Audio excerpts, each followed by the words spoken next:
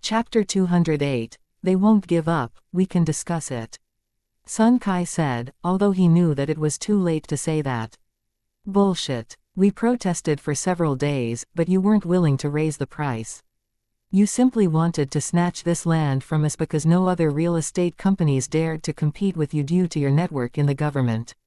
Now Shunghua Real Estate is willing to give us a reasonable price, and you come here wanting to discuss with us. No way. They only want benefits. Agree. Sun Kai knew that Shunghua Real Estate must have the government support, so he didn't waste time arguing but left afterwards. If Shunghua Real Estate hadn't already signed the contracts with the citizens, they could compete for it, but now it was too late to do so. Although the people from Hongyun Real Estate left now, Ji Yuning understood that they wouldn't give up easily. They didn't dare to cause them trouble in public, but they would probably try to hurt them secretly. Ji Yuning was sure now that they would come back. Nevertheless, she wasn't afraid of them. She wasn't a naive girl to be trifled with. Nobody thought that the people from Hongyun Real Estate would leave so quickly. Everyone thought that they would cause some trouble before leaving. Sun Kai called Fang Chengsheng the minute he was in the car. Boss, Shunghua Real Estate has already signed the contracts with the citizens, Sun Kai said. What? How could they be so quick? Fang Chengsheng jumped up from his chair in anger. He couldn't believe it. Shunghua Real Estate had settled the deal like lightning. They hadn't gotten the right of land acquisition until yesterday, but they had persuaded all the citizens living in the Zhengyang Street this morning. I don't know the details, but they are truly signing the contracts, and I had to leave. Sun Kai sighed. Hongyun Real Estate lost a lot this time. Damn the Shunghua Real Estate. How dare they act against me? I'll make them pay for it. Fang Chengsheng was in a rage. He hated Shunghua Real Estate to death now, and he wouldn't give it up. Since Fang Chengsheng failed to get the land, he planned to prevent Shunghua Real Estate from having it. Li Junjun and Su Jing didn't wake up until 2 p.m. Yuan Sen and Lin Wenkong had already prepared lunch for them. Lin Wenkong and Yuan Sen only wanted to have sex with them, and had no intention to abuse them, except in bed. Have the meal first. Then you can take a shower before we go back, Yuan Sen said to them. Li Junjun and Su Jing glared at them, but didn't dare to resist, because they weren't able to do so. Thus they had to follow his order. After that, Lin Wenkong and Yuan Sen sent them back. On the way, Lin Wenkong warned them, you two better keep it quiet, or you'll be the only people who will be punished. As long as you play with us these days, we'll let you go once we lose interest. At that time, Li Junjun's family wasn't at home. There was only a housemaid in the house. Are you all right? The housemaid asked Li Junjun with care, seeing that she looked so exhausted. I'm fine. I'm just a little tired. I need some sleep. Please don't bother me for dinner, Li Junjun said to the housemaid in a low voice while she tried to curb her mental breakdown. Luckily, it was winter, and she was wearing many layers of clothes. Otherwise, the housemaid would have found out about the injuries around her body. Sure, the housemaid answered. Li Junjun went upstairs, hiding herself in her room. She locked the door, and collapsed on the bed crying in pain, but not aloud. She had wanted to die when she had woken up after the sexual assault, but now she changed her mind. She wouldn't let them get away with it easily. She set herself to get revenge. Since she couldn't sue them, she would hire professional killers to kill them. At Zhengyang Street, they didn't finish signing the contracts until 5 p.m. Shunghua Real Estate wouldn't be building buildings on this land soon, so the citizens had a month to find new houses. After this Sunday, the final exams were only a month away. Ji Yuning planned to leave for Province Y to collect money during the winter vacation. Do you need me to help support you financially? Leng Xiaoting asked Ji Yuning. It needs hundreds of millions of yuan. Aren't you afraid that I can't pay you back if you lend me the money? Ji Yuning asked. I don't need you to pay me back, Leng Xiaoting said seriously. He already treated Ji Yuning like his family. Ha ha, it seems like I'm already married into a super rich family, Ji Yuning joked. However, I can handle it myself, thanks. Well, if you need something, just tell me, Leng Xiaoting said, respecting Ji Yuning's decision. Ji Yuning told Zhou Zhenghong to order 2 large private rooms in the Wangdang Hotel. and Guangyao invited the two secretaries and other government workers to dine together, but was declined. And Guangyao knew that they had their own concerns, so he didn't insist. And the security guards all went back to their company after the day's task, so only the staff of Shenghua Real Estate went to the Wangdang Hotel. Ji Yuning couldn't fly back to City F today, so she called Ji Yuman as well as Zhang Chuhua and asked for a leave again. Zhang Chuhua was displeased when Ji Yuning said that she would be absent from classes again. She wanted to criticize Ji Yuning, but Ji Yuning promised that it wouldn't affect her studying, so Zhang Chuhua compromised. They arrived at Wangdang Hotel around 6 p.m. Zhou Zhenghong was already waiting for them. Ji Yuning arranged the staff of Shenghua Real Estate in a private room, and Guangyao and Li Zewen followed Ji Yuning and Leng Xiaoting, walking into another private room where Zhou Zhenghong was. Ji Yuning planned to introduce Guangyao to Zhou Zhenghong, but she still didn't want others to know that she was the real boss, so they had to dine in different rooms. Zhou Zhenghong knew that Ji Yuning was going to invite her friends to eat together, but he didn't know whether Ji Yuning had told them about their relationship, so he simply greeted them when they came inside. "Hi, nice to meet you all. Uncle Zhou, let me introduce you. This is the chairman of Shenghua Real Estate, Guangyao. And this is its lawyer Li Zewen," Ji Yuning said to Zhou Zhenghong, then she turned to Guangyao and Li Zewen. "Uncle N, Uncle Li, this is the chairman of Jade Beauty Jewelry in City G, Zhou Zhenghong." Chapter 209, Great Admiration, "It's so nice to meet you." And Guangyao shook hands with Zhou Zhenghong. However, Li Zewen was surprised. "What? You're the chairman Zhou of Jade Beauty Jewelry? It's so nice to meet you. I read the news about your opening ceremony on the internet. It was a sensation." And Guangyao knew nothing about it, so he didn't have any special feelings. "Thanks," Zhou Zhenghong said. "All right, please have a seat, you all. I let you meet today to tell you that Shenghua Real Estate and Jade Beauty Jewelry belong to the same group," Ji Yuning said. Zhou Zhenghong, Guangyao and Li Zewen were all astonished, looking to Ji Yuning. The two companies belong to the same group. If Shenghua Real Estate and Jade Beauty Jewelry belonged to the same group, she had to be the owner of those two companies. If Ji Yuning hadn't emphasized those two companies, they probably wouldn't have had an idea, but Ji Yuning did emphasize them. They were confused. Seeing that, Ji Yuning smiled and said with certainty, "Like what's in your mind now, I am the owner of both Shenghua Real Estate and Jade Beauty Jewelry." The three men couldn't help taking in a long breath. They were shocked by the news. After a while, they understood it. And Guangyao and Li Zewen thought that it was possible that Ji Yuning was able to open Jade Beauty Jewelry since she had the funds to acquire Shenghua Real Estate. Zhou Zhenghong had the same idea. It wasn't impossible that Ji Yuning was able to acquire Shenghua Real Estate since she had enough capital to open Jade Beauty Jewelry. However, she was so young, which was unbelievable. After Ji Yuning's explanation, Guangyao and Li Zewen then found out that she had a special skill for stone gambling, and that she had gained all her capital by it. Guangyao and Li Zewen were shocked again. Stone gambling was a high-risk activity. It was much harder to make money than normal gambling. Even the gods couldn't make an accurate judgment, but Ji Yuning became a billionaire by stone gambling. It was so incredible, and Guangyao and Li Zewen now couldn't admire Ji Yuning more. "Boss, do you have any more shocking news?"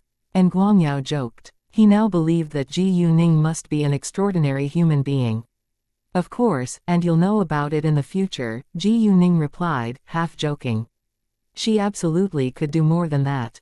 "It seems like we better be mentally prepared for the coming shock." Zhou Zhenghong joked as well. They all enjoyed this gathering, except Leng Xiaoting, who was always silent. Leng Xiaoting's phone vibrated all of a sudden. He told Ji Yuning that he needed to answer the call before he went out. Before long, Leng Xiaoting came back. He stared at Ji Yuning with affection, but said with determination, "I'm sorry, but I have to leave right away for a task." "What?" It was so abrupt that Ji Yuning was reluctant to let him go, but she also understood that ad hoc assignments happened often. "Is it an emergency? Do you have time to eat first?" "I don't think that I have time to eat right now. I'll come to you once it's done," Leng Xiaoting answered. "Sure, let me walk you out," Ji Yuning said. Hearing that Leng Xiaoting was leaving, and Guangyao and the others all wished him good luck. Ji Yuning walked Leng Xiaoting to the parking lot. She reminded him to be careful. At the same time, Leng Xiaoting suddenly bent to place a kiss on Ji Yuning's lips. Although he still felt shy because of the last kiss, he loved the feeling of it, which made him want it more. Since they were going to be apart, only a kiss could alleviate the love sickness. "I'll be back by your side," Leng Xiaoting promised. Ji Yuning then watched the man disappear from her sight. She felt so lost when he was gone. However, it was unavoidable that they both had to work and would be apart once in a while. When Ji Yuning went back to the private room, the dishes were already on the table. The rest of the people around the table were all curious about Leng Xiaoting's identity, but no one asked. None of them liked drinking, so they didn't drink at all. During the meal, they kept discussing. "Uncle N, I plan to build an office building outside of the living area on Zhengyang Street. It doesn't need to be very big, 300 square meters with 5 or 6 stories will be enough. It'll be the branch of our group and the office building of Shenghua Real Estate as well as Jade Beauty Jewelry in City G. I've already made up my mind to set the headquarters in the capital, because I'm going to apply at the capital university. I also plan to live there afterwards. I'll leave for the capital to see whether there is a suitable office building on sale or appropriate foundation to build one this vacation. The name will be the Shengning Group. I decided to run the real estate and jewelry business across this country. There will only be branches in City F and City G. In addition, I'll also be involved in other industries in the future, including entertainment," Ji Yuning said to them. The reason why Ji Yuning aimed at the real estate and entertainment industry was that the Tang family was mainly involved in those two industries. Hearing Ji Yuning's blueprint, the three of them all rounded their eyes in shock. If another teenage girl said that to them, they probably would think that she must be crazy or naive, but the girl was Ji Yuning. They instead believed that she was more determined than ambitious. And no one doubted her ability. It was the truth. She seemed to be an ordinary high school student, but owned a real estate company with around 700 million yuan in assets and a jewelry company with several hundred million yuan in assets, all within a month. And the value of the jewelry company's assets wasn't less than that of the real estate company. Currently, she had over 1 billion yuan in assets. Moreover, when her jewelry store opened, most of the important figures in City G attended its opening ceremony. Actually, no one dared to question her ability. Although it was much harder to run a business in the capital than in City F and City G, it didn't mean that Ji Yuning couldn't make it. They could be concerned about the future of the group, but they should encourage Ji Yuning more to conquer any problems ahead. They belong to the same group after all. "Uncle N, if you're free, please send some people to inspect the sources concerning real estate in the capital. If there is any suitable land, you may bid for it. You don't need to worry about the money. I'll leave for Province Y to collect enough funds by stone gambling during this vacation," Ji Yuning said. Chapter 210. This isn't your place. The house price in the capital was nothing like that in any other first-tier cities. It was around 20,000 yuan per square meter in the suburb, and it could be dozens of thousand yuan per square meter near the downtown. In a normal city, a land the size of 70,000 square meters was worth lower than 100 million yuan, but in the capital, it was worth several hundred million yuan. In a normal city, a businessman could use around 100 million yuan to build a common living area, but in the capital, it was only enough for a single office building. Therefore, if you plan to build a medium-level living area on a piece of land that was 70,000 square meters, you had to prepare at least 1 billion yuan. Since Ji Yuning could collect enough funds by stone gambling, there was no need for him to worry about the money. "Uncle Joe, please start searching for qualified talent these days. When Jade Beauty Jewelry is working well, you can prepare to open other branches," Ji Yuning said to Zhou Zhenghong. "No problem," Zhou Zhenghong answered. In fact, Zhou Zhenghong had also had the idea to open branches because Jade Beauty Jewelry store had made great profits till now, but he thought that they had just opened the flagship store, so he had better take it slow. However, after Ji Yuning's order, Zhou Zhenghong suddenly realized that they could hire and train qualified talent beforehand. After the meal, Ji Yuning told An Guangyao and the others to stay in the Wangdang Hotel tonight, and they would go back together tomorrow morning. Then Zhou Zhenghong drove Ji Yuning back to clean water blue sky. When Ji Yuning was back in her apartment, she brushed her teeth and washed her face before lying in her bed to check their Family of Fighters WeChat group. There were thousands of messages, and many had mentioned at her. However, Ji Yuning had been so busy these past 2 days that she forgot to reply. Many of the messages that had mentioned at her all asked where she was and why she disappeared. They of course understood that Ji Yuning had her personal affairs to deal with, so none of them had called to bother her, but they had no idea what Ji Yuning was doing. Ji Yuning was very mysterious to them now. If Ji Yuning didn't tell them on her own initiative, they wouldn't ask either. Ji Yuning simply explained to them that she was running a startup, but she didn't tell them any other details. Yu Mixi and Chu Peihan were mentally prepared already, thus they weren't very surprised, but Hao Ran and other boys were astonished. They were also disappointed that Ji Yuning refused to tell them more. Ji Yuning then told them that she would be absent from classes tomorrow. At that time, an idea dawned on Ji Yuning. She asked them to send her their Chinese zodiac signs. However, she still didn't tell them what it was for. Ji Yuning decided to send each of them a gift. After that, she sent a message to Zhou Zhenghong booking jade pendants in the shape of her friend's Chinese zodiac signs. All the jade pendants were made from medium high-level jade, and were carved with her friend's name. Except for the jade pendant in a rabbit's shape with Han carved on it, they all had to be sent back to her before the next Friday, the rest could be made slowly. Ji Yuning and the others' flight would take off at 9:50 a.m., and Zhou Zhenghong came to pick Ji Yuning up around 8 a.m. However, before they headed to the airport, Ji Yuning went to the Jade Beauty jewelry store first. She wanted to bring An Qian a gift to thank her for when she had taken good care of Ji Yuman. An Qian wouldn't accept the administration fee, so Ji Yuning could only send her a gift. Although the administration fee wasn't much, Ji Yuning valued their friendship above money. Thus she prepared a gift of a jade pendant which was worth 280,000 yuan for An Qian. It was a jade pendant of the hibiscus type in the shape of a leaf as wide as a woman's thumb. At 8:20 a.m., An Guangyao and the others climbed into an exclusive car arranged by the hotel, leaving for the airport to meet Ji Yuning. Ji Yuning arrived at the airport at 9:10 a.m. She checked in, walking into the lounge, and met An Guangyao. 10 minutes later, they went aboard. Ji Yuning had booked the plane ticket herself, so their seats weren't adjacent to each other. While Ji Yuning was on the plane flying back to City F, something happened in Cami Beauty Salon at the same time. Lin Liwan needed to attend a classmates' gathering this afternoon, so she went to get skincare done this morning.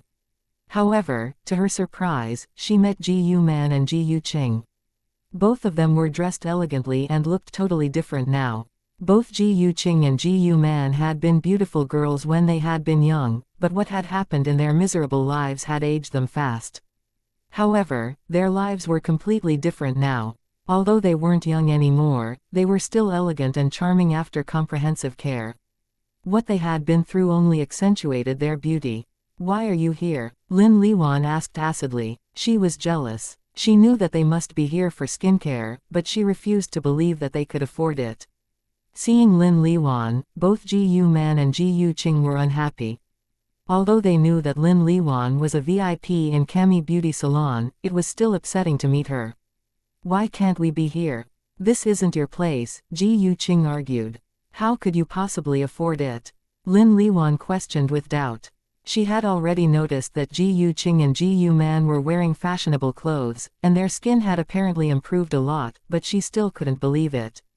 "What? You can't stand the fact that we're rich now?" Ji Yuqing asked sarcastically. "Ji, I know how poor you are, you can't be rich all of a sudden," Lin Liwan said. In her eyes, Ji Yuqing and Ji Yuman should be dirt poor throughout their entire lives. "Why can't we be rich? Our eldest brother, your husband, was poor in the very beginning too," Ji Yuqing retorted. After a second, Ji Yuqing added, "And, whether we're rich or not has nothing to do with you. You Lin Liwan was mad, but she couldn't help being curious about their situation now. Who is so rude that they dare to pick on the bosses here? At that time, a female voice sounded from outside the door. If Ji Yuning had been here, she would easily have recognized the woman by her voice even before seeing her face. Chapter 211. First and second in command. It wasn't because Ji Yuning was familiar with the woman, but because of Ji Yuning's outstanding memory. Once she had paid attention to something, she could easily keep it in mind. Within several seconds, two beautiful, noble ladies walked inside. One of them was Hao Ran's mother, Mrs. Hao, who had met Ji Yuning once at Master Qin's birthday party. And the other female voice was Mrs. Lu. The lady beside Mrs. Hao had also seen Ji Yuning at Master Qin's birthday party, but they hadn't spoken to each other. Nice to meet you, Mrs. Hao, Mrs. Lu. Ji Yuqing and Ji Yuman immediately welcomed them, but they weren't greeting them just because of their background. Lin Liwan, instead, was stunned to hear that Ji Yuqing and Ji Yuman were the bosses. How is it possible? Lin Liwan couldn't believe her ears. However, since Mrs. Hao and Mrs. Lu, who were both from super-rich families, came here, Lin Liwan greeted and flattered them at once. Oh, Mrs. Hao and Mrs. Lu, it's such an honor to meet you again. You both are so gorgeous and don't seem to age at all. Isn't this Mrs. Gu? Why do you judge others in public? Mrs. Hao asked sarcastically. Mrs. Hao wasn't arrogant at all, and she liked to stand up for her friends. In fact, Mrs. Hao and Mrs. Lu had been to Cami Beauty Salon twice after Ji Yuqing and Ji Yuman became its bosses. They shared many common interests and soon became good friends. Lin Liwan sensed Mrs. Hao's anger, and felt embarrassed, but explained with patience, Mrs. Hao, please don't get me wrong. We're relatives. I knew that they have always lived a hard life, and could barely afford their children's tuition fees. They have both quit their jobs, and suddenly have money to do skincare. Thus I asked the question simply because I care about them. That's all. Facing Mrs. Hao and Mrs. Lu, Lin Liwan didn't dare to raise her voice. Those two ladies were from super-rich families, but her husband was hardly a successful businessman. She wanted to please them, so she naturally had to leave a good impression on them. They're your relatives. Mrs. Lu was surprised. Yes, Lin Liwan replied. Since you're relatives, why didn't you help them support their children to go to the school? Well, I understand that you don't have the duty to do so. Maybe because I value family very much, but I would have helped my family whenever they needed me. Mrs. Lu intentionally criticized Lin Liwan for being so cold-blooded. Normally, they wouldn't criticize others in public, but what Lin Liwan was doing was so unkind and vicious. She refused to help her relatives, and even hated to see them living a good life. Although Mrs. Hao and Mrs. Lu didn't know much about Ji Yuqing and Ji Yuman's family, they got to know some during small talks with Ji Yuqing and Ji Yuman. They were both aware that Ji Yuqing and Ji Yuman had worked in factories and had been on a tight budget. Ji Yuman had even been despised by her family because she had gotten pregnant before marriage, but Mrs. Hao and Mrs. Lu didn't care about that at all. They liked Ji Yuqing's and Ji Yuman's honesty and kindness, and they enjoyed chatting with each other. As noble ladies, they absolutely had many so-called friends who enjoyed either flattering one another or competing against each other, and they disliked that. They only socialize with them when it was necessary. Hearing what Mrs. Lu said, Lin Liwan felt more embarrassed, and she also knew that Mrs. Lu did it on purpose. She hated Ji Yuqing and Ji Yuman so much, because they had no intention to help her out. However, since Mrs. Hao and Mrs. Lu were here, Lin Liwan didn't dare to blame Ji Yuqing and Ji Yuman. After that, Mrs. Hao and Mrs. Lu ignored Lin Liwan, but said to Ji Yuqing and Ji Yuman, why don't we have the facial treatment first before we go have lunch together? Good idea. Ji Yuqing and Ji Yuman answered with one accord. Although they hadn't known each other for a very long time, they got along so well, as if they were old friends. Lin Liwan was shocked that Mrs. Hao and Mrs. Lu invited Ji Yuqing and Ji Yuman to dine together. Why? How is it possible? Mrs. Ji please help yourself, and sorry but we're busy right now, Ji Ching said to Lin Liwan airily, then guided Mrs. Hao and Mrs. Lu into a private room along with Ji Man. Lin Liwan was mad, but didn't dare to stop her. When they were gone, Lin Liwan asked a receptionist at the reception, are Ji Ching and Ji Man your VIPs too? Not really, they're the first and second in command of Cami Beauty Salon, the receptionist replied politely. However, she disliked Lin Liwan in her heart. She had witnessed what had just happened, and knew that Lin Liwan was merely a snobbish and vain person. She now understood why their bosses didn't want their relatives to know that they were rich. What? Hearing that, Lin Liwan rounded her eyes in shock. Isn't Yu Na your boss? Boss Yu has already immigrated to another country, and now we only have Boss Ji Yu here, the receptionist answered. Impossible. They don't have enough money to acquire this store. It's worth at least a few million yuan. Lin Liwan still refused to accept the truth. She couldn't believe that Ji Ching and Ji Man were able to afford it. The receptionist couldn't help but roll her eyes. Every rich man started from poverty, except for the rich second-generation heirs. However, even those rich second-generation heirs had to have the ability to maintain their family's wealth, or they would soon become poor people too.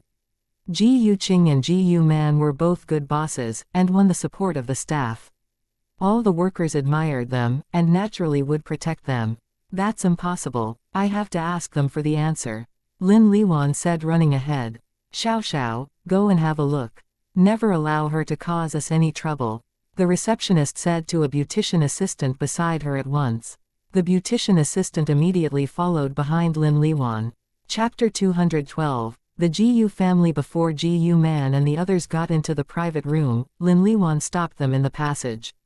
Ji Ching, Ji Man, I need to talk to you right now. Lin Liwan, I don't think we have anything to talk about. If you want to have skincare, you can turn to the beauticians, Ji Ching refused directly. She knew what Lin Liwan wanted to do, but she wouldn't listen to her now. If Mrs. Hao and Mrs. Lu had not been there, Lin Liwan absolutely would have yelled at Ji Ching, but now Lin Liwan had to swallow her anger. She turned around and left right away. She called Ji Qingxiang the minute she got outside. What? Ji Qingxiang was impatient at having to answer Lin Liwan's call. Honey, I just met Ji Ching and Ji Man in a beauty salon. You won't believe it, but they're the bosses of the beauty salon. How can they afford it? It's worth a few million yuan at least. Lin Liwan said with anger. What? They have that much money? Hearing that, Ji Qingxiang was shocked too. He didn't believe it either. Exactly. That's the reason why they both quit and moved. They're rich now, and don't want to stay in contact with us. Lin Liwan added. How did they become rich? Ji Qingxiang was confused. How would I know? I wanted to ask them, but Ji Ching wouldn't talk to me. Mrs. Hao and Mrs. Lu were also there helping them. I was afraid to annoy them, so I left. Thinking that Mrs. Hao and Mrs. Lu were so close to Ji Ching and Ji Man, Lin Liwan was full of jealousy. What? Do you mean the Mrs. Hao whose family ranked 9th on the list of the richest, and the Mrs. Lu from Happy Home, the famous furniture and home accessories company? Ji Qingxiang was shocked once more. Fine, I'll find out, Ji Qingxiang said, then hung up. He had mixed emotions now.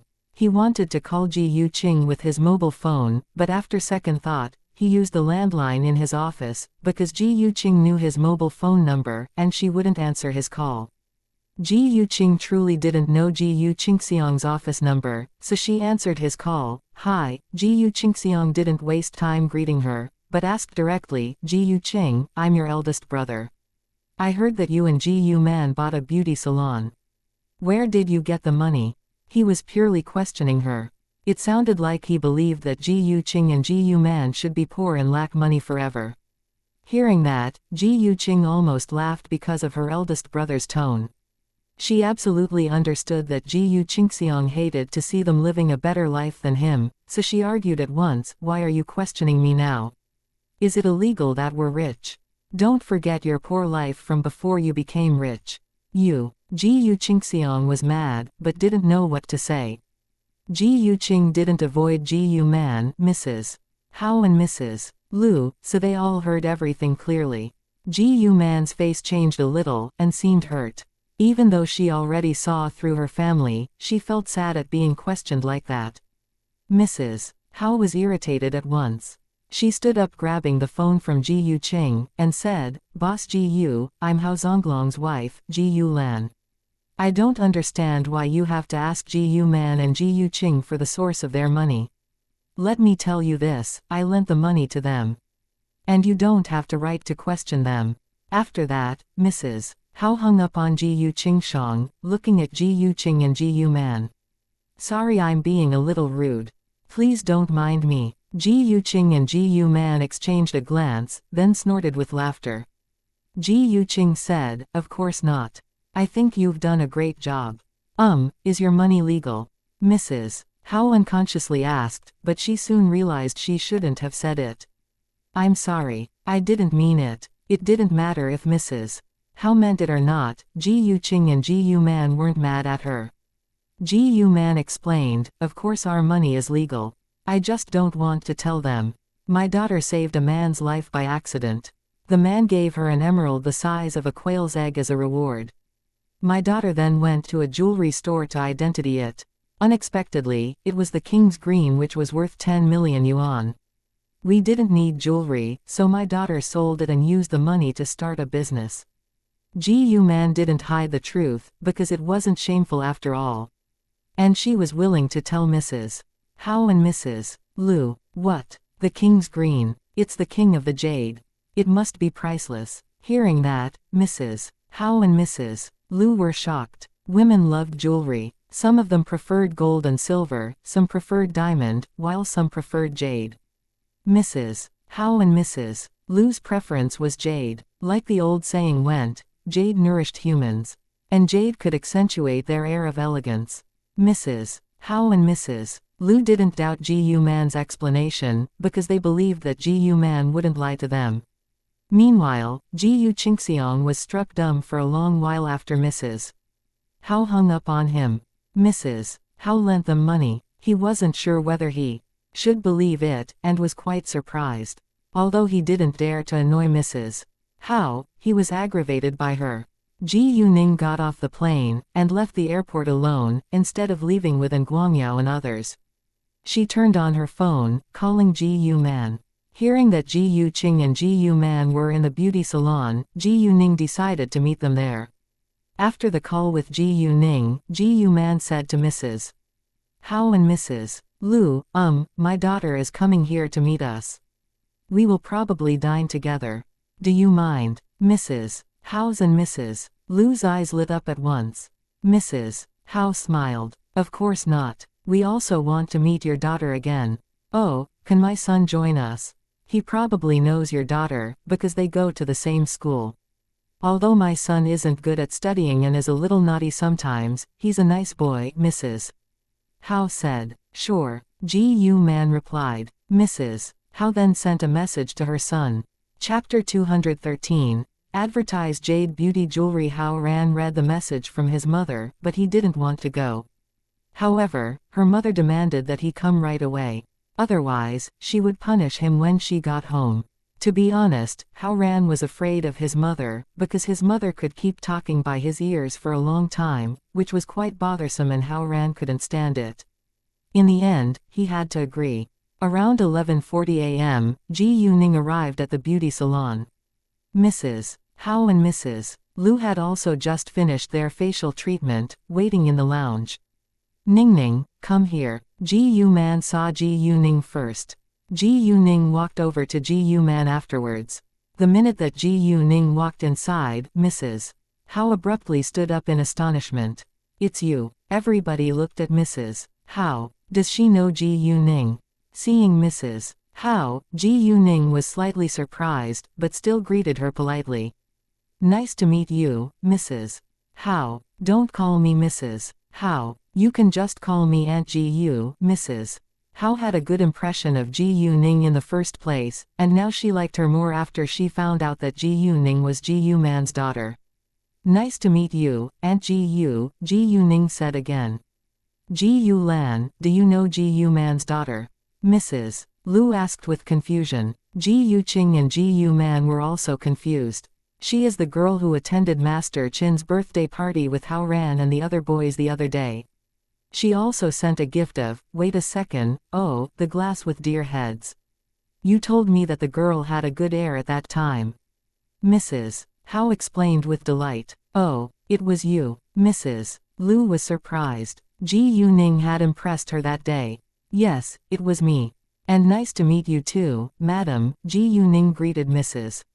Lu. Please don't call me madam. You can simply call me Aunt Bai, Mrs.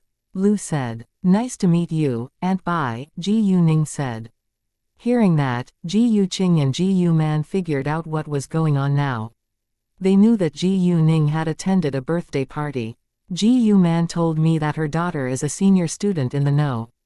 3 high school. I then called Hao Ran to meet you. Unexpectedly, you're friends already. Mrs. Hao said, like they were meant to be close. Oh, Hao Ran is almost leaving his school now. I'm curious about his reaction when he sees you. Mrs. Lu said. Apparently, she had no intention to tell Hao Ran the coincidence beforehand. Ji-yu Ning had the same idea, so she didn't tell Hao Ran either. The group of them went to the hotel after that. Mrs. Hao called Hao Ran and told him its location. Half an hour later, the dishes were gradually placed on the table. At the same time, Hao Ran arrived. The minute he walked into the private room, he noticed Ji-yu Ning, because Ji-yu Ning was more noticeable among those mature ladies. He rounded his eyes in great shock. Boss, why are you here? Boss. Everyone was surprised, glancing at Hao Ran and Ji-yu Ning. Why is Hao Ran calling Ji-yu Ning his boss? Ji-yu Man also recognized Hao Ran when he came in. This boy had visited her in the hospital before, but she didn't remember his name. Now, Ji-yu Man truly believed in fate. Well, it's nothing. I just had a bet with Ji-yu Ning, and I lost, so I call her in that way. Hao Ran realized that he had said something wrong, so he gave them a perfunctory answer. In case they would ask further, Hao Ran immediately turned to Ji-yu Man, and asked, Nice to meet you, Aunt Ji-yu. Do you remember me? Mrs. Hao clearly knew that her son fought a lot in his school, but she only knew that Hao Ran fought with boys. If Mrs. Hao found out that Hao Ran had fought with a girl, and that it had been 3 versus 1, she would punish Hao Ran severely. Even if he hadn't won, it was shameful. Mrs. Hao hated people without manners. Of course. You visited me when I was in hospital, Ji-yu Man said smiling.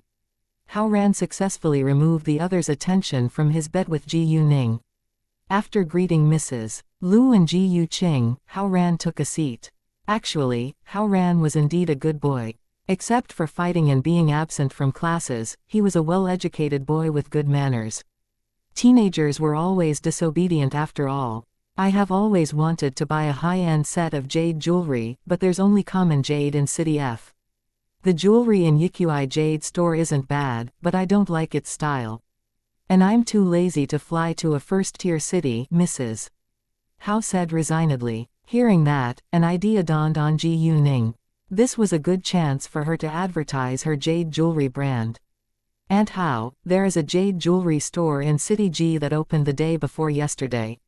It is called Jade Beauty Jewelry, which is a high-end brand. Its jade is all medium high level and above.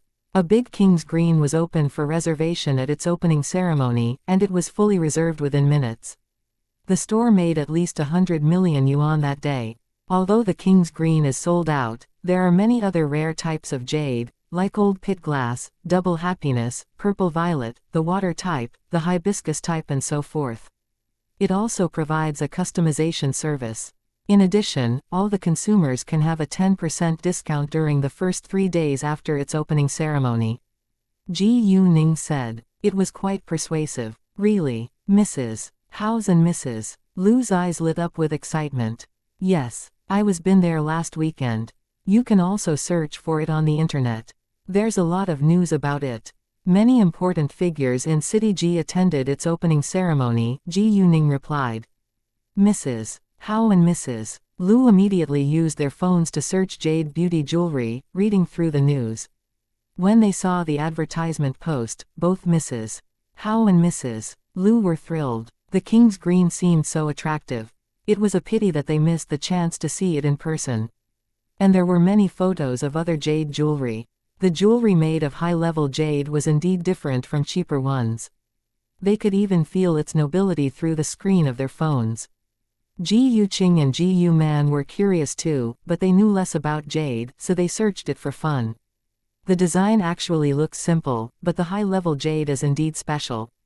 Mrs. Howe said. Chapter 214, Ji Yuning's grandmother causes trouble again. Exactly. And there are so many types of jade which are hard to find. The boss of the jade beauty jewelry must be wealthy and has a rich source of jade, Mrs. Liu added. They loved jade, and naturally knew the source of jade.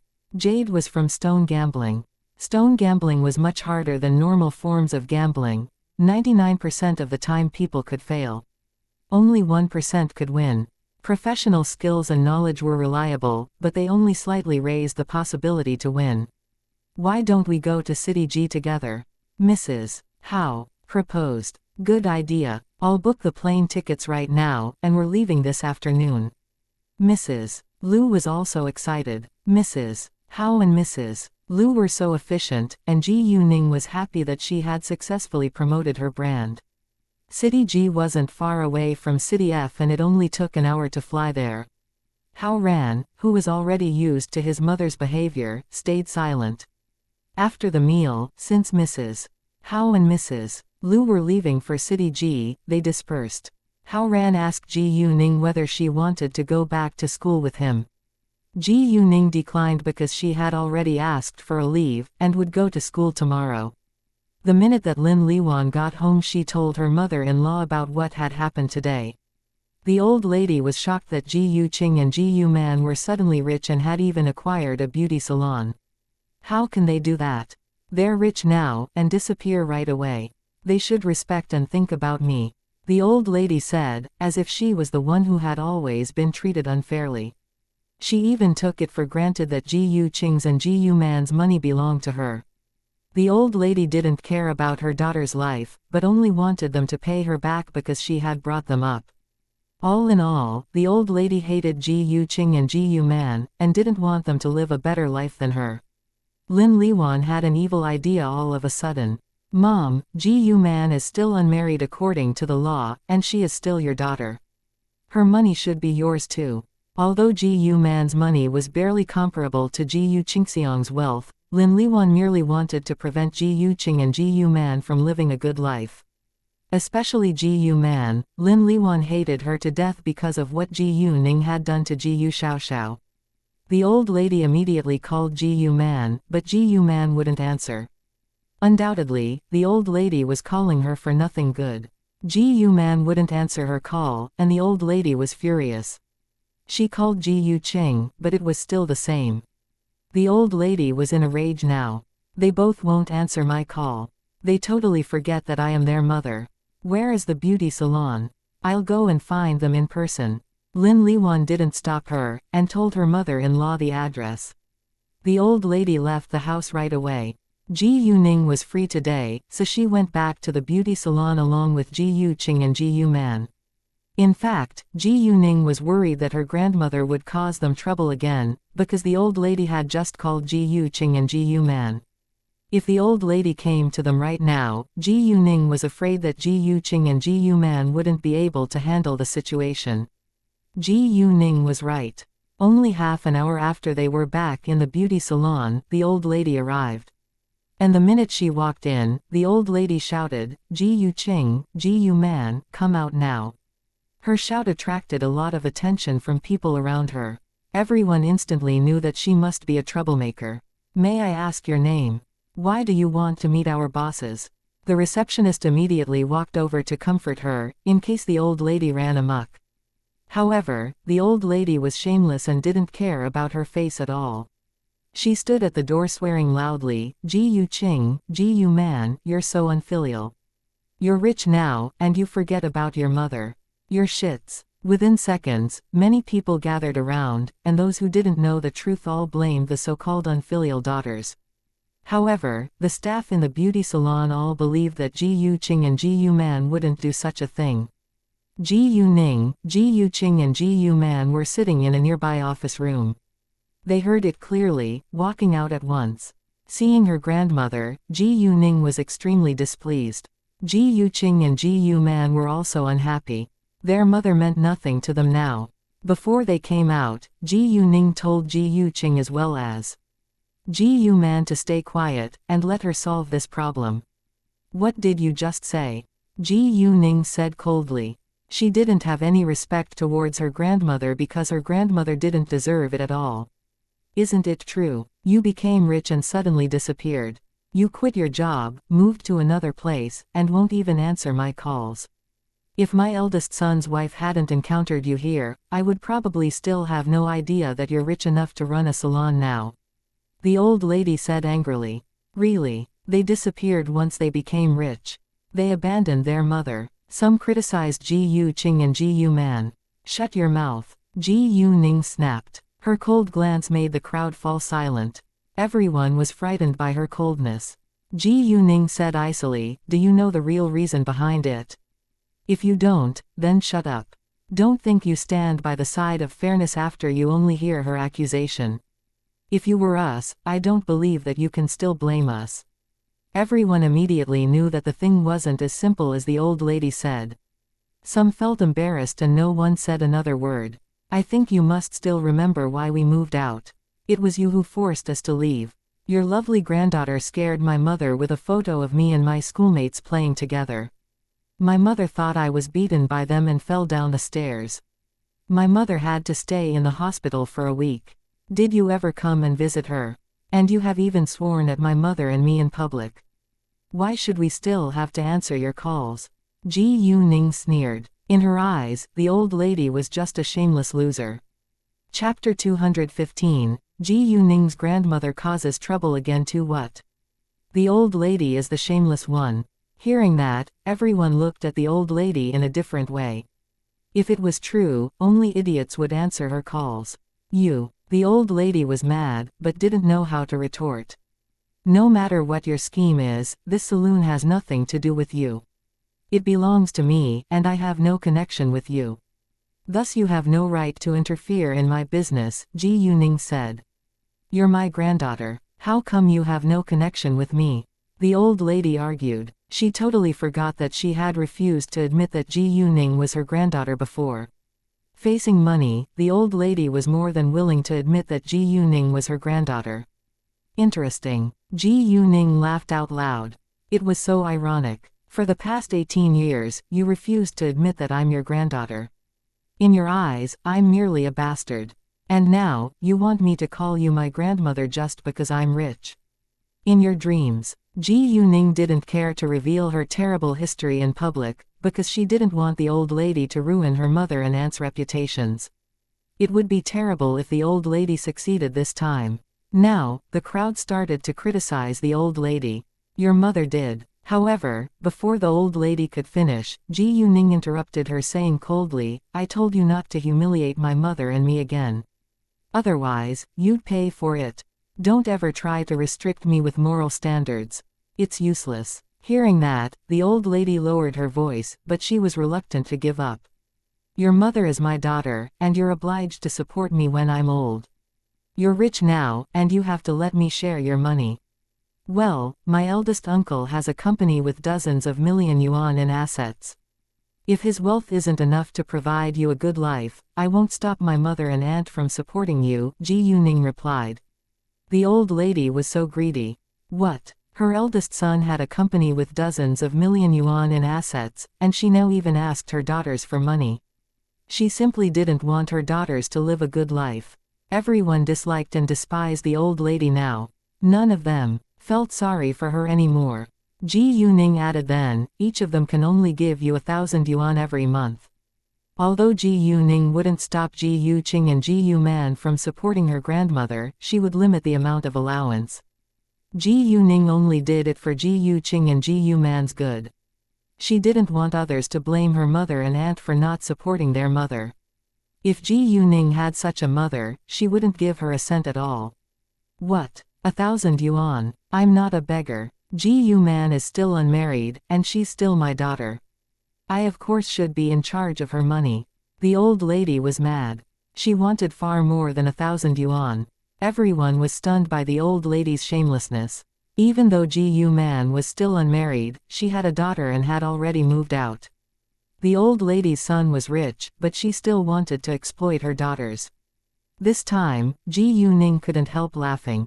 You should be in charge of my mother's money. You're crazy. My mother's money only belongs to her, she won't give you an allowance now either. If you still know what shame is, you better go away right now. Otherwise, I'll call the police. The old lady didn't expect that Ji Ning would dare to force her to go away. Exactly. She's so shameless. She has kicked her daughters out, and now wants to take control of her daughter's money. Who does she think she is? It's so awful to have such a mother. If I were her daughter, I would go far away from her, and never come back. Everyone criticized the old lady. The old lady couldn't stand it, so she suddenly went amok. Ji Ning, you're merely a bastard without a father. It was me who brought you up, but you have no respect towards me. And you even made Xiao Xiao transfer to another school. You'll go to hell. What? Ningning made Xiao Xiao transfer to another school. Ji Yuqing and Ji Yu Man were both astonished. However, they believed that Ji Ning wouldn't do that for no reason. Ji Yu Xiaoxiao must have done something terrible to Ji Ning, and made Ji Ning do something to force her to transfer to another school. The rest of the people didn't believe the old lady's words either. Ji Ning was furious, and she almost lost control of her urge to slap the old lady. Her utterly cold look made the old lady tremble in shock. You're indeed shameless. However, since you brought it up, I'm glad to tell you the truth.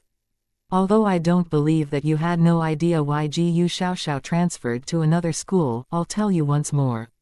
She is my biological cousin, but humiliated my mother in public. I slapped her for that, and she turned to the Qing gang for help. She hired some hoodlums to rape me.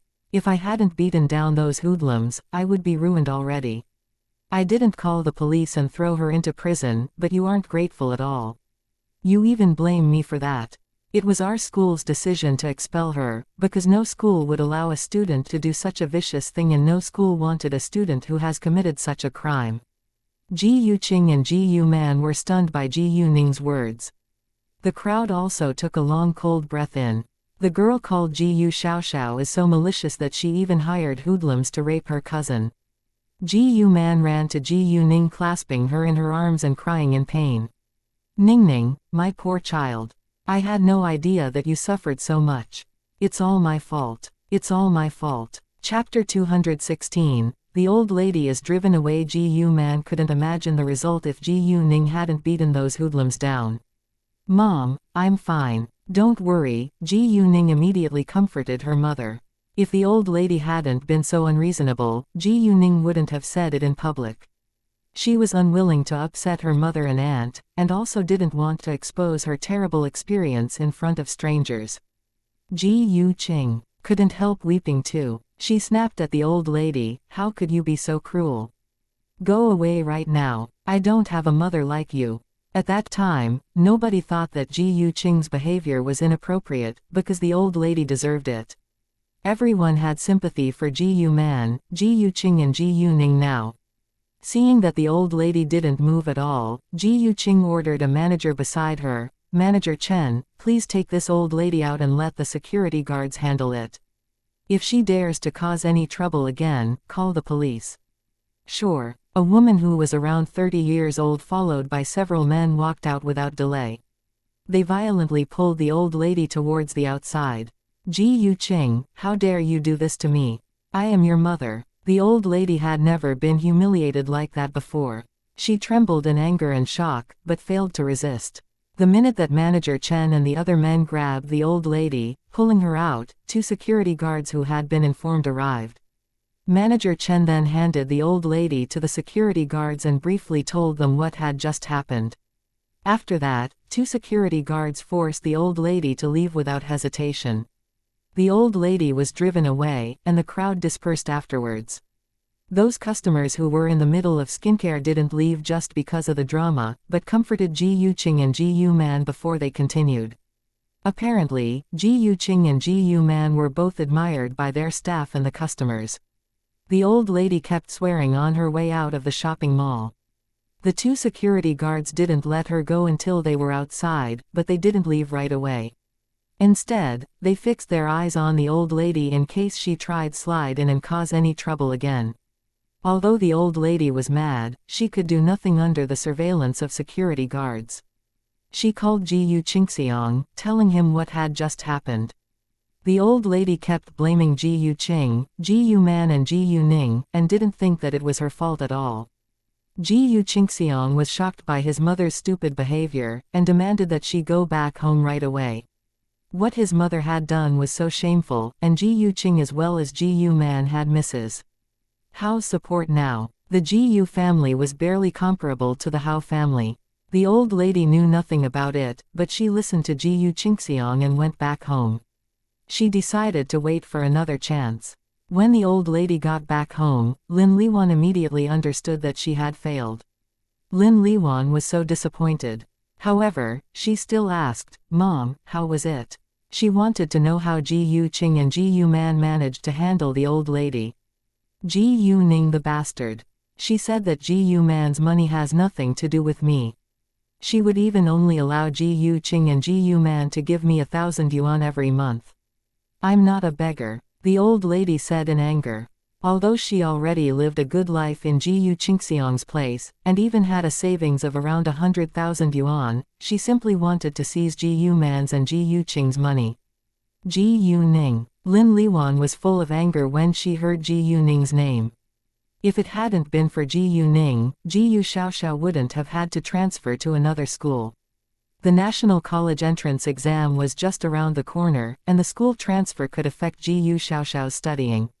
It was meaningless and useless to talk about reason with a selfish person, because she was so self-centered and didn't care about others at all. It was her fault, but she would still blame others for that. The old lady couldn't calm down. She went back to her room, calling Ji Yuqing, and told him everything. What? Ji Yuqing and Ji Yu-man are rich now. They acquired a beauty salon. Where did they get their money from? Ji Yuqing was more than shocked and felt jealous when he heard the news. Ji Yuqing and Ji Yu-man had always been the poorest in the Ji Yu family, but now they had a salon with millions of yuan in assets, while Ji Yuqing himself only had 100,000 yuan.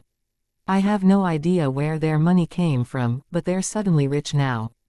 That's the reason why they quit their jobs, moved into another place, and even refused to answer our calls. They totally forgot us. The old lady complained. Ji Yuqing absolutely knew what his mother liked. She must have said something terrible and was driven away by Ji Yuqing and Ji Yu-man.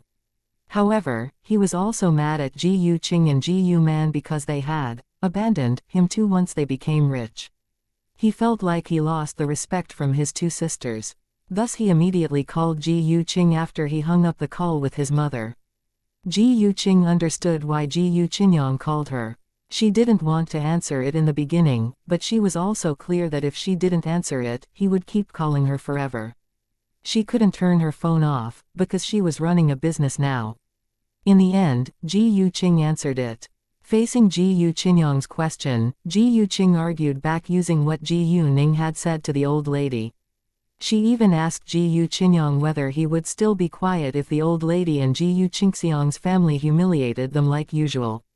The old lady aimed at Ji Yu-man and Ji Yu-ning, but she also hated and always swore at Ji Yuqing too. Ji Yuqing, therefore, had no good feelings towards her mother, but had a close relationship with Ji Yu-man. Naturally, Ji Yuqing stood with Ji Yu-man and Ji Yu-ning. Ji Yuqing didn't know what to say, because he was so used to discriminating against Ji Yuqing and Ji Yu-man. Especially when Ji Yuqing had married Zhang Shu who was poor, and Ji Yu-man had gotten pregnant before being married, Ji Yuqing despised them more. However, he had only laughed at Ji Yu-man and Ji Yuqing, and hadn't hurled abuse at them. It was his mother who had always treated them so unfairly. Ji Yu-ning was right by Ji Yuqing's side. She told Ji Yuqing to give the phone to her. Ji Yuning then said, "Uncle, this is Ji Yuning. I call you my uncle just because there isn't a considerable grudge between us. And let me tell you this, except for my aunt's family, I hate all the rest in the Ji family. We haven't cut your family off yet, but it doesn't mean that we won't. You probably think that I'm being too proud, but that's the truth. You better face it. If you still take my mother and my aunt as your sisters, please stop interfering in our personal affairs.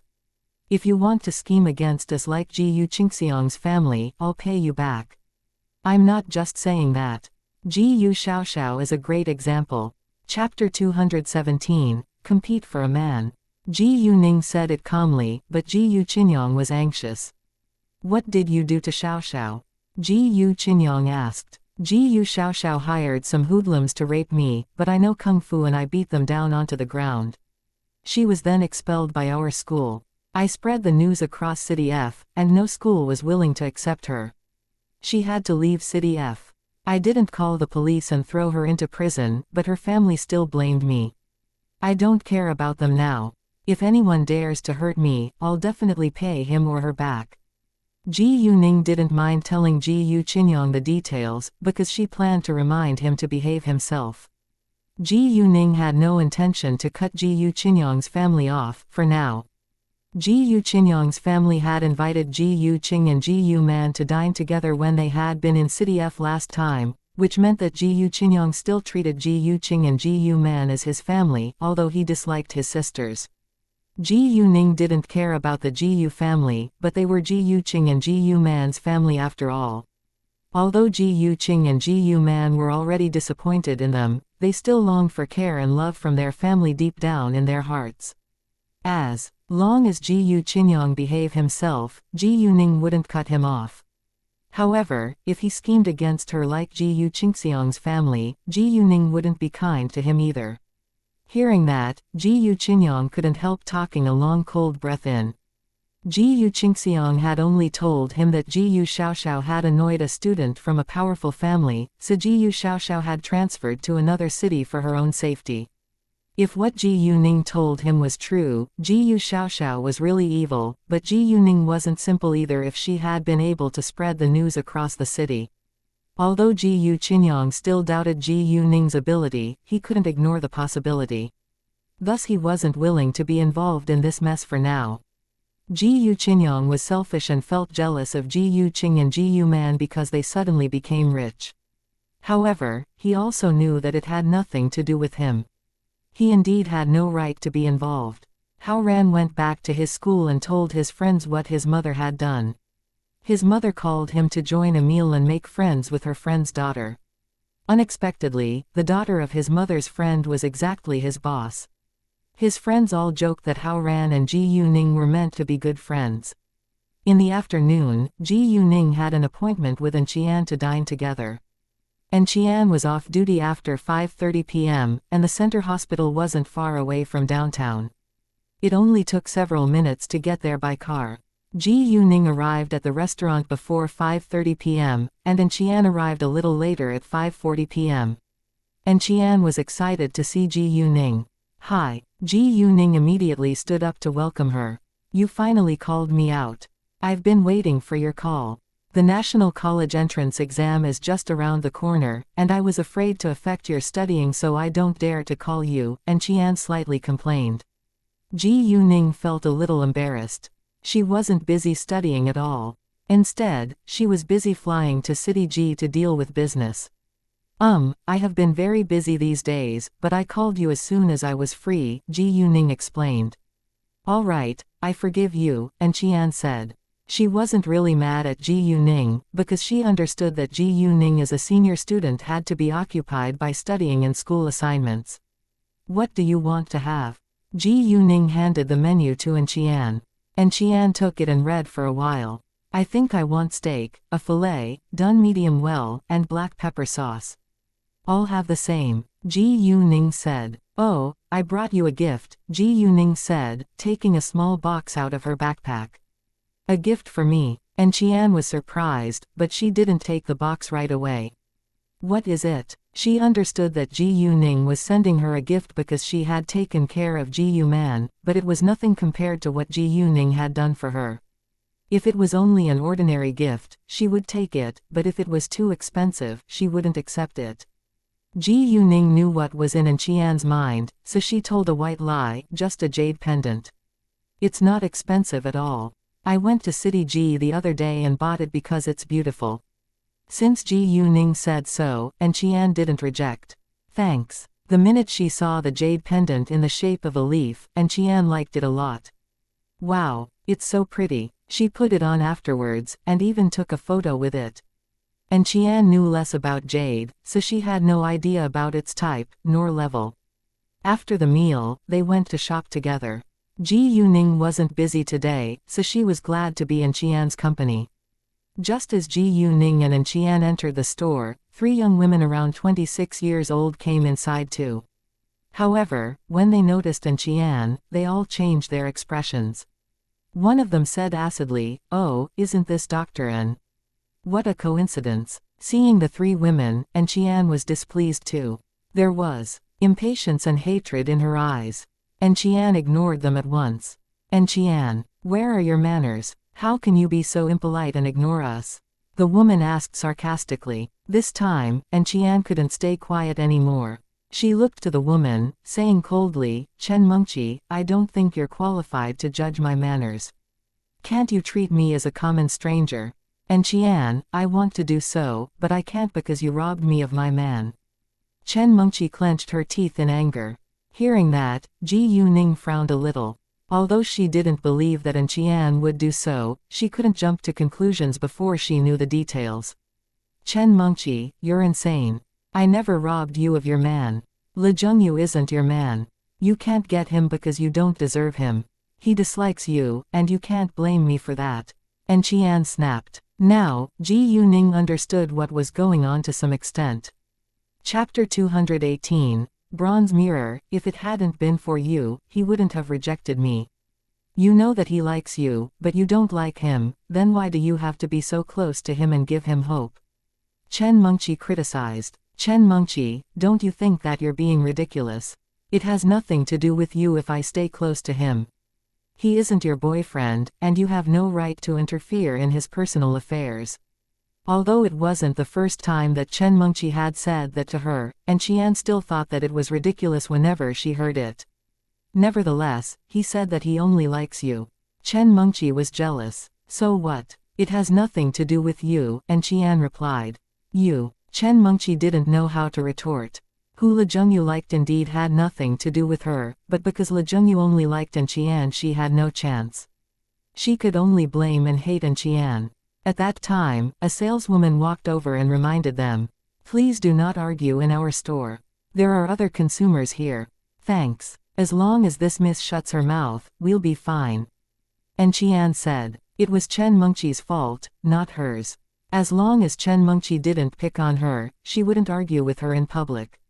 After that, Qian ignored Chen Mengqi, turning around to shop for clothing. Although Qian's mood was affected, she was still interested in the fashionable clothes in front of her eyes. Qian pointed a dress hanging on the wall. "Please let me try this one." Chen Mengqi was furious, but it wasn't the right time to continue arguing. She had already lost her face, so she left right away. After Chen Mengqi was gone, Qian said to Ji Yuning, "I met Li Zhengyu when I was only 10. Our families have known each other for generations. Li Zhengyu and I aren't family, but we are more than family. There is only a girl in my family, so he always takes care of me like he's my older brother. Thus I'm used to having him by my side as my older brother. I can't face his affection towards me for now, but I'm not running away from it either. He also knows that he's only an older brother in my eyes, but he's unwilling to give up. In that case, we have an agreement. If I can't meet a man that I love before I turn 30, we'll get married. I know it's unfair to him, but the rules in love indeed aren't fair. The one who falls in love first loses." Qian told Ji Yuning everything, because she needed to talk to someone right now. Ji Yuning agreed with Qian on what she said. The rules in love indeed aren't fair. The one who fell in love first lost. At least, and Qian and Le Jungyu truly cared about each other, even though they treated each other more like family. Nevertheless, even romance and love could become familial affection after marriage. The fact that Qian made the agreement with Le Jungyu proved the possibility that she and Le Jungyu might end up being family. Ningning, come on and have a look. If there is anything you want, let me buy it for you, Qian said. The clothes in this store was a medium-level brand, and wasn't very expensive, so Ji Yuning didn't hesitate. She picked a hat that she liked. I think that this hat isn't bad. Qian bought a sweater, a coat, and a skirt. Later, Qian and Ji Yuning separated after shopping. Ji Yuning didn't go back home immediately, but went to Yuntai Mountain. She had delayed the scavenger hunt for so long, and she decided to have a look since she was free now. Nobody was climbing the mountain in the night, so it was pretty quiet on Yuntai Mountain. There were no precious objects either, thus nobody was on duty at night. There were cameras at the entrance, but it was completely dark around. Ji Yuning easily got inside by climbing over the wall. Although it was night, Ji Yuning had jade eyes to help her see clearly. She ran to the top within an hour and 20 minutes, then she swiftly took out rope from the telepathic eye space, and fastened it somewhere before abseiling down. She stopped when she found the cave, and used her jade eyes to check the inside of it, in case there was anything dangerous. No danger was spotted. Afterwards, Ji Yuning used the tools to lever the out layer of the cliff. There was nobody around, so she wasn't afraid to make noise. There were cracks in the cliff, and they got wider after a short while. Ji Yuning only needed a gap that was wide enough to let her in. About an hour later, the crack became a wide gap. Ji Yuning successfully got inside, heading straight to the source of the power. She walked ahead for 20 meters and arrived at a cave that 10 square meters big. Its decoration was very simple. There was only a pile of sticks and a pot with several broken bowls on one side. On the other side, there was a straw mat with a few pieces of clothing that had already become rags, and a large parcel the size of a pillow. The power came from the parcel, which meant that the ancient objects had to be in it. Ji Yuning didn't open the parcel right away. Instead, she used her jade eyes to see what was inside, in case there were any snakes or rats. Ji Yuning was bold, but she was still scared of snakes and rats. Luckily, there was only jewelry, bundles of banknotes and china. Thus Ji Yuning went forward to open it. She didn't have time to study these objects in the cave, so she put them into her telepathic eye space and planned to study them when she got home. After that, Ji Yuning left the same way she came. When she finally got home, it was almost 12 p.m. Ji Yuman knew that Ji Yuning went to meet Qian today, so she thought that the two had been together all day and didn't ask further. Ji Yuning went straight to her room, taking out the ancient objects one by one.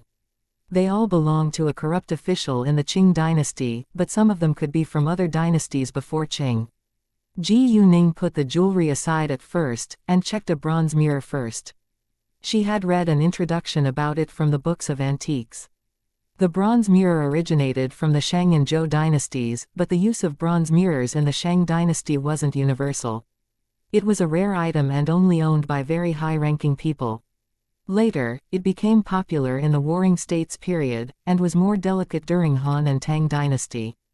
Bronze mirror varied in different periods. In the Yinshang period, it was small, and the back of the mirror was geometrically decorated. In the Zhou period, it was generally plain, but its button form one was variable. And there were a few bronze mirrors in the spring and autumn period. Most of them had plain backs, and a few were decorated with tigers, deer and birds.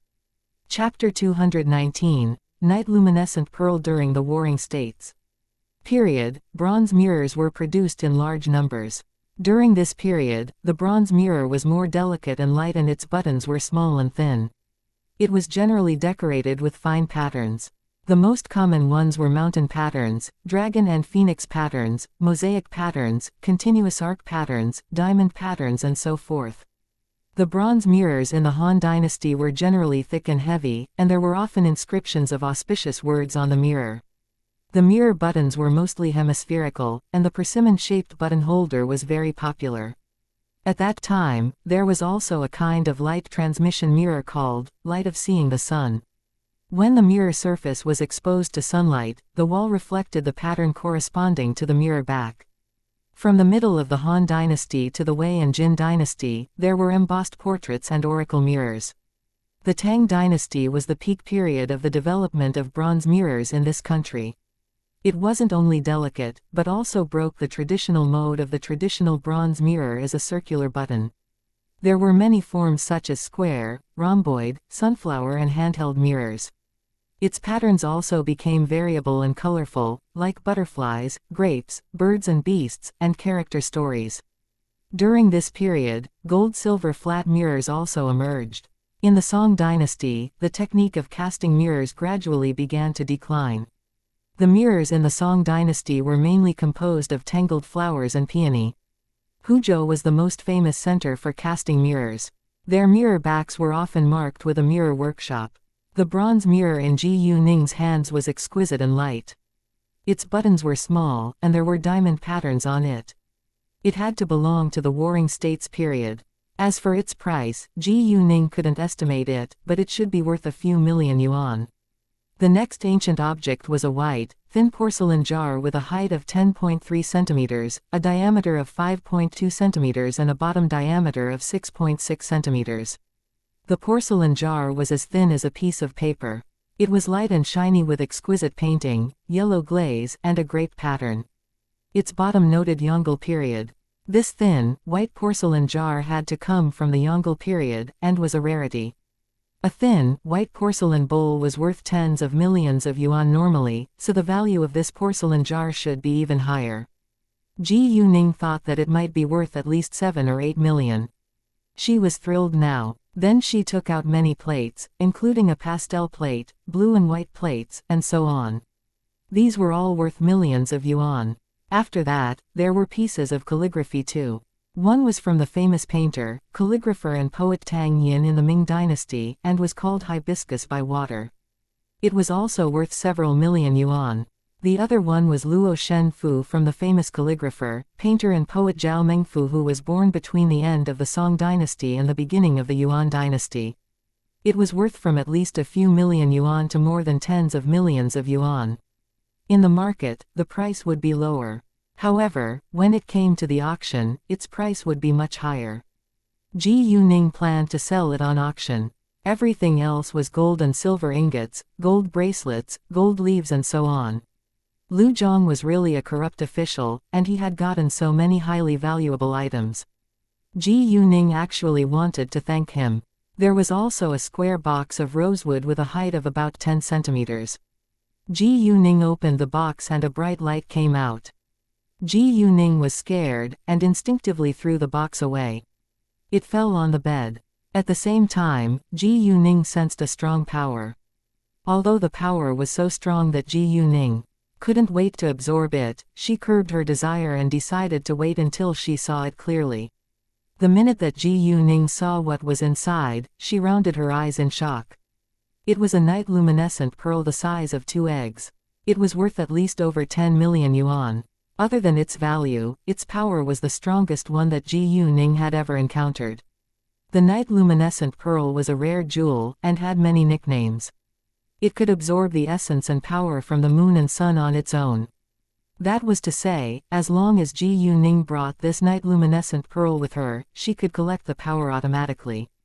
This night luminescent pearl was the most precious object that Ji Yuning had found from this scavenger hunt. Therefore, she wouldn't sell this night luminescent pearl, but kept it for her own use. When Ji Yuning absorbed the power of the night luminescent pearl into the telepathic eye space, the space changed and was doubled again. It was 4 square meters big now, and its transparency was also improved. After that, Ji Yuning put everything into her jade eyes before she went to bed. She lacked money now, but it would still not be enough even if she sold all of the ancient objects. Thus Ji Yuning decided to take it slow, and wait for auctions. Fortunately, there was nothing bad that happened in the following days. Ji Yu Qingxiang didn't cause Ji Yu Qing and Ji Yu Man more trouble. Chen Zaya went to attend classes, but she was always being alienated by others in her school. Her classmates would continuously criticize her bad behavior and she lived in anxiety all day. She had seen Ji Yuning several times, but didn't dare to meet her sight. However, once Ji Yuning passed by, she would glare at her, like she was going to kill her. Chen Xiao hated Ji Yuning to death, but didn't know what to do, so she could only swallow her anger. In City G, Hongyun Real Estate did nothing after Shenghua Real Estate had acquired Zhengyang Street. It might have seemed like that, but they were already scheming secretly. Because Shenghua Real Estate hadn't started building buildings on Zhengyang Street yet, Fang Chengsheng planned to do something at Shenghua Real Estate's sites in City F. Thus, it was only the peace before the great storm. Jade Beauty Jewelry worked well too. Although its profits declined after the first 3 days, its sales were still much better than normal jewelry stores. The only thing that upset Ji Yuning was that Leng Xiaoting had disappeared for many days, and she had still not heard anything from him. She was concerned, but the man was fulfilling his tasks, so she wasn't willing to bother him. However, it wasn't peaceful in the Li family. Li Junjun had locked herself in the room for 2 days. She didn't eat, nor drink, which terrified her family. She wouldn't open the door, so Li Zhenyu had to break it. He found Li Junjun almost passed out, and immediately sent her to the hospital. Her family asked Li Junjun why she did that, but Li Junjun wouldn't say a word. Her family even though that she did it because of Qin Yifan, but it didn't make sense, because Qin Yifan had rejected Li Junjun many times, and Li Junjun had never behaved like that before. Then why? Her family failed to figure out the reason. Li Zhenyu suddenly thought of Su Jing, who was Li Junjun's best friend, so he called Su Jing without delay. Knowing what had happened to Li Junjun, Su Jing wasn't surprised at all, because she was also in a terrible condition right now, but to prevent her family from finding out, Su Jing tried her best to eat in front of them. Thus her physical condition wasn't as bad as Li Junjun's. Chapter 220. Accident at the construction site. She hated Lin Wenkong and Yuan Sen so much that she was eager to kill them, but she also knew that it wasn't practical. Facing Li Zhenyu's questions, Su Jing replied that she wasn't clear, but that she was going to visit Li Junjun. Su Jing carefully put on makeup to cover her wan look before she left her home. When she arrived at the hospital there was only Li Zhenyu by Li Junjun's side. Su Jing said that she wanted to talk with Li Junjun alone, so Li Zhenyu walked out. Junjun, I'm so sorry. If I hadn't called you out to drink, it wouldn't have happened. Su Jing apologized to Li Junjun sincerely. Li Junjun naturally hated Su Jing because just as she had said, if she hadn't called her out to drink, none of it would have happened. Nevertheless, she had agreed to drink with them on her own, and Su Jing was a victim too. Li Junjun stayed quiet, so Su Jing didn't know what to say next. After a long while, Li Junjun opened her mouth. Su Jing, do you want to get revenge? Yes, but how? Su Jing sounded upset. They had videos and photos in their hands. As long as they're dead, no one will know about it, Li Junjun said. There was a sense of murder in her empty eyes. Hearing that, Su Jing trembled. How can they be dead? She didn't want to risk her life. Li Junjun of course understood what was in Su Jing's mind, and she had the same thought too. Relax, we'll be fine. During lunch on Thursday, Ji Yuning's phone rang suddenly. Seeing the caller, Ji Yuning's face immediately lit up. Hi, she said in a soft tone. Ji Yuning's unusual reaction raised the others' curiosity. It seemed like their boss was in love. Have you eaten? Leng Xiaoting asked gently. Yeah, I'm eating right now. How about you? Ji Yuning asked. Not yet, but soon, Leng Xiaoting said. Have you finished your task? Ji Yuning asked. Yes, but I'm still occupied by other work, so I can't come to you right now, Leng Xiaoting answered. It's fine. Work first, and we can meet when you're free. Ji Yuning understood it. After a while, they hung up. Then Ji Yuning realized that Chu Peihan and the others were studying her face, searching for gossip. Ji Yuning panicked a little. Boss, are you in love? Chu Peihan approached Ji Yuning.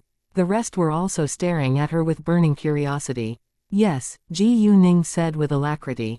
Really? Wow. They were all surprised and surrounded Ji Yuning at once. Boss, what does he look like? What does he do? Do you have a photo of him? He's handsome, a military officer, and no, I don't have a photo, Ji Yuning replied. They were excited to hear that their boss's boyfriend was handsome, and they admired him because he was a military officer. However, they were disappointed that there was no photo of him. I'll introduce him to you in the future. Come on, we'll continue practicing after lunch. Ji Yuning ended the topic. They were upset that they weren't able to see any photos of their boss's boyfriend, but they were all looking forward to meeting him. When their classes were about to begin, Ji Yuning and her friends were on their way to their classrooms. All of a sudden, a picture emerged in Ji Yuning's sight. A construction worker was working at a very high level, but fell at short notice. He struggled for a few seconds before he was dead. Ji Yuning was struck dumb. What was going on? Why was such a picture appearing in her sight? Why did it feel so real? Was it a predictive ability? Then where was the construction site? Ji Yuning instantly thought of an ongoing construction site of Shenghua real estate. She sensed that something had to be wrong. If she had a predictive ability, what she could predict probably had something to do with herself, and all she could think of now was the Shenghua real estate construction site. Hao Ran, can you lend your car to me? I just remembered that I have something to deal with right now, Ji Ning said to Hao Ran. She couldn't tell them the truth, so she could only lie. Sure. Hao Ran gave the car keys to Ji Yuning without hesitation. They didn't ask what Ji Yuning was going to deal with. Ji Yuning took the car keys, running out without delay. Ningning is in a hurry. Is there an emergency? Yu Mixi was a little worried. It seems to be something important, but I think that boss can handle it. Mu Ke said. Although they all believed in Ji Yuning, they couldn't help feeling concerned. Ji Yuning ran straight to the parking lot, then drove the car ahead at a high speed. She even exceeded the speed limit, but didn't drive forward when there was a red light, because there were many cars ahead. So it was impossible for her to do so. Luckily, it wasn't the rush hour, so the traffic wasn't very heavy.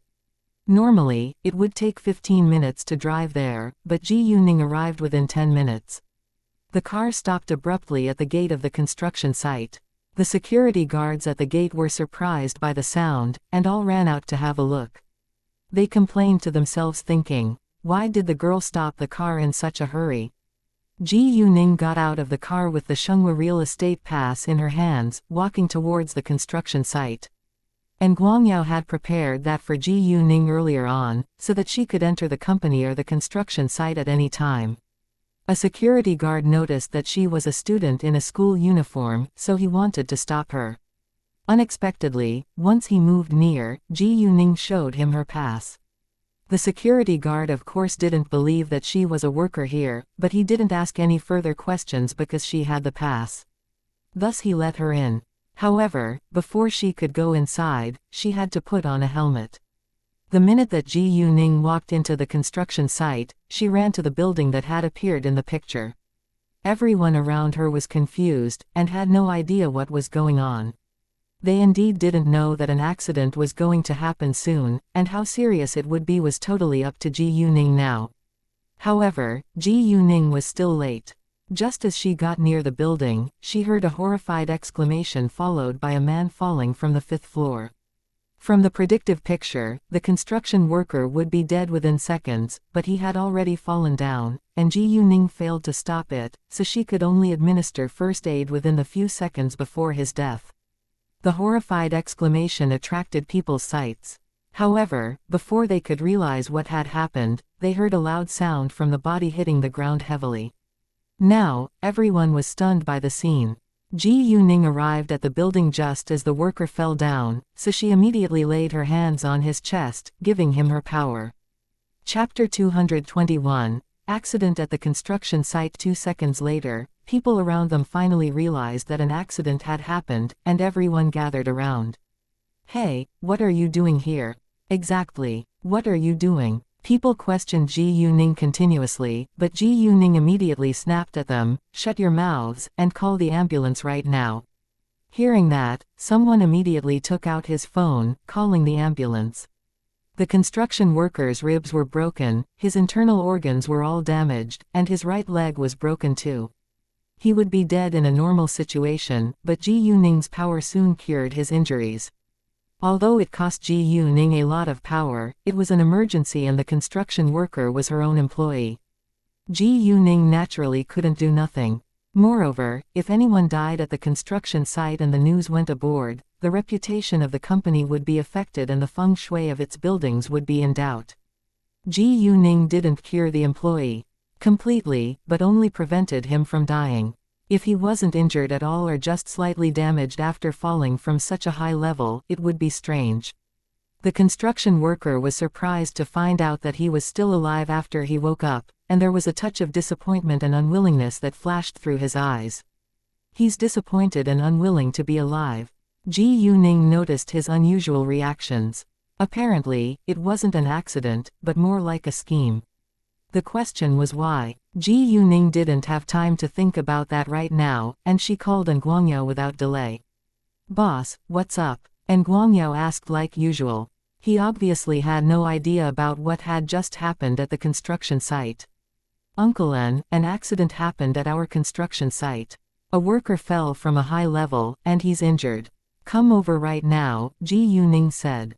"What? Sure, I'll be right there," and Nguangyao stood up from his chair in shock.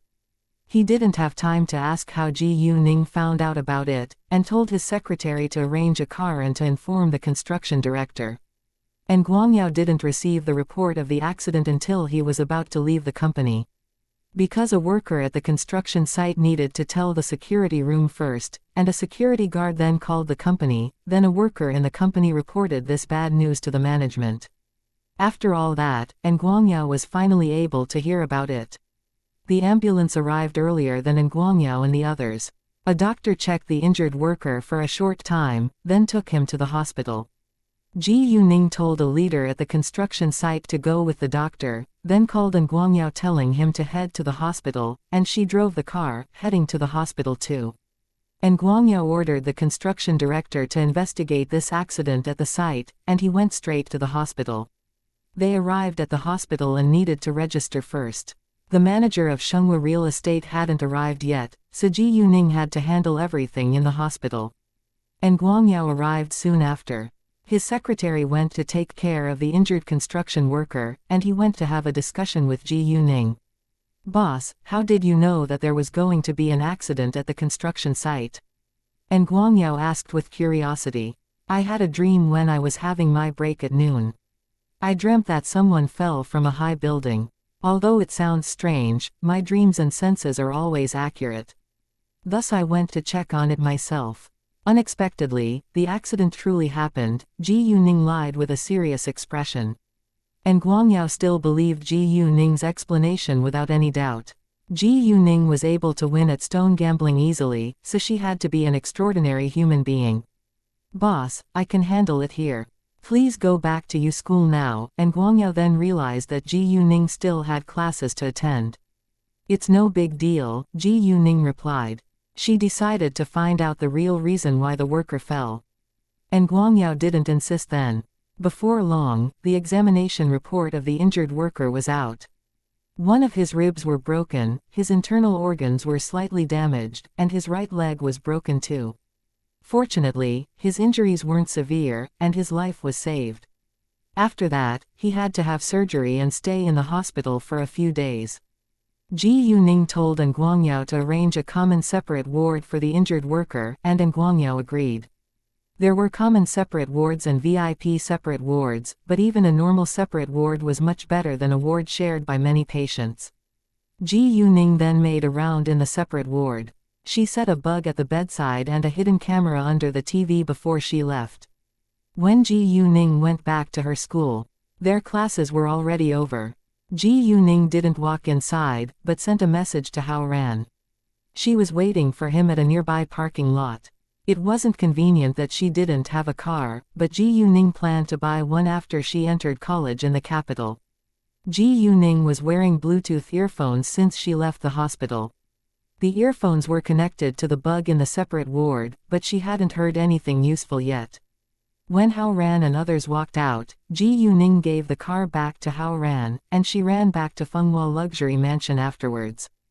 On the way, Ji Yuning received a message from a delivery company. Her parcel had already been put into a storage locker on the first floor. Zhou Zhenghong sent the parcel to her. The jade pendant that Ji Yuning had ordered was in the parcel. Tomorrow was Chu Peihen's birthday, and this jade pendant was her birthday gift. A gift which was worth hundreds of thousands of yuan was delivered by a common delivery company. And Ji Yuning really didn't worry about its safety. Ji Yuning collected the parcel when she got home, and she sent a message to Zhou Zhenghong telling him that it arrived safely.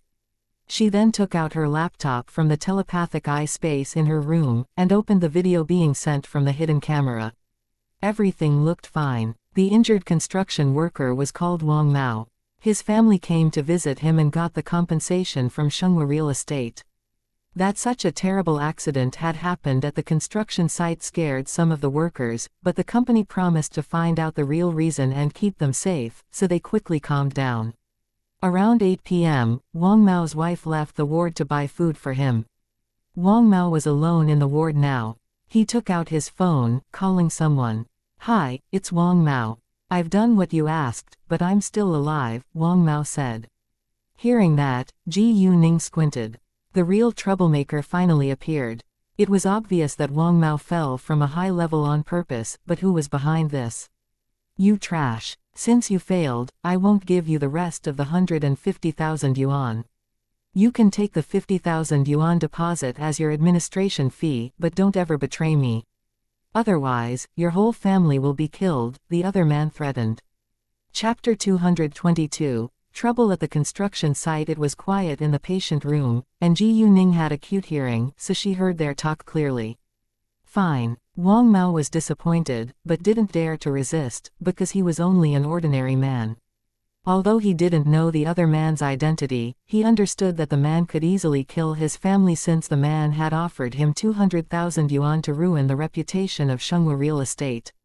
The hidden camera set by Ji Yuning was right behind Wang Mao. She did so in order to see the screen of his phone. Ji Yuning immediately checked the caller's number. The number was from City G. City G. The first idea that appeared in Ji Yuning's mind was Hongyun Real Estate, because she had just grabbed a profitable deal from them. Ji Yuning had thought that Hongyun Real Estate would do something to Zhengyang Street. Unexpectedly, they couldn't wait and took action in City F now. Although she didn't have solid proof, Ji Yuning was sure that Hongyun Real Estate was behind this scheme. She planned to collect evidence first. Since Shenghua Real Estate and Hongyun Real Estate were enemies now, she made up her mind to beat Hongyun Real Estate down. Ji Yuning then called N Guangyao. "Uncle N, is it convenient for you now? I have something important to discuss with you," Ji Yuning said. "Sure, please," N Guangyao replied. "It wasn't because of an accident but because of a scheme that Wang Mao fell from the building," Ji Yuning added.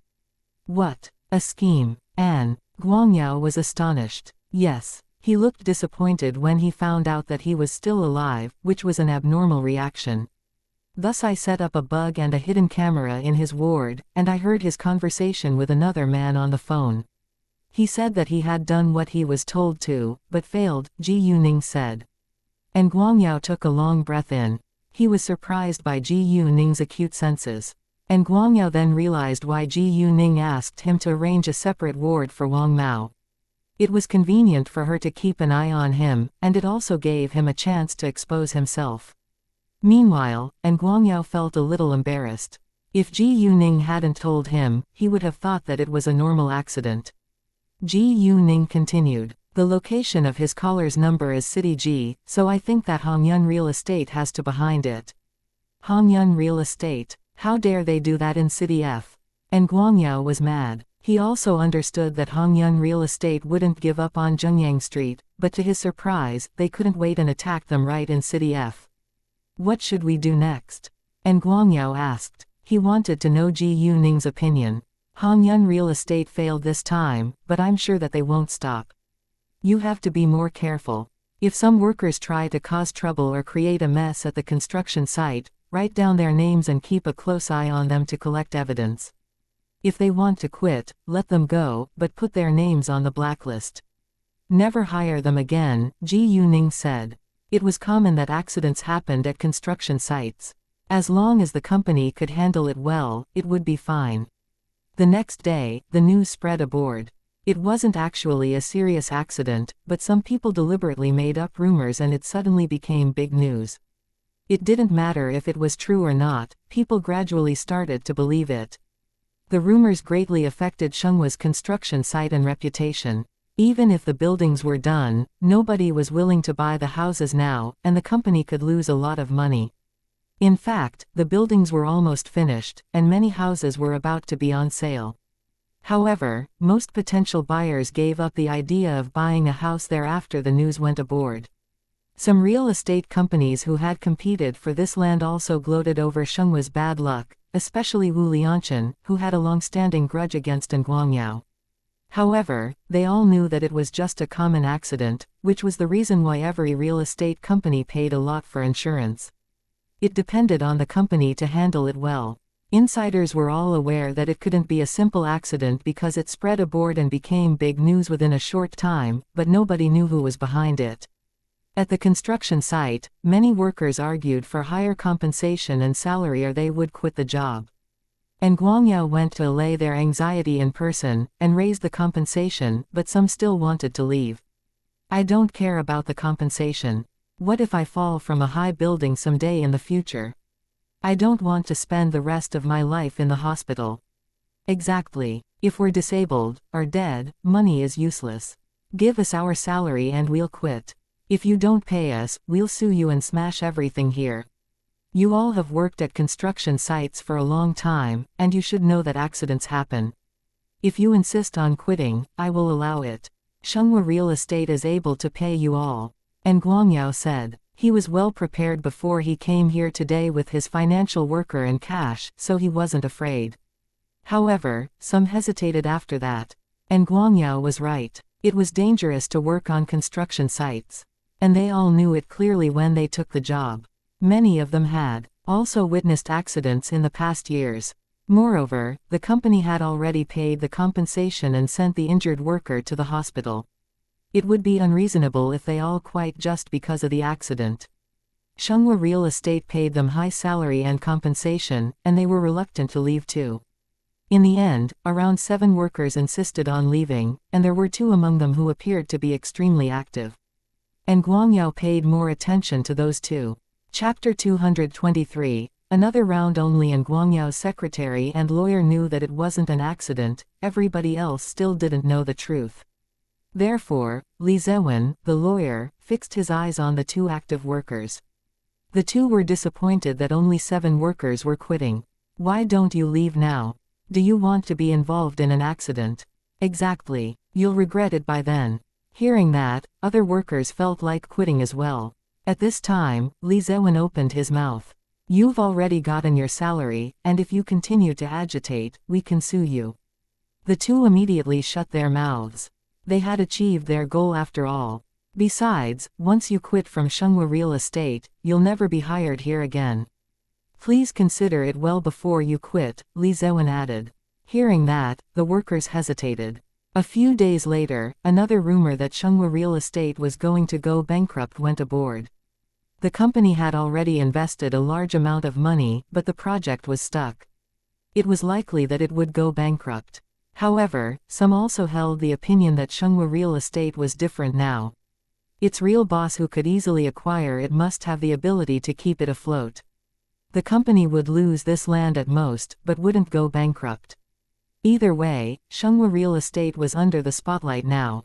Since it caused a sensation, the government sent someone to investigate the case too. The rumor not only affected Shenghua Real Estate, but also affected the government, because the government had sold this land to Shenghua Real Estate. If the rumor was true, the government had made a bad decision. The case wasn't over yet, so the construction site went into a rest period. All the construction workers had paid vacation and would be notified later to resume working. Chu Peihen's birthday was today. She had already booked the hotel and went straight to the 5-star hotel with her friends after classes. And Yi was still in a bad mood because of the bad news of Shenghua Real Estate. Although the Shenghua Real Estate didn't belong to his family now, his father still worked for it. However, today was Chu Peihen's birthday, and he couldn't be absent. In addition, he could do nothing to help his father now. His friends all comforted him that the real boss of Shenghua would handle it if his father couldn't solve the problem. And Yi then relaxed a little. Chu Xuanfang didn't show up to Chu Peihen's birthday party because he was on a business trip. As the leader of Zoop Group, Chu Xuanfang was busy dealing with all kinds of business. He barely stayed in City F every month. Chu Xuanfang was also not happy to leave on his sister's birthday, but it wasn't the first time, so he got used to it to some extent. Except for Ji Yuning, none of the rest knew about Chu Peihen's background. Chu Peihen always kept it a secret, so they only knew that she had an older brother but had no idea about her parents' jobs. They became friends with each other because they shared common interests, not because of their families. Everyone showed his or her gift before the meal. Ji Yuning was the boss, so she was the first one, but to everyone's surprise, Ji Yuning said, "I didn't bring any gift." "What? No, boss, you said that you would give me a precious gift. Do you know how excited I was to receive your gift?" Chu Peihen was upset at once. The rest didn't know what to say, but they didn't believe that Ji Yuning came with empty hands. "You said that you didn't care about gifts," Ji Yuning said, like she was innocent. "I was just kidding. Don't take it seriously." Chu Peihen felt like crying now. She now understood the feeling of shooting herself in the foot. It was her birthday, and she was so looking forward to the gifts. There, I'm kidding too." Ji Yuning laughed. She then took out a box from her backpack. Hearing that, Chu Peihen's face lit up at once. "Boss, I knew it." However, everyone else was surprised. Chu Peihen grabbed the box from Ji Yuning without delay. Ji Yuning only smiled gently. She opened it immediately. It was a jade pendant in the shape of a rabbit. Chu Peihen wasn't very interested in jewelry, but it was a gift from Ji Yuning and her name was on it, so she loved it very much. "What is it?" Everyone surrounded her. "It's a jade pendant in a rabbit's shape." "Boss, you asked us for our Chinese zodiac signs. Are you going to send each of us a jade pendant?" Hao Ran immediately realized why Ji Yuning had asked them the question. "Really?" Mu Ke and others all looked to Ji Yuning with anticipation. "You're smart and right. I did prepare a jade pendant for each of you, but Peihen's birthday was so near, so hers was finished first. And everybody else will need to wait for a while longer," Ji Yuning answered. They were all happy to hear that. Then, Chu Peihen received more gifts from her other friends. After the meal, they went to V5 Bar to have fun. V5 Bar became more popular after what had happened last time, because everybody knew that V5 Bar had the support of the Qing gang now. Although some were afraid of the Qing gang, more people thought that it would be safer in V5 bars. They didn't stay long in the bar, and didn't drink much. Chu Peihen invited her friends to have night snacks afterwards. Just as they left the bar, they heard a noisy argument. A boy and a girl were arguing with another girl. They were all around 17 years old. "Su Anya, that's enough. I told you that we broke up, so stop following me." The boy shouted at the girl in front of him in anger. Chapter 224, An heir from a super rich family, Gao Yuchen, how can you be so shameless? If you disliked me and broke up with me early on, I wouldn't say anything, but why did you have to have two girlfriends at the same time, and then dump me when I found out? What do you think I am? Am I just a toy in your eyes? Su Anya argued angrily. Su Anya didn't seem sad, but more annoyed. Hearing that, Ji Yuning immediately felt for the girl called Su Anya. She was mad too. "Su Anya, what do you think you are? You're merely a pretty girl who's good at studying. Yu Chen is the heir from a super rich family, while your family is so ordinary. You don't deserve him, and you were with him just because he's rich. It's your honor that Yu Chen was with you for half a year. And now, I'm his only girlfriend," the girl who stood by the boy's side said arrogantly. She even held Gao Yuchen's arm to show her position. "Bullshit, it's his honor that I've been with him. He's the heir from a super rich family and so what? I don't care if you played with other girls before, but you need to bear the result if you don't treat me seriously." Su Anya was furious, and slapped at Gao Yuchen's face. Gao Yuchen didn't have time to avoid it, and was slapped heavily right across his face by Su Anya. "Su Anya, are you insane?" The girl almost yelled. "This is for you." Su Anya said, raising her hand to slap the girl. However, before her hand fell down, Gao Yuchen pushed her with great force. Su Anya was pushed away and stumbled on the curb, falling into the middle of the road. At this time, a private car drove over at a high speed. It was already too late to stop. Everyone around was shocked. The car almost hit Su Anya, but they were all struck dumb, standing still. However, right at this second, a hand grabbed Su Anya's hand, pulling her back to the sidewalk without hesitation. The car just missed Su Anya and stopped right away. If Su Anya hadn't been pulled back, she would have been killed. Everyone looked at the person who had just saved Su Anya with admiration. Su Anya was so scared and trembled in shock. She could barely stand. And the person who just had saved Su Anya was exactly Ji Yuning. "Boss, are you all right?" Hao Ran and others ran to her at once.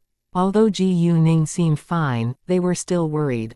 "I'm fine," Ji Yuning said.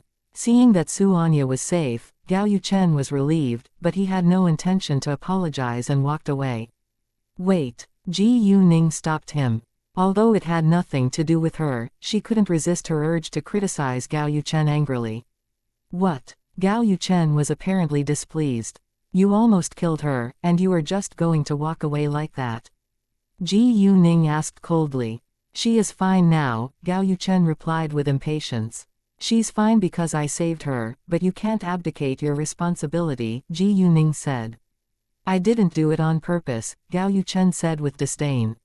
He had no sense of guilt at all. "You should apologize," Ji Yuning criticized. "You." Gao Yuchen was irritated by Ji Yuning's attitude. "Who are you? And who do you think you are? It's not important. The point is you should feel ashamed of what you've done," Ji Yuning said in anger. "What if I'm not, and what can she do?" Gao Yuchen said arrogantly, and gave Su Anya a glance of dislike.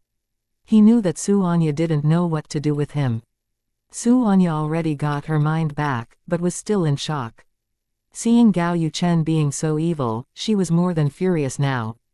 "Gao Yuchen, Wu Xinyu, I'll definitely pay you back one day in the future." After that, Su Anya pulled Ji Yuning, turned around and left. Ji Yuning didn't resist, but followed her in leaving. Both Gao Yuchen and Wu Xinyu were mad at Su Anya's threat, but they didn't think that an ordinary girl like her could do anything to hurt them. Hao Ran and others also followed Su Anya. "I think that there is probably no good man in this world." Chu Peihan sighed, shaking her head. Hearing that, Hao Ran and other boys immediately retorted, "Hey, don't say that just because of that boy. I am a good man right in front of your eyes." I don't think so," Chu Peihan thought. They could change in the future. Su Anya didn't stop until they were far away. She bowed to Ji Yuning, and thanked her sincerely. "Thank you so much for saving my life. If it hadn't been for you, I would be dead already." "No big deal," Ji Yuning said. "Oh, let's have night snacks together," Su Anya said. "Are you sure that you are in the mood to eat?" Ji Yuning asked. "Exactly because of what I've just been through, I should treat myself better, and I'm not going to cry like a kid. Also, I'll never let him get away with it so easily." "Great. Let's have night snacks together then," Ji Yuning agreed. They got into 3 taxis afterwards. Ji Yuning and the girls took one, while the boys occupied the other 2. "Oh, my name's Su Anya. I'm a senior in the know. 1 high school. How about you?" Su Anya asked. "My name's Ji Yuning. This is Chu Peihan, and she's Yu Mixi. We're seniors in the know. 3 high school," Ji Yuning said. Later, they gathered at a street of night snacks. Su Anya and the others introduced themselves to each other before they walked into a diner that Hao Ran frequently visited. Su Anya was an outgoing girl too, so it was easy for her to be a part of them. They also exchanged their phone numbers and WeChat accounts, and were willing to gather together the next time. Chapter 225, Ji Yuning fights back. After the night snacks, they left in different directions. Chu Peihan and Hao Ran called their private chauffeurs. Yu Mixian and Yi shared the car with Chu Peihan, while Hao Ran would send Qin Zixan and Zhang Tianping home. Mu Kei's home was in another direction, so he took a taxi alone. He was a boy, so it wouldn't be dangerous. During their conversation, Ji Yuning found out that Su Anya lived in Fenghua Luxury Mansion too, so the two went home together. Everyone knew that Ji Yuning was able to protect herself and her friends, so they weren't worried about their safety. After they arrived at Fenghua Luxury Mansion, Ji Yuning asked, "Do you need me to send you home?" "No, thanks, it's fine. It's safe here," Su Anya declined. She didn't want Ji Yuning to know her real identity yet. "Alright, bye-bye," Ji Yuning didn't insist. During the following days, Shenghua Real Estate was still amid endless rumors. Even the staff in Shenghua worked in anxiety. Was Shenghua Real Estate going to fail? Shenghua Real Estate didn't respond to the outside or the inside at all. No one knew what Shenghua Real Estate was planning to do next. Zhou Zhenghong called Ji Yuning after the accident, but Ji Yuning told him to relax and that Shenghua Real Estate would be fine. Hearing Ji Yuning's relaxed tone, Zhou Zhenghong understood that Ji Yuning would be able to handle it well. Zhang Shu also asked Ji Yuning about the accident. However, just 3 days later, Shenghua Real Estate suddenly summoned a news conference and exposed several recordings as well as videos. The first recording was that of when Wangmao was talking with a mysterious man on the phone. The mysterious man was the marketing manager of Hongyun Real Estate in City G, Ren Kong. The second recording and video showed the two workers who had incited other workers to strike meeting Ren Kong secretly. Ren Kong had caused the accident and purposely spread rumors to ruin Shenghua Real Estate's reputation and ongoing project. Shenghua Real Estate had been greatly affected and lost a lot of money. Its representative made it clear that Shenghua would sue Hongyun Real Estate. After the news conference, everyone was shocked. Because of the recordings and videos, people naturally chose to believe Shenghua Real Estate and the rumors gradually disappeared. People were only confused by the reason why the two companies suddenly became enemies, because Shenghua Real Estate was located in City F, while Hongyun Real Estate was in City G. Anyway, the two were opponents now. Hongyun Real Estate was also astonished to hear of the news. Fang Chengsheng couldn't deny the solid proof, so he could only blame Ren Kong. He claimed that it was Ren Kang's individual behavior and didn't represent the company. However, when people forgot this scandal, Fang Chengsheng would keep Ren Kong safe. Facing the pressure from Fang Chengsheng, Ren Kong had to bear the charge. Hongyun gave an official explanation that Ren Kong was responsible for the acquisition of Zhengyang Street, and he hated the fact that Shenghua Real Estate had settled the deal before him, so he tried to get revenge on Shenghua. It was a reasonable explanation, so most people believed it, but there were also a lot of people didn't buy it. Many insiders knew that Fang Chengsheng was a selfish and evil person, and that he must have ordered Ren Kong to do so. However, Ji Yuning hadn't collected evidence to show that Fang Chengsheng was connected with Ren Kong in this scandal, so Fang Chengsheng was safe for now. And it was just the beginning of the competition between Shenghua Real Estate and Hongyun Real Estate. After what had happened, Ji Yuning made up her mind to destroy Hongyun. She decided to collect Hongyun Real Estate's dirty secrets, and she thought of a person who might be of great help. He was the famous hacker K who had many interactions with Ji Yuning in her previous incarnation. However, he had an extremely weird temper, and it was very hard to hire him to do something.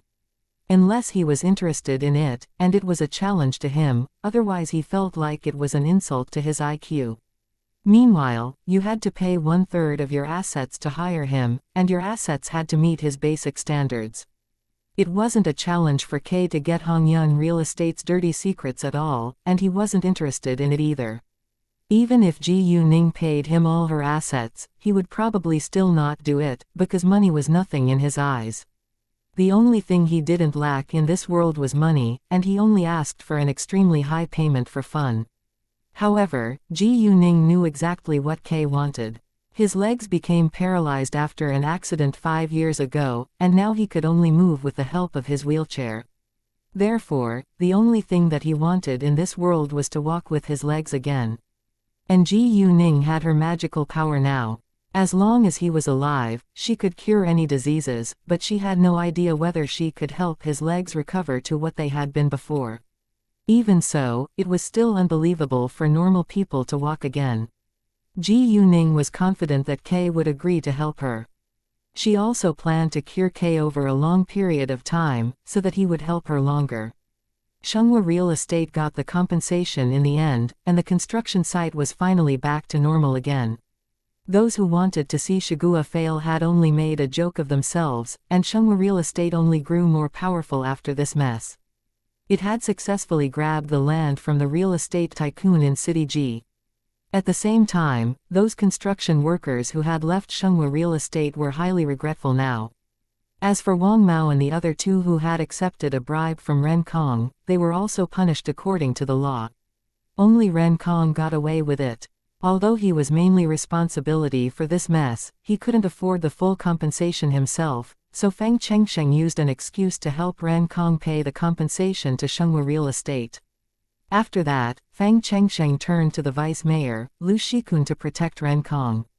Unexpectedly, Lu Shikun didn't dare to help him because he didn't want to be involved. Chapter 226, Contact K. Lu Shikun didn't dare to be involved, neither would Feng Chengsheng. He was so mad that he wanted to ruin Shenghua Real Estate right now. He had tried once but failed, and now was even more determined to destroy Shenghua.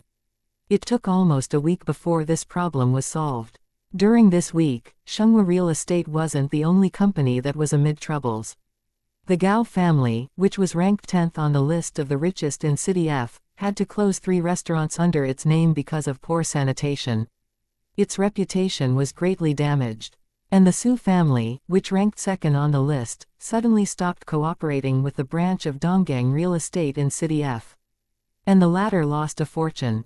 Wu Lianchen, who was the president, was even demoted. City F had suffered a lot in this week. Ji Yuning instantly figured it out when she heard that the Gao family, the Su family and the Wu family were involved. Su Anya was from the Su family, and she had gotten revenge on Gao Yuchen and Wu Xinyu. Su Anya didn't seem like an ordinary girl when Ji Yuning had met her for the first time. However, to her surprise, Su Anya's family was extremely influential. The Su family was ranked 2nd with 4 billion yuan in assets on the list of the richest in City F. Ji Yuning was also surprised to hear that Wu Xinyu was Wu Lianchen's daughter. Hao Ran and the others also had the same idea that Su Anya wasn't an ordinary girl, and that all the news couldn't be a coincidence. Although they were all astonished by Su Anya's real identity, they were more curious to know Gao Yuchen's reaction after he found out his so-called ordinary ex-girlfriend was from the Su family. He must be genuinely regretful. Nobody blamed Su Anya for her revenge, because she could have been killed that day. Although Gao Yuchen hadn't done it on purpose, he had indeed hurt Su Anya, and the Su family of course would punish the Gao family. And the Wu family suffered too. On Thursday night, Ji Yuning dialed a number. Someone answered it after a long time. A cold male voice sounded, "Who is it?" "Kay, let's make a deal. I think you'll be interested in the reward," Ji Yuning said plainly and without delay when she recognized Kay's voice. "Really, tell me what is it?" Kay was curious. "I can cure your legs, and you can get rid of the wheelchair, walking like a normal man. However, I can't promise that your legs will be exactly the same as they were." Hearing that, Kay was shocked. He was more astonished that she was aware that his legs were paralyzed than that she was able to cure his legs, because there were only a few people who knew his secret.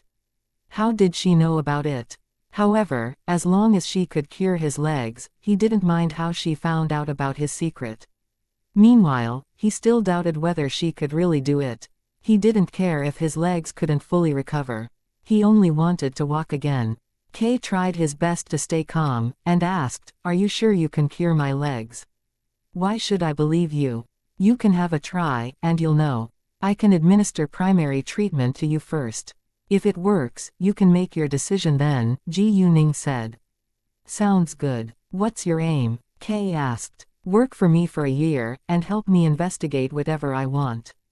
I won't make you threaten this country's safety, or investigate state secret. I'll only deal with my enemies," Ji Yuning said. "Sure, as long as you can cure my legs, I'll work for you for a year," Kay answered with alacrity.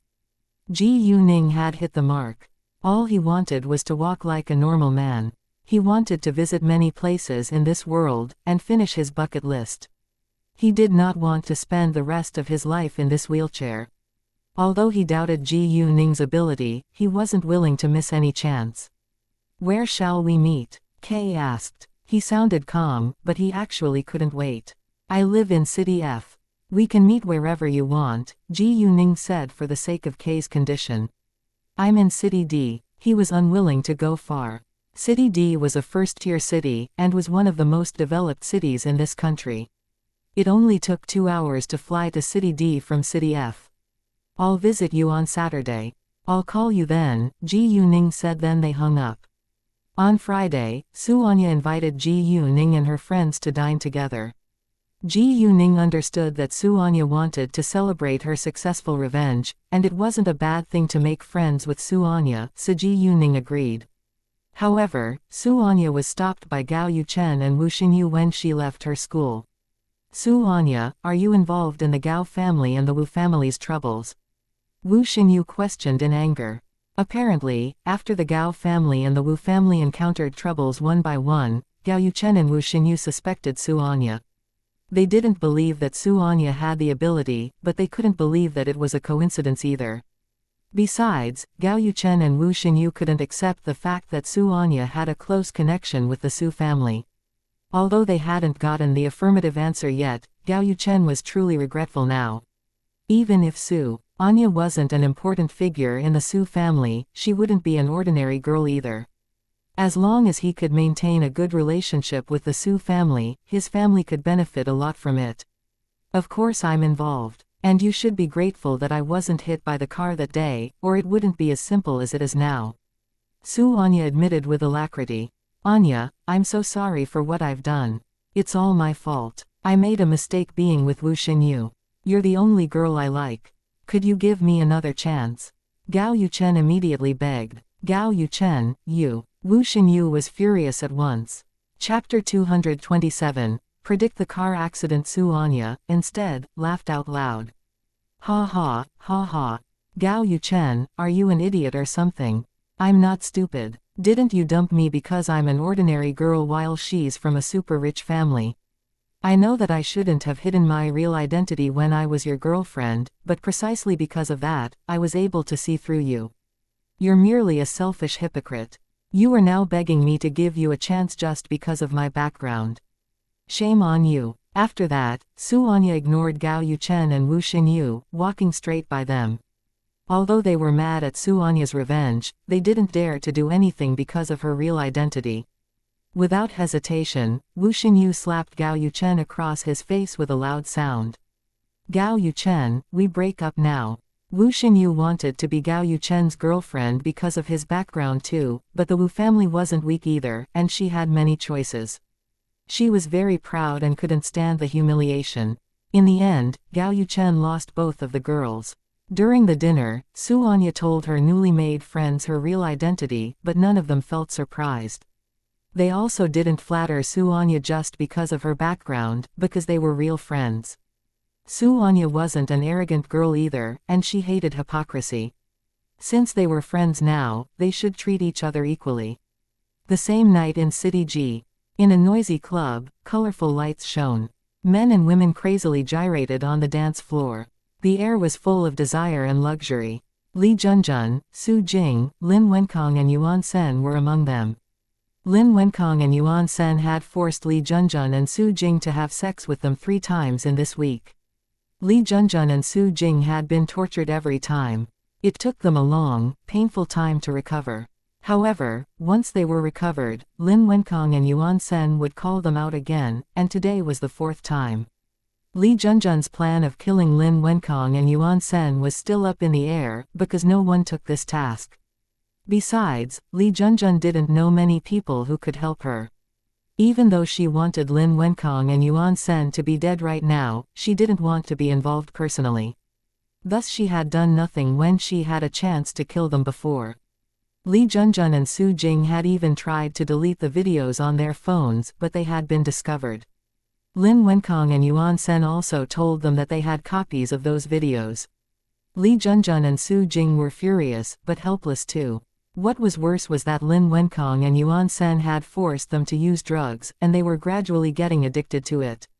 Meanwhile, their desire to get revenge started to fade away. Li Junjun had called Qin Yifan the other day. She asked him whether there was any possibility that they could be together, but Qin Yifan still rejected her as usual. She was completely heartbroken this time, and started living her sexual life with wild abandon. Li Junjun slept with not only Lin Wenkong and Yuan Sen, but with random men as well.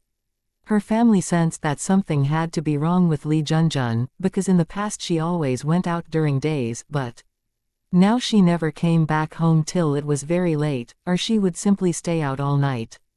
And she never came back home without being drunk. It was already 12 a.m. Li Junjun was still playing crazily in the bar and she wouldn't answer her parents' calls, which deeply worried her families. Li Junjun's parents and her older brother Li Zhenyu were still awake, sitting in the living room. Li Junjun's father looked upset while holding his phone in his hand. "Zhenyu, what happened to your younger sister? She's totally changed." They thought that Li Junjun was a grown-up now, and that they shouldn't interfere in her personal affairs. However, she behaved in an increasingly wild and uncontrolled way. "I'm not clear about it. Maybe it's because Qin Yifan likes another girl, and she's unhappy," Li Zhenyu said. Hearing that, Li Junjun's parents could only sigh. Although they all wished that Li Junjun could marry Qin Yifan didn't like Li Junjun and wasn't willing to marry her either. They couldn't do anything about it. If they annoyed the Qin family because of that, it would be the last thing the Li family wanted to see. Ji Yuning flew to City D early in the morning on Saturday. However, while Ji Yuning was on her way to City D, Leng Xiaoting arrived at City F at the same time. He planned to surprise her, but her phone was turned off. Leng Xiaoting thought that maybe Ji Yuning was not in City F. She had a company in City G and went to City G often, so Leng Xiaoting guessed that Ji Yuning could be in City G. He wasn't sure yet, so he didn't fly to City G abruptly. It was also possible that Ji Yuning's phone was dead. Around 11 a.m., Ji Yuning arrived at the airport in City D. She didn't notice that Leng Xiaoting had called her until she turned her phone on later. "Hi, where are you now?" Leng Xiaoting asked the minute he answered Ji Yuning's call. "I'm in City D now, and I just got off the plane," Ji Yuning replied. "I just arrived at City F," Leng Xiaoting said. He sounded a little upset. "What?" Ji Yuning was surprised. "Why didn't you tell me earlier?" "I wanted to surprise you," Leng Xiaoting said, feeling disappointed. Ji Yuning didn't know what to say, but she was moved. "Wait for me in City F. I'll be back tomorrow morning." "Fine," Leng Xiaoting answered. After that, Ji Yuning called Kay to make an appointment with him. Kay and Ji Yuning were going to meet in an exclusive resort called Quanline Resort. Although Ji Yuning had never been there before, she had heard of it and read news about it on the internet. It was a beautiful resort with an outstanding natural view. And it was a place that was safe for celebrities to meet, eat or discuss business. Only the rich or the authorities could afford it. Ji Yuning didn't know how much wealth Kay had, but she knew that he was far richer than her. On the way to the resort from the airport, a picture again emerged before Ji Yuning's eyes. A big red truck suddenly lost control and hit a black Cayenne into the guardrails on a highway.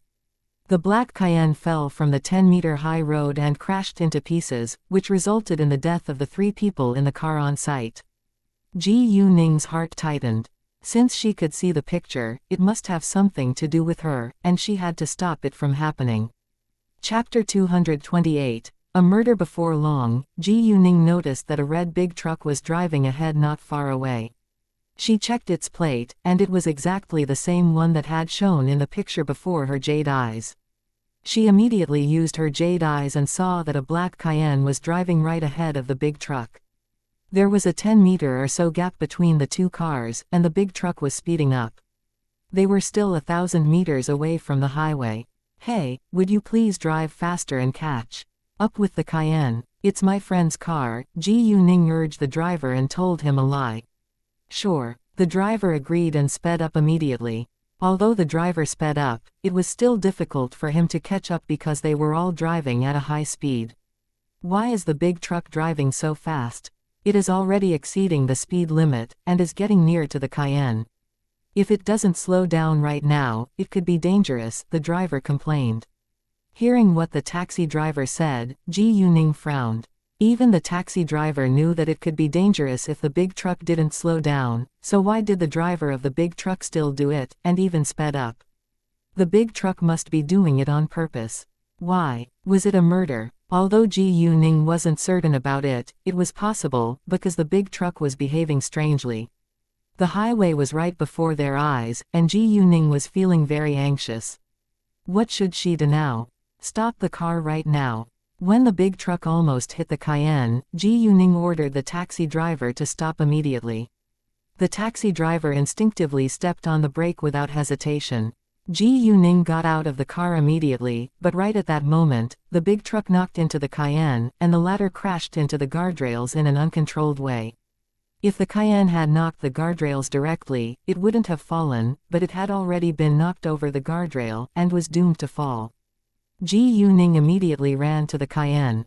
Just as half of the Cayenne had already gone over the guardrails, Ji Yuning caught one of its wheels which were still on the safe side of the guardrail. She used her magical power to improve her strength, and stabilize the car. The two back wheels of the car were forced to get stuck in the guardrails. However, it was still very dangerous. If Ji Yuning wasn't powerful enough to hold it, it would fall anyway. Ji Yuning's power was limited, and it was being consumed in a large amount within a short period of time. If the people in the car couldn't be rescued soon, the car would still fall down when Ji Yuning lost the support from her power. Everyone around was shocked by the scene. How powerful this girl is. And she must be super brave to risk her own life to catch the wheel. She could fall too. Because of that accident, all the cars behind them stopped, and some warm-hearted men came to help Ji Yuning one by one. However, they all could only stabilize the car, and it was impossible for them to pull it back. They needed a crane. Some called the police, and some called the ambulance, while some were busy taking pictures as well as videos of the unusual scene. A piece of news soon appeared on the internet: a car accident on a highway in City D.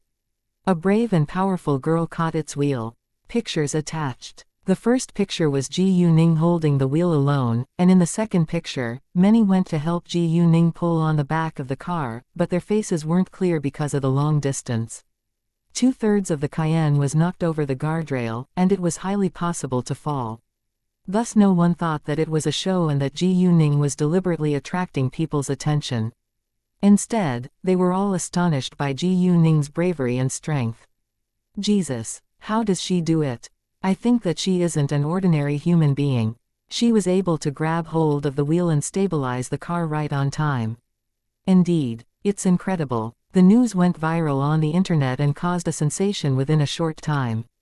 When a government worker noticed the car plate in the picture, he was stunned and called the mayor's private number at once. The mayor was also shocked to hear the news. He immediately took a car, heading to the site in person. Moreover, he also called the directors of the public security department as well as the fire department and the head of the central hospital. It seemed that the people in the Cayenne were very important. However, the crowd had no idea of that yet. Around 10 minutes later, the fire brigade arrived and immediately started directing a rescue. Ambulances arrived soon after. Just as the Cayenne was pulled back, the directors of the public security department as well as the fire department and the head of the central hospital arrived one by one. Everyone was astonished and curious about the people in the Cayenne's identity. The owner of the car must be an important figure. It cost Ji Yuning too much power, and she was exhausted, sinking to the ground.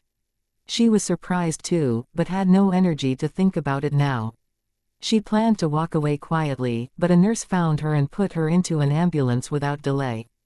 Ji Yuning wasn't able to resist at all right now, and decided to have a rest first. Unexpectedly, she fell sound asleep afterwards, and missed the call from K. K had been waiting for her for a long time, and lost his patience. He called her twice and a doctor answered it the second time. "Miss Ji Yu, I've been waiting for you for a long time.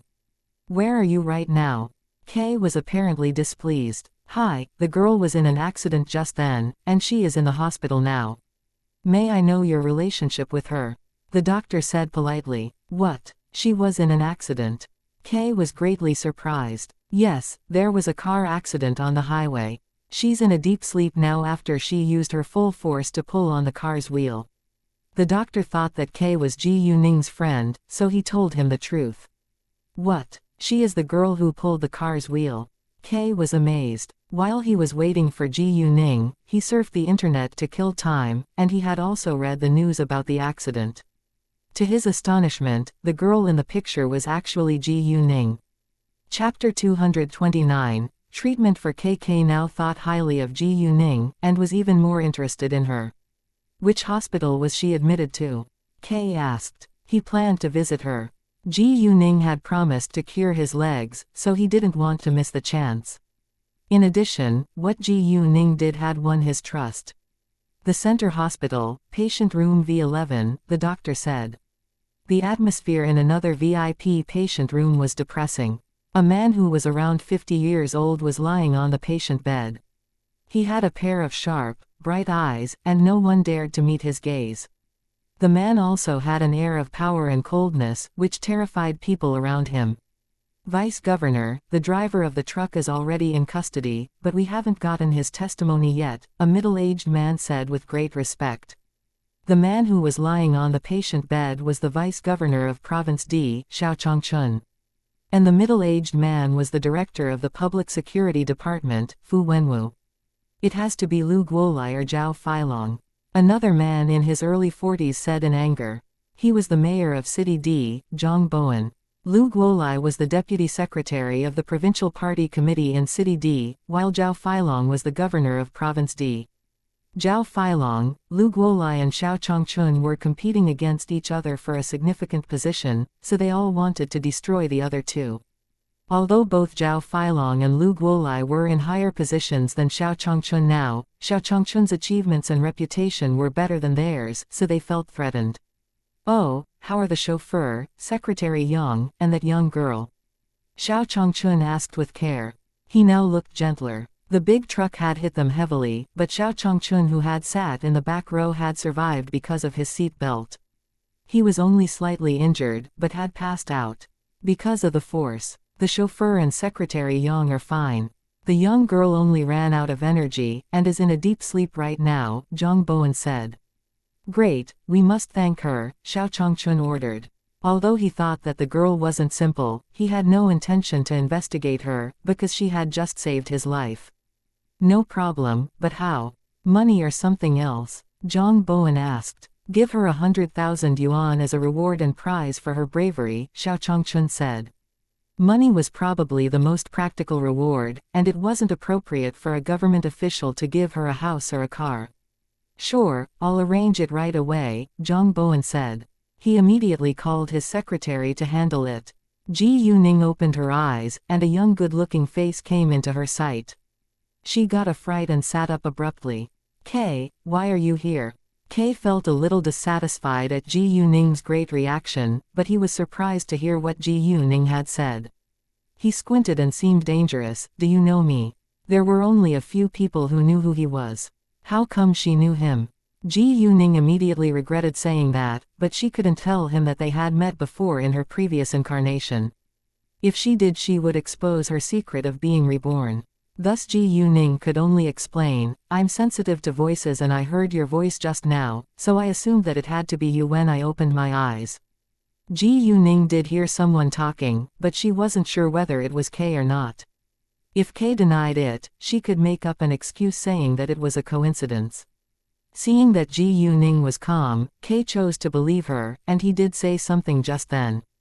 Hey, how come you're so strong and brave to pull the car and prevent it from falling? Kay asked with curiosity. Because I'm willing to help others and I'm full of energy. Ji Yuning replied with sincerity. Although she didn't want to be involved in trouble, she couldn't stand aside when she saw that others were in trouble. Fine, Kay said. And when can you cure my legs? Kay asked, because he couldn't wait. We can try it now, Ji Yuning said. She stood up, taking out a glass flask from her backpack. This is the medicine that I've prepared for you. Drink it first, and I'll help you massage your legs. You'll start feeling something. Kay stared at the so-called black medicine in the glass kettle, and frowned with obvious dislike. Are you sure this medicine is safe? Although he believed Ji Yuning to some extent now, he didn't fully trust her. They were merely strangers after all. He came to meet her just because he didn't want to miss any chance. If you're worried, you can have another person who you trust act as a witness.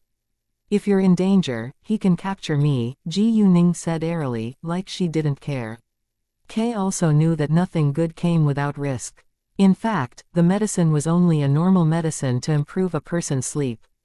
Ji Yuning used it as a cover, the major part was the massage. Guo Hao, come on in, Kay called at someone outside. A young man walked in at once, and Kay ordered, I'm going to take this medicine that she gave me. If I'm in danger, you can capture her and hand her to the police. Boss. Guo Hao was concerned. Kay ignored him, opening the lid, and drank the medicine. It had acrid smell and tasted terrible, but Kay drank it. Afterwards, Ji Yuning bent in front of his wheelchair, and massaged his knees. She did it randomly, because the point was to insert her power into his legs. With the help of the power, Kay immediately felt more comfortable, and his paralyzed legs started to have feelings, which greatly surprised Kay. Ji Yuning did it. However, right at that moment, Ji Yuning stopped massaging. All that she had needed to do was to make Kay believe in her ability.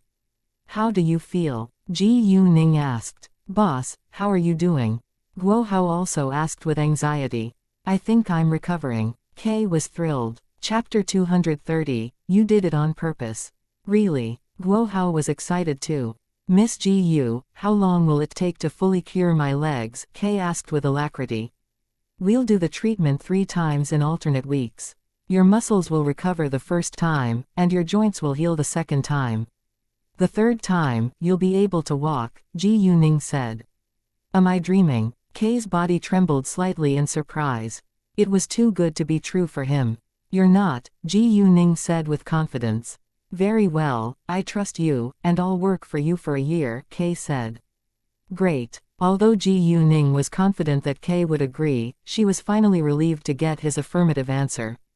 Kay reached out his hand to shake Ji Yuning's. It's very nice meeting you. Then, Ji Yuning inserted her power into Kay's legs again to recover his muscles. Kay's legs regained its feeling, which made Kay and Guo Hao feel extremely excited. However, the joints in Kay's legs were still badly damaged, so he couldn't walk for now. After the first treatment, Ji Yuning said, I need your help right now, but I don't think that it is a good place to discuss it here. I'm starving right now. Why don't we talk on the way to the restaurant? She hadn't eaten in a long time. Sure, let's go now. Kay agreed. Then Guo Hao pushed Kay's wheelchair followed by Ji Yuning, heading outside. They had to tell the doctor first before leaving. However, just as they left the patient room, Zhang Bowen met them face to face and stopped them. Hi, you're finally awake. Where are you going now? Zhang Bowen asked Ji Yuning. Nice to meet you, Mayor Zhang. I'm fine now, and I'm going to tell my doctor before I leave with my friends, Ji Yuning replied. She behaved calmly in front of Zhang Bowen. You're leaving. Zhang Bowen was surprised that this young girl asked for nothing after what she had done. Nevertheless, you've done a great thing. We haven't rewarded you yet, Zhang Bowen said. He scrutinized Ji Yuning to see whether she was truly modest. Ji Yuning smiled and said, Mayor Zhang, I did it out of my own willingness, and I won't ask for any reward.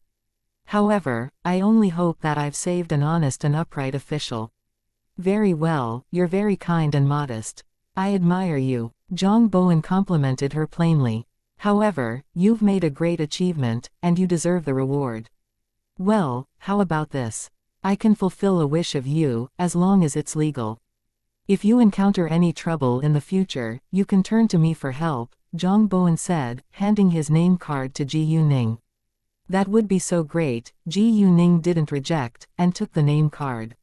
Mayor Zhang, please do not expose me in this accident. I don't want to be involved in unnecessary trouble. This car accident was an attempt at murder. If the killer knew that she ruined his plan, he wouldn't let her get away with it. Zhang Bowen was also aware of it, so he agreed to protect Ji Yuning. Don't worry, I'll handle it, Zhang Bowen said to Ji Yuning. Thanks, Ji Yuning said. After that, they said goodbye to Zhang Bowen. Mayor, I think that she probably wanted your favor more than a reward, Zhang Bowen's secretary said behind him after Ji Yuning was gone. Zhang Bowen had the same thought, but he didn't care. She saved the vice-governor's life. And my favor is nothing compared to that. Indeed, Xiao Changchun's life was much more important than a little favor. If Xiao Changchun had been killed in the car accident, a powerful group in the politics would have lost an essential figure. Zhang Bowen added then, she didn't ask for my favor on her own initiative. I think she's an honest girl, and accepted my favor just because she didn't want to turn me down. In addition, he only promised to fulfill a legal wish for her. Even if she really turned to him for help one day in the future, he believed that it wouldn't be difficult for him to solve it. His secretary agreed with him. They were politicians and it was necessary to be careful. You had to have done that on purpose. Even Kay had the same thought about Ji Yuning. The mayor owed her a favor, which was of great use in the future. It's not important. He proposed it himself, and why can't I take it? Ji Yuning said. Well, I'm surprised that you asked for nothing after you saved an important figure's life. Kay admired Ji Yuning for what she had done. He probably couldn't be so altruistic himself. I don't need their support right now, so I didn't ask for anything. However, I needed your help, so I offered to cure your legs for a reason, Ji Yuning said. Kay was stunned. Ji Yuning had rescued Xiao Changchun for nothing, but asked him to work for her for a year. Kay felt a little displeased, but he was even willing to work for her for 2 years as long as she could cure his legs. In the VIP patient room, Zhang Bowen reported his talk with Ji Yuning to Xiao Changchun. Xiao Changchun also believed that Ji Yuning was a good girl who took Zhang Bowen's name card just because she didn't want to reject his kindness. And it was Zhang Bowen who promised to help her in the future. Xiao Changchun had a good impression of Ji Yuning after this accident. She had saved his life after all. On the way to Quanline Resort, Ji Yuning told Kay that she planned to investigate Hongyun real estate in City G, and she didn't hide her grudge with Hongyun. Kay was astonished after that. How old are you now? You must be younger than 20, and you have already started running a business. It's unbelievable, Kay said with amazement. Kay was an ace hacker, but he didn't know how to run a company at all, so he admired Ji Yuning. No problem. I'll send the materials to you once I find some, Kay said. Chapter 231, I miss you. After the meal, it was already 4 p.m. Ji Yuning checked the plane tickets back to City F, because Leng Xiaoting had just arrived in City F, and she missed him. She had finished the deal in City D anyway. However, there were no plane tickets going to City F right now, and the last one would take off in half an hour. Ji Yuning couldn't catch it, so she could only wait till tomorrow. She then decided to stay in the Quanline Resort, and Kay generously paid the fee for Ji Yuning. After Kay left, Ji Yuning decided to take a walk around the Quanline Resort. Quanline Resort was surrounded by beautiful mountains and lakes with a beautiful, natural view. It was indeed a pleasure to stay here. Ji Yuning took a photo and a selfie with the view, sending it to Leng Xiaoting. Leng Xiaoting had just wanted to call Ji Yuning when he received her message. Ji Yuning beamed in the photo, and Leng Xiaoting's heart lost a beat. He wanted to kiss her, now. Leng Xiaoting, where is this place? Ji Yuning, Quanline Resort. It's so beautiful. Leng Xiaoting, I see. Then they stopped texting. After 45 minutes, Ji Yuning was about to go back. She turned around, and noticed a familiar figure walking towards her. Ji Yuning was stunned. Leng Xiaoting, why is he here? Ji Yuning rubbed her eyes to check whether it was real, but the man was still approaching her. Why are you here? Ji Yuning asked. It felt so unreal. I missed you, so I came here. Leng Xiaoting stood in front of Ji Yuning, staring at her. There was obvious loneliness and deep love in his eyes. Leng Xiaoting wasn't a man who loved to say sweet nothings, but he was a doer. Ji Yuning almost cried. He missed her so much that he couldn't wait for a day. She had the same feeling actually. She knew that Leng Xiaoting was in City F, and she was eager to fly back to his side, but she failed to catch the last plane. Let's have a tour around. Ji Yuning said. Sure, Leng Xiaoting said. Ji Yuning held Leng Xiaoting's hand naturally. Leng Xiaoting's body stiffened unconsciously. He wasn't used to it yet, because it was the first time they had been so close. He of course loved the feeling, and immediately clasped Ji Yuning's hand in his big palm, as if he was afraid to lose her. The two walked for a while longer, then took a break on the bench. "Let's take a photo together," Ji Yuning said. Leng Xiaoting was a little anxious, because he wasn't accustomed to taking selfies. Ji Yuning sat near Leng Xiaoting raising her phone, and took a picture of them sitting together. Ji Yuning beamed, while Leng Xiaoting remained expressionless, but both of them looked beautiful in the picture. Within a second, Ji Yuning finished taking the picture. The two matched each other so well in the photo. "Send it to me," Leng Xiaoting said. This was the first photo of them, and he would carry it with him. Whenever he missed her in the future, he could look at the photo. "No problem," Ji Yuning said, and immediately sent it to him. She focused on their faces in the photo for a long time with excitement. When it was almost 6 p.m., Ji Yuning asked Leng Xiaoting, "What do you want to have for dinner?" "Up to you," Leng Xiaoting said. Ji Yuning wasn't hungry yet, but Leng Xiaoting flew all the way from City F, coming to her. He could be starving now. "Let's go to the restaurant first," Ji Yuning said. They then walked to the restaurant. Leng Xiaoting and Ji Yuning met a group of people at the door of the restaurant. To Ji Yuning's surprise, she was familiar with the leading two men. Yan Zhengelin was here and the man beside Yan Zhengelin was Zhang Bowen who she had just met today. What a coincidence. "Girl Ji Yu, what are you doing here?" Before Ji Yuning could say a word, Yan Zhengelin already saw her and was apparently excited. He strode to Ji Yuning without delay. Zhang Bowen was astonished by the scene instead. Did they know each other? Obviously, they knew each other, and they seemed very close. Are they relatives? "Uncle Yan, what a coincidence. I came to City D to deal with something. How about you?" Ji Yuning asked. "Me too," Yan Zhengelin said. He then said to Leng Xiaoting, "Nice to meet you, Mr. Leng." "Nice to meet you too, Mayor Yan," Leng Xiaoting nodded to Yan Zhengelin. "Oh, Miss Ji Yu and Master Yan are friends." Zhang Bowen walked over. "Nice to meet you, Mayor Zhang," Ji Yuning said to Zhang Bowen. "What, you two know each other too?" Yan Zhengelin asked. He was shocked that Ji Yuning could always get to know important figures wherever she came. "The girl I told you about today is Miss Ji Yu," Zhang Bowen said.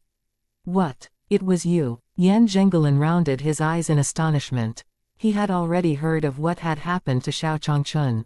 To his astonishment, the girl who had stabilized the car was Ji Yuning. However, he knew that Ji Yuning wasn't an ordinary girl, so he believed that Ji Yuning was able to do that. Leng Xiaoting looked to Ji Yuning with doubts. Ji Yuning panicked a little, because she didn't want to worry him. Leng Xiaoting noticed Ji Yuning's small reactions, and he had a sense that she must have done something he wouldn't be happy to know about. "Girl Ji Yu, you indeed surprise me," Yan Zhengelin said. It had been so dangerous, and she could have fallen too. She had indeed risked her own life, but luckily, both Xiao Changchun and Ji Yuning were fine now. "Master Yan, is Miss Ji Yu your relative?" Zhang Bowen asked. "Not really, she's a good friend of my father, and my lifesaver." "I told you the story last time," Yan Zhengelin said. "What?" Hearing that, Zhang Bowen was more than shocked. Ji Yuning was the girl who had saved Yan Zhengelin's life from the sniper's shot. Jesus, this young girl is truly amazing. Ji Yuning, instead, felt slightly embarrassed to see them being shocked. Noticing that, Yan Zhengelin immediately dropped the topic. "Girl Ji Yu, are you here to have dinner? Let's dine together." Chapter 232, Stay in the same room, thanks, we would love to, but we have something to discuss in private, Ji Yuning declined. Ji Yuning also knew that Yan Zhengelin was just being polite. They must have come here to dine together for something important. Indeed, Yan Zhengelin and the others came all the way here to talk about something serious. However, if Ji Yuning and Leng Xiaoting were willing to have a meal with them, they wouldn't mind it either. Since Ji Yuning declined, he wouldn't insist. "Well, then we'll go inside first." After that, they separated. When Yan Zhengelin and others were gone, Leng Xiaoting fixed his eyes on Ji Yuning and asked, "Why did you panic?" Ji Yuning understood that she couldn't hide it from Leng Xiaoting. If Leng Xiaoting had read the news, he would recognize her at the first sight. Thus she could only tell him the truth: there was a car accident on the highway this morning. A car was knocked over the guardrail. I ran to catch its wheel and stabilize the car. The people in the car were rescued. That's all. Hearing that, Leng Xiaoting had mixed emotions. He was mad at Ji Yuning's abrupt behavior, and she had even risked her own life to save others. No matter who the people that Ji Yuning had saved were, no one was more important than Ji Yuning in his heart now. Leng Xiaoting was still worried about her, even though the accident had already passed. What if she had fallen from the highway along with the car? He couldn't imagine it, and he was reluctant to experience the feeling of losing someone he cared about the most again. Fortunately, Ji Yuning was fine now, or he sincerely wouldn't know what to do. Leng Xiaoting was mad, but he was more concerned about Ji Yuning. Seeing Leng Xiaoting being unhappy and worried, Ji Yuning felt slightly guilty. She held his hand and said, "I promise I won't do it again." Although it wasn't really dangerous for Ji Yuning, it was super dangerous in the eyes of those who didn't know her ability. Leng Xiaoting relaxed a little, and clasped Ji Yuning's hand. He only wanted her in this world. He was truly afraid of losing her. After the meal, it was already dark. Ji Yuning and Leng Xiaoting ambled in the resort. It had a breathtaking view at night. They noticed a theater, and Ji Yuning proposed watching a movie together. Leng Xiaoting agreed. It was almost 10 p.m. when they walked out of the theater. They went back to the hotel and wanted to book a room. Unexpectedly, the hotel was fully booked. There is no vacant rooms tonight. Would you mind staying in my room for a night? There is a sofa in my room, Ji Yuning said. She was nervous, and summoned up all her courage to say that. She didn't want Leng Xiaoting to think that she was an easy girl. Leng Xiaoting felt a little uneasy too, but there was no other room available tonight. He could leave Quanline Resort, but he wasn't willing to, so he agreed. On the way to the room, the two couldn't help thinking about what was going to happen when they stayed in the same room for a night. Both of them flushed and their hearts were pounding fast. No one talked along the way. However, they were boyfriend and girlfriend now. So it was common that they stayed together. Even if they slept with each other, it was no big deal because they were in love. The minute that they walked inside the room, Ji Yuning said, "You're taller, and you can sleep in the bed. I'll sleep on the sofa. You can sleep in the bed, and I'll use the sofa." Leng Xiaoting wasn't willing to let Ji Yuning sleep on the sofa. It was uncomfortable. "The sofa is too small for you," Ji Yuning said. "It's fine," Leng Xiaoting said, then he walked to the sofa and sat down. "There is no other quilt," Ji Yuning said, suddenly realizing it. "No big deal. The air conditioner is on." "I'm not cold," Leng Xiaoting said. "Why don't we sleep in the bed together?" Ji Yuning said unconsciously, but she was soon shocked by her own words. Leng Xiaoting was struck dumb for a second. He felt the blood in his body was moving faster and faster, and didn't dare to look at Ji Yuning again. Ji Yuning added at once, "The bed is big enough for two." Which meant that they wouldn't be touching each other, even if they slept in the bed together. Leng Xiaoting was struggling to make the decision. He was eager to be near Ji Yuning, but didn't want to scare her. In the end, Leng Xiaoting agreed. Afterwards, Ji Yuning and Leng Xiaoting only took off their coats, lying in the bed together. The bedside lamp was on, but it was a little dim. Maybe because it was still too early, or maybe because they were both nervous, no one was asleep but they didn't talk either. All of a sudden, Ji Yuning's phone vibrated on a table beside her. The night was too quiet, so the abrupt sound scared Ji Yuning for a second. The caller was Satu Yi. Why was he calling her at night? "Hi, Mr. Satu," Ji Yuning answered it. Leng Xiaoting immediately felt a sense of being threatened. "Hey, are you home now? I'm in City F now. Why don't we have night snacks together?" Satu Yi invited gently. "Oh, what a shame. I'm not at home right now. I'm in City D," Ji Yuning said. Leng Xiaoting, instead, was displeased with her tone. Satu Yi was disappointed. He came to City F to meet Ji Yuning, but she was absent. He thought that if Ji Yuning wasn't in City G, then she would be in City F. "When will you be back?" Satu Yi asked. Tomorrow, Ji Yuning replied. Very well, then let's dine together tomorrow when you're back, Satuyi said. Sure. Ji Yuning wouldn't reject since she was free tomorrow. Ji Yuning also noticed that Leng Xiaoting wasn't happy about Satuyi's call, but she wasn't clear why the man was displeased. She and Satuyi were just common friends after all.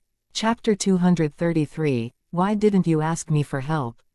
And she couldn't stop meeting new men, because she needed to build up her network.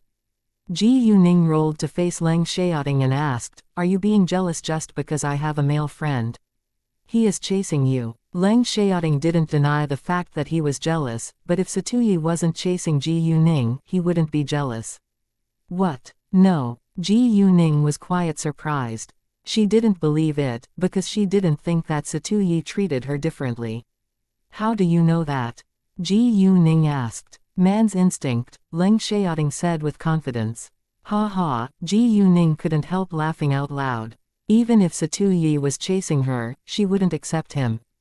Do you lack self-confidence, or don't you trust me?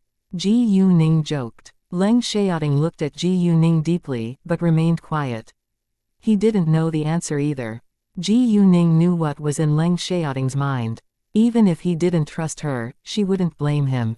They had just been together for a short time, and it was normal that he felt insecure. If Ji Yuning hadn't been familiar with Leng Xiaoting, she would have felt threatened too, because the man was so handsome and sexy. Unless you betray me, I won't hurt you, Ji Yuning promised with sincerity to allay Leng Xiaoting's worries. She then approached him and gave him a light kiss. However, Leng Xiaoting wasn't willing to let her go after he got to enjoy the taste. He immediately kissed her with great force. Leng Xiaoting wasn't skillful at kissing, so it took him a while to find the right way. His lips rubbed across hers for a long time before his tongue went in between her beautiful teeth and into her mouth. He pressed her to him, and her whole body was under his. It was the first time that Ji Yuning had been so close to a man. She lost all her energy, indulging herself in the warmness. They shared a lingering kiss, and Leng Xiaoting started to get dissatisfied with the status quo. His hands began to move around her body. Ji Yuning trembled out of sexual excitement. Although she didn't mind making love with Leng Xiaoting, she wasn't mentally prepared yet, so she wanted to push him away. However, she tried in vain, because her body had already given up. She could only let Leng Xiaoting continue kissing her passionately. Feeling that Ji Yuning was a little out of breath, Leng Xiaoting's kiss moved to her cheeks and neck. Her skin was smooth and smelled so good due to the nourishment of her power. Leng Xiaoting just couldn't stop. All of a sudden, a loud sound of someone closing a door outside surprised Leng Xiaoting. He got his mind back at once. Although this hotel had outstanding sound insulation, with his acute hearing, Leng Xiaoting was able to hear any sound outside. Seeing Ji Yuning flushed with slightly swollen lips, Leng Xiaoting panicked. Ningning, I'm sorry, It's fine. Ji Yuning took a long breath in to calm herself down, and smiled gently. She didn't mind, but was simply not mentally prepared yet. Leng Xiaoting didn't dare to continue, and tried to fall asleep with Ji Yuning in his arms, but it was very hard for a man to sleep right after such a long, passionate kiss. Ji Yuning, on the other hand, fell asleep within a short time. Leng Xiaoting didn't fall asleep until it was very late. The next morning, Leng Xiaoting was standing in front of the floor-to-ceiling window thinking about something when Ji Yuning woke up. What are you thinking? Ji Yuning opened her mouth. Leng Xiaoting turned back, looking at her. Oh, nothing. Do you want to have breakfast out or in here? Let's go out. The plane will be taking off at 9:30 a.m. We can have breakfast before we head to the airport, Ji Yuning said. They packed up and went to the restaurant for breakfast. There were exclusive shuttle cars in the restore, so Ji Yuning and Leng Xiaoting took the car arranged by the hotel. Ji Yuning called K after her breakfast and told him that she was leaving for City F. K proposed to send her to the airport, but Ji Yuning declined. Ji Yuning didn't avoid Leng Xiaoting, so he got to know the reason why Ji Yuning came to City D this time, from their talk on the phone. After they hung up, Leng Xiaoting asked with surprise, "You can cure disease?" Yes, Ji Yuning didn't deny it, nor explain further. However, Leng Xiaoting was slightly dissatisfied that Ji Yuning flew all the way to City D just to make a deal with the man on the phone. If you wanted to investigate something, why didn't you ask me for help?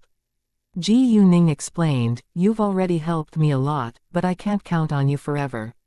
And I need a helpful assistant. He's a famous hacker called K. It's to my great advantage that he's willing to help me. He knew that Ji Yuning was running a startup and needed talent, so he wouldn't prevent her from hiring skilled workers and building a network. The only thing he needed to do was to give her a helping hand when she needed and stop other men who wanted to chase her from getting near. When they arrived at City F, they went to dine in a restaurant first. After the meal, Leng Xiaoting was unwilling to be apart from Ji Yuning, so Ji Yuning didn't go home right away. Instead, they went to the Street of Antiques. She hadn't been to the Street of Antiques for a long time, and she missed the time when she could pick up a real antique from a stand by accident. Leng Xiaoting was of course willing to do anything as long as he was with Ji Yuning. Leng Xiaoting immediately called someone to send a car to him. After 10 minutes, the car arrived. Leng Xiaoting then drove the car, going to the Street of Antiques with Ji Yuning. On the way, Ji Yuning called Ji Yuman and told her mother that she was back, and would be back home tonight. The Street of Antiques was still the same as the first time that Ji Yuning had been here. Most of the objects were fake and it was hard to find a real one. Do you like antiques? Leng Xiaoting asked, seeing Ji Yuning so focused on the objects. I have some, I'll send them to you later, Leng Xiaoting said. Well, I just enjoy discovering and picking up a real one from a mass of them. I'm not really interested in collecting them, Ji Yuning said. Chapter 234, a pastel plate with patterns of 9 peaches and 5 bats. After a long while, Ji Yuning noticed an object with power. It was a 30 cm wide pastel plate with patterns of 9 peaches and 5 bats. The white plate was crystal clear with a smooth texture. It was a great advertisement for Yongjung pastels. The background color of the plate and the color of the painting around it were both pure and fine. The two colors combined together producing effects of elegance and nobility. Therefore, people might think that it was a fake, and outsiders would never believe that it was real, even if there were 2 vertical lines of words saying Yongjung period, Qing dynasty in blue and white on the bottom of the plate. The patterns around the plate were light and obvious at the same time. The color of the peaches was red, but not bright, and changed naturally from yellow to red. Every touch of the painting pen was precisely accurate. The peach blossoms had long leaves with sides that were bright in the front and darker in the back. The front sides of the leaves were green, while the back sides were bluish and dark, which reflected the differences under the light. The leaves were densely distributed and reasonably dynamic, matching the iron red bats so well. Ji Yuning asked about its price. It only cost 2,000 yuan, so Ji Yuning paid the money without hesitation. Leng Xiaoting wanted to pay for Ji Yuning, but Ji Yuning declined. It would be meaningless if he paid. Ji Yuning and Leng Xiaoting continued walking ahead with the plate. Seconds after Ji Yuning and Leng Xiaoting were gone, a middle-aged man came quickly with an old man who was around 70 years old. They stopped at the stand where Ji Yuning bought the pastel plate. Master, this is the middle-aged said. However, before he could finish, he was struck dumb when he glanced over the stand. Then he was shocked and raised his voice asking, where is the pastel plate with patterns of 9 peaches and 5 bats? The stand owner didn't know why the man was so emotional, but he recognized the old man who stood beside him. He was the curator of the museum and the leader of the Antiques Association, Ji Yu Changjiang. The middle-aged man had visited the same stand a while before. He had stared at the pastel plate for a long time, but still left in the end. Now he came back with an antique expert to check it again. All of a sudden, the stand owner had a sense that the pastel plate could be real. Hey, I'm asking you something, the middle-aged man said again. The stand owner replied at once, oh, I sold it already. What? The middle-aged man couldn't accept it. Although he wasn't completely certain that it was real, he was confident that it could be real. That was the reason why he went to invite his master and came back again. Within minutes, the pastel plate was sold. It was terrible news for him. The stand owner swallowed with great force. He couldn't help thinking to himself. Is the pastel plate real? If it was real, he would have lost a fortune. The stand owner regretted now. Who's the buyer? The middle-aged man asked. The buyer could still be around. It's a teenage girl with a young man, the stand owner replied. Where did they go? The middle-aged man asked again. To the right, the stand owner answered. Master, let's catch up to them. I think we can probably still meet them, the middle-aged man said. They wanted to buy the plate as part of a collection. Wait a second. Seeing that they were leaving, the stand owner immediately asked with anxiety, is the plate real? I'm not sure yet, the middle-aged man said, then he ignored the stand owner, walking quickly to the right with Ji Changjiang. Ji Yuning and Leng Xiaoting walked slowly, so the middle-aged man and Ji Changjiang caught them up within a short time. Ji Yuning was holding the pastel plate in her hands, so they instantly recognized her. Hey, please wait a moment. The middle-aged man immediately stood in Ji Yuning's way. Although it was impolite, he didn't have time to waste. Ji Yuning and Leng Xiaoting then stopped. Both of them thought that the man must have something urgent. However, when Ji Yuning noticed Ji Changjiang who was standing by the middle-aged man's side, she immediately understood what was going on. Master Ji Yu, nice to meet you, Ji Yuning said. Do you know me? Ji Changjiang was surprised. Ji Yuning looked familiar in his eyes, but he couldn't remember where they had met before. Ji Yuning smiled gently. We met at Master Qin's birthday party. I'm Ji Yuning. Oh, it's you. Ji Changjiang then got his memory back. Ji Yuning had worn makeup back then, and now she didn't wear any makeup, so Ji Changjiang failed to recognize her in the beginning. However, he did remember her name. The reason that you were looking for me must be for this pastel plate. Am I right? Ji Yuning asked. Exactly. My student just walked by the stand and noticed this plate. He wasn't sure whether it was real, so turned to me for help. However, when we came back, it was already sold, Ji Changjiang said. Since you want to see it, please help yourself. Ji Yuning then handed the pastel plate to Ji Changjiang. Ji Changjiang was thrilled. I think that we better find a place to have a closer look at it. Ji Yuning agreed, so they walked into a nearby tea house. Ji Changjiang looked at the plate closely for a long while, and he was more than excited after he was sure that it was real. He asked Ji Yuning, Girl Ji Yu, did you buy it because you knew that it was real? Ji Yuning smiled, and explained. I wasn't very sure, but I thought that it was highly possible, so I bought it. Even if it's a fake, it's a beautiful plate. I could still use it as decoration. Ji Changjiang nodded. He thought highly of her courage and confidence. To distinguish real antiques relied on one's luck, vision and courage. Like the middle-aged man, who had good luck but was not courageous enough to buy it, so he missed it. Girl Ji Yu, may I ask, are you willing to sell it? Ji Changjiang asked. He indeed wanted to collect this pastel plate, as long as Ji Yuning was willing to sell it to him. Chapter 235, Wait for you, I can tell that you like this pastel plate, and of course I'm willing to sell to you if you want it, Ji Yuning said. She didn't like this plate very much, and she could make friends with Master Ji Yu by selling this plate to him. Really? Ji Changjiang was a little surprised that Ji Yuning would agree with alacrity. Thank you so much. I won't deceive you either. This plate is worth around 1.5 million yuan, and I'll pay you 1.5 million yuan. I can give you a discount for a friend. 1 million yuan is enough, because it didn't cost me much money after all, Ji Yuning said. No way. I don't want you to lose money, and I should pay you according to its market price. Ji Changjiang declined. Although this pastel plate didn't cost Ji Yuning much money, it was worth a lot. Master Ji Yu didn't want to take advantage of Ji Yuning. Master Ji Yu, please don't argue with me over money. It's no big deal. If you don't mind, I would like to call you my grandpa Ji Yu. If you're willing to make friends with me, please listen to me this time, Ji Yuning said. Well, all right. I listen to you this time, since you're willing to call me your grandpa. Ji Changjiang compromised, and had a good impression of Ji Yuning. He had grandchildren who were the same age as Ji Yuning, but they weren't by his side, and he missed them so much. After a while, Ji Yuning and Leng Xiaoting left. Ji Yu Chengzhong immediately called Qin Haozheng and told him what had just happened. Qin Haozheng was also astonished that Ji Yuning knew antiques. This young girl was indeed full of surprises.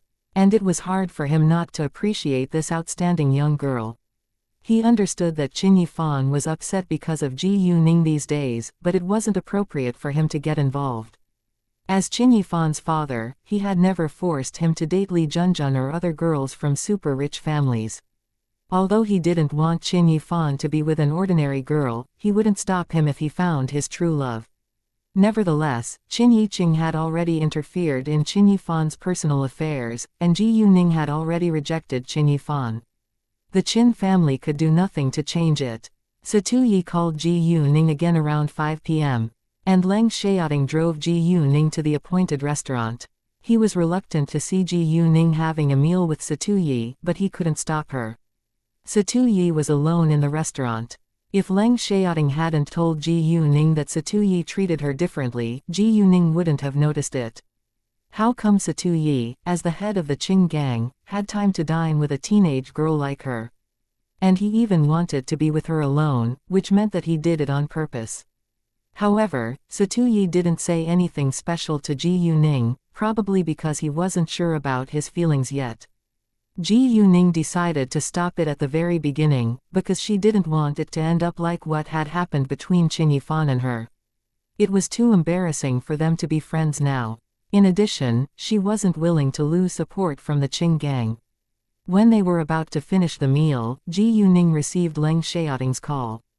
To let Satuyi know that she wasn't single, Ji Yuning didn't avoid Satuyi but answered the call in a mild voice. "Hi, is it done yet?" Leng Xiaoting asked. "Yeah, almost," Ji Yuning replied. "I'm waiting for you outside now," Leng Xiaoting said. In fact, he had never left. He was worried that Satuyi would invite Ji Yuning to watch a movie or shop together after the meal, so he called Ji Yuning when he thought that they would almost be finished. Ji Yuning absolutely understood what was on Leng Xiaoting's mind. "Sure, I'll come to you later," Ji Yuning said. "Great, I'll wait for you." Leng Xiaoting was delighted. Satuyi heard their talk and sensed their relationship from Ji Yuning's tone, and felt disappointed. "Is he your boyfriend?" Satuyi asked. "Yes," Ji Yuning said, and beamed with happiness. She looked in love. "Then let's go now. I don't want to stop you from meeting your boyfriend." Satuyi was a considerate man, and he only felt slightly bitter in his heart. Nevertheless, he wasn't very sad, because he hadn't figured out his feelings towards Ji Yuning. "I'm so sorry. Please allow me to invite you to dine together the next time I'm in City Ji," Ji Yuning said. "It's fine," Satuyi replied. After that, they went outside together. Satuyi watched Ji Yuning getting in the car, but he avoided seeing the man on the driver's seat. He knew that Ji Yuning's boyfriend had to be as outstanding as she was. After Ji Yuning got into the car, she asked Leng Xiaoting, "Were you waiting for me the entire time?" Ji Yuning thought it was highly possible. Leng Xiaoting answered. "What? Were you worried that he'd invite me to watch a movie together?" Ji Yuning teased. A man who was chasing a woman would always invite her to dine or watch a movie together. It was romantic to sit side by side watching a movie. Leng Xiaoting flushed a little, but didn't deny it. Ji Yuning didn't know what to say, but it was a good chance to let Satuyi know that she already had a boyfriend. "Have you eaten yet?" Ji Yuning asked. "Yes." This time, Leng Xiaoting didn't wait for her in starvation. It wasn't a short time, so he had gone to eat in the middle. "Where shall we go next?" Ji Yuning asked. "No idea," Leng Xiaoting said. "Then let's have a drive around. And I'll go back home later," Ji Yuning proposed. In fact, as long as they were together, they felt happy and satisfied enough even just sitting in the car. Therefore, they decided to drive around the city and spend more time together. The traffic was heavy in the downtown, so Leng Xiaoting drove straight to the suburb. Ji Yuning accidentally noticed Ji Yu Qingxiang's car outside of a living area when they passed by. There was a woman sitting in it, and Ji Yuning recognized that she was Ji Yu Qingxiang's secretary. Chapter 236, Boss's Boyfriend. It wasn't unusual that a boss sent his secretary home, but Ji Yuning had a sense that the relationship between Ji Yu Qingxiang and his secretary wasn't simple. However, Ji Yuning had no intention to investigate it any further. Although she didn't get along well with Ji Yu Qingxiang's family, she had her moral standards. However, she did hope that Lin Liwan found it out herself, and that it would be interesting. Ji Yuning went back home when it was almost 9 p.m. Leng Xiaoting sent Ji Yuning to the outside of Ji Zone. The two had a long kiss again, and Leng Xiaoting was turned on once more. He was badly in need of a cold bath to clear his mind right now. Thus after Ji Yuning disappeared from his sight, Leng Xiaoting ran to Xu Jinshan's place and had a cold bath. He felt much better afterwards. During the following days, Ji Yuning dined with Leng Xiaoting at noon and in the afternoon.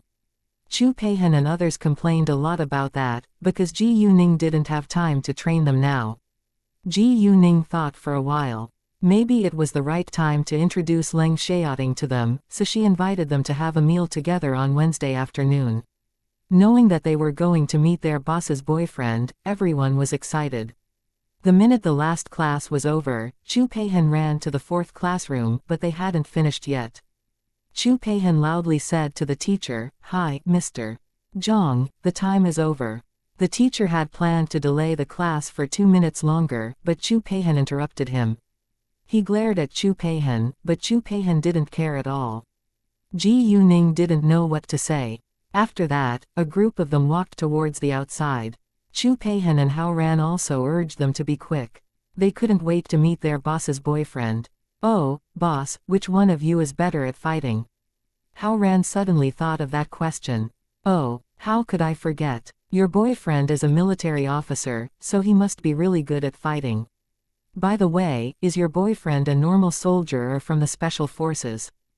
If he's from the special forces, it would be so cool." Chu Peihan said, and the rest all looked at Ji Yuning for the answer. "He serves in the special forces, and he's better than me," Ji Yuning said with pride. "Wow, boss, you finally met someone who is better than you," Qin Zixin said with excitement. "I lost the last time when I was in the competition with Satuyi too," Ji Yuning said. "I think it was even," Zhang Tianping said. "Outsiders couldn't tell the difference. Satuyi is better than our boss at skills, but he lost from the perspective of experience, because Satu is older and more experienced than our boss. However, he wasn't able to control the game and limit our boss, which was no different than a failure." Chu Peihan made her comment plainly. Undeniably, Chu Peihan told the truth. "Peihan's right. That is to say our boss won anyway," Mu Ke said. Everyone nodded. "It sounds right, but in a real situation or battle, no matter if you're better at skills or experience, the point is to win. And we only competed for 5 minutes, which can't prove anything. I can only tell you that I had already tried my best, and that's it." Ji Yuning wasn't defending Satuyi, nor denying what Chu Peihan had just said. She just believed that there was only one winner in a competition, no matter why you won. Everyone agreed with Ji Yuning and soon dropped the topic. When they got outside, the girls took Hao Ran's car, while the boys took a taxi. They all went to the Yui restaurant together. Ji Yuning had already told Leng Xiaoting that they were going to meet her friends, so he booked a private room beforehand. Under the guidance of a waiter, they went to the private room, and knocked on its door. "Come on in, please." Leng Xiaoting's voice sounded from inside. Then, Ji Yuning followed by the others walked in. Leng Xiaoting immediately stood up to welcome them, but his sight fell on Ji Yuning first as usual. Everyone was stunned when Leng Xiaoting appeared in their sight. The man was tall and strong.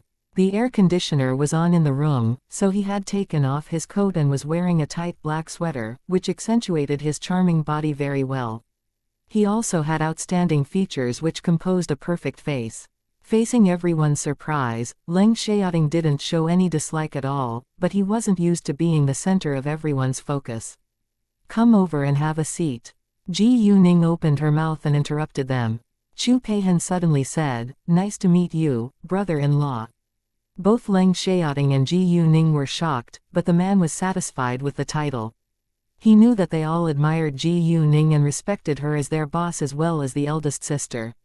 Since he was Ji Yuning's boyfriend, it wasn't wrong that they called him brother-in-law. Ji Yuning, on the other hand, felt a little uneasy.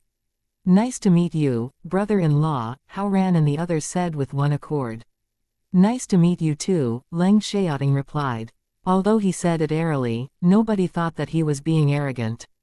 Leng Xiaoting was a man of few words, and wasn't good at making jokes, but he wasn't arrogant either. He respected everyone equally. Ji Yuning, at the same time, had already told her friends about Leng Xiaoting's personality. Although he looked cold and quiet, he was reliable. Therefore, everyone was mentally prepared. However, Leng Xiaoting had the air of a king in their eyes, and so they behaved somewhat carefully before him. After the greeting, they were all seated. Ji Yuning took off her coat, and Leng Xiaoting immediately helped her hang it up. A waiter came inside her, and Ji Yuning let her friends order first. "Help yourself please." "Of course. Since the meal is on our brother-in-law, we won't be shy," Chu Peihan said. Chapter 237, The Super Rich Brother-in-Law, exactly. The rest all agreed. Ji Yuning didn't know what to say, but Leng Xiaoting enjoyed the approval from Ji Yuning's friends. Although he only cared about Ji Yuning's opinions, it wasn't a bad thing that her friends all liked him. He loved Ji Yuning, and respected her friends too. Actually I have many questions to ask our brother-in-law, but I don't know whether it's the right time." "Well, you can answer my questions if you want, and we can drop the question if you're unwilling to answer it. We just want to know more about you," Chu Peihan said. She had a burning desire to gossip. "Sure," Leng Xiaoting didn't reject. "How old are you and where do you live?" 26 and I live in the capital." "Do you have your own house?" "How much are your savings?" "I have a 600 square meter large quadrangle one." In architecture, a quadrangle or quad is a space or a courtyard, usually rectangular, square or oblong in plan, the sides of which are entirely or mainly occupied by parts of a large building or several smaller buildings. In the capital, and I'm not very clear about my savings. Jesus. Everyone was shocked, including Ji Yuning. A 600 square meter large quadrangle in the capital. You must be super rich. The house price was crazily high in the capital, and a quadrangle in the downtown was worth at least hundreds of millions of yuan. Do you mean your savings are too much for you to know the exact number? Leng Xiaoting remained quiet. He didn't care much about money, so he had no idea how much savings he had till now. On my, you must be a man of high quality. It's so unreal. Chu Peihan couldn't believe her ears. After a long breath, Chu Peihan added, "Brother-in-law, are you sure you don't have any other girlfriends, or you are actually already married and simply playing with our boss?" "Of course not." Chu Peihan was stunned. Before long, the dishes were all on the table accompanied by beers. Except for Hao Ran and Leng Xiaoting who were going to drive, the rest all enjoyed drinking. Since brother-in-law can't drink because he'll drive, then boss you should drink some on behalf of him. Chu Peihan proposed. Ji Yuning didn't reject. It was no big deal for her to drink beers. They didn't drink much, because they were only having fun. After the meal, Hao Ran proposed to go to his V5 bars. However, Chu Peihan disagreed. "I don't want to go to V5 bar every time. It gets boring. Let's go to Daihao Clubhouse this time. There is a boxing match at 10 p.m. Daihao Clubhouse belonged to the Qing gang, and was a high-end entertainment place. They hired many professional boxers to perform boxing matches in the clubhouse, and they were open for challenges. Consumers could also bet, and the rate was 1, 2. There weren't boxing matches every day, but they would post an announcement a day beforehand. Normally, there were 2 or 3 boxing matches within a week. During the days that boxing matches were held, the Daihao Clubhouse was always crowded, and the guests had to order tickets a day before. Oh, right, how could I forget? Hao Ran was thrilled and couldn't agree more to go to Daihao Clubhouse. Everybody else had the same idea. Most of them were interested in fighting, so they loved to watch boxing matches. Ji Yuning didn't mind where they went next, so she just followed them. Leng Xiaoting didn't care about it either. He would go anywhere with Ji Yuning. "It's very late now. Can we get tickets?" Mu Ke asked. Although he hadn't been there before, he knew the rules. "Don't worry, I'll handle it," Chu Peihan said. Then she walked aside to call someone, because she didn't want the others to know about her connection with the Daihao clubhouse. Chu Peihan wasn't a member of the Qing gang, but she was familiar with all the senior management in City F. She visited Daihao clubhouse often, so there was an exclusive private room with the best view reserved for her. She could go there whenever she wanted. However, she still needed to make a call first, and she told the workers in Daihao clubhouse not to expose her real identity. After a while, Chu Peihan went back and told them that the problem was solved. Then all the girls took Lang Xiaoting's car, while the boys went in Hao Ran's car, heading to Daihao clubhouse. When they arrived at Daihao clubhouse, it was only a little past 9 p.m., and it was too early for the boxing match. Meanwhile, all the guests tonight could join the lottery to win a great prize, but the prize that guests in the private rooms could win was much more valuable than that which the guests around the tables could get. If a guest in the private room won the top prize, the bill would be on the house tonight. However, the private room fee was excluded, because a guest had to order a private room before he joined the lottery. Anyway, it didn't cost that much to order a table or a private room, but the price of food and drink here was much higher. However, the number of people was limited to 10. If there were more than 10 people around a table or in a private room, the extra people needed to pay 1/10 of the bill. There were only 9 people in Ji Yuning and her friends group, so they met the standard. Ji Yuning was responsible for choosing the red envelope from a black box. With the help of her jade eyes, she easily picked up the red envelope with the top prize. Open it now. Do we get a prize? Everyone was excited. Ji Yuning opened the red envelope, and it was the top prize. All the rest of people in the room, including the waiter, were astonished. It was unusual for the guests to get the first, second or third prize, and it was the very first time that somebody had won the top prize. There were around 100 red envelopes in the black box, but there were only 50 private rooms in Daihao clubhouse, so it was hard to win a prize. Wow, the top prize. I can't believe my eyes. Boss, you're so amazing. Chu Peihan hugged Ji Yuning with excitement. Although Chu Peihan had no intention to let them pay the bill tonight, it was good news that Ji Yuning won the top prize. The hall in Daihao clubhouse was very big, around 400 square meters. There was a flat area in the center that was 6 square meters wide. When there was a boxing match, it was a platform for boxing. If there was no boxing match, it would be a stage for dancing performances. All the private rooms on the second floor surrounded the hall. The side of the room that faced the central hall was a large floor-to-ceiling window, so that guests sitting inside could see the hall and platform clearly. In case some guests had bad sight, there were also 3 sets of binoculars in the room. Ji Yuning and her friends were waiting in the room for the boxing match tonight. Chapter 238. The boxing match. Before the boxing match began, they were chatting while drinking. Time flew, and Daihao clubhouse was soon fully occupied by people. When it was almost 10 p.m., people started to shout, "Chen Xing, Chen Xing, Chen Xing." Chen Xing worked for Daihao clubhouse as a regular boxer. His best record was 9th in the national boxing competition 3 years ago, and had won the 3rd prize in the Southern Division. He had also been one of the top 50 in an international boxing competition. Although his record wasn't very impressive, he was a famous and skillful boxer. It wasn't easy to be a well-known boxer among thousands of boxers.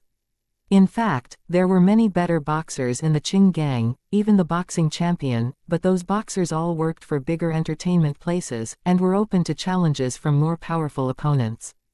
City F was only a 3rd-tier city, so there weren't many boxing lovers, and it was already enough that they had a regular boxer. The Qing gang's headquarters were located in City G, which was a developing 2nd-tier city, but the legal business of the Qing gang mainly concentrated in a dominant city in the south, City Z. City Z was comparable with the capital to some extent. The boxers showed up when it was 10 p.m. The first boxer who went up to the platform was Chen Xing. Seeing Chen Xing, the audience was shouting and cheering even louder. "Chen Xing, fighting! Chen Xing, kill him!" After Chen Xing was already standing on the platform, his opponent came out too. "Lu Chang, Lu Chang, Lu Chang! Lu Chang, fighting! Lu Chang, kill him!" Liu Chang was also a boxer who had won many prizes before, and he wasn't weaker than Chen Xing. Most importantly, there was a long-standing grudge between Liu Chang and Chen Xing. Liu Chang had lost a competition against Chen Xing last time, so he was eager to win. He came exactly for Chen Xing this time, so the boxing match tonight would be exciting. Liu Chang and Chen Xing glared at each other on the platform. Chen Xing, been a while. Liu Chang said to Chen Xing, but his attitude was apparently unkind. Indeed, what a surprise that you come here for me. Do you want to lose again? Chen Xing said sarcastically. Liu Chang sneered, since you're open for challenges here, why can't I come? I did not say that, Chen Xing said. Liu Chang just snorted coldly, and didn't say another word. After that, the host introduced Liu Chang and Chen Xing one by one. In the private room, Hao Ran asked Ji Yuning, "Boss, which one do you think is going to win?" "I have no idea. They seem to be equal. Although Liu Chang has lost once, it doesn't mean that he'll lose again. Since he dares to challenge Chen Xing again, he must be confident in himself this time," Ji Yuning said. "What do you think?" Hao Ran asked Chu Peihan and others. "I bet Chen Xing in the beginning, but after what boss just said, I'm not sure," Qin Zixin said. "Even so, it's possible that Chen Xing will beat Liu Chang down again." "I still bet Chen Xing," Chu Peihan added. "Do you want to bet?" Zhang Tianping proposed with excitement. "Of course. It'll be boring if we don't while we're watching a boxing match," Hao Ran said. He pressed the service bell calling for a waiter. Except for Leng Xiaoting, Ji Yuning and Yu Mixi, the rest all had a bet of 20,000 yuan each. Hao Ran, Qin Zixin and Mu Ke bet on Liu Chang, while the others bet on Chen Xing. The bet odds of Liu Chang was 1-3, and that of Chen Xing was 1-2. The audience in the clubhouse bet gradually. The two boxers were equally good, and it was a hard decision for the audience to bet. In the end, the majority bet on Chen Xing. The host walked down from the platform after the introduction, and the judge called the beginning of the match. Liu Chang and Chen Xing couldn't wait and started fighting against each other violently. Their fists met in the air, and both of them were forced to step backwards by the other's strength. After a long breath, they attacked each other without delay. Chen Xing treated his opponent seriously, even though Liu Chang had once lost in a competition against him, because Chen Xing clearly knew that it hadn't been an easy victory. No one seemed to be in control after a while, and the match was growingly exciting. Everyone wanted to win the bet, so people kept shouting around the platform to encourage the boxers. As time went by, Chen Xing started to gain control of this match, while Liu Chang kept avoiding his fists. However, right when the audience believed that Liu Chang would lose once more, he hit straight at Chen Xing's face. Chen Xing avoided it, but unexpectedly, Liu Chang turned around and took this chance, and a backswing directly hit Chen Xing's cheek. As a professional boxer, his punch had at least 100 pounds of strength. Facing the great strike, Chen Xing was knocked out, falling heavily into the boxing ring. "No way. How is it possible?" Chu Peihan stood up abruptly from her seat. She couldn't believe her eyes. Chen Xing was obviously about to win, so how come he lost all of a sudden? It's possible actually. There's no winner until the last second, Ji Yuning smiled gently. To be honest, Ji Yuning noticed that Liu Chang had been avoiding in order to find a great chance to give Chen Xing a final punch. Ji Yuning wasn't sure whether he could make it, but it seemed that he succeeded. On the platform, the judge started the countdown, 10, 9. "Get up, now." The audience shouted louder and louder at Chen Xing. Chu Peihan and the others included. 6, 5. The judge continued. "Chen Xing, come on, get up now. 3, 2, 1. In the end, Chen Xing failed to stand up. Therefore, those who bet on Liu Chang won 3 times the amount of money, while those who bet on Chen Xing all lost. The game was over. Chapter 239, Let's change glasses. Those who bet on both Chen Xing and Liu Chang won some and lost some. I wanted to bet on Chen Xing in the beginning, but I changed my mind in the end, so I bet on Liu Chang, Hao Ran said, laughing out. "Leave me alone." Chu Peihan was mad. It was nothing to lose some money, but she hated the feeling of failure. "Why? I wasn't the only one who bet on Liu Chang," Hao Ran said on purpose. "You." Chu Peihen was annoyed and turned her sight away from Hao Ran. All of a sudden, Ji Yuning glanced at the opposite private room and noticed a familiar man. There were 3 men and 2 women sitting across from each other. Ji Yuning recognized one of the men. It was Le Zhengyu. Ji Yuning had also met the 2 women in the shopping mall with Qian the other day. They were Chen Mengqi and her friend. Why is Le Zhengyu with Chen Mengqi? Ji Yuning was confused, but she wasn't clear about the real situation, so she decided to wait for a while longer. What's wrong? Noticing that Ji Yuning was staring at the opposite private room, Leng Xiaoting asked her with curiosity. He looked over, following Ji Yuning's sight, and saw the people in the opposite private room, but he didn't know them. I see a man that I know, but it seems to be a little strange, Ji Yuning said, fixing her eyes on the opposite private room. Leng Xiaoting didn't ask further, nor bother her.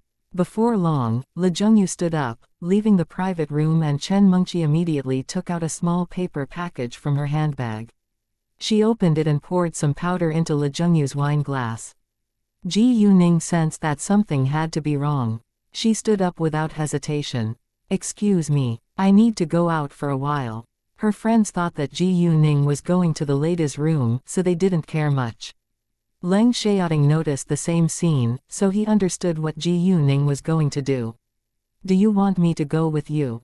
Hearing that, everyone gave Leng Xiaoting a glance, and thought that he was strange because they believed that he was going to the ladies' room together with Ji Yuning.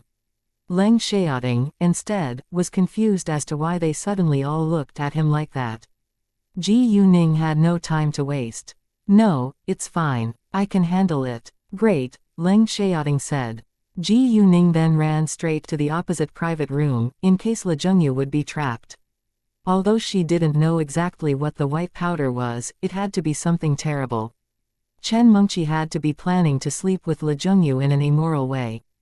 Just as Ji Yuning came out into the passage, Le Zhengyu walked back into the room. Ji Yuning knew that she had to stop him at once. Le Zhengyu took his wine glass, and was about to drink. At this time, Ji Yuning deliberately knocked the door heavily and made a loud sound. All the people sitting inside were sacred by the sound, and stopped drinking with one accord. Seeing that with her jade eyes, Ji Yuning was relieved a little. Who is it? A man acted with impatience. He wasn't Le Zhengyu. Ji Yuning ignored him, but said, Mr. Le, I'm Ji Yuning. It's urgent. All the other people witnessed Chen Mengqi putting the drugs into Le Zhengyu's wine glass, but nobody said a word. Apparently, they were a group who planned to trap Le Zhengyu together. Hearing that it was Ji Yuning, Le Zhengyu put his wine glass down, walking towards the door. Although he didn't know why Ji Yuning was in a hurry, she was Qian's friend and he couldn't ignore her. Le Zhengyu opened the door, saying to Ji Yuning with care, Miss Ji Yu, may I help? It's you. Chen Mengqi was quite surprised to see Ji Yuning.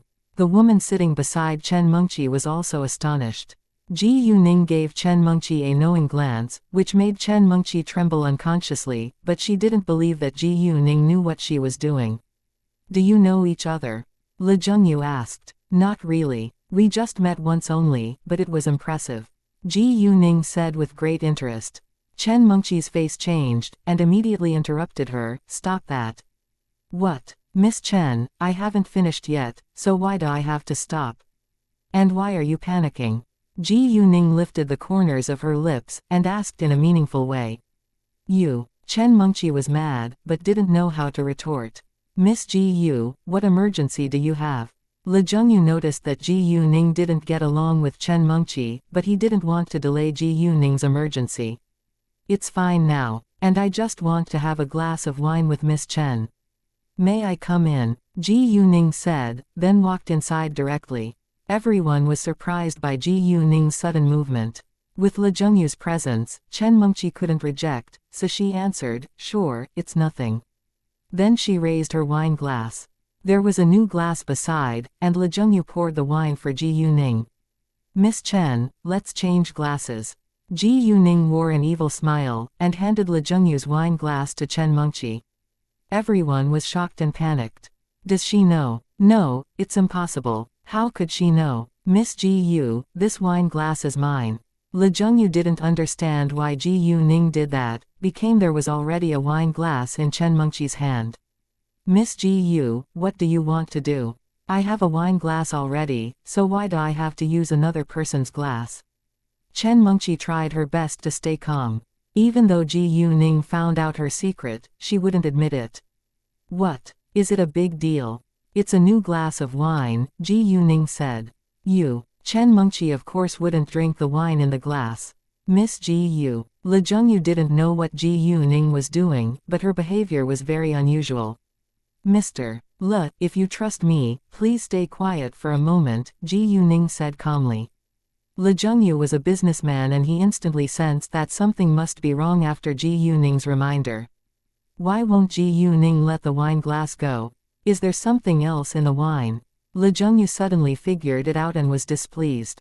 However, since Ji Yuning told him to be quiet for a moment, he decided to wait for what was going to happen next. Chapter 240, Chen Mengqi's scheme. The other two men were afraid to expose themselves, so they criticized Ji Yuning. Miss, Mengqi has her own wine glass, so why do you have to force her to use another one? Exactly, even though you're Executive Li's friend, we'll call the security guards if you don't stop. Very well, please call the security guards right now. I think you better call the police too, Ji Yuning beamed, and didn't seem frightened at all. Their faces changed again. If they call the police, they could be exposed. And now they were certain that this young girl had to know something. The question was how. Le Jungyu didn't miss any detail, and he realized that they probably did something together behind his back. Are you going to drink it, or not? Ji Yuning stared at Chen Mengqi coldly. Chen Mengqi was mad as well as terrified, and failed to say a word. You don't want to drink it by yourself. Let me help you then. Ji Yuning sneered. Before Chen Mengqi could react, Ji Yuning forced her mouth open wide and poured the drink straight down her throat. The wine glass in Chen Mengqi's hand smashed into pieces on the ground, but she was too terrified to care about that. However, she resisted in vain, and the drink was in her stomach now. The rest of the people were all shocked, but it was too late to stop it. Ji Yuning let Chen Mengqi go afterwards, and the latter almost choked to death trying to get the drink out. Chen Mengqi glared at Ji Yuning, but she could do nothing now. Within seconds, Chen Mengqi fainted, falling on the sofa. The other two men were frightened and didn't dare to utter a word. Who did this? Le Jungyu was furious. A man immediately explained, Executive Le, it has nothing to do with us. It was Chen Mengqi's idea. Exactly. Chen Mengqi did it herself, and we know nothing about it at all. We just wanted to see what she was going to do, so we stayed quiet. Please forgive us, another man begged. Although they had cooperation with Le Jungyu, they were barely comparable to him. If Le Jungyu ended their deal, their company could lose a fortune. Even Chen Mengqi's friend claimed that it was Chen Mengqi's own idea. Then you should know why she did it. Ji Yuning questioned. In fact, she already knew the answer from Chen Mengqi's attitude towards Le Jungyu. She liked Le Jungyu, but Le Jungyu loved Anqian, thus Chen Mengqi planned to drug Le Jungyu and sleep with him. Ji Yuning was right. She liked Executive Le, but Executive Le doesn't like her, so she planned to sleep with Executive Le and get pregnant. In that case, Executive Le would be hers, Chen Mengqi's female friend said. There was dense hatred in Le Jungyu's eyes. He knew that Chen Mengqi liked him, but he had already told her that he loved Anqian.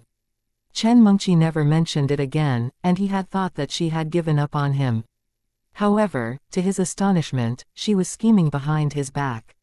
If it hadn't been for Ji Yuning, he would have been trapped. If he had been trapped, he would feel disgusted and Anqian probably wouldn't give him any hope. Thinking of that, Le Jungyu was increasingly mad. His cold sight like sharp knife glanced over the two men. Since she wants a man, then you two have to keep her company tonight. If you dare to disobey my order, I'll end the deal with your company at once. Le Jungyu wasn't weak. Whoever tried to trap him, he would pay the person back, and it didn't matter if he or she succeeded or not. Although it was Chen Mengqi who had put the drug into his drink, the two men hid the truth, which made them accomplices, so Leng Xiaoting naturally wouldn't let them get away with it. The two men were terrified, and answered immediately, yes, sir. They didn't dare to resist at all now, unless they wanted to lose their jobs. Besides, men seldom refused to sleep with a beautiful woman, especially those two. Chen Mengqi was pretty and sexy. They had wanted her for a long time, but Chen Mengqi disliked them. In addition, Chen Mengqi was from a rich family, so they didn't dare to use force. Since Li Zhengyu ordered them to do so now, they were more than willing to do it. After that, Li Zhengyu left with Ji Yuning. Miss Ji Yu, thank you so much for helping me. Otherwise, I could have been trapped already, but could you please tell me how you found out? I just left for a minute, Li Zhengyu said to Ji Yuning. Ji Yuning replied, I was sitting in the private room right across from yours, and I accidentally saw you sitting with Chen Mengqi, so I was curious. I met Chen Mengqi in a shopping mall with An Qian last week, and I know about your relationship. Thus I wondered why you two were together. Unexpectedly, when you went out, she immediately put white powder into your wine glass. Although I wasn't sure what it was, it would be a bad thing if you were drugged. Therefore, I ran to you without delay. Luckily, I arrived on time. Thinking of what had just happened, Li Zhengyu still felt mad, but he was surprised by Ji Yuning's good sight. You could see me from the other side. Your sight is so unbelievable. There was a distance of 10 meters at least between the two rooms. Yeah, my sight is much better than that of a normal person's, Ji Yuning laughed. Oh, you must be here with your friends, right? Li Zhengyu asked. Yes, do you want to come and join us? And Yi is with us too, Ji Yuning invited. And Yi and An Qian were cousins, so Li Zhengyu was familiar with him. No, thanks. I'm not in the mood now, Li Zhengyu declined. Well, it's fine, Ji Yuning didn't insist. And, please don't tell An Qian about this. I don't want to worry her, Li Zhengyu said. After that, Li Zhengyu left and Ji Yuning went back to her private room. Ji Yuning continued to play with her friends, and Leng Xiaoting had been focusing on her all the time, so he didn't ask anything. Li Zhengyu went downstairs to the counter. He planned to order something for Ji Yuning, but found out that Ji Yuning had won the top prize and had free food as well as drinks tonight. Chapter 241, Absence Makes the Heart Grow Fonder. Li Zhengyu was surprised by Ji Yuning's good luck. The two men who were with Chen Mengqi didn't stay in the private room for a long time. One of them went to book a room, and the other one pulled Chen Mengqi into the room afterwards. This was the Qing gang's place, and nobody would care about that. They warned Chen Mengqi's female friend to shut her mouth before they let her go. Ji Yuning and her friends left the clubhouse when it was almost 12 a.m. Leng Xiaoting and Ji Yuning were responsible for sending Chu Peihan and Yu Mixi home, while the boys took a taxi. It was the first time that Ji Yuning had been to Yu Mixi's home. Her home wasn't far away, but located in an old living area. There was a small breakfast store at the entrance of the living area, which belonged to Yu Mixi's family. The small breakfast store was actually profitable. If they hadn't used so much of their savings to try to cure Yu Mixi, mother's disease, they would have already bought a new house. Yu Mixi and his father were still hopeful that Yu Mixi's mother could be fully recovered one day. And they valued family greatly above a house. Luckily, with the help of Ji Yuning's power, Yu Mixi's mother was already fully recovered. She was now even healthier than normal people, and was able to work right away. Yu Mixi believed that her family would live a better and better life. Ji Yuning would sometimes put her power into Ji Yu Man and her other family, so that they all were healthy and they looked much younger now. On the way, Leng Xiaoting drove Ji Yuning back to Fenghua Luxury Mansion. He intentionally drove at a low speed, because he didn't want to be apart from Ji Yuning. He was leaving for City Ji tomorrow, and didn't know when he would be back.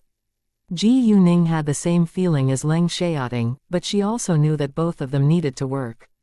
Absence only made the heart grow fonder, and they were both working hard to build a better future.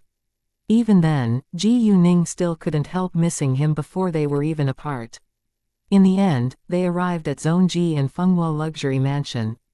Ji Yuning looked to Leng Xiaoting with a resigned smile on her face. I know you don't want to leave, I don't either, but we all have our own things to deal with. It's unavoidable that we'll be apart once in a while for a short time. You must take good care of yourself. I'll miss you. Leng Xiaoting answered. Ji Yuning felt upset. All of a sudden, Leng Xiaoting approached Ji Yuning, kissing her soft lips with great force, like a hungry monster finally getting delicious food. Ji Yuning understood that he was venting his reluctance to leave her, thus even though it hurt, she didn't utter a word and kissed him back. Leng Xiaoting was proud of his self-control in the past, but now he totally gave it up before Ji Yuning. Ji Yuning also had the same feelings.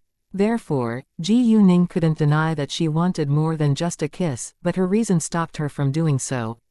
Leng Xiaoting didn't let her go until they were both out of breath. Seeing Ji Yuning's red swollen lips and flushed cheeks, Leng Xiaoting was even more unwilling to leave her. He almost pressed her to him again, but he controlled himself because he knew that it wasn't the right time. Ningning, does it hurt? Leng Xiaoting touched Ji Yuning's lips and felt a little guilty. A little, Ji Yuning answered. Hearing that, Leng Xiaoting was slightly embarrassed and did nothing further. After a while, the two finally separated. The two men had made love to Chen Mengqi for an entire night. When she woke up the next day, she was all black and blue, and was alone. The two men were already gone. Although Chen Mengqi had accidentally drugged herself, she knew what had happened before she had passed out and what had happened to her now. She immediately burst into tears. She hated them so much. Why they had done that to her? She knew that it was her fault for trying to scheme against Le Zhengyu, but it was only because she loved him deeply. Since he was fine, why did he have to humiliate her? Chen Mengqi had several ex-boyfriends, and was not a virgin, but this time she felt quite disgusted. It was the most humiliating night that she had even been through. She set herself to get revenge in the future. It was impossible for her to approach Le Zhengyu after this in the future. However, since she couldn't win Le Zhengyu, she wouldn't let An Qian be with him either. And since Le Zhengyu humiliated her like this, she would let An Qian taste the same feelings. Thinking of that, Chen Mengqi stopped crying. Her face looked horrible with tear marks and her eyes were full of hatred now. Leng Xiaoting left at 9 a.m. the next morning. Ji Yuning didn't send him off, and he left alone, but they had met earlier when Leng Xiaoting drove Ji Yuning to her school. They were unwilling to leave each other even though they should be apart. If they hadn't been in public, they would have had a long kiss once more. When Ji Yuning came to the playground, her friends had already finished the morning training and were having a rest. It was the first time that Ji Yuning had been late, so Chu Peihan and others immediately made fun of her. "Boss, it's so unusual that you're so late," Hao Ran said. "Boss's boyfriend is leaving today, and they must seize every second to be together." Chu Peihan made eyes at Ji Yuning. "Well, poor us. We're all single and could only run to spend the time." Qin Zixan sighed. "I think that freedom is much more precious than love," Mu Ke said, as if he would choose freedom over love. Chapter 242, Hongyun Real Estate's Dirty Secrets. Exactly, it's free being single. "I don't like being in a serious relationship," Chu Peihan said. All of a sudden, an idea dawned on Chu Peihan. She asked Ji Yuning, "Tell us, to what extent have you and our brother-in-law's relationship developed? Holding hands, kissing, or?" Chu Peihan didn't continue, but it was clear what she was going to say.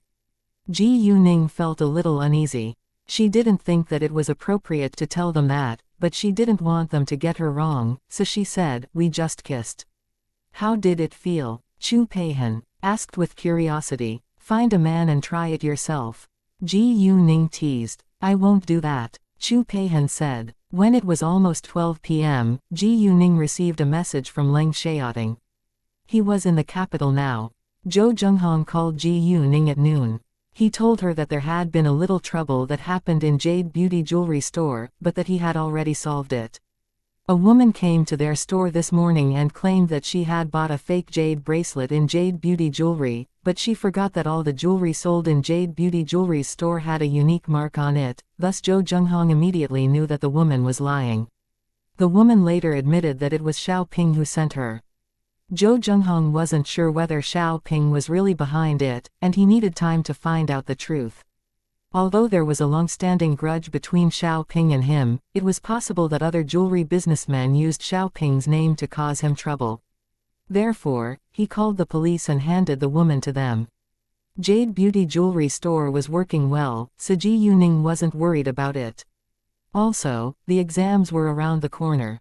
Ji Yuning needed to pay more attention to studying now in order to keep her top position in the grade, so that she could easily ask for a leave in the future. She was afraid that she would frequently be absent from school the next semester. Besides, those who hated Ji Yuning all suddenly stayed quiet. It was probably because of what had happened to Ji Yu Xiaoxiao and Chen Ziyou. Qin Zheng seldom met Ji Yuning, but he wanted to talk to her every time he saw her. However, Ji Yuning was always with Hao Ran and the others, so he didn't dare to go near. Zhang Yiming and Fuming Liang also stopped bad-mouthing Ji Yuning. They were acting like complete strangers now. Ji Yuning flew to City D that weekend to give Kei the treatment. Ji Yuning cured him completely this time, because she would be busy during the vacation after the exams, and she wouldn't have time to go to City D again. After the treatment, Kei was already able to walk, and he didn't care that Ji Yuning had told him that he needed to get the treatment 3 times. He could walk now, and there was no reason for him not to believe Ji Yuning. Kei had also gotten a bunch of Hongyun Real Estate's dirty secrets for Ji Yuning. To Ji Yuning's surprise, Hongyun Real Estate had done a lot of illegal things, like bribery of government officials, forced demolitions without compensation, tax evasion of nearly 500 million yuan, construction work cuts and so forth. Besides, 2 important officials were involved. They were the Vice Mayor Liu Shikun and the Director of the Roads and Traffic Authority, Wei Chengguan. The materials that Kei handed to Ji Yuning was evidence of their crimes. They had both accepted bribery in regards to many properties, and each of them even had 2 mistresses. Kei also sent Ji Yuning the addresses and amorous photos of their mistresses. What shocked Ji Yuning the most was that they were involved in a homicide too. Once the materials were exposed, Liu Shikun and Wei Chengguan would be thrown into jail without a doubt. In that case, if Ji Yuning wanted to get revenge on Hongyun, Liu Shikun and Wei Chengguan would be affected as well. It wasn't an easy thing for Ji Yuning, who was just a common citizen, to unseat them. Liu Shikun had to have the support from someone more influential. If Ji Yuning reported it according to the procedure, she would be stopped before she even began. It wasn't a small deal that she could easily handle. Thus the most efficient way was to hand the evidence to a powerful man who was able and willing to unseat Liu Shikun. The best choice had to be Yan Zhenggalen. Yan Zhenggalen and Liu Shikun served for 2 different groups in politics, and they were more than willing to unseat each other. Liu Shikun had been hiding his dirty secrets really well, so Yan Zhenggalen failed to get any solid proof on him. Ji Yuning made it a long-term plan. She planned to acquire Hongyun Real Estate and expand Shenghua Real Estate by doing so in the future. The registered value of the assets of Hongyun Real Estate was about 5 billion yuan, excluding liquid funds and other things. Among them were a movable property which included hotels and shopping malls, which were worth about 3 billion yuan. Once their dirty secrets were exposed, its stock price would dramatically decrease and no other companies or groups would be willing to cooperate with it. Its final value would be 2 billion yuan at the most. A project of 2 billion yuan was a huge deal to Ji Yuning right now, and she couldn't afford it. Therefore, she planned to discuss with Yan Zhenggalen about Hongyun Real Estate after she came back from Province Y. On the way from the airport to Fenghua Luxury Mansion after Ji Yuning flew back to City F, a picture flashed before Ji Yuning's eyes. In an abandoned warehouse, several men surrounded Qian and were about to assault her sexually. Qian struggled and shouted, but no one helped her. On the other side, Chen Mengqi laughed evilly and seemed satisfied. Ji Yuning sensed that something had to be wrong. Chen Mengqi was going to revenge herself on Qian. Ji Yuning knew the location of the warehouse from the picture, and she immediately told the taxi driver to change the direction and go there. Luckily, the warehouse wasn't far away, but it took at least 5 minutes to get there from the airport. At the same time, a car stopped outside of an abandoned warehouse. The door was pushed open, and 4 men jumped out of it. One of them carried Qian, who was obviously unconscious, from the car, walking into the warehouse and closed its gate. In the warehouse, Chen Mengqi was already waiting for them. She looked evil and was pleased when they brought Qian inside. Chen Mengqi walked over to An Qian, who was put on the ground. She looked at An Qian condescendingly. Wake her up. I want her to feel this happening while she is conscious. Without delay, a man opened a bottle of water, pouring it straight on An Qian's face. Before long, An Qian reacted. When An Qian finally regained consciousness and saw the four men with Chen Mengqi, she was astonished and scared. What are you planning to do? An Qian tried to stand up in vain. Well, of course I'm going to let you taste the feeling of being fucked by several men together, Chen Mengqi sneered, and her eyes were full of deep hatred. Chapter 243, Save An Qian. Again hearing that, An Qian's face turned pale. She trembled in fear. Chen Mengqi, that's illegal. So what? Do you have any proof that shows that we did it? Chen Mengqi asked snidely. She didn't seem afraid at all. An Qian, don't blame me for this. If you want to blame someone, it's Le Zhengyu's fault. Although I always disliked you, I never thought of hurting you. If Le Zhengyu hadn't. Thinking of what had happened that day, Chen Mengqi's face was distorted in anger. She had schemed behind Le Zhengyu's back in the first place, but she couldn't accept the result. An Qian was also mad. Chen Mengqi, you know that you deserve it. Although An Qian and Le Zhengyu weren't a couple yet, they were as close as family. If someone hurt Le Zhengyu, she would feel annoyed too. If it hadn't been for Ji Yuning, Le Zhengyu would have been trapped by Chen Mengqi. Chen Mengqi had just suffered from what she had done.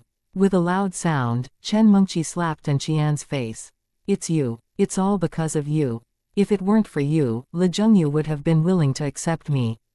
Chen Mengqi almost went crazy because of the fact that Le Zhengyu loved An Qian and ignored her. Actually, if it hadn't been for An Qian, Le Zhengyu wouldn't have come back to City F and Chen Mengqi wouldn't have had a chance to meet him. Chen Mengqi took out a camera, aiming it at An Qian. I'm going to send him the video of you being fucked by them, and I'm curious whether he will still love you after that. Chen Mengqi went amok now. Chen Mengqi, you can't do that. You can't. An Qian shouted in anger and desperation. I can't. Well, it's not up to you right now. Chen Mengqi smiled with disdain. You can begin now. Then, the four men walked towards An Qian. No. An Qian was extremely terrified. She struggled to stand up, but fell down halfway. She had been drugged, so she was out of strength now, and even if she hadn't been drugged, she wasn't able to fight against four bulky men.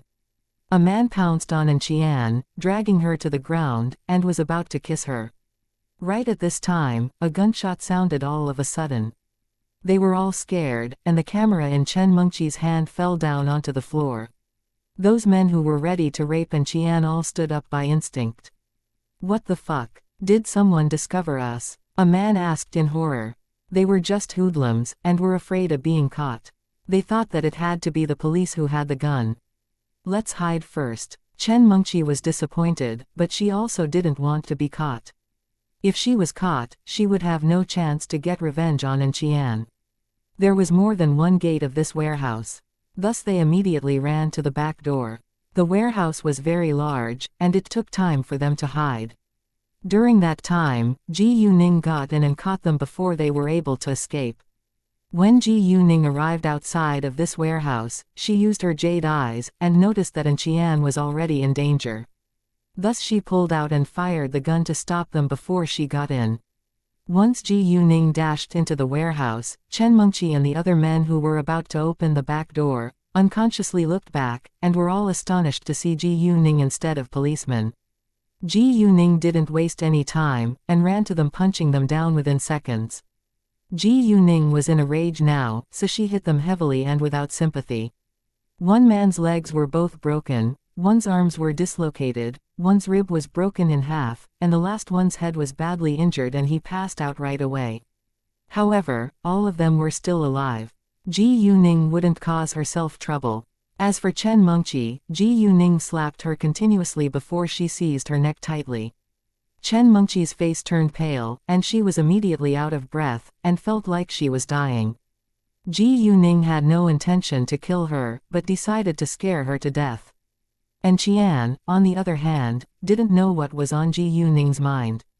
She was worried that Ji Yuning would be in trouble if Chen Mengqi died, so she interrupted Ji Yuning. Ningning, let her go. If she's dead, you'll end up in jail. Don't worry. I know what I'm doing, Ji Yuning answered. And Qian believed Ji Yuning and was relieved. Ji Yuning then threw Chen Mengqi to the ground with great force. Chen Mengqi was in agony, but couldn't utter a word. Ji Yuning looked down at her and said coldly, Chen Mengqi, you'll pay for what you've done. After that, Ji Yuning ignored her and turned back, walking to An Qian. An Qian, are you all right? I'm fine. Thank you so much for arriving on time, otherwise. Although An Qian was safe now, she was still very afraid. Then An Qian asked puzzled, oh, was there a gunshot? How did you know that I was here?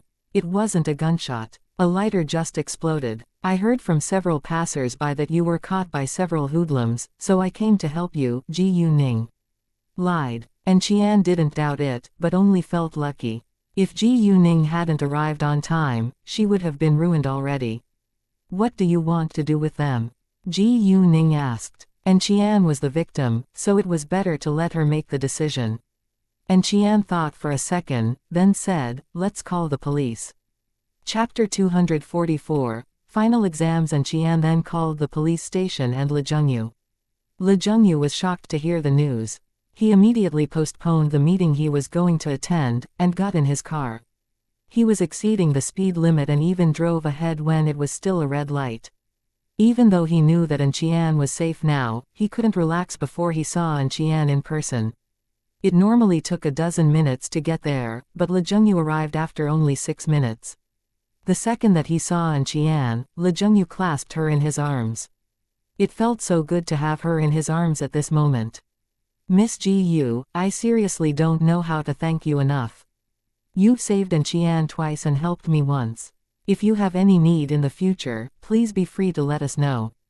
We'll do whatever we can, Li Zhengyu said with sincerity. They both knew that Ji Yuning didn't lack money, so they didn't offer her a check. Please don't say that. An Qian and I are friends. I'm glad to help her, but if I really need anything in the future, I'll turn to you for help, Ji Yuning replied. Before long, the police arrived and brought them all to the police station. The camera that Chen Mengqi had used to record was the proof of their crime, but according to the rules, An Qian and Ji Yuning needed to give their accounts as well. After that, Ji Yuning and others went back. In the end, the 4 men and Chen Mengqi were sentenced to prison for 3 years.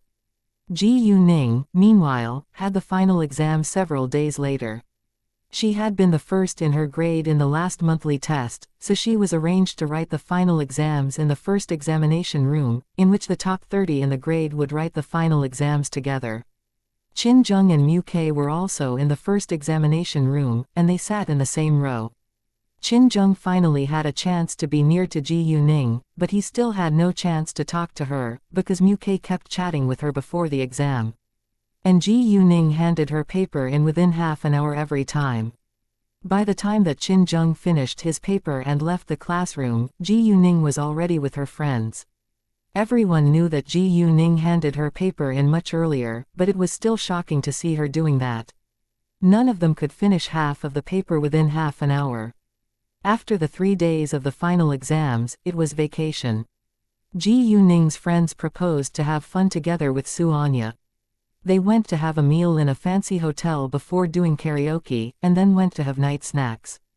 Su Anya's birthday was around the corner, and she invited them to join her birthday party.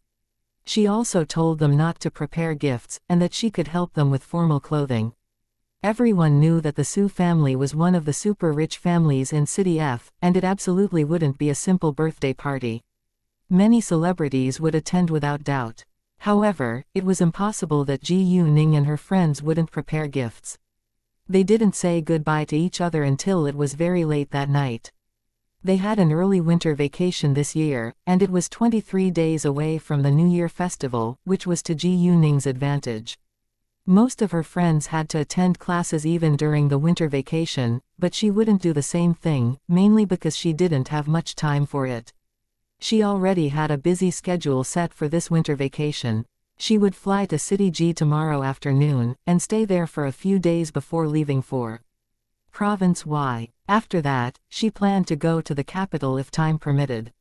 She would be attending a university in the capital half a year later, so she wanted to find an appropriate piece of land for an office building for her company as soon as possible. No matter how busy she would be, she had to be back in City F 5 days before the New Year festival to shop with Gu Man. Gu Man didn't know what Gu Ning was up to, but she was aware that Gu Ning was occupied by business. Gu Man didn't ask further but reminded Gu Ning to be careful. Zhang Shu's store worked well recently. He had only made a single greatly profitable deal till now, but his store was thriving, and also had tens of thousands of yuan in profits in a week. He had just started his business for a short time, so not many people knew his brand. However, once he began to cooperate with Shenghua Real Estate, things were completely different. Although Shenghua Real Estate was a large real estate company in City F, it wasn't big compared to other companies in this industry, and it only had barely 1 billion yuan in assets. Therefore, Shenghua Real Estate focused on City F, and they didn't have many ongoing projects. Thus Zuri Construction Material Store was the only construction materials provider of Shenghua. The next day, Gu Ning went to the beauty salon with Gu Man and Gu Qing in the morning. Mrs. Hao and Mrs. Liu came the saloon too, and they were both excited to see Gu Ning, because they had bought jade jewelry that they had always wanted after Gu Ning's recommendation. And they wanted to thank Gu Ning in person. Many of their friends also went to Jade Beauty Jewelry Store to buy jewelry in City G, and the brand was growing increasingly famous now. It was becoming universally known that many rich women went to City G to buy jewelry in the Jade Beauty Jewelry Store. Nowadays, Jade Beauty Jewelry was the most popular brand in City G. At noon, Gu Ning dined with them again. And then when it was around 2:30 p.m., Gu Ning went to the airport. Gu Ning didn't tell Zhou Zhenghong that she was coming to City G this time, because she didn't want to bother him too often. After she arrived at City G, she took a taxi heading straight to Jade Beauty Jewelry's flagship store, and called Zhou Zhenghong on her way. Zhou Zhenghong was already in the store, so Gu Ning told him she was going to meet him soon. Chapter 245, Is Boss in Love? All the saleswomen called Gu Ning Miss Gu when she appeared in the store. Gu Ning had told them to do so in order to hide her real connection with Jade Beauty Jewelry. Gu Ning gave them a smile as response before she went straight to the office. Boss, why didn't you tell me that you were coming earlier? I could have picked you up. Zhou Zhenghong said the minute he saw Gu Ning. I'm not a kid, and I can take a taxi myself. I didn't want to bother you, Gu Ning smiled. Although Zhou Zhenghong didn't think of it as bothering him, he listened to Gu Ning. Oh, these are the accounts of these days. Please have a look. Zhou Zhenghong handed the accounts to Gu Ning. Although Gu Ning was able to scan them within seconds, with Zhou Zhenghong's presence, she intentionally slowed down her reading pace, but in Zhou Zhenghong's eyes, she still finished checking quickly enough. By now Zhou Zhenghong completely believed that Gu Ning wasn't an ordinary girl, so he was used to it already. Jade Beauty Jewelry made huge profits till now. After checking the accounts, Gu Ning suddenly thought of Xiaoping and she asked Zhou Zhenghong, Uncle Zhou, what has been going on with Xiaoping recently? Speaking of Xiaoping, Zhou Zhenghong seemed cheerful. After what happened last time, I hired someone in his company and exposed a scandal that they were secretly replacing jade of high quality with jade of low quality to deceive consumers. Thus less people are willing to buy their jewelry now, and they started losing money. I think they'll close their stores in the near future. We haven't done anything yet, and he already fails. Gu Ning couldn't help laughing out loud. Indeed, Gu Ning didn't have time to deal with Xiaoping yet, and he already failed after Zhou Zhenghong had exposed his dirty secrets. Reputation and honesty were highly important for a business. Xiaoping was notorious for his bad behavior and he even secretly sold customers low-quality jewelry at a high price. He was doomed to fail. You need be careful these days. If Xiaoping feels that he's cornered, he will probably try to get revenge on you. Please let all the staff be aware of that. We all should be more careful, Gu Ning said. She wasn't worried that Xiaoping would damage Jade Beauty Jewelry, but was concerned that he would probably try to hurt Zhou Zhenghong and his staff. Nothing was more important than lives. Sure, I will, Zhou Zhenghong replied. Ji Yuning went back to clean water blue sky later. On the way, Ji Yuning suddenly remembered that she hadn't checked on what was happening to Li Junjun for a long time. After she arrived at clean water blue sky, Ji Yuning went to Yuan Sen's villa to see whether there was any new situations. In the villa, both Yuan Sen and Lin Wenkong were inside, but Li Junjun and Su Jing were absent. Although it was only 7 p.m., it got dark quickly in the winter, so Ji Yuning easily slid into the living room, hiding in a corner. Li Junjun said that she has an appointment with Meng from the Qing gang, so she can't come here, Lin Wenkong said to Yuan Sen when he hung up. Gee, Li Junjun and Su Jing really know how to play. They're pretty close with the Qing gang now. Do they think they can get rid of us in that way? Yuan Sen said with apparent displeasure. Meng has drugs. They can get free drugs from them every time, Lin Wenkong said. Drugs. Ji Yuning realized that Li Junjun had already abandoned herself completely. So what? We have their videos and pictures. It's impossible for them to get rid of us, Yuan Sen said airily. Yuan Sen, even so, we should be aware that we can never mess up with the Qing gang. Meng is a man of some power in the Qing gang. If Li Junjun is close to Meng, we will probably lose control of her, Lin Wenkong said. I know, but I don't want to admit it, Yuan Sen said angrily. After hearing what happened to Li Junjun, Ji Yuning left. When she was back in her own apartment, it was only 8 p.m. She had nothing to do, so she sent a message to Leng Xiaoting. Ji Yuning wanted to call him, but was afraid to bother him. If he was free now, he would message her back once he read the message. Leng Xiaoting was busier at the end of the year, and he was in the middle of meeting now. Thus he missed Ji Yuning's message. An hour later, when the meeting was over, Leng Xiaoting checked his phone. Noticing Ji Yuning's message, he immediately called her back while walking out. What's going on? Why did boss walk out in a hurry to make the call? Si Ming asked Xu Jinchen worriedly. Well, I think he must have missed a call from a girl, and he's eager to call her back now, Xu Jinchen said. He was green with envy. However, he wasn't sure about it actually. He didn't know how close Leng Xiaoting and Ji Yuning were now, but he knew that they had to be closer than before. Otherwise, Leng Xiaoting wouldn't have gone to City F and stayed there for so long to visit Ji Yuning. Everyone was shocked by the news. They immediately surrounded Xu Jinchen asking for more details. Is it true? Is our boss in love? You must know something. Tell us now. Exactly, we're all worried about him. Come on, tell us what you know. I'm just guessing. If you want to know, why don't you ask him yourself? Xu Jinchen didn't dare to tell them his boss's secret, because he would be punished. Everyone felt disappointed, but none of them dared to ask Leng Xiaoting in person. In fact, Xu Jinchen guessed correctly, but Ji Yuning had only sent Leng Xiaoting a message instead of calling him. I was in a meeting, and missed your message, Leng Xiaoting explained the minute that Ji Yuning answered his call. Ji Yuning could sense that he was nervous. Ji Yuning didn't know what to say. Leng Xiaoting was too cautious in love. I knew that you were probably busy, so I didn't call you directly. Hearing that, Leng Xiaoting was relieved. He indeed was too cautious in love with Ji Yuning, because he hadn't been in love before and he cared about Ji Yuning so much. Chapter 246, Head to City Tang, what are you doing now? Leng Xiaoting asked. I'm in City G. I went to check on the jewelry store, and I'm in my apartment now, Ji Yuning said.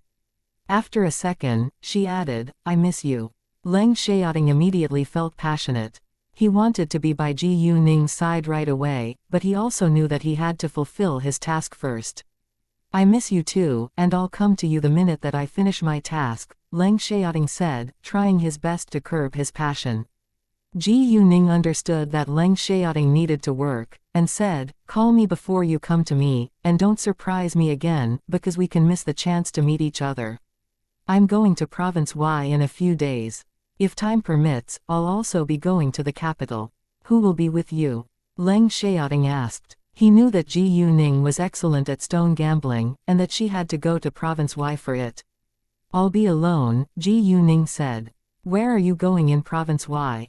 Leng Xiaoting added. City Tang, Ji Yuning replied.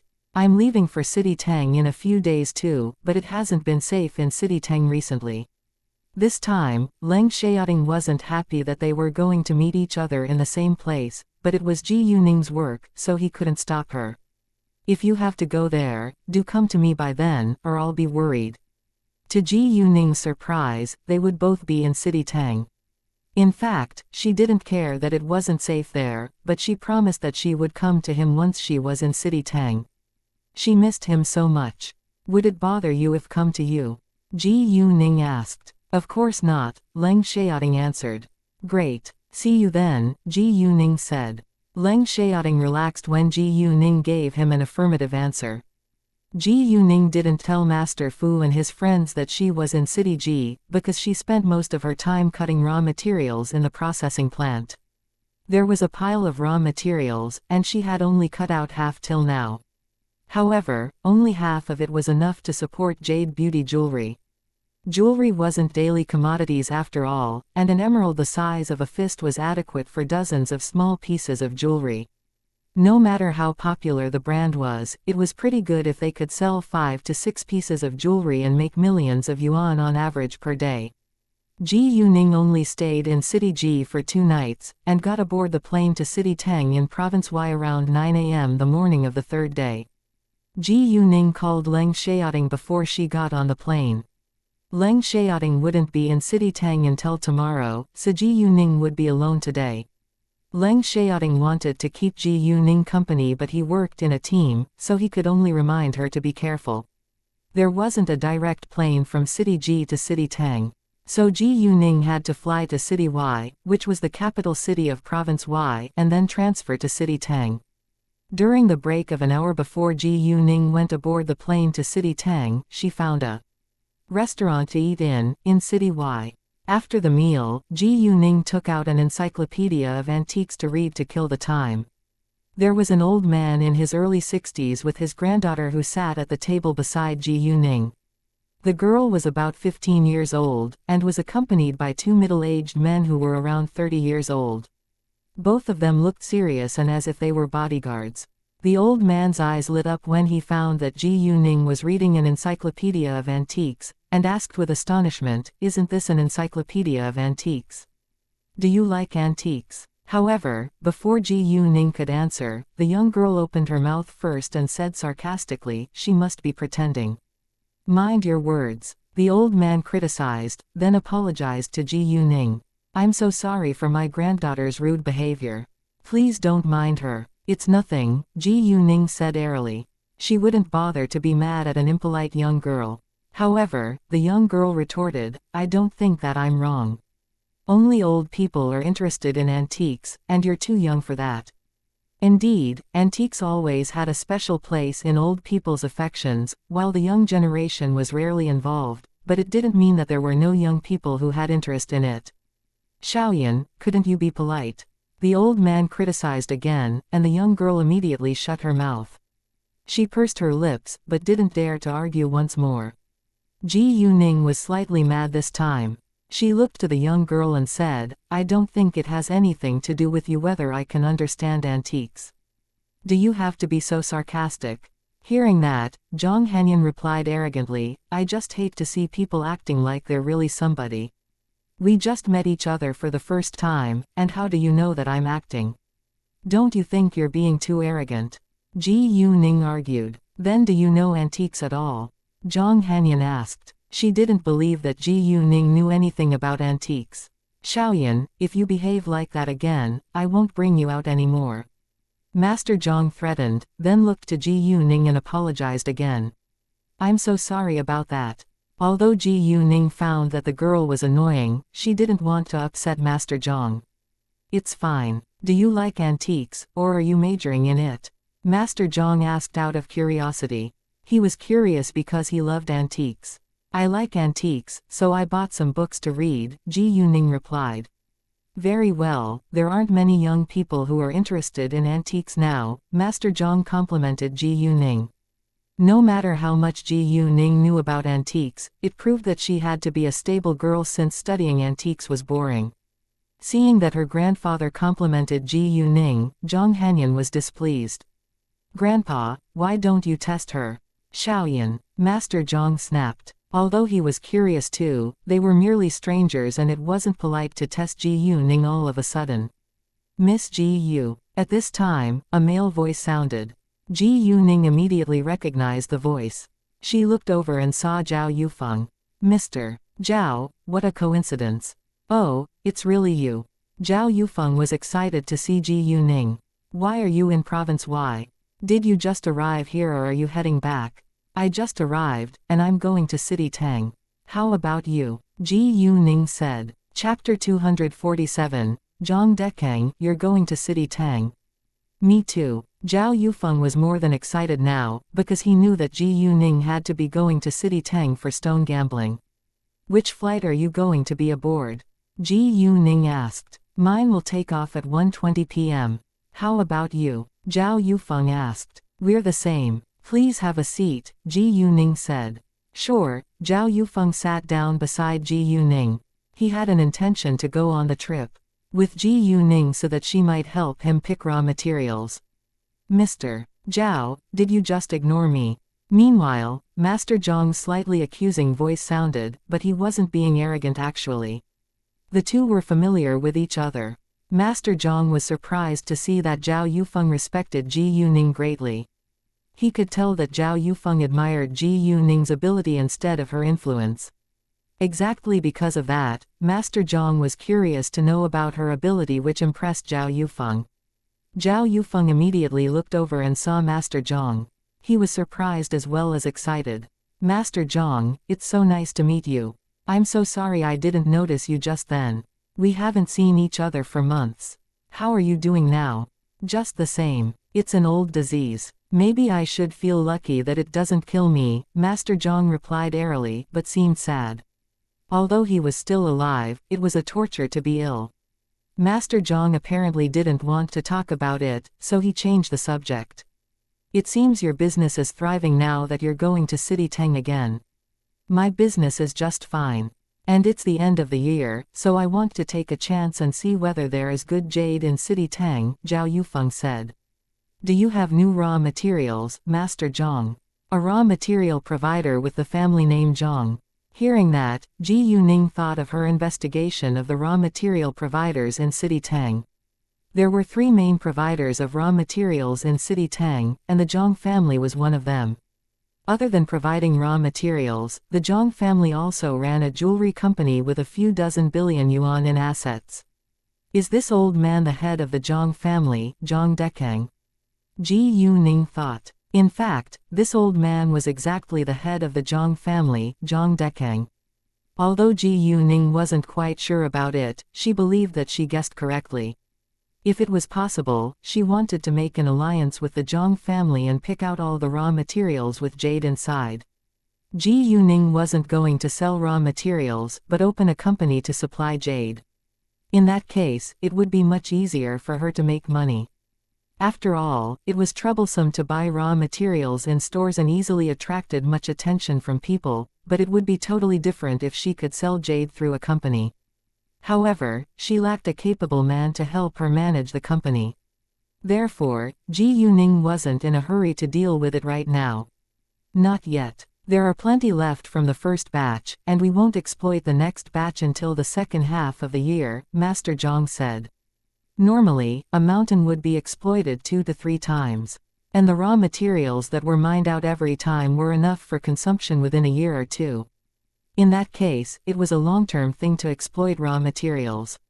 Miss Ji Yu, do you have an interest to visit Master Zhang's raw material store when we arrive at City Tang? Zhao Yufeng asked. Sure. Ji Yuning was of course willing to do that. I bet she knows nothing about stone gambling. Zhang Hanyan said with obvious disdain. Zhang Hanyan, shut your mouth right now. Master Zhang was finally annoyed at Zhang Hanyan's impoliteness. He felt ashamed that his granddaughter behaved like that in public. Don't forget your manners. Who do you think you are?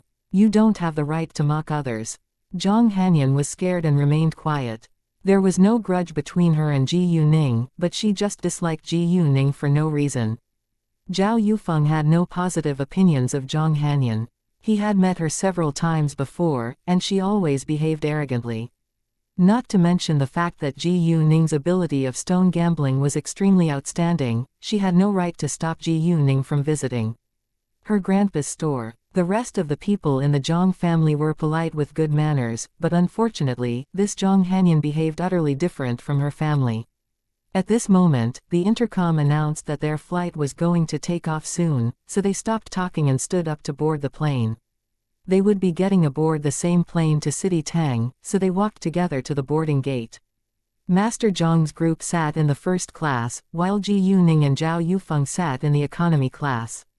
Half an hour later, they arrived at the airport in City Tang. Master Zhang's group got off the plane first, and waited for Zhao Yufeng and Ji Yuning for a while outside. After they met each other again, Zhang Hanyan glared at Ji Yuning to show her hatred towards her, but she didn't dare to say a word again. Ji Yuning, instead, ignored her directly. There was an exclusive MPV to pick up Master Zhang. They all were going to the street of raw materials, so Master Zhang invited them to take his car, and Zhao Yufeng as well as Ji Yuning agreed. They walked out of the exit to the parking lot. However, all of a sudden, an old man before them stopped and trembled continuously. "Master." The middle-aged man beside the old man was shocked, but before he could catch the old man's body, the old man fell down on the ground directly. His face turned pale and his body kept trembling. "Call the ambulance now. Master is having a heart attack." Seeing that, Ji Yuning dashed to them and half knelt down beside the old man's body, reaching out her hands to press on his chest without hesitation. "What are you doing?" The middle-aged man shouted and was about to pull Ji Yuning away. "Shut your mouth if you don't want him to die." Ji Yuning snapped. Master Zhang and others followed her, but didn't know what was going on.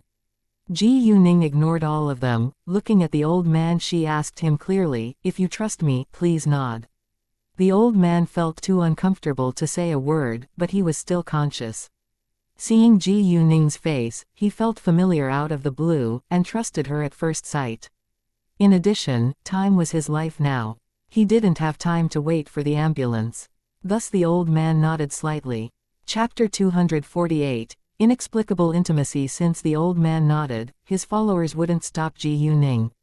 Master Zhang and Zhao Yufeng were worried too, but they didn't dare to make noise in such a critical moment. Although Zhang Hanyan didn't believe that Ji Yuning was able to save the old man's life, she remained silent, seeing the old man's face turning pale. Ji Yuning of course didn't know how to administer first aid, but she used the movement to cover her real intention. She gently pressed the old man's chest in a regular pattern, and the power quickly poured through her hands and into the old man's heart and wrapped all around it. The power then flowed into the arteries that supply blood for his heart. The old man felt a sudden influx of cold air into his chest. Within seconds, he got his breath back and his face was back to a normal color. Seeing that the old man recovered gradually, everyone was relieved. With more and more power flowing into his body, the old man even sensed that his heart started to beat powerfully like it had done 30 years ago. The old man was thrilled, because he hadn't had the feeling for so many years. He knew that his heart was growing increasingly weak, and he could only live on medicines. It was impossible to cure his heart disease completely, but now, a young girl who seemed to only be 18 years old helped his heart be healthy again simply by pressing his chest. He even felt more energetic now. What was her skill? And what was the cold air? It was so amazing anyway. The old man became conscious later. He looked at Ji Yuning and her face was all too familiar to him. He also had inexplicable intimacy towards her. All of a sudden, a face emerged in his mind. Yunfen. This young girl resembled Yunfen so much. His son had never married or had children, otherwise, he would truly believe that this young girl had to be Yunfen's daughter. Nevertheless, the world was big, and it was possible that people resembled each other sometimes. Ji Yuning consumed too much of her power, and her face gradually turned pale, but it would still take a little bit more power to cure the old man's heart. Thus Ji Yuning insisted, because she didn't want to give up halfway even though she wasn't usually willing to spend her power in a large amount like that. Fortunately, she had the night luminescent pearl which could absorb natural power automatically, so it wasn't a big deal that she sacrificed her power to rescue the old man. Seeing Ji Yuning's gradually paling face, the others were all concerned, but no one bothered her.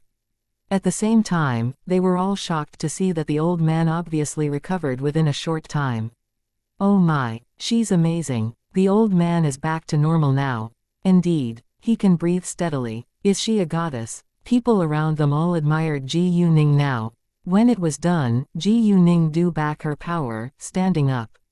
The old man thanked Ji Yuning with sincerity. Thank you so much for your help. Do you mind having a meal with me later?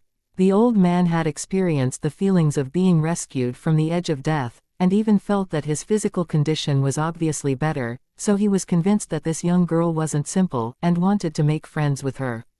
In addition, if this young girl was able to save his life, maybe she could cure his heart disease. People always paid more attention to their bodies when they started to age.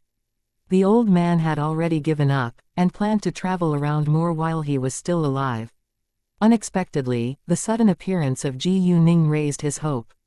Even if he couldn't be cured, he would love to live in a healthier condition. It was my pleasure, and it's no big deal, Ji Yuning said airily. Maybe it's not a big deal to you, but it is to me. You've saved my life. If you aren't willing to dine with me, I'll feel guilty, the old man said. Ji Yuning understood that the old man wanted to thank her by buying her a meal.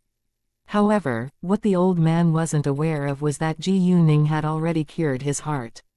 He was healthy now. Ji Yuning also knew that this old man wasn't an ordinary old man, and he probably came from a powerful family. Since the old man insisted on thanking her, Ji Yuning agreed in the end. However, it was too early for eating now, so Ji Yuning said, it's only 2 p.m. now. How about 6 p.m.? The old man said. Ji Yuning thought for a second before she said, no problem. After that, Ji Yuning and the old man exchanged their numbers before they went their separate ways. Watching Ji Yuning disappearing from his sight, Master Tang felt lonely for no reason. Master, how come this Miss Ji Yu resembles our second lord when he was young so much? A bodyguard beside Master Tang asked. I agree. If not for the fact that our second lord has never married or had children, I would almost believe this Miss Ji Yu is his daughter. Exactly, if Yunfen was willing to marry and have children, his child would be the same age now. Master Tang sighed. He felt sorry for his second son who was always occupied by work and had no interest in building a family. In fact, if it hadn't been for the accident which had happened 19 years ago, Tang Yunfen's personality wouldn't have changed so completely. He was now cold-blooded as well as cruel, and became the famous and frightening Lord Tang. Just because he was cold and cruel didn't mean that he committed crimes. Often, but he never yielded and was highly loyal to his principles in business. And because of that, the Tang family climbed to the top in business under the control of Tang Yunfen. Although Master Tang thought that Ji Yuning had nothing to do with Tang Yunfen, he couldn't help feeling familiar with the young girl. Maybe it was because of his appreciation towards Ji Yuning, but Master Tang could only think in that way. Meanwhile, Master Zhang asked Ji Yuning gently, Miss Ji Yu, do you know medical skills? I don't know how to practice medicine, but I've learned a unique method of massage to alleviate diseases related to vascular veins and bones. If it's not too serious, it could be cured. Ji Yuning knew what was on Master Zhang's mind. However, she indeed knew nothing about medical science, so there was no need to pretend. In fact, she had already had a plan when she had found out that Master Zhang was suffering from a disease. Well, can you help me then? Master Zhang asked. He was a little nervous, because he was afraid, but also looked forward to it. Sure, Ji Yuning answered with alacrity. Would you please tell me where you feel uncomfortable? Receiving an affirmative answer from Ji Yuning, Master Zhang was excited. I had a cerebral thrombosis 1, and now I'm suffering from its sequelae 1. My left hand and legs are very weak. Sometimes they're cold and hurt, so I can't walk for too long. I also need them massaged every day. Although it's not deadly now, it's still painful to suffer. Can it be cured? Chapter 249, Cure Master Zhang, it's normally caused by blood congestion. I'm not completely sure it can be cured yet, but I'm confident that I can help you to be in a better health condition. Why don't we have a try after we arrive at your raw material store? Ji Yuning didn't directly tell him that she could cure his disease, even though she could actually do it, because she wanted to be modest. Sure. Master Zhang was thrilled. Although Ji Yuning didn't give him a guarantee, he believed in her. Zhang Hanyan didn't dare to question Ji Yuning's ability after what had happened just then, but she still had doubts. In fact, City Tang was only a small city in the county, but it developed very well. It was universally known that jade was abundant in Burma, and Province Y bordered Burma, so it was a popular place for jade trade. Meanwhile, City Tang had the largest market for stone gambling in Province Y, which was the reason why Ji Yuning flew to City Tang. In addition, there were many foreign rich people in City Tang. Many jewelry businessmen from around the globe would also set up an office here to acquire raw jade of high quality for their companies. The antiques market in City Tang was well known too, thus Ji Yuning planned to visit its street of antiques, as well as stone gambling, this time. Half an hour later, they arrived at the street of stone gambling. Once Ji Yuning was on the street, she was shocked by the scene before her eyes, because it was a hive of activity. Even Ji Yuning, who was proud of her adaptability, slightly failed to adapt to it. They didn't waste time walking along the street, but headed straight to the store of the Zhang family, so Ji Yuning didn't bother to use her jade eyes to scan those raw materials beside the street. She had no intention to cut raw materials today, because she didn't want to cause a sensation. And she wasn't in a hurry to collect funds by stone gambling, so she would administer Master Zhang the treatment today before discussing cooperating with him. It could be much more convenient for her to open a company providing jade if she had the Zhang family as her supplier. After that, she would go and change her outfit and come back. The Zhang family's store was located in the center. It was a big quadrangle. The main hall was around 50 square meters with many raw materials at a low price piled up in it. There were also 4 other rooms inside, and each of them stored different levels of raw materials. The price also varied according to its level. The manager of this store came out to welcome them the minute that Master Zhang appeared. Master Zhang then guided Ji Yuning and the others, walking into a tea room. Ji Yuning began to massage Master Zhang's arm after they sat in the tea room. When the power gradually flowed into Master Zhang's body, he felt the cool air. Minutes later, Master Zhang felt greatly relieved, and the pain that had tortured him for a long time disappeared little by little. He suddenly felt full of energy, which made him beam with pleasure. Although he had witnessed Ji Yuning's extraordinary ability earlier today, it was still shocking to experience it himself now. Ji Yuning then moved to his legs. After a while, Master Zhang's 4 limbs recovered. When it was done, Ji Yuning drew her hands back. Master Zhang's health condition was better than Master Tang, who was the old man Ji Yuning had saved at the airport today, so it didn't cost Ji Yuning much power this time. Wow, it's so unbelievable. Master Zhang was more than astonished now. Grandpa, how do you feel now? Zhang Hanyan asked with burning curiosity. Except for Ji Yuning, Zhao Yufeng and Master Zhang's 2 bodyguards all looked at him for the answer. I don't feel any pain or weakness, instead, I'm full of strength now. Master Zhang said. His eyes were full of tears of excitement. Really? That's amazing. Zhang Hanyan raised her voice, thrilled. Everyone felt happy for Master Zhang. Miss Ji Yu, thank you so much. Master Zhang said to Ji Yuning. It's my pleasure, Ji Yuning said. You're almost fully recovered now, but I hope that you can exercise more to recover fully. Ji Yuning didn't want to shock them more, so she hid the truth that Master Zhang was already fully recovered. It depended on Master Zhang to maintain his health and avoid a recurrence of the sequelae after all. Of course I will, Master Zhang answered. Miss Ji Yu, I don't know how to thank you enough, but if you encounter any trouble in Province Y, please feel free to tell me. Although our Zhang family isn't the most influential family in Province Y, we're a family of great power in this place. As long as I can help, I'll spare no effort to do it for you. Master Zhang promised. The Zhang family's range of influence was limited in Province Y, but Master Zhang was able to help Ji Yuning within his area. Ji Yuning was in fact waiting for Master Zhang's promise. Since you're willing to do so, I would like to lay my cards on the table. I came to City Tang for stone gambling. I'm running a jewelry store and plan to open branches in the near future, so I need a large amount of raw materials. It's troublesome to choose raw materials from stores one by one in City Tang, and I don't have time for it. I need a long-term stable supply, so I prefer to acquire a batch of them at a time, and I'll cut them myself back in my company. I heard Mr. Zhao's talk with you when we were at the airport in City Y, and got to know that your family is a raw material supplier. Thus I want to make an alliance with you. What do you think? Ji Yuning said directly. Of course I'm willing to make the deal with you. It's a win-win, Master Zhang laughed out.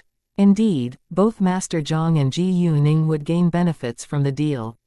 However, it's hard to cut out jade among raw materials. Aren't you afraid that you'll lose money if you acquire a batch of them at a time? Master Zhang asked. Even Zhao Yufeng, who knew about Ji Yuning's outstanding ability of stone gambling, felt worried for her, but he was excited at the same time. He wanted to know how much jade Ji Yuning could cut out. There is no business without taking risk. I'm not afraid to take a chance, Ji Yuning answered with confidence. Master Zhang was also aware of the fact that business was always risky. If he cut out all the raw materials himself, he would get a lot of good jade as well. And it would still be profitable even after deducting the cost of the raw materials, but there was no need for him to do so. Great. I like your confidence. If you have any need, be free to tell me. I'll guide you to the warehouse to pick the raw materials, Master Zhang said. Even Zhao Yufeng admired Ji Yuning's ambition, because he didn't dare to do that himself. Chapter 250. Stone gambling in City Tang. Great, my staff will arrive tomorrow and we can discuss it then, Ji Yuning said. Ji Yuning thought that it would be better if Leng Xiaoting helped her in the middle, so she decided to wait for him.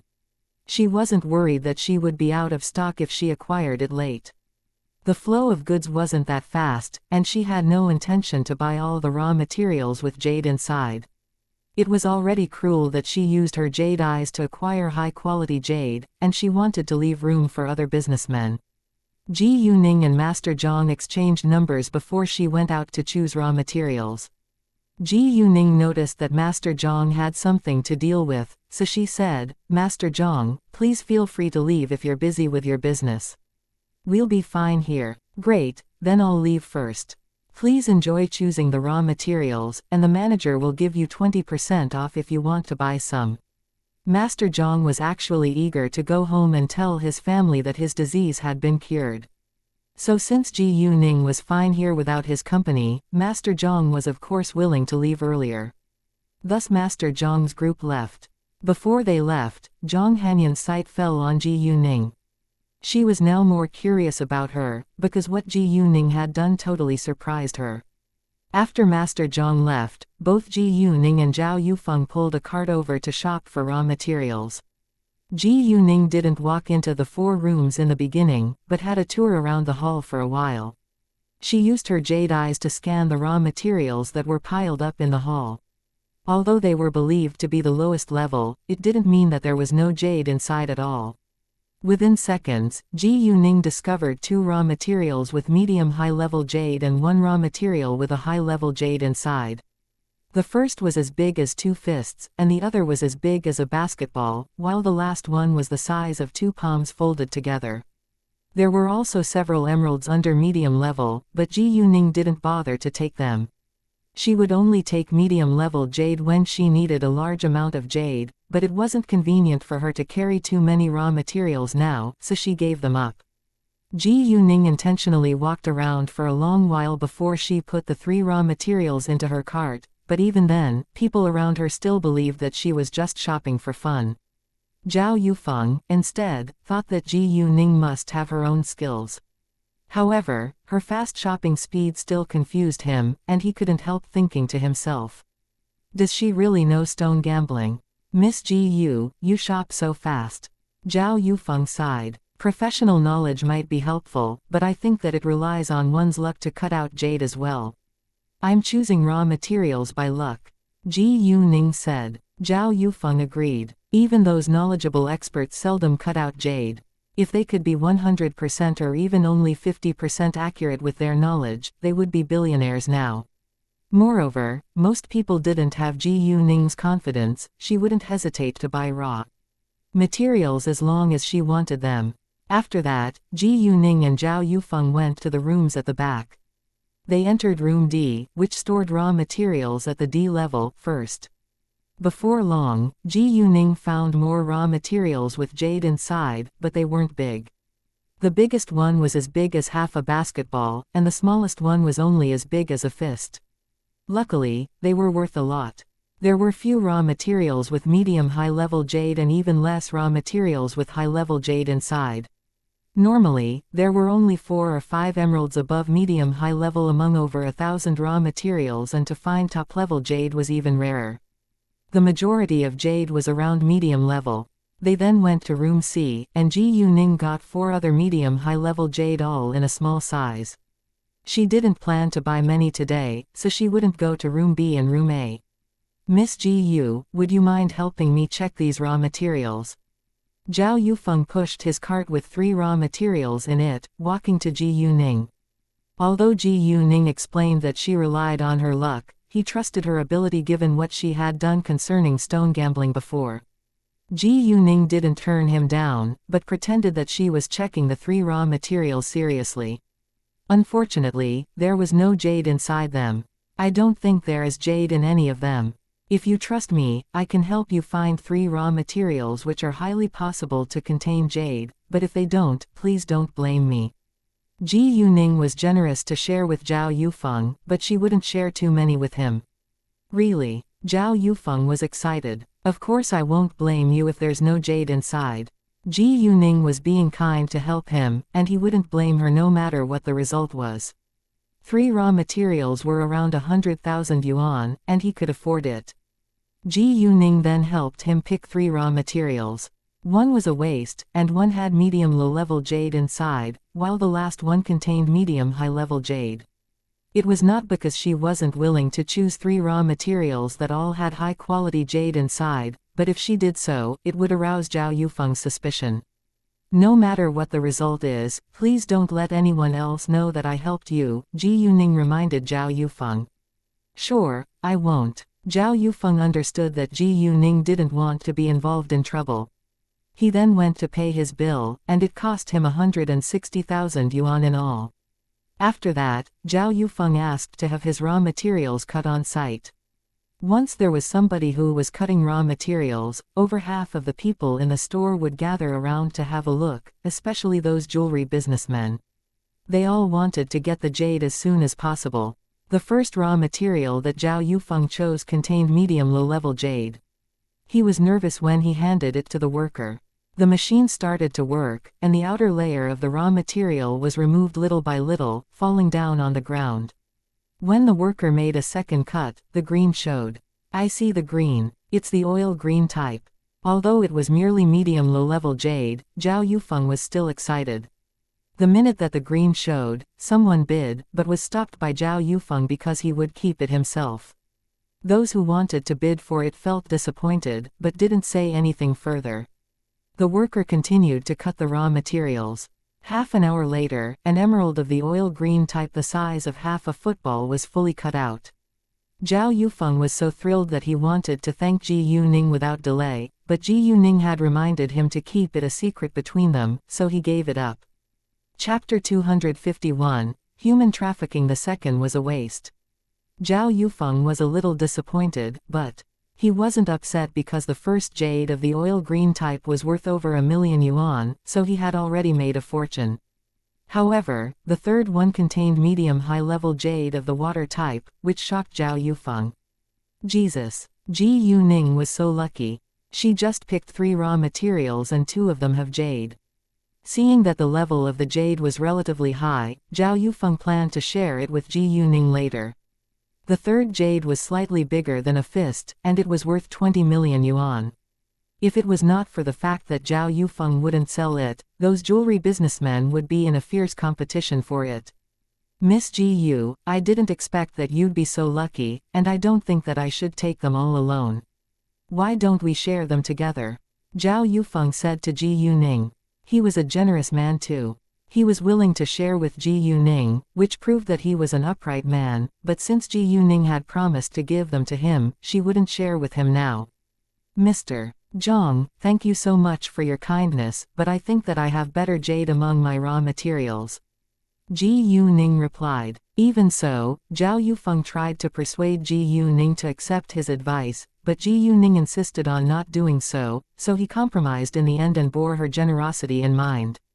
It wasn't early when they finished shopping, so Ji Yuning and Zhao Yufeng separated afterwards.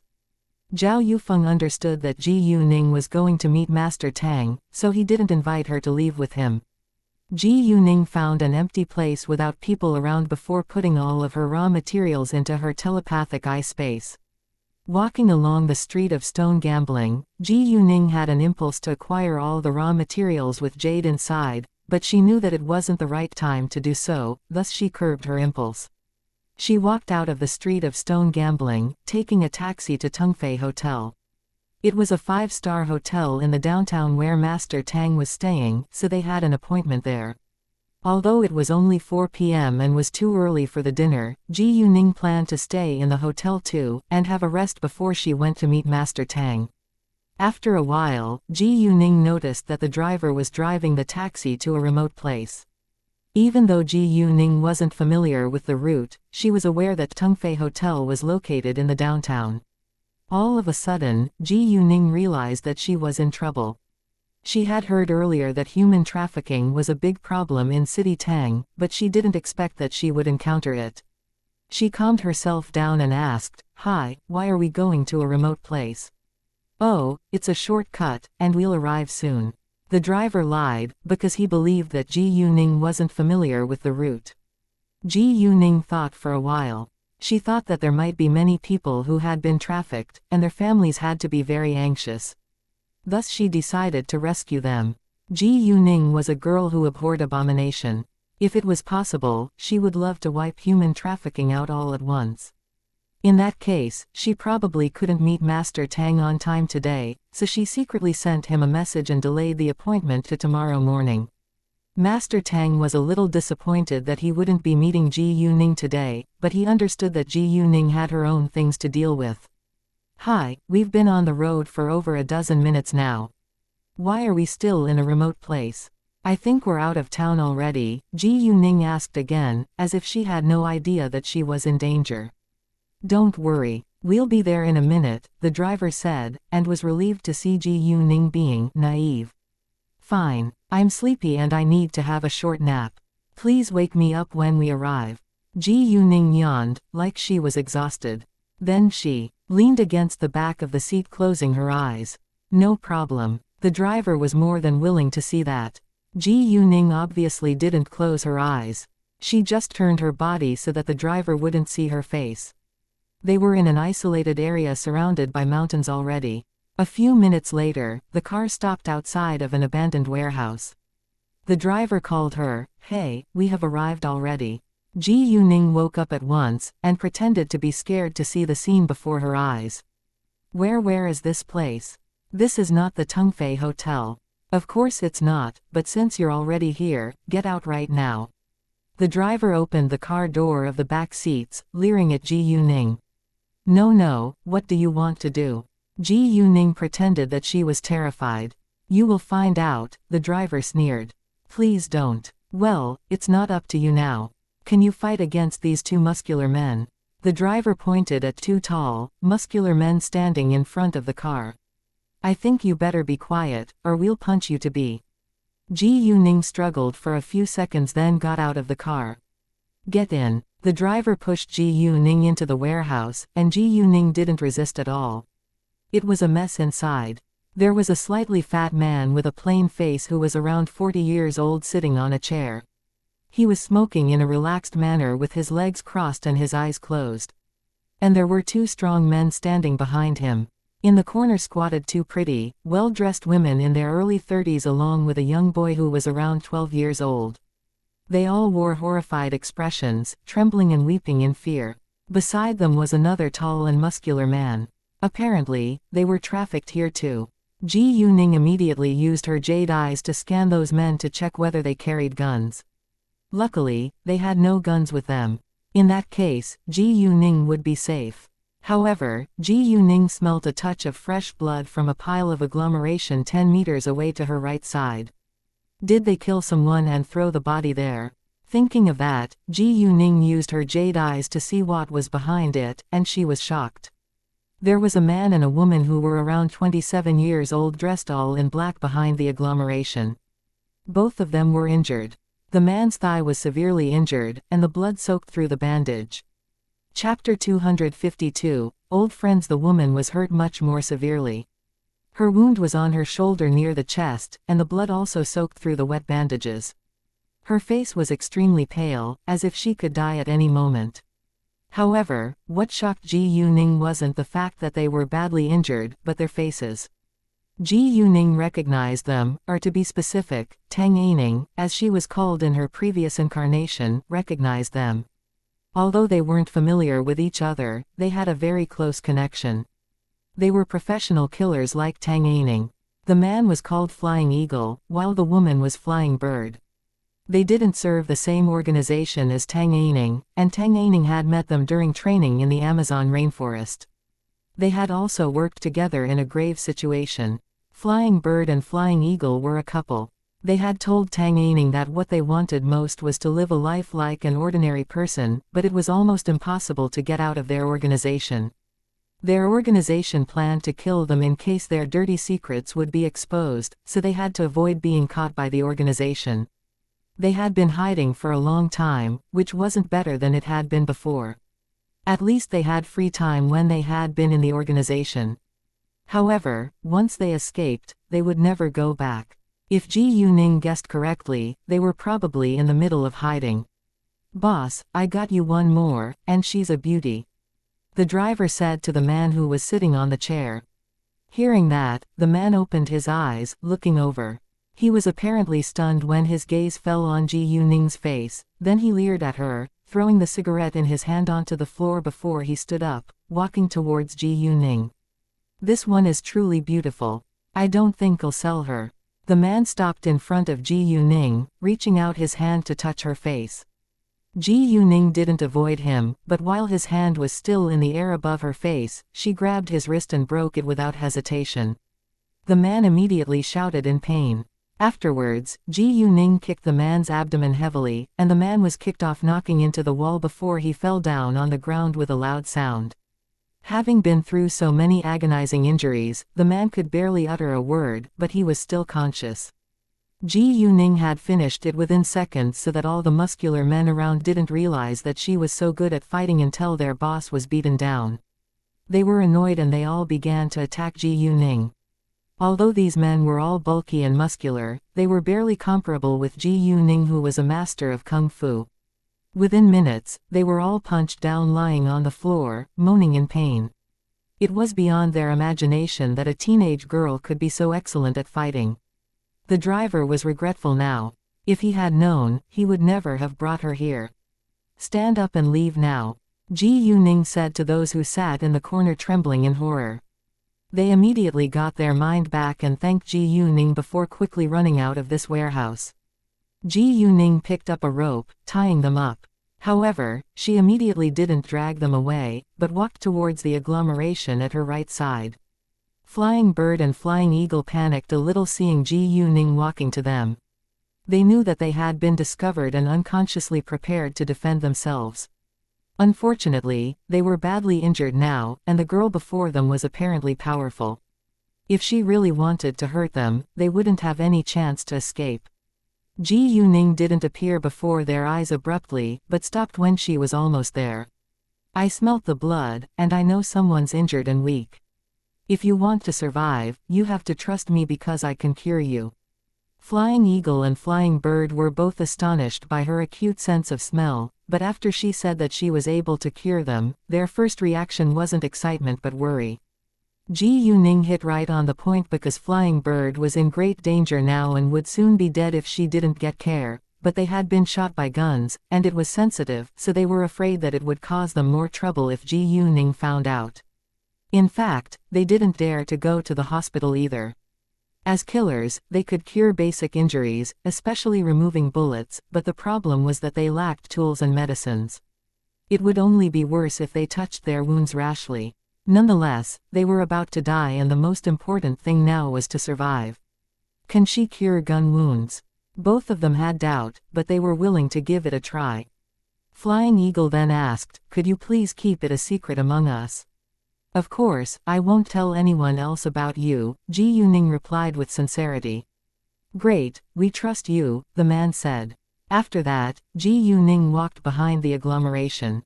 There was a scalpel, painkillers and hemostatic drugs, and anything else useful she could think of in her telepathic eye space. They could be of great help when she needed them. Ji Yuning immediately took the small medicine box out of her backpack and squatted in front of them to open it. Seeing what were inside the medicine box, Flying Eagle's and Flying Bird's eyes lit up. Before Ji Yuning continued, Flying Eagle said to her, "Why don't you lend this medicine box to us? I can cure her myself." He was still worried that Ji Yuning would find out that their injuries were gunshots. Ji Yuning understood their worries, but Flying Bird was severely injured. If Ji Yuning didn't cure her with her power, she would die. "Are you sure that you're able to remove the bullet as fast as you can?" Ji Yuning asked, but she apparently didn't believe that he could do that. The two were surprised and alert. How could she know that they were injured by guns? However, before they asked, Ji Yuning opened her mouth again. "I'm very sensitive to smell, and there is a faint smell of saltpeter on your body. Don't worry, I won't tell anyone else about you. She is in great danger now, and there is no time to waste. You lack strength yourself, so how can you remove her bullet?" Chapter 253, Gao Yi and Chao Ya. Ji Yuning said with sincerity, and allayed their concern. They gradually relaxed too. Flying Eagle indeed lacked strength right now, and it was too risky if he was going to remove the bullet from Flying Bird. Therefore, Flying Eagle agreed in the end. Ji Yuning immediately took out a pair of scissors to cut off the bandages wrapped around Flying Bird's wound. With the help of her jade eyes, Ji Yuning then used a scalpel to remove the bullet expertly. At the same time, she secretly put her power into Flying Bird's body to stop the blood from flowing out. Looking at Ji Yuning's expert skills, Flying Bird and Flying Eagle were both impressed. This must not her first time removing a bullet. Who is she? Why is she so good at fighting as well as medical treatment? A few minutes later, the bullet was removed. Ji Yuning administered painkillers and hemostatic drugs to Flying Bird at once, then wrapped the wound in gauze. To not arouse their suspicion, Ji Yuning didn't cure Flying Bird's wound completely. The injury was healed inside, but its outside looked the same. It was still painful, but not severe now. Flying Bird now looked much healthier under the nourishment of the power, and she started to regain her strength. Ji Yuning then cured Flying Eagle's wound on his leg. She removed the bullet quickly and administered the same drugs to him. "Thank you so much," the two said to Ji Yuning with great sincerity. They knew that Ji Yuning had saved their lives, and it was far from enough to just thank her orally, but they had no idea how to repay her. "Once we're fully recovered, please feel free to ask for our help. As long as we can do it, we'll spare no effort to assist you," Flying Eagle promised with great gravity. They were of course willing to repay Ji Yuning. "What if I want you both to be my closest assistants from now on?" Ji Yuning asked seriously. Hearing that, the two were surprised. They understood that Ji Yuning meant that she wanted them to be her trustworthy assistants, but they had just met each other for the first time, so why should she believe them? Wasn't she afraid that they could be bad people? Although they weren't bad people and were willing to follow Ji Yuning's lead, they were in a dangerous situation now. "We'd love to, but we're in great danger right now, and we don't want you to be involved." They didn't want Ji Yuning to suffer along with them. Ji Yuning understood that, but she was able to solve the problem. As long as she asked Kay to wipe their names off the wanted list from the internet inside those killer organizations, they wouldn't be chased any longer. Without a high reward, nobody would be interested in chasing them. "I don't care. If you will be loyal to me, I'll protect you both," Ji Yuning said. Although she was young, she had an air of maturity and confidence. Her speech was quite persuasive. However, it was still hard for the two to believe Ji Yuning because of their special identity. Well, they agonized over their choice. May I know the reason why you hesitate? Ji Yuning asked. To be honest, someone wants our heads, so we're dangerous to be around, Flying Eagle replied. If you were not being chased, would you agree? Ji Yuning asked. It's much easier said than done. Flying Eagle forced a smile. He apparently didn't believe that it was possible. Well, are you willing to trust that I can protect you? Ji Yuning asked again. Sure, Flying Eagle and Flying Bird answered with one accord. Ji Yuning had already shown her ability in front of their eyes. Ji Yuning didn't say another word, but took out her phone, calling Kay. Hey, boss, what's up? Kay asked the minute he answered the call, and he sounded in a great mood. Indeed, after he could walk again, he cheered up a lot. He was now able to climb mountains, run, drive and so forth. His life was getting increasingly better. Kay, help me wipe the names of Flying Bird and Flying Eagle off the wanted list from the internet inside the killer organizations, Ji Yuning ordered. No problem, do you have an account and password? If you have, it'll be faster. Although Kay was curious about why Ji Yuning wanted to do that, he didn't ask the reason. I'll text you, Ji Yuning said before she hung up. Flying Bird and Flying Eagle rounded their eyes in great shock. How can she know our identity? Although they knew that Ji Yuning had no intention to hurt them, they were still alert. How do you know our identities? Flying Eagle asked coldly. If you really trust me, please don't ask meaningless questions. If you're willing to follow my lead, never betray me. I won't treat you unfairly either, but if you're reluctant to do so, I won't force you, Ji Yuning said. She wouldn't force them, but she knew that they would agree. Great, we'll follow your lead, Flying Bird answered this time. She had heard of Kay, who was a famous international hacker. Once he acted, it was possible that their names could be removed. In that case, both she and Flying Eagle would be safe. Moreover, Ji Yuning had just saved their lives, and there was no reason for her to deny Ji Yuning's offer. Ji Yuning didn't care that they were in danger, so there was nothing that they should be worried about. Flying Eagle had the same idea, and the two would never leave the other alone. Flying Eagle gave Ji Yuning his account and password, and Ji Yuning immediately sent it to Kay. 5 minutes later, Kay called Ji Yuning back and told her that it was already done. As of this moment, Flying Bird and Flying Eagle had disappeared from this world. Flying Eagle's real name was Gao Yi, while Flying Bird's was Chao Ya. After that, Gao Yi and Chao Ya left with Ji Yuning. Although they were still injured, they were able to walk normally and didn't feel uncomfortable at all. Gao Yi and Chao Ya were surprised, but didn't show it. They knew when they should be quiet. Before they left, Ji Yuning used the trafficker's phone to call the police. They left the remote area by driving the taxi. Ji Yuning stopped the car in the parking lot inside a shopping mall. She then went to buy 2 sets of clothing for Gao Yi and Chao Ya. After Gao Yi and Chao Ya changed their clothes, they abandoned the taxi, directly taking another car to Tungfei Hotel. While Ji Yuning and the other 2 were on their way to the hotel, the police arrived at the warehouse.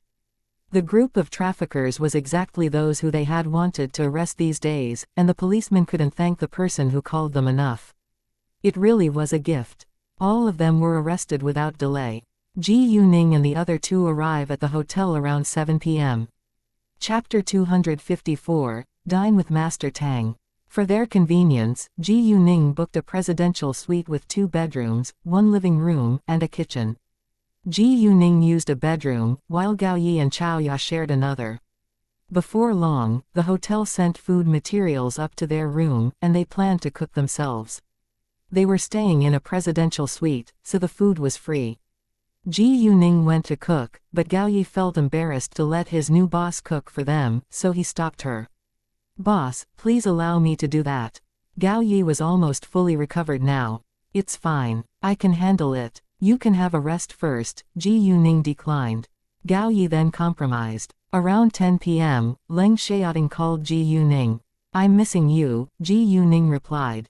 Although she sounded like she was teasing, she was truly missing him.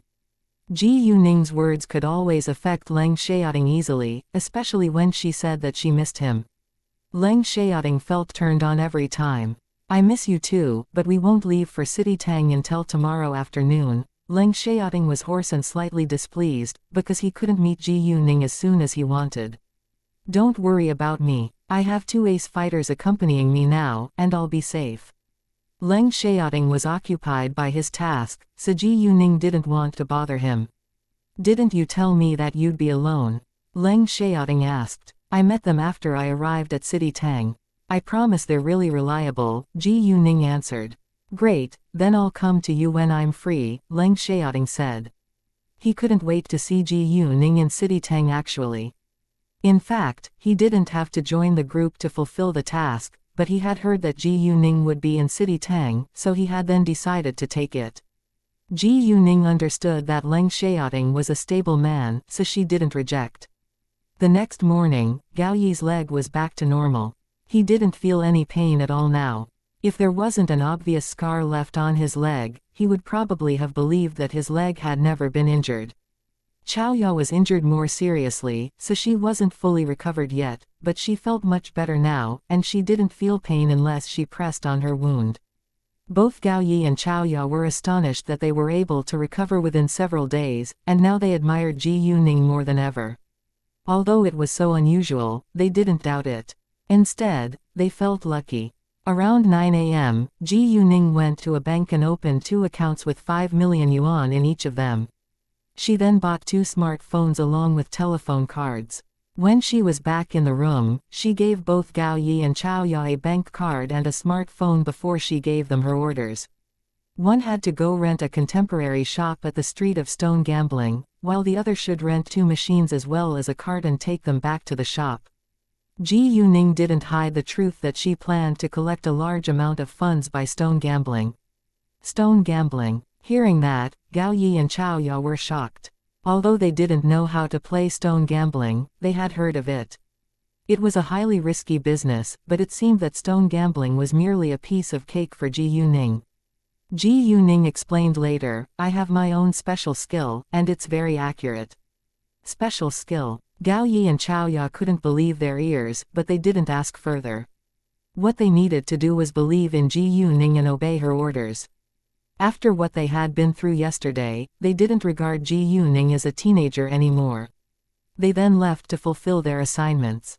Ji Yuning, on the other hand, was going to meet Master Tang this morning. She arrived at the appointed private room at 10:50 a.m., but unexpectedly, Master Tang arrived earlier than her. Master Tang was alone in the private room, and his 2 bodyguards were standing outside of the door. Seeing Ji Yuning, Master Tang felt the inexplicable intimacy once more, but he didn't mind it. He welcomed Ji Yuning at once. Girl Ji Yu, come and have a seat. Nice to meet you, Master Tang, Ji Yuning said before she sat down. Please help yourself and order anything you want. Master Tang pointed at the menu beside Ji Yuning, then pressed the service bell on the side. Before long, a waiter came inside. Ji Yuning didn't hesitate and ordered 2 of her favorite dishes. Master Tang did the same. There were only 2 of them eating, so they didn't order too many. After the waiter was gone, Master Tang asked Ji Yuning, Girl Ji Yu, thank you so much again for what you did yesterday. If it hadn't been for you, I probably wouldn't have survived at the airport in City Tang. Master Tang, it's my pleasure to help, Ji Yuning said. I do admire your modesty. Master Tang complimented her. Ji Yuning smiled a little, because she had heard many people say that.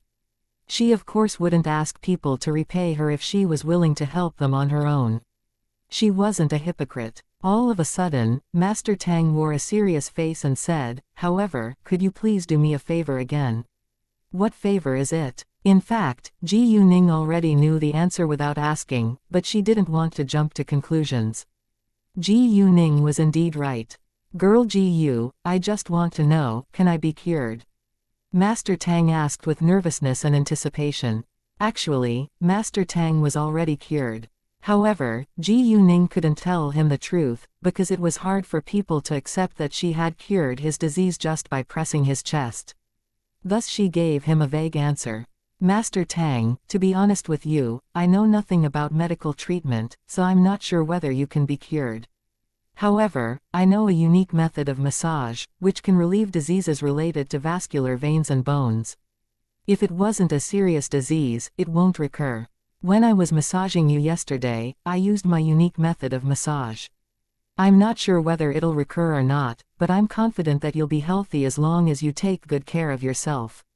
Really. Although it wasn't an affirmative answer, Master Tang was thrilled to hear that he could be healthy. Chapter 255, Shopping Spree of Raw Materials. During the meal, Ji Yuning had a pleasant talk with Master Tang. Master Tang also sincerely invited her to have a trip in City B, and Ji Yuning agreed. City B was a developed city like the capital. After the meal, Ji Yuning and Master Tang went their separate ways. When she was back in her room, Ji Yuning changed her outfit and dressed like a mature woman with heavy makeup and curly hair. Then, she left the hotel, and took a taxi to the street of stone gambling. She contacted Chao Ya when she arrived. Chao Ya and Gao Yi had already prepared the shop and machines. There were plenty of empty shops and machines provided for those who bought a large amount of raw materials but couldn't transfer them away for a short period of time. Therefore, it didn't cause Gao Yi and Chao Ya much trouble to settle it. Under the guidance of Chao Ya, Ji Yuning soon found the location of the shop. However, the minute Ji Yuning walked inside, Chao Ya stopped her and said coldly, "Sorry, miss, this is a private place and no outsiders are allowed to enter." "Well, what if I must go inside?" Ji Yuning asked. She deliberately lowered her voice. Gao Yi and Chao Ya, who were professional killers, recognized her at once. Nevertheless, Ji Yuning completely changed after she dressed up and wore makeup, and they couldn't believe their eyes. "Boss." Ji Yuning was satisfied that they were both able to recognize her. If they failed to do so, Ji Yuning would have to doubt their ability. "Chao Ya, please guard the warehouse. Gao Yi, take a cart and let's shop for raw materials together," Ji Yuning said. "Sure," the two answered. After that, Gao Yi pushed a cart, following Ji Yuning out. Ji Yuning used her jade eyes the moment raw materials appeared in her sight. Once she found that there was jade inside, she would buy it. Of course, Ji Yuning wouldn't buy every piece of raw material with jade inside. She planned to acquire all the raw materials with high-level as well as top-level jade, and half of the raw materials with medium-level as well as medium-high-level jade inside. As for those raw materials that contained jade whose level was lower than medium-low level, Ji Yuning would directly ignore them. There was 0 to 3 raw materials with high-level jade inside in a normal shop. That was to say, either there was no high-level jade or at most there was 3 pieces of it in a shop normally. As for top-level jade, Ji Yuning barely found one in many shops. Meanwhile, many shops had raw materials with medium-high-level jade inside, but the amount didn't exceed 10. Ji Yuning didn't cut the raw materials on site, but packed them up, taking them away. In the first shop she got 3 raw materials with medium-high-level jade and 1 with high-level jade inside. Gao Yi pushed the cart, and it wasn't convenient for him to walk inside with Ji Yuning, so he waited for her outside. However, within 10 minutes, Ji Yuning stepped out with a big cardboard box, which shocked Gao Yi. "She's so quick." Gao Yi immediately walked over to take the box from Ji Yuning. It weighed around 60 pounds. In the second shop, Ji Yuning still finished shopping within 10 minutes, and she got almost the same amount of raw materials as the first shop. Ji Yuning then continued to buy raw materials. She had already got 45 raw materials with jade inside by the time she reached the 7th shop, among which 5 contacted top-level jade, so Ji Yuning put them away in her telepathic eye space while packing. There were several of them in a large size, and there was no more room in the cart to put them. Thus Gao Yi first went back to the warehouse before he came back again. It wasn't uncommon that people would acquire raw materials in a large amount, so no one paid much attention to them. They only cared about those who cut out raw materials with jade, or even priceless jade. Chao Ya was surprised to see Gao Yi come back so soon with a cart full of raw materials. The second time, Ji Yuning got 50 raw materials in 9 shops. 2 of them contained top-level jade, and Ji Yuning put the 2 in her telepathic eye space too. Gao Yi then moved the raw materials back to the warehouse again. The third time, they went to a large store that belonged to the Wang family, which was one of the 3 largest raw material suppliers in City Tang. The Wang family also had a quadrangle in the same structure as the Zhang family. The cheapest raw materials at the price of hundreds of yuan each were in the front hall, while there were rooms ranked as A, B, C and D according to the different levels of raw materials at the back. The raw materials were at the price of hundreds or thousands of yuan a pound in room D. The price rose to between thousands and dozens of thousands of yuan a pound in room C. In room B, the price stayed at dozens of thousands of yuan a pound, but in room A, the raw materials already had a window, which meant that it was highly possible to cut out jade. In that case, the price rocketed up to millions or dozens of million yuan each. However, the size and value of the jade inside the raw materials in room A were still in doubt, and it was still possible that there was only a thin layer of jade, so buyers had to have the courage to gamble. Ji Yuning had a tour around the hall first, and found 3 raw materials with medium high-level jade inside. Then she went to room D and room C, and got 16 pieces of medium high-level jade, 5 pieces of high-level jade and 2 pieces of top-level jade. When Ji Yuning walked into room B, she noticed a huge raw material the size of her body. Although they had the same size, the raw material was a stone, so it would be many times heavier than her. Approximately, it had to weigh at least 400 pounds. There was dense and strong power inside this huge raw material. It was a piece of medium high-level jade, but she would have to cut it out to see its type. Its outer layer wasn't very thick, and it should weigh around 300 pounds after its outer layer was removed. A piece of jade that size had to be worth over 1 billion yuan at least. Thinking of that, Ji Yuning was thrilled. And she moved the huge raw material into her cart without delay. Because of her power, she was full of strength and much more powerful than ordinary people. However, her action shocked everyone around. How is she able to move a huge raw material which is much heavier than herself into the cart? Ji Yuning noticed their reaction, but she didn't mind. She pushed the cart out to pay the bill. When people saw that Ji Yuning pushed her cart out with a huge raw material inside, they were all astonished. Such a huge raw material from room B had to cost 15,000 yuan a pound at least. And it would cost at least 7 million yuan in total. Wow! Everybody couldn't help taking a long breath in, because no one believed that the huge raw material was worth risking. Even the manager failed to figure out why this woman chose this huge raw material. Their boss also wasn't positive about it. Their boss was a well-known jade expert. If he wasn't positive about it, no one else would be. Accordingly, consumers who were familiar with their store all believed that this huge raw material was a waste. And so this raw material had stayed in their store for 2 years, because no one was willing to buy it. Nevertheless, Ji Yuning bought it today. The manager of course wouldn't stop her. In addition, he would make a high commission. However, Ji Yuning was aware that there was greatly valuable jade in it, so she was willing to pay for it even if its price was 70 million yuan.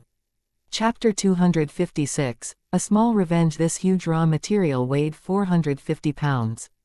It cost 20,000 yuan a pound, but the manager gave Ji Yuning a discount, so she paid 7.8 million yuan in the end. After that, Ji Yuning packed those relatively small raw materials up in cardboard boxes, and let the workers in the store help her move the huge raw material out. Gao Yi, who was waiting outside, rounded his eyes in shock when he saw the huge raw material. Is there really jade inside? If not, boss will lose a fortune. Gao Yi then moved all the raw materials back to their warehouse, and Ji Yuning told him to have a rest, and that she would call him if she needed his help later. This time, she planned to cut out some raw materials here. The Wang family was one of the 3 largest raw material suppliers in City Tang, so many jewelry businessmen would come here looking for high-quality jade. There were more pieces of high-level jade in room B. If not for the huge raw material, Ji Yuning wouldn't have walked out in such a hurry. She went back to room B as fast as she could to pick up those 2 raw materials with high-level jade, and 2 with medium high-level jade. However, right when Ji Yuning was about to pick up the last raw material with medium high-level jade inside, a voice stopped her. Hey, I saw this raw material first. Give it to me, a girl who was around 17 years old shouted at Ji Yuning rudely, then she ran to Ji Yuning to grab it. Ji Yuning turned her body and escaped from the girl's hands. Don't you know the rules in stone gambling? The person who gets it first owns it, not the person who sees it first owns it. Ji Yuning wasn't mad, but looked at the girl coldly. Exactly. There are rules in stone gambling, and this girl is so rude. Someone criticized. So what? Do you know who I am? I'm the daughter of the Wang family, Wang Xinyan.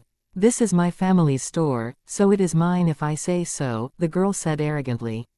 Hearing that she was the daughter of the Wang family, people around were all scared, especially when they found out that she was Wang Xinyan. Why? Because she was notorious for her rude and unkind behavior. She is the daughter of the Wang family. She is a troublemaker. Exactly. No one dares to have bad blood with the Wang family. I heard that a young girl also picked up a raw material that Miss Wang liked last time, and she wasn't willing to give it back either. She even had a fight with Miss Wang. Because of that, her father's settled deal with the Wang family was cancelled. I heard of that too. Miss Wang had a scratch on her arm, but the girl had several scratches. One was even on her face, another man added. Then he persuaded Ji Yuning with kindness, Miss, I think you better give this raw material back to her. You can't afford the result. The Wang family was also well known for its rudeness and arrogance in City Tang, because it was not only one of the largest raw material suppliers in City Tang, but the second son in their family was the vice mayor of City Tang. The Wang family was influential in both politics and business, so no one dared to act against them. Although it had nothing to do with Ji Yuning, she had a bad impression of the Wang family now. What if I refuse to give it to you? What can you do to me? Ji Yuning asked Wang Xinyan, and she didn't seem afraid at all. Why did Wang Xinyan have to get this raw material? Was she only being naughty or she was positive about it? If you don't give it to me, I'll have someone drive you out. Wang Xinyan threatened. Really? However, I don't think you can make the decision. If the boss of this store agrees to do so, I'll leave right away, Ji Yuning said. Wang Xinyan was mad. She didn't expect that Ji Yuning wasn't afraid of her at all. Don't you dare leave. I'll go and find my grandpa. Saying that, Wang Xinyan turned around, running out. Seeing that, everyone was looking at Ji Yuning worriedly, but she still seemed at ease. Wang Xinyan's grandpa was in the yard at this time, so she soon went back with her grandpa. Wang Xinyan's grandpa was called Wang Hongming. He was the leader of one of the 4 most influential families in City Tang. There were 4 main influential families in City Tang, namely the Shi family, the Zhang family, the Shen family and the Wang family. Among them, both the Zhang family and the Wang family were raw material suppliers. Wang Hongming seemed in a bad mood, but no one knew the reason. Although the Wang family was always arrogant, they would also compromise if they were the extremely unreasonable side. Grandpa, it's her. She grabbed the raw material away from me. Wang Xinyan pointed at Ji Yuning complaining to her grandpa. What exactly happened? Wang Hongming asked. He had a natural gravitas and air of threat. And he clearly knew about his granddaughter's character. It was highly possible that his granddaughter exaggerated it. However, his granddaughter had an outstanding instinct. Since she wanted this raw material, it was also quite possible that there was jade in it. Thus he didn't want to lose it either. Therefore, he intentionally used his gravitas to threaten Ji Yuning so that she would give it up herself. However, Ji Yuning didn't feel threatened at all. She met Wang Hongming's eyes directly and said, I picked up this raw material first, but Miss Wang claimed that she saw it before me. I don't think that there is such a rule in stone gambling. Wang Hongming squinted. He didn't expect that this woman would stand up against him. Grandpa, I just turned around to pull my cart, but she grabbed it right away. Wang Xinyan insisted. Miss, since my granddaughter saw it first, and she wants it badly, would you please give it back to her? There are plenty other raw materials in our store, so please choose another one. My granddaughter has a bad temper, and she won't listen to any of us, but we all don't want her to attack you. It seemed like Wang Hongming was being friendly to Ji Yuning, but he was actually threatening her. Well, I can give this one back to her, but what if I pick another raw material and she claims that she saw it before me again? Ji Yu-ning said. Wang Hongming immediately wore a pleased face. People around also believed that Ji Yu-ning yielded and compromised. However, they didn't know that Ji Yu-ning was actually preparing for her small revenge. It won't happen again. I'll take her out the minute she gets this raw material, Wang Hongming promised. Chapter 257, A Super Rich Woman, Very well. Ji Yu-ning gave the raw material to Wang Xinyan. Wang Xinyan grabbed it without hesitation and gloated over her victory. With the raw material in her hands, Wang Xinyan left with Wang Hongming. There was a dense sense of coldness at the bottom of Ji Yu-ning's eyes. She had planned to only take half of the medium high-level jade and all of the top-level and high-level jade, but now she changed her mind.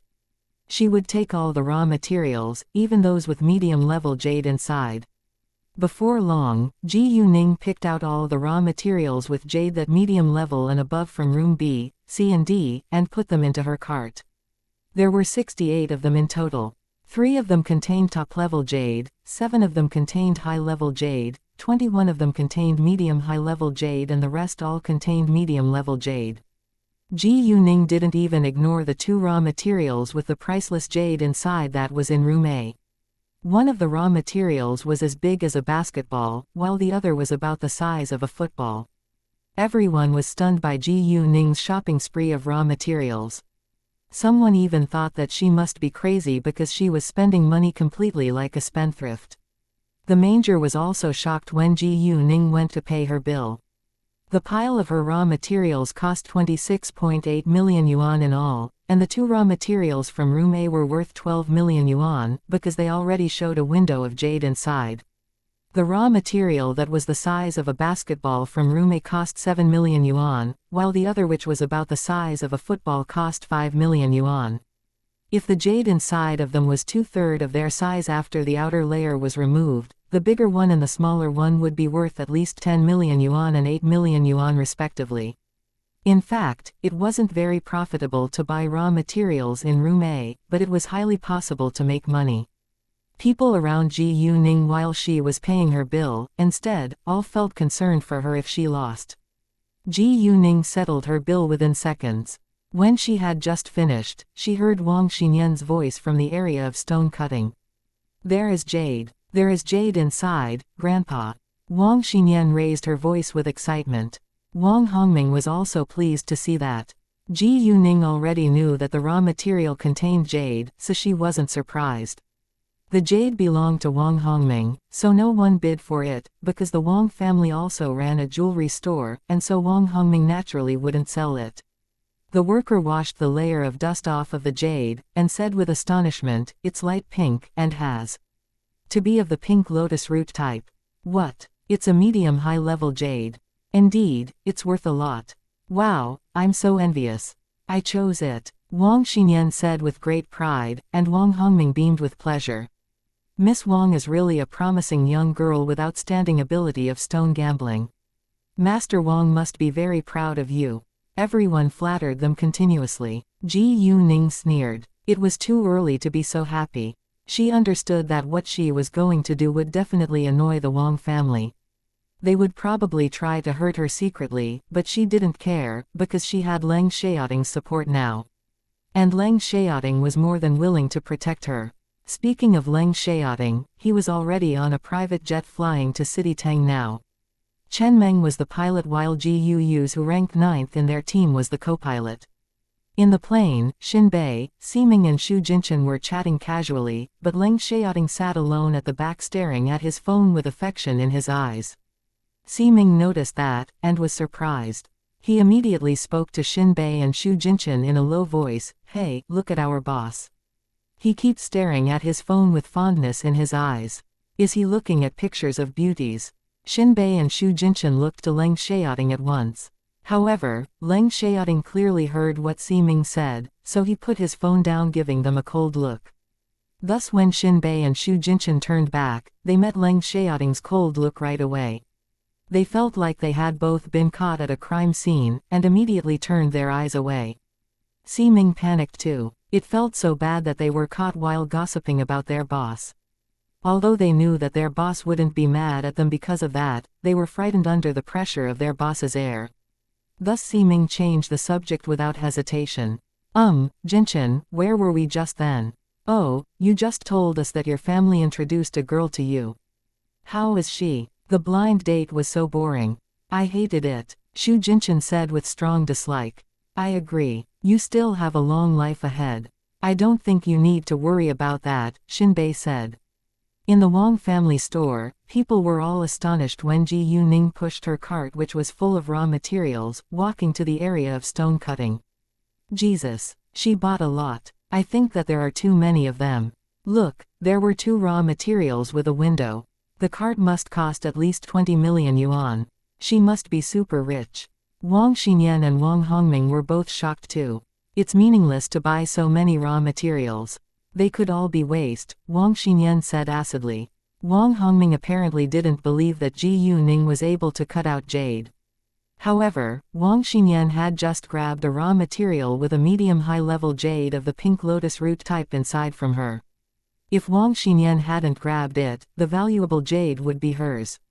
In that case, Wang Hongming couldn't help thinking to himself about whether the woman had just been lucky or if she really had her own special skills. How can you know the results before they're even cut out? Ji Yuning retorted with confidence. Ji, do you think it's easy to cut out jade? Wang Xinyan looked at Ji Yuning like she was an idiot. Well, let's see, Ji Yuning said. I think they're all waste, and you'll be broke, ha ha. Wang Xinyan of course hoped that Ji Yuning would fail. Chapter 258, Why don't we have a bet? No one knows what is going to happen till it really happens. Although stone gambling is a highly risky business, I'm confident that I can win, like this jade of the pink lotus root type. Ji Yuning stopped at this time. There was no need for her to finish the sentence, because Wang Xinyan and Wang Hongming understood her meaning. Wang Hongming was curious about Ji Yuning now. This woman seems to not be an ordinary person. Did she know that there was jade of the pink lotus root type in the raw material beforehand? If so, there could be more raw materials with jade inside in her cart. Wang Hongming started to sense that something was wrong. I told you that I saw the raw material before you. Wang Xinyan was reluctant to admit the fact that Ji Yuning had also been positive about the raw material. Anyway, we were both positive about it. It makes no difference who the first one was, Ji Yuning smiled and sounded sarcastic. Wang Xinyan was mad. She increasingly hated Ji Yuning now. All of a sudden, an idea dawned on Wang Xinyan.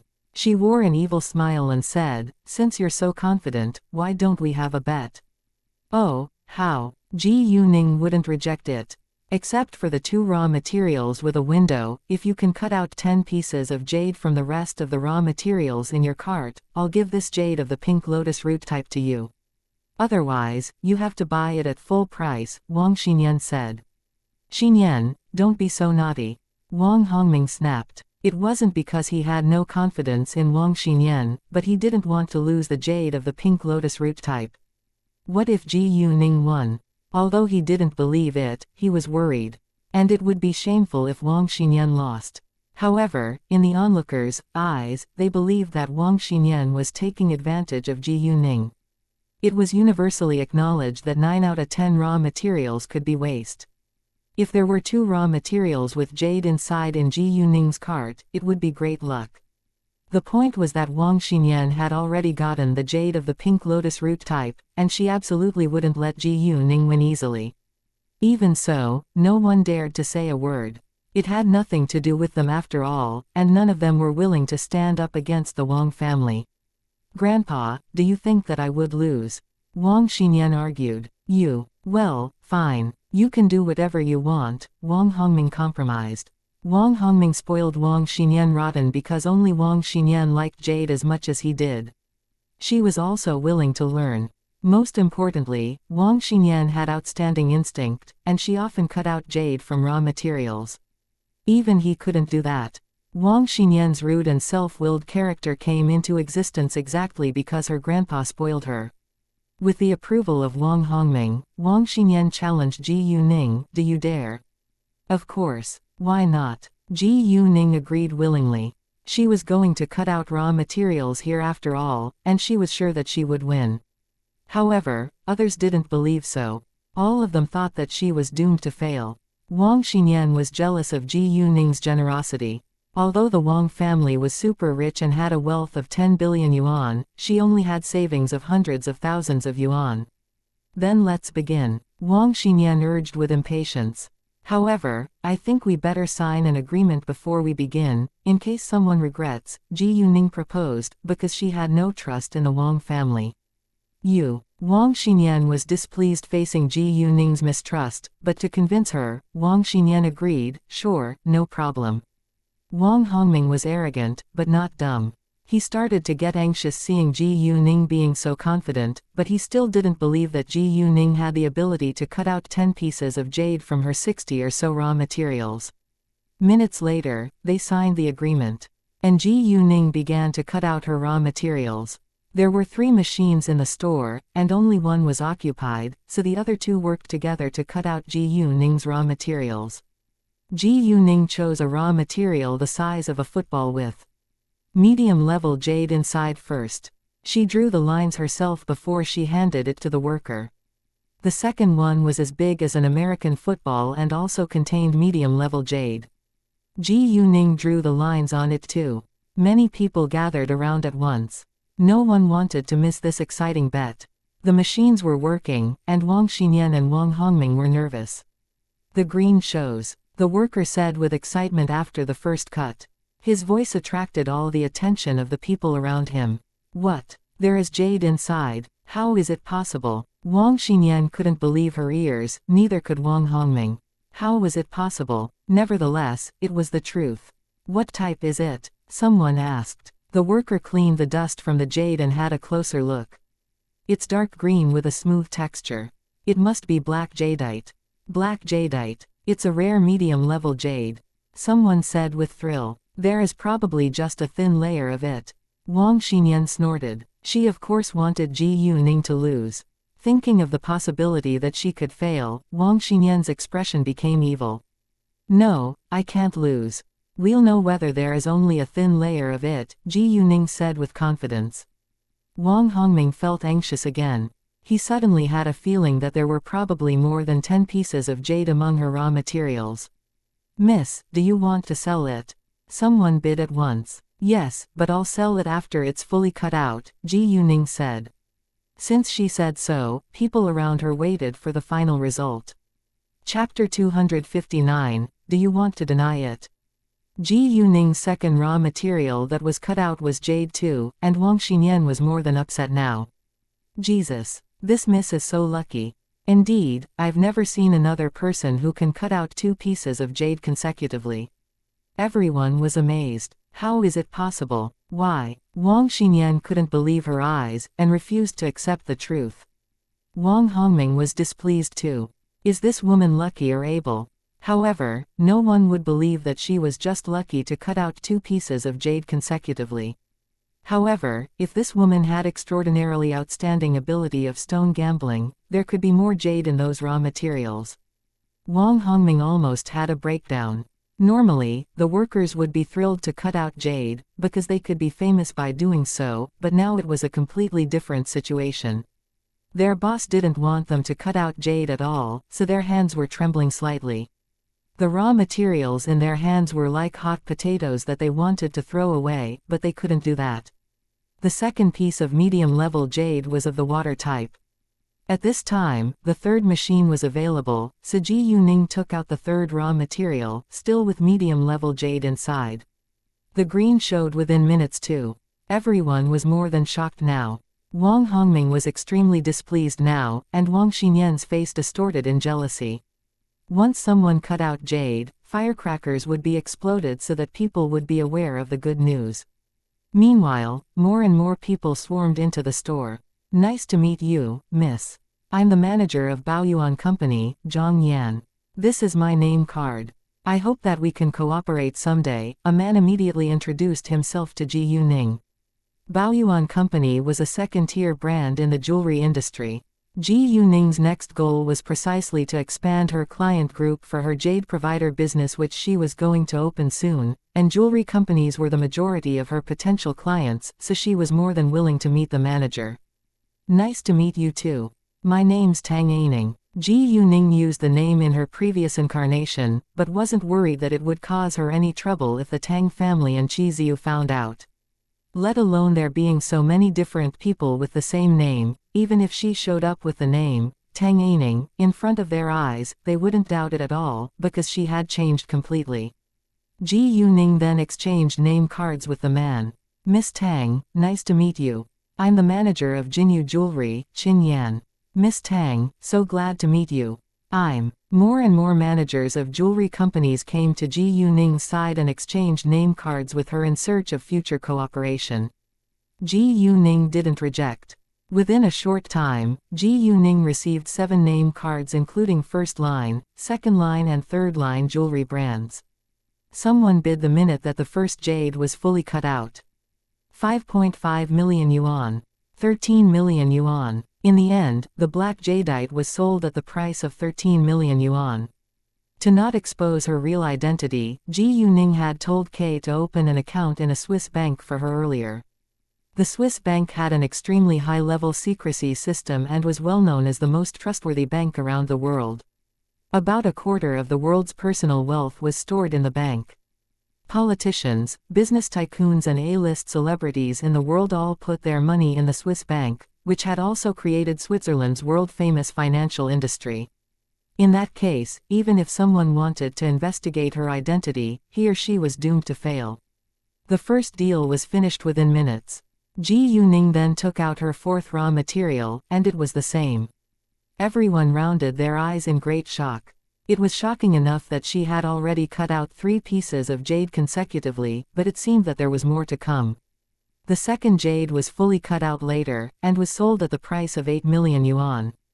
Ji Yuning's fifth raw material also cut out valuable jade. Everyone was stunned, and no one could believe that it was real. They felt like they were in a dream, which was too good to be true. Jesus. This is the first time that I've ever witnessed someone cut out 5 pieces of jade consecutively. Indeed, I think there's more jade in the rest of the raw materials.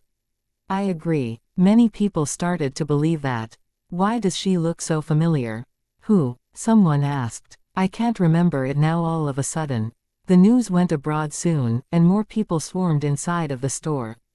Its hall was filled with people now. Stop it now. Wang Xinyan suddenly opened her mouth. If it continued, she was doomed to fail, which was the last thing she wanted to experience in this world. Thus she tried to deny the bet. Although Wang Hongming had the same idea, he felt embarrassed to do so. What this woman had done today was beyond his imagination. He was shocked and regretful, because those raw materials were all from his own store. It was painful for him to see more jade cut out from the rest raw materials, but he couldn't take them back because he had already sold them. What? Do you want to deny the bet? Ji Yuning looked to Wang Xinyan asking sarcastically. Hearing that, everyone showed disdain towards Wang Xinyan. Wang Xinyan felt a little embarrassed in such a situation, even though she was usually shameless. However, she raised her voice and said, "If so, what can you do to me?" She didn't believe that Ji Yuning could handle her. She was the daughter of the Wang family. "What do you think, Master Wang?" Ji Yuning said to Wang Hongming. It sounded so sarcastic and provocative. Wang Hongming flushed a little. He knew that it was embarrassing, but he sincerely didn't want it to continue, so he used an excuse. "Since Miss Tang already cut out so many pieces of jade, I don't think that you lack the jade of the pink lotus root type at all. Why don't we stop right now?" Chapter 260, She is the Queen of Jade. Master Wang, you must be kidding me. This jade of the pink lotus root type is worth at least 20 million yuan. Why should I abandon it? Well, I'm not an unreasonable person either. If I win, you don't have to give this jade of the pink lotus root type to me, but you have to pay me the same amount of money as its price. The Wang family is a well-known super-rich family in City Tang, so I think that 20 million yuan is barely anything to you, right? Ji Yuning said, still in a provocative way. Wang Hongming was displeased and slightly mad. Although 20 million yuan truly was nothing for the Wang family, he wasn't willing to give it to a stranger out of the blue. Miss Tang, are you sure? Wang Hongming asked and threatened. Why not? Your granddaughter is the one who proposed the bet, and now she wants to deny it. Don't you think that it's shameful? Ji Yuning asked coldly. She wasn't weak or a chicken. The crowd burst into discussion at once. Exactly. They have no right to do that. The Wang family is an influential family. It's so inappropriate for them to do that.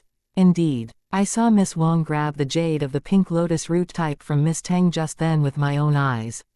What? It's so shameful. It's not the first time the Wang family has done such a thing either. Although the Wang family was powerful, it wasn't dominant, so many people still dared to discuss it. Especially the representatives of the jewelry companies, they stood with Ji Yuning and weren't afraid of the Wang family at all, because the power behind them was much more influential than the Wang family. Wang Hongming was embarrassed, but couldn't vent his anger in public, because it would give others ammunition. Thus he tried his best to curb his anger and said icily, "Fine, you can continue cutting those raw materials. If you win, I'll pay you the same amount of money as its price." The Wang family didn't lack jade, but it didn't have many pieces of medium-high-level jade either, so he would rather pay Ji Yuning the money and keep the jade. Grandpa. Wang Xinyan disagreed. "Shut up. You brought this up, and you must bear the result," Wang Hongming snapped. He was now a little annoyed at Wang Xinyan's self-willed personality. If she hadn't made the bet with Ji Yuning, it wouldn't have ended up like this. "Grandpa, we're one of the most influential families in City Tang, and my uncle is the vice mayor. Do we have to care about a stranger?" Wang Xinyan argued, and didn't hide her intention to threaten Ji Yuning at all.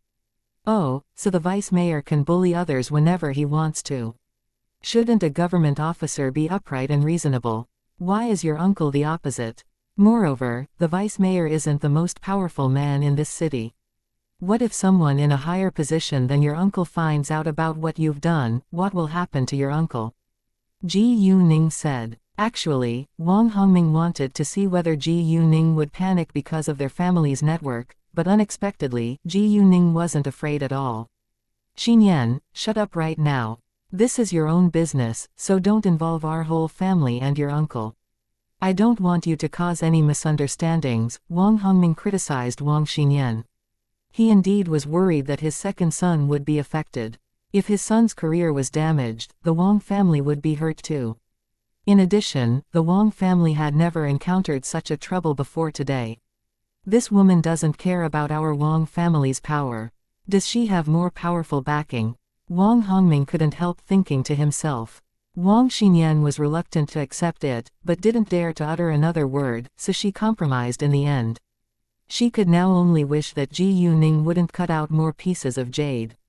The gamble went on. Within minutes, the sixth piece of jade was cut out and sold. Every time Wang Hongming heard that there was another piece of jade in Ji Yuning's raw material, he became more upset. Ji Yuning had cut out a lot of pieces of medium-high-level jade till now.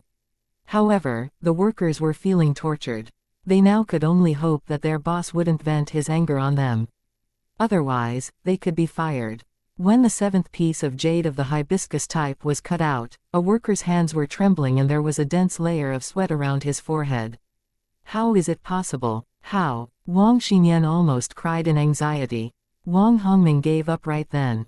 He knew that they would definitely lose, and was more jealous of Ji Yuning's ability of stone gambling. Oh, I remember it now. All of a sudden, the man who had said that Ji Yuning looked familiar opened his mouth again. I read the news on the internet. There was a woman who cut out 4 pieces of medium high-level and high-level jade continuously in City G the other day, and she made 345 million yuan at that time. Everyone regards her as the Queen of Jade. I think that she is probably the Queen of Jade. What? The Queen of Jade? People were all shocked, looking to Ji Yuning. Wang Hongming had heard of it too, but didn't believe it, because he thought that it must be a publicity stunt or the woman was just lucky, but now. If this woman before his eyes was the Queen of Jade, the news had to be the truth, because she had already shown her ability in front of them. Thinking of this woman's extremely outstanding ability, Wang Hongming gave the raw materials in Ji Yuning's cart a worried glance. Is there a piece of jade in every? Wang Hongming didn't dare to continue thinking about it, because he couldn't accept the truth. Someone immediately used his phone to take pictures of Ji Yuning. Ji Yuning noticed that, but she didn't stop him. Since she changed her outfit and appearance, she wasn't afraid that someone would recognize her.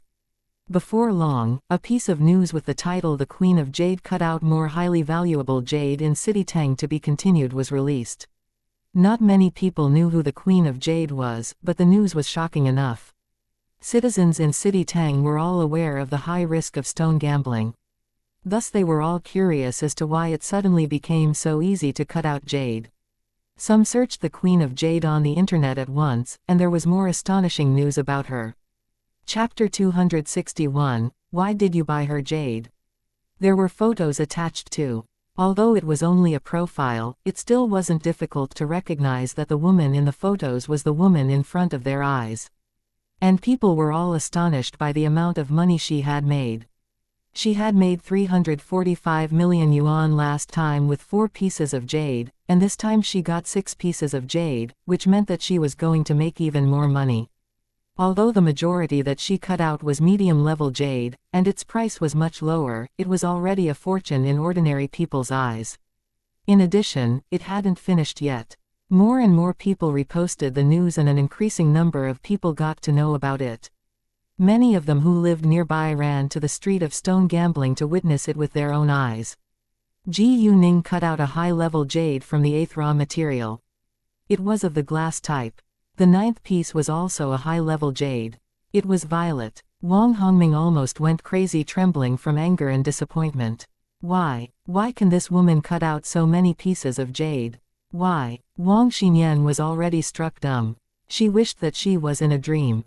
And then, Ji Yuning directly took out the 10th raw material with a top-level jade inside. When a worker announced that there was jade inside, no one was surprised again, because they were already used to it. If there was no jade inside, they would probably be astonished. However, when they found out the type of the jade, it caused a sensation once more, because it was the top-level Fulusho jade. The worker had been working in this industry for at least 7 years, but he had never cut out a single piece of top-level jade, which was the reason why he was so excited. If his boss was going to fire him because of that, he wouldn't say a word. What? Did I hear it right? A top-level Fulusho jade. Wang Hongming almost passed out. Although the Wang family didn't lack jade, it was rare to find high-level and top-level jade, especially the top-level jade. They had to cut out over 1,000 raw materials to get a piece of top-level jade during these years, but Ji Yuning easily cut out 2 pieces of high-level jade and a single piece of top-level jade from his own store, which made his eyes green. After the 10th jade was cut out, Ji Yuning looked to Wang Hongming. Master Wang, I think the result of the bet is pretty clear now. Would you prefer to transfer the money to me or give a check? Grandpa. Wang Xinyan wanted to stop her grandpa, but before she could finish, Wang Hongming gave her an angry glance. She then closed her mouth at once. Wang Hongming was extremely unwilling to do so, but it was too late to deny it, so he had to transfer the money to Ji Yuning. The crowd burst into discussion again. Miss Tang is so awesome. How can she be so lucky and able at the same time? Does she have a superpower and know that there is jade inside? I think that she must have jade eyes, which can see the inside of raw materials. People started to guess, because it was so shocking. However, they were all ordinary people and no one really believed that Ji Yuning had jade eyes. Wang Hongming was in a rage now, not because he just lost 20 million yuan, but because Ji Yuning took so much valuable, even priceless jade out of his store. That jade was worth far more than 20 million yuan. Does she really have a superpower or jade eyes? Wang Hongming thought to himself, but he soon denied it. He couldn't accept this ridiculous idea. The last person that Wang Hongming wanted to see in this world right now was Ji Yuning, but he didn't leave right away, because he was curious how many pieces of jade this woman could cut out, and he was also interested in the Fulusho jade. Although Wang Hongming was an influential figure in City Tang and many people wouldn't compete against him for the Fulusho jade, the jewelry businessmen couldn't care less about him. All they wanted was jade. And the rule was that the most generous buyer got the jade. The Fulasho jade wasn't small, so its initial bid price was very high.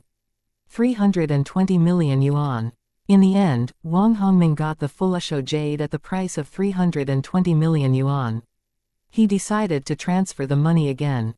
Wang Hongming now had mixed emotions, because he paid a fortune for a piece of jade out of his own raw materials. It was so unusual. If he had cut out the jade himself, he wouldn't pay a cent for it. Unfortunately, he wasn't lucky enough. "Grandpa, why did you buy her jade?" Wang Xinyan was almost 20 years old, but was spoiled rotten already. She was so emotional and couldn't make good judgments from the perspective of a businessman.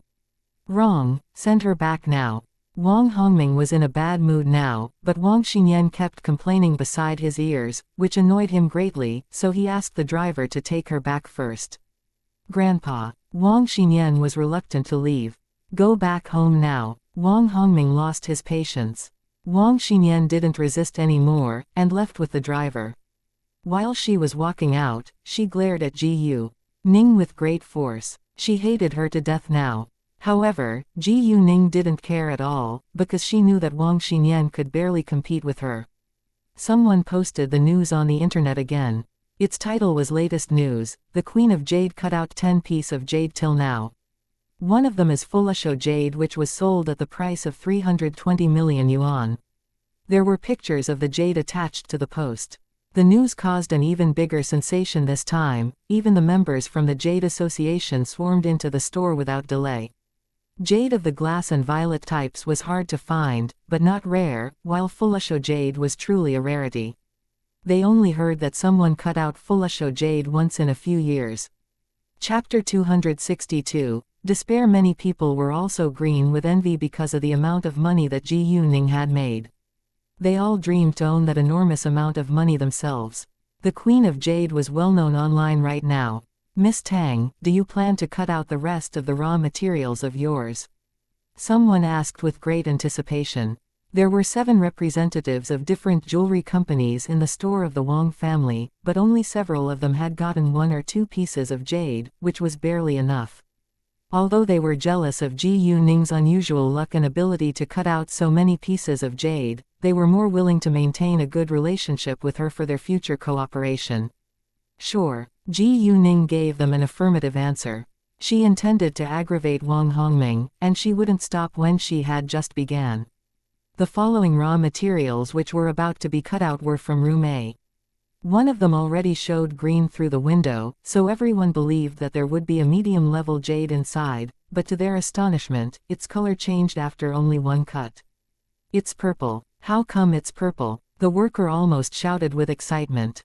"What? Purple? Isn't it green?" No, it's a high-level jade of the violet type." "What? The high-level violet?" The crowd was shocked. It was beyond their imagination that there was actually a purple jade inside. However, no one was more regretful than Wang Hongming. He was in despair now. All the priceless jade was bought by a stranger, and he lost a fortune within a day. He had thought that there was merely a medium-level jade in the raw material with a window, so he didn't pay much attention to it. However, there was something more exciting to come. Another worker removed the outer layer and started cleaning the second raw material with a window. The jade with a bright green color came into people's sight. It was flawless and smooth, and was jade of the old pit glass type. Wang Hongming was struck dumb. Why? How could it be possible? He kept thinking to himself. Ji Yuning was now almost a goddess in their eyes, because her judgments were 100% accurate concerning stone gambling. No one else could do that before her. Thinking of that, Wang Hongming couldn't accept the truth. His anger and disappointment were burning. "I don't think that this is violet jade.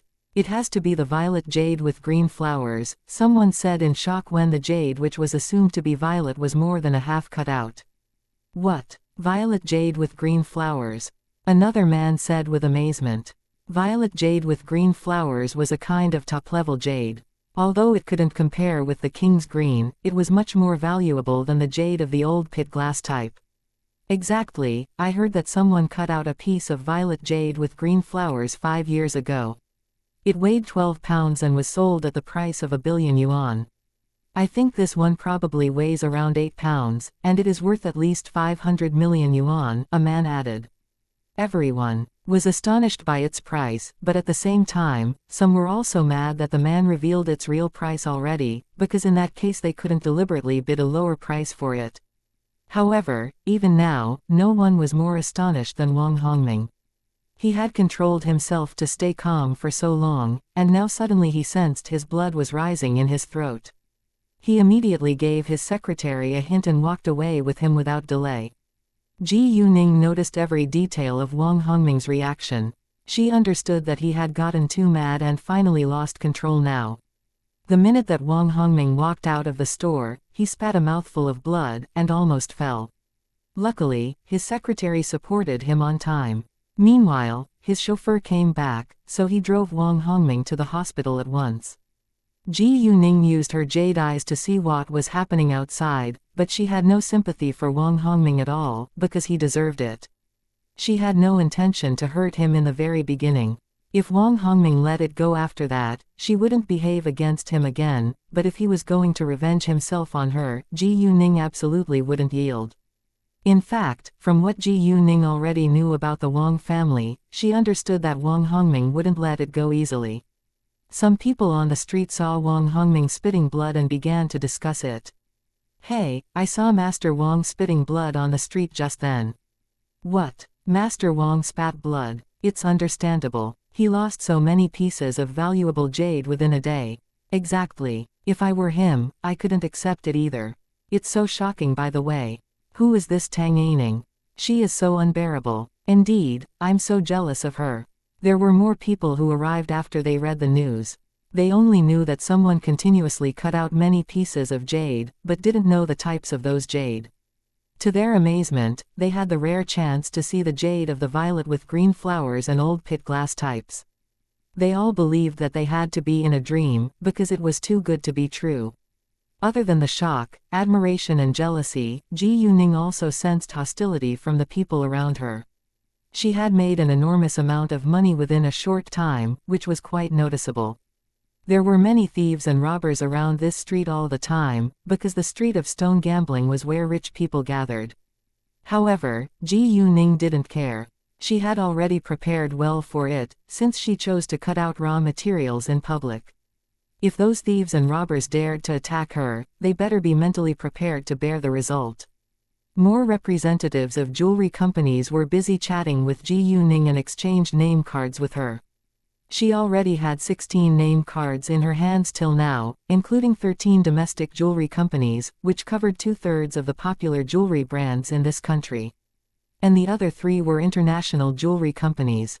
Zhao Yufeng also came to the store like everyone else, but he didn't recognize Ji Yuning.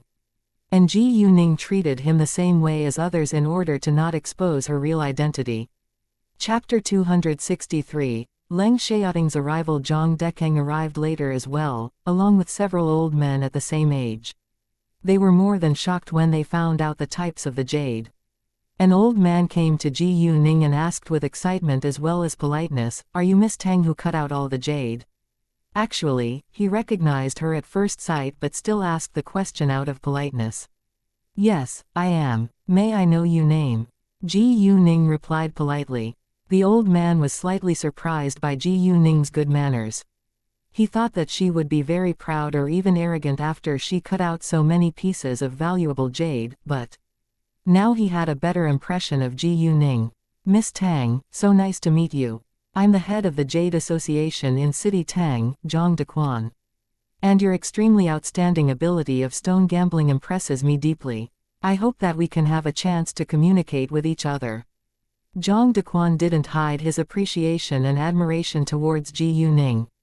And he didn't show any hatred or jealousy at all. He only admired Ji Yuning for her ability of stone gambling, instead of her wealth. Only upright people valued ability and talent over money. Zhang Dequan was Zhang Dekeng's younger brother. And as the head of Jade Association, Zhang Dequan was also excellent at stone gambling. He had cut out 3 pieces of jade out of 5 raw materials before. Although it had only happened once, he had won everyone's respect already, because it had never happened before him, but now, Ji Yuning appeared all of a sudden. "So nice to meet you too, Mr. Zhang." It's my honor to be able to communicate with you, Ji Yuning replied modestly. She wouldn't reject such a kind and respected man. And the point of cooperation was a win-win. Miss Tang, would you please tell me how you make judgments about whether there is jade in the raw materials? I had a look of those raw materials in your cart, but some of them don't show any signs of jade, Zhang Dequan asked Ji Yuning. The outer layer of the raw materials is a weathered leather shell, which makes it impossible to see whether there is jade or its species. It is said that songhua, python stripe, moss, and other characteristics are of great help to judge the internal condition of the raw materials. I don't deny it, because they're indeed helpful in most cases, but it's also possible to cut out jade from raw materials without songhua, python stripe, moss, or other characteristics. One's luck is also very important. Therefore, I basically choose raw materials according to my instinct. Fortunately, I have good instinct and luck, Ning answered. Well put. Zhang Dequan couldn't agree more. He understood that it was also possible to cut jade out of raw materials without songhua, python stripe, moss, or other characteristics, but no one dared to take the chance because it was too risky. However, he was still amazed by this woman's unbelievable luck. He had to believe it for now, because he couldn't find any other reasonable explanation. In addition, the woman indeed seemed confident and able. Ji Yuning also noticed that Master Tang was standing with Lu Mingfei, the representative of Daihao Jewelry, who had exchanged name cards with her. Daihao Jewelry originated from City B, and was the biggest high-end jewelry brand in this country. It was one of the 4 first-line jewelry brands domestically, and was famous internationally too. There were only 3 domestic jewelry companies which were well-known internationally, and the Tang family's company was one of them, but this Tang family wasn't the Tang family that Tang Yining was from. Ji Yuning glanced at Master Tang, seeing that Lu Mingfei respected Master Tang a lot as if Master Tang was his boss. Is Master Tang the boss or the management of Daihao Jewelry? Ji Yuning thought to herself. Daihao Jewelry belonged to the Tangguang Group, and the Tang family was one of the 4 most influential families in City B. The Tang family was more than a normal super-rich family because it was powerful in both business and politics, thus few people dared to act against it. Ji Yuning believed that Master Tang must have a close connection with Daihao Jewelry. Anyway, it had nothing to do with her. The violet jade with green flowers was open for bid later. Because a man had already revealed the real price of this violet jade with green flowers, all the businessmen started to bid. At a very high price. In the end, the violet jade with green flowers was bought by Daihao Jewelry at the price of 600 million yuan. After that, the old pit glass species was sold at the price of 250 million yuan. Ji Yuning continued to cut out the rest of her raw materials and more pieces of jade came out continuously, but she only cut out medium-level jade for sale. The minute that Leng Xiaoting got off the plane at the military division, he told Xu Jinchen and the others to keep an eye on their opponents before he came back. Then he abandoned them and left, which surprised Xu Jinchen and his other teammates. Wait, what's going on here? I think our boss has been acting strange recently. He is always in a hurry to meet someone. Exactly, he even abandoned us. Is he really in love now? Ji Yuning had already told Leng Xiaoting that she would be in the street of stone gambling most of today, so he drove straight to the street. When he parked the car in the parking lot, he called Ji Yuning at once. However, it wasn't convenient for Ji Yuning to answer his call now, so she texted him. Leng Xiaoting immediately sent her a message back. I have already arrived here at the parking lot on the street of stone gambling.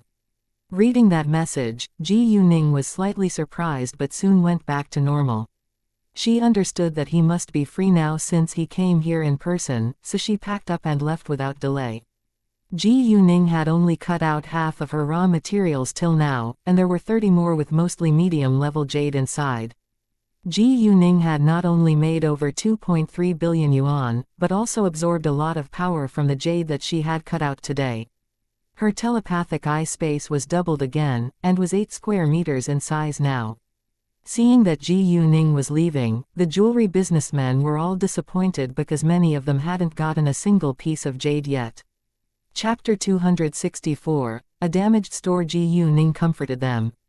Please don't worry. I'll inform you all within 1 or 2 days once the rest of the raw materials have all been cut out. Hearing that, everyone was excited. Then Ji Yuning left the store. Although Wang Hongming was absent, someone told him every detail about what was happening in his store.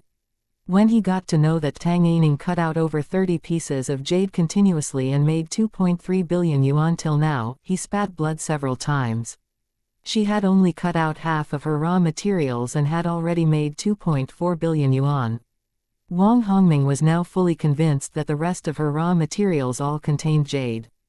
Did she take all the raw materials with jade inside from my store? Wang Hongming thought to himself. This time, Wang Hongming had a plan to kill Tang Aining. The minute that Ji Yuning walked out of the store, she sensed that eyes were fixed on her, but she didn't care.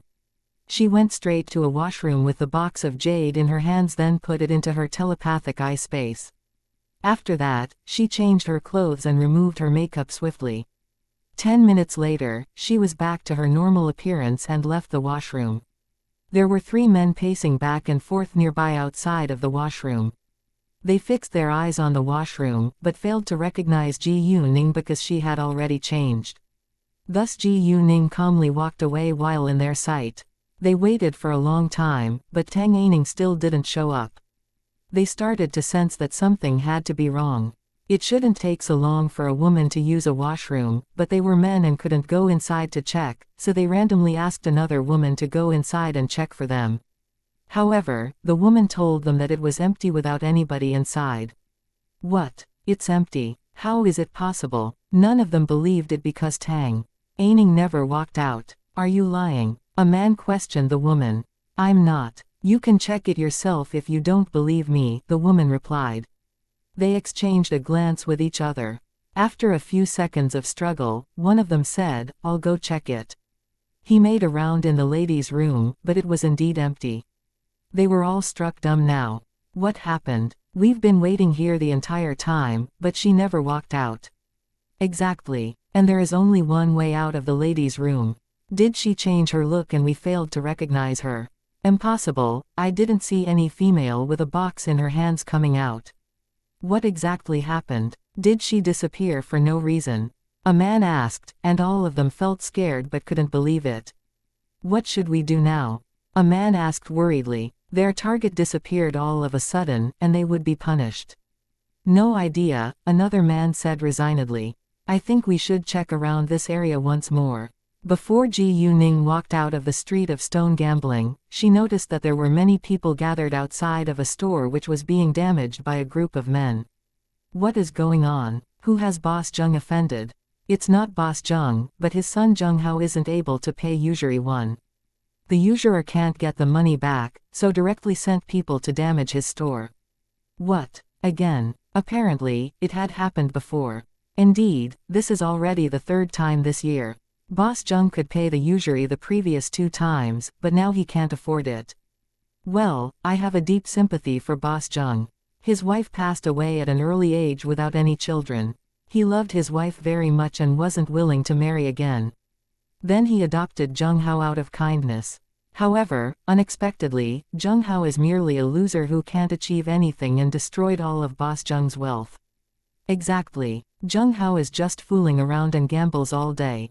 What a shame that Boss Zheng, who is such a good person, has been ruined by his adopted son.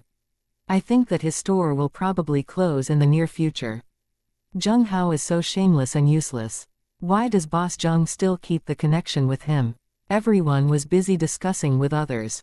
Hearing their discussion, Ji Yuning felt sorry for this Boss Zheng too, and also hated Zheng Hao. Stop it please. Please stop it. I'll pay you back in 2 days.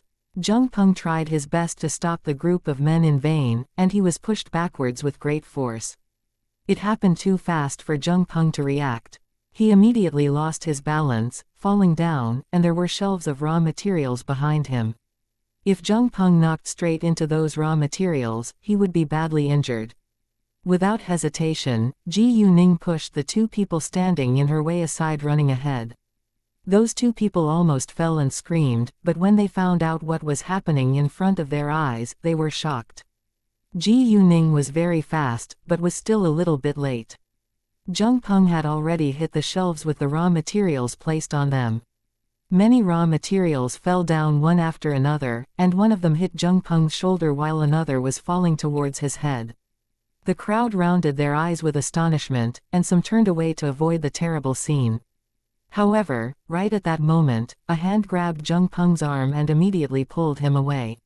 Jung Peng finally escaped the raw materials falling from the shelves. Everyone was amazed, looking at the young girl who was surprisingly agile and had strength to save Jung Peng's life. Otherwise, Jung Peng would either be dead or severely injured. Jung Peng was struck dumb. The men who were damaging the store stopped for a second when they heard the loud noise. They were so close, but none of them had the intention to help Jung Peng. After seeing what Ji Yuning had done, they were all surprised too. However, they saw that Jung Peng was fine, so they continued smashing objects in the store. Although it had nothing to do with Ji Yuning, she was greatly annoyed, and attacked those men without delay. She caught the man who stood nearest to her by his shoulder, and lifted him off the ground and threw him outside with great force. People were all shocked by the scene. It was beyond their imagination that such a young girl could be so strong. None of the other men in the store realized what was going on before the second man was kicked down onto the floor by Ji Yuning. Chapter 265, Jung Peng, what the fuck? Just as the man opened his mouth, Ji Yuning lifted him up, throwing him away. The second man accidentally fell on the first man, and the first man almost passed out from the pain. The other two men finally realized what was going on. They were both shocked to see that their partners were knocked out, then raised the wood sticks in their hands and started attacking Ji Yuning in anger. However, this time, before Ji Yuning could move, a man dashed in from the outside and threw the other two men out of the store within seconds. Everyone was again amazed by this man's beautiful movements and appearance. "Are you all right?" Leng Xiaoting asked Ji Yuning worriedly. "I'm fine," Ji Yuning smiled gently. She wasn't surprised by his sudden appearance, instead she felt touched. "What's going on here?" Leng Xiaoting asked. "Oh, nothing. I just wanted to help this man," Ji Yuning answered. "Miss, thank you so much for saving my life." Jung Peng thanked Ji Yuning at once. He was still in shock after what just had happened to him. If it hadn't been for Ji Yuning, he would have been dead already. "My pleasure," Ji Yuning said. "However, Mr. Jung, I heard that your adopted son causes you all these troubles. Why don't you cut off the connection with him?" Hearing that, Jung Peng sighed with great force and said resignedly, "Actually, I've failed to contact him for a year. He causes trouble outside, but those men all come to me. I don't know how to handle it. If I don't give them money, they'll damage my store." He didn't tell Ji Yuning whether he was regretful that he had adopted Zheng Hao, but he made it clear that he wanted to cut off the connection with Zheng Hao. One's kindness had limitations. Jung Peng had brought Zheng Hao up and had now lost all of his wealth because of him, which already crossed the bottom line. "Why don't you call the police?" Ji Yuning asked. "I did. However, they are members of the Qing gang, and even the police don't dare to annoy them," Jung Peng replied. He was only a common citizen without power and support, thus no one was willing to help him. Speaking of the Qing gang, Jung Peng suddenly realized that it could be dangerous. "Oh, they are from the Qing gang, and you injured them. You could get in trouble. I think you better leave right now." "It's fine." Ji Yuning understood that Jung Peng was being kind, but she wasn't afraid of the Qing gang at all. "Don't you dare leave. You injured us and the Qing gang won't let you get away with it." At this time, the men who had been knocked down on the ground threatened Ji Yuning and Leng Xiaoting. "Ji, do you think that everyone is afraid of the Qing gang?" Ji Yuning sneered with disdain. They didn't expect that Ji Yuning wasn't scared at all, but they believed that she was just pretending. "If you're not afraid, stay here."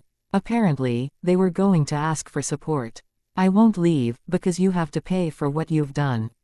Mr. Jung, please calculate your loss, and let them pay the compensation," Ji Yuning said. "Miss." Jung Peng was surprised. He didn't dare ask them for compensation at all. He was more afraid that they would get revenge on him. "What? How dare you ask us to pay the compensation?" Those men from the Qing gang were mad. "I don't think that up to you," Ji Yuning sneered once more. Since she had already given Zheng Peng a helping hand, she would not leave him in a mess. In fact, she decided to help him solve the problem completely. Otherwise, those hoodlums would vent their anger on Zheng Peng if Ji Yuning and Leng Xiaoting were gone. In addition, it wasn't Zheng Peng's duty to pay for Zheng Hao's bad behavior. "Tell me you and your leaders' names," Ji Yuning said to one of the men. "I'm Zhao San, and my leader is Zhu Yi, who is an important figure in the Qing gang," a man said proudly, because he didn't believe that Ji Yuning was able to deal with them. "Great, you can go away now," Ji Yuning said. What? Those hoodlums didn't expect that Ji Yuning would change the topic so quickly. "Go away right now, otherwise, I'll kick you away," Ji Yuning snapped with a cold glance. Facing the great pressure from Ji Yuning, those hoodlums trembled in horror, escaping away without delay. However, before they left, one of them threatened, "It's not the end yet, and we'll be back." All the people around them felt sorry for Zheng Peng, but they could do nothing to help him. Those hoodlums were from the Qing gang after all. After Zhao San's group was gone, the onlookers dispersed too. "Well, I think that I will have to close my store and leave City Tang now," Zheng Peng sighed sadly. He was truly frightened this time, and he had already had the idea to close his store, because his store could barely stay afloat now. Then he said to Ji Yuning again, "Miss, I can tell that you're not afraid of the Qing gang, but the Qing gang isn't some organization that you can have bad blood with. I think you better leave now." "Mr. Zheng, don't worry. Since I'm already involved, I'll help you solve the problem," Ji Yuning said. "What?" Zheng Peng was quite surprised. He didn't have any hope that someone would be willing to help him out of this mess. Although Zheng Peng was indeed in need of help, he didn't want other innocent people to be involved, so he declined. "Miss, I understand that you're kind and warm-hearted, but you could be in danger once you annoy the Qing gang." Zheng Peng didn't want her to be in danger because of him, which proved that he was an upright man. Actually, Ji Yuning had her own plan too. She was looking for an upright man to help her manage the jade provider that she was going to open, and Zheng Peng was a great choice, but she still needed time to know more about Zheng Peng. However, since he was able to run such a big store, he must be able to some extent. Chapter 266. Open a jade provider. Ji Yuning made up her mind to purchase raw materials herself so that she could get all the raw materials that contained jade. "If the Qing gang is going to get revenge on you, do you really think that you can get rid of it?" Ji Yuning asked. Hearing that, Zheng Peng was struck dumb and his face immediately turned pale. Indeed, if the Qing gang was determined to get revenge on him, he absolutely couldn't escape from it. The Qing gang's influence stretched across this whole country. Ji Yuning thought for a while before she said, "Mr. Zheng, if you're going to close this store, I would like to hire you as my employee in my jade provider company. What do you say?" "What?" Zheng Peng was surprised. This young girl runs her own business. Ji Yuning took out a piece of name card from her backpack, handing it to Zheng Peng. "This is my name card. I've heard many positive comments of you from the citizens around here. I believe that you're also an excellent businessman, and I lack an aide like you right now. If you're willing to work for me, we can have a deeper conversation." Zheng Peng didn't answer immediately, but hesitated for a while. "If you don't mind that I may cause you trouble from the Qing gang, of course I'm willing to work for you."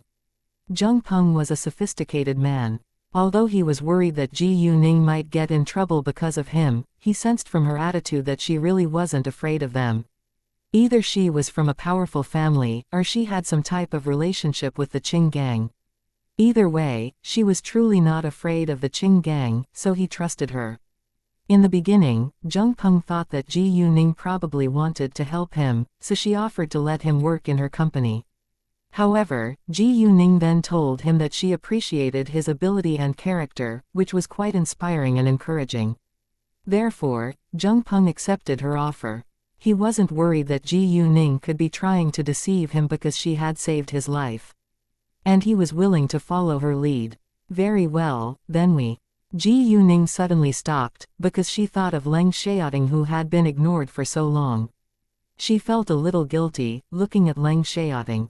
Leng Xiaoting noticed, and said, "Don't worry, I'm free today." In fact, Leng Xiaoting badly wanted to be alone with Ji Yuning, but he understood that she needed to work. Ji Yuning felt moved due to Leng Xiaoting's consideration. She also wanted to be alone with him, but business was more important right now. After that, Zheng Peng guided Ji Yuning and Leng Xiaoting up to the second floor. Zheng Peng's store was 40 square meters in size with 2 stories, and he normally discussed business with special guests on the second floor. Ji Yuning and Leng Xiaoting sat down, while Zheng Peng went to prepare cups of tea for them. Uncle Zheng, the thing is that I'm going to open a jade provider, Ji Yuning said. Since Zheng Peng agreed to work for her now, there was no need for Ji Yuning to call him Mr. Zheng like a stranger. However, I'm still a student right now, and I need a qualified manager. I think that you are an excellent choice. You don't need to worry about the source of raw materials or clients, because I'll handle them.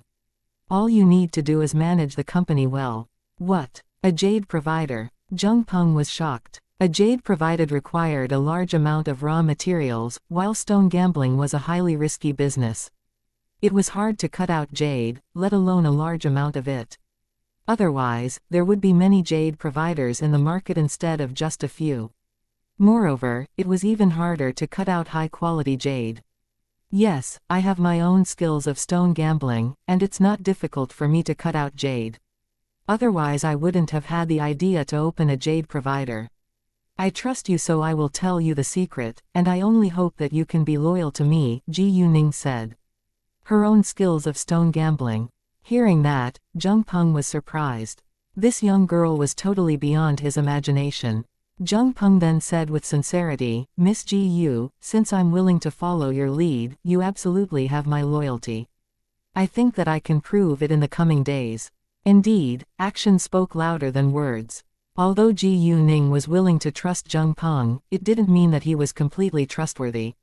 If he wanted to win her complete trust, he had to prove his loyalty in the future. Could you please tell me your source of raw materials? Ji Yuning asked. There are 7 raw material providers in City Tang, and the Zhang family, the Wang family as well as the Lu family are well known for their stability and size. We need to sign contracts with them, and once we sign the contract, we can't cooperate with other raw material providers anymore. As for me, I purchase raw materials from the Wang family, Zheng Peng replied. The Wang family. Ji Yuning suddenly had an idea. Although she hadn't signed the contract with the Zhang family yet, they established their alliance already. The Zhang family would keep supplying raw materials for her. However, all she wanted was raw materials with jade inside, and the Zhang family couldn't satisfy her need. She couldn't take all the raw materials that contained jade away from the Zhang family after all, but the Wang family was different. There was already a grudge between her and the Wang family, and she naturally wouldn't be considerate for them. Ji Yuning thought for a while before she opened her mouth. Uncle Zheng, please take me to purchase a batch of raw materials from the Wang family under your name tomorrow. No problem, Zheng Peng answered. Oh, by the way, do you own this store or do you rent it? Ji Yuning asked. She planned to use this store as a reception. I own it, Zheng Peng replied. Would you mind leasing this store to me as a reception for our company? Ji Yuning asked. Of course not, Zheng Peng answered with alacrity. And do you know where there are factories available for renting? It's not appropriate to cut out a large amount of raw materials here, Ji Yuning said. Factories were safer than the street of stone gambling too. Sure, there is a factory area a kilometer away from here to the right. The area is equipped with high-level safety facilities, but the rent is a little high, Zheng Peng said. Chapter 267. He is my boyfriend, as long as it's safe, I don't care about its price, Ji Yuning said. A factory wouldn't be more expensive than the raw materials. Oh, how many workers do you have in your store?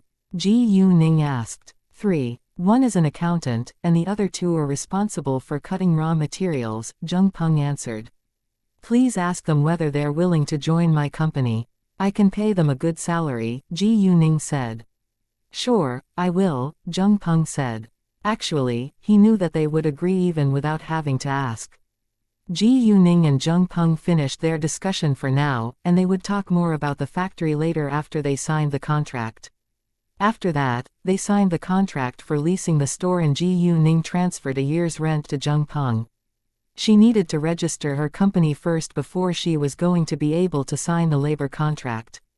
When they walked out of Zheng Peng's store, Leng Xiaoting said to Ji Yuning, "Let me help you with the registration."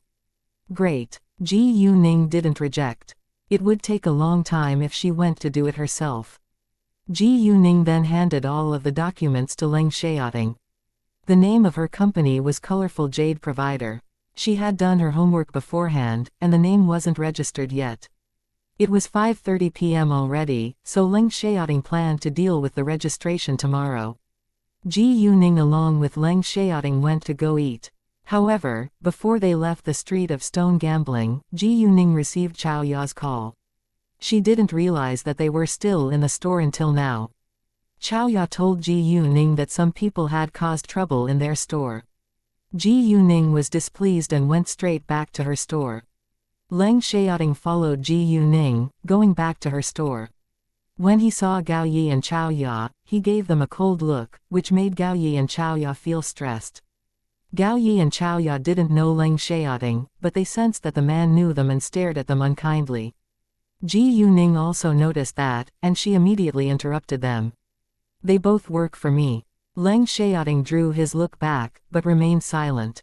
"And he's my boyfriend. Please don't worry." Ji Yuning comforted them. Gao Yi and Chao Ya felt a little relieved.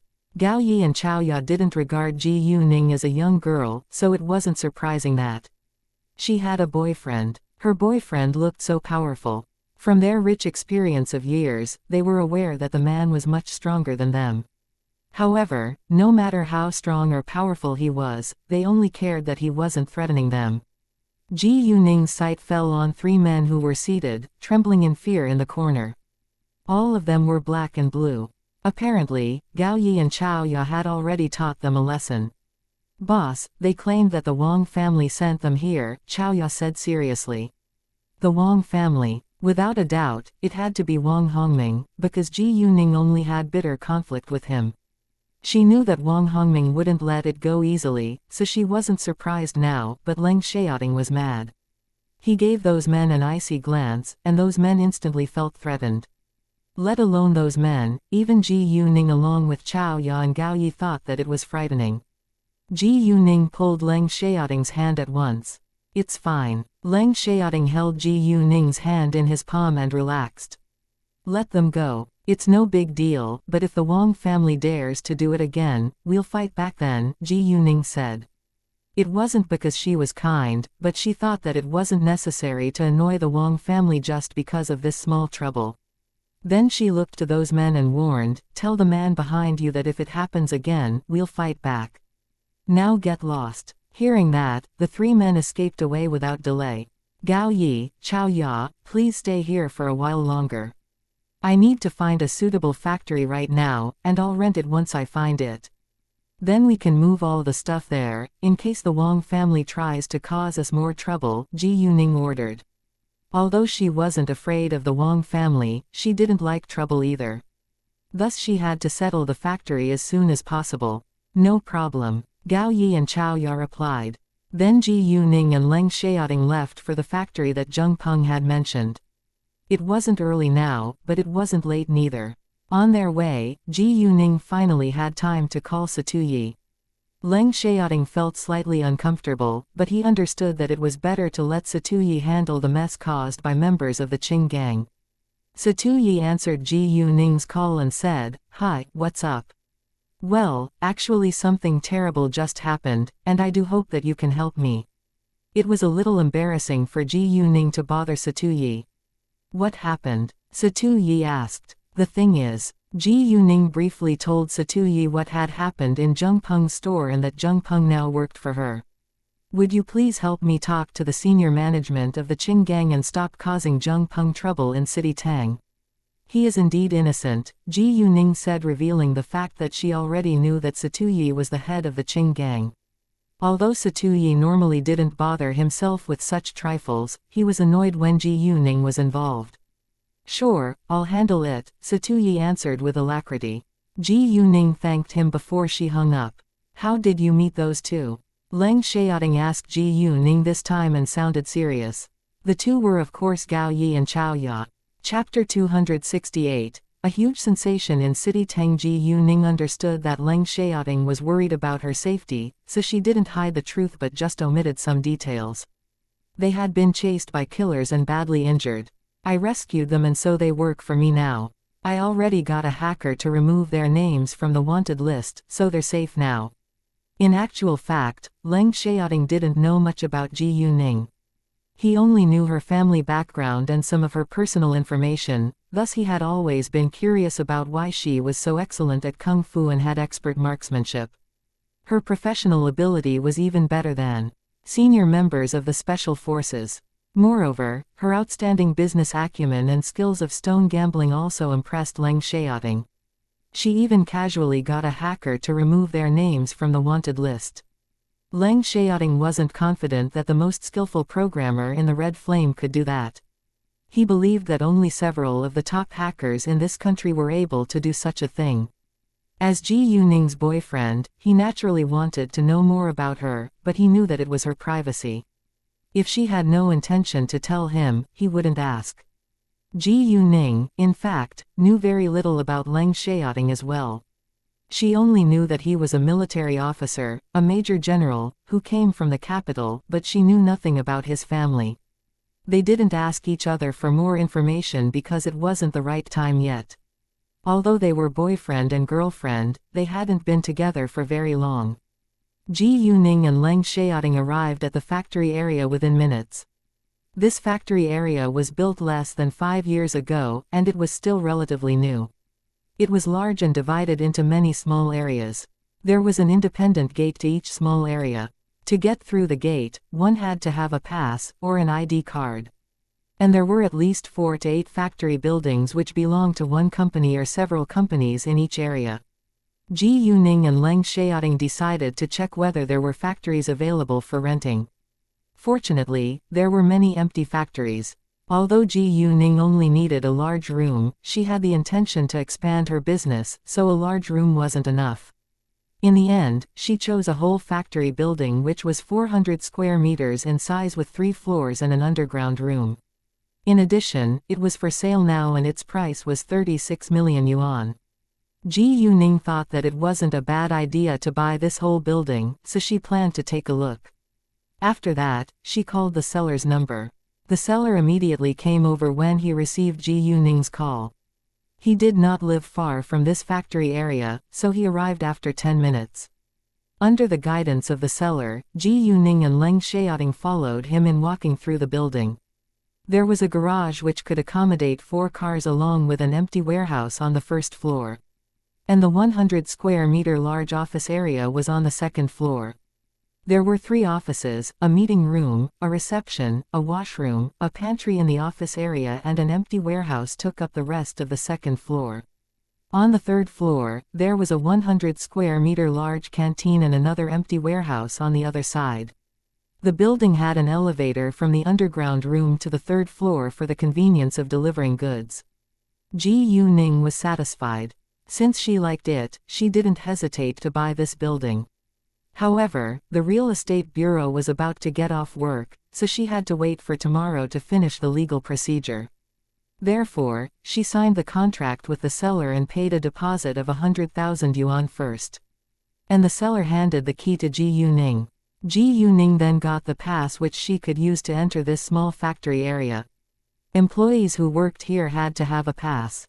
After settling the factory building, Ji Yuning called Gao Yi at once. She told him to prepare a car and load it with the raw materials.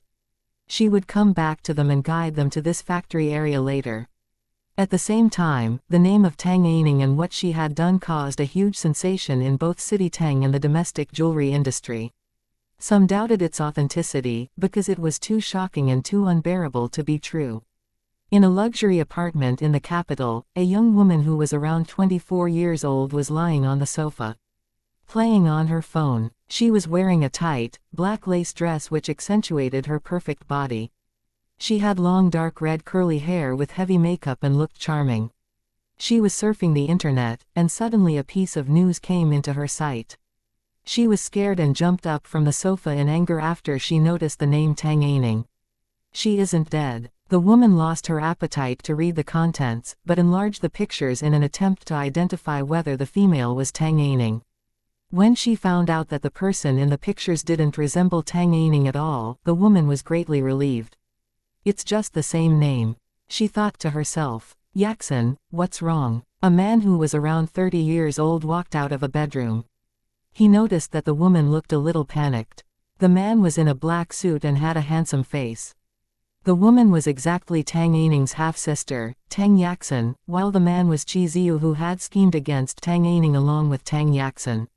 Oh, nothing. I just read some shocking news, Tang Yaxin replied. Although she was sure that the Tang Aining in the pictures wasn't her half-sister, she still panicked for no reason. Besides, she had an unusual feeling that Tang Aining wasn't dead. However, she refused to believe it, because they had witnessed Tang Aining's body being burned in fire. What news? Chi Ziyu walked over. Tang Yaxin gave her phone to Chi Ziyu. The man was also shocked by the name, Tang Aining, and grabbed her phone without delay. Chapter 269. Master Bai. He ignored the content directly like Tang Yaxin had done, and enlarged the pictures to check the female in them. Chi Ziyu relaxed as well after he figured out that this Tang Aining wasn't the one that they knew, but he was amazed by the content afterwards. What? This woman cut out over 30 pieces of jade continuously. It's so incredible. What? Hearing that, Tang Yaxin was shocked too. Although the Tang family wasn't involved in the jewelry industry, they heard a lot about stone gambling. It was a highly risky business, but this woman could cut out over 30 pieces of jade one after another. They doubted its authenticity, but were still amazed. In City G, a friend of Master Bai's called him after the shocking news. They were both jade lovers, so they shared a lot of news concerning jade. After hearing the news, Master Bai was more than shocked now. He believed that the woman was Ji Yuning because she was the only one who had such an outstanding ability of stone gambling that he knew of till now. Master Bai finished the conversation with his friend in a hurry, and looked it up on the internet. When Master Bai saw those pictures, he was sure that the woman was Ji Yuning. Although the two didn't resemble at all, he had met Ji Yuning after she changed her clothing, thus he was certain that he was right. This girl is truly unbelievable. Master Bai thought to himself. How come her judgments are so correct every time? Master Bai called Ji Yuning at once. Ji Yuning and Leng Xiaoting were on the way back to the street of stone gambling at this time.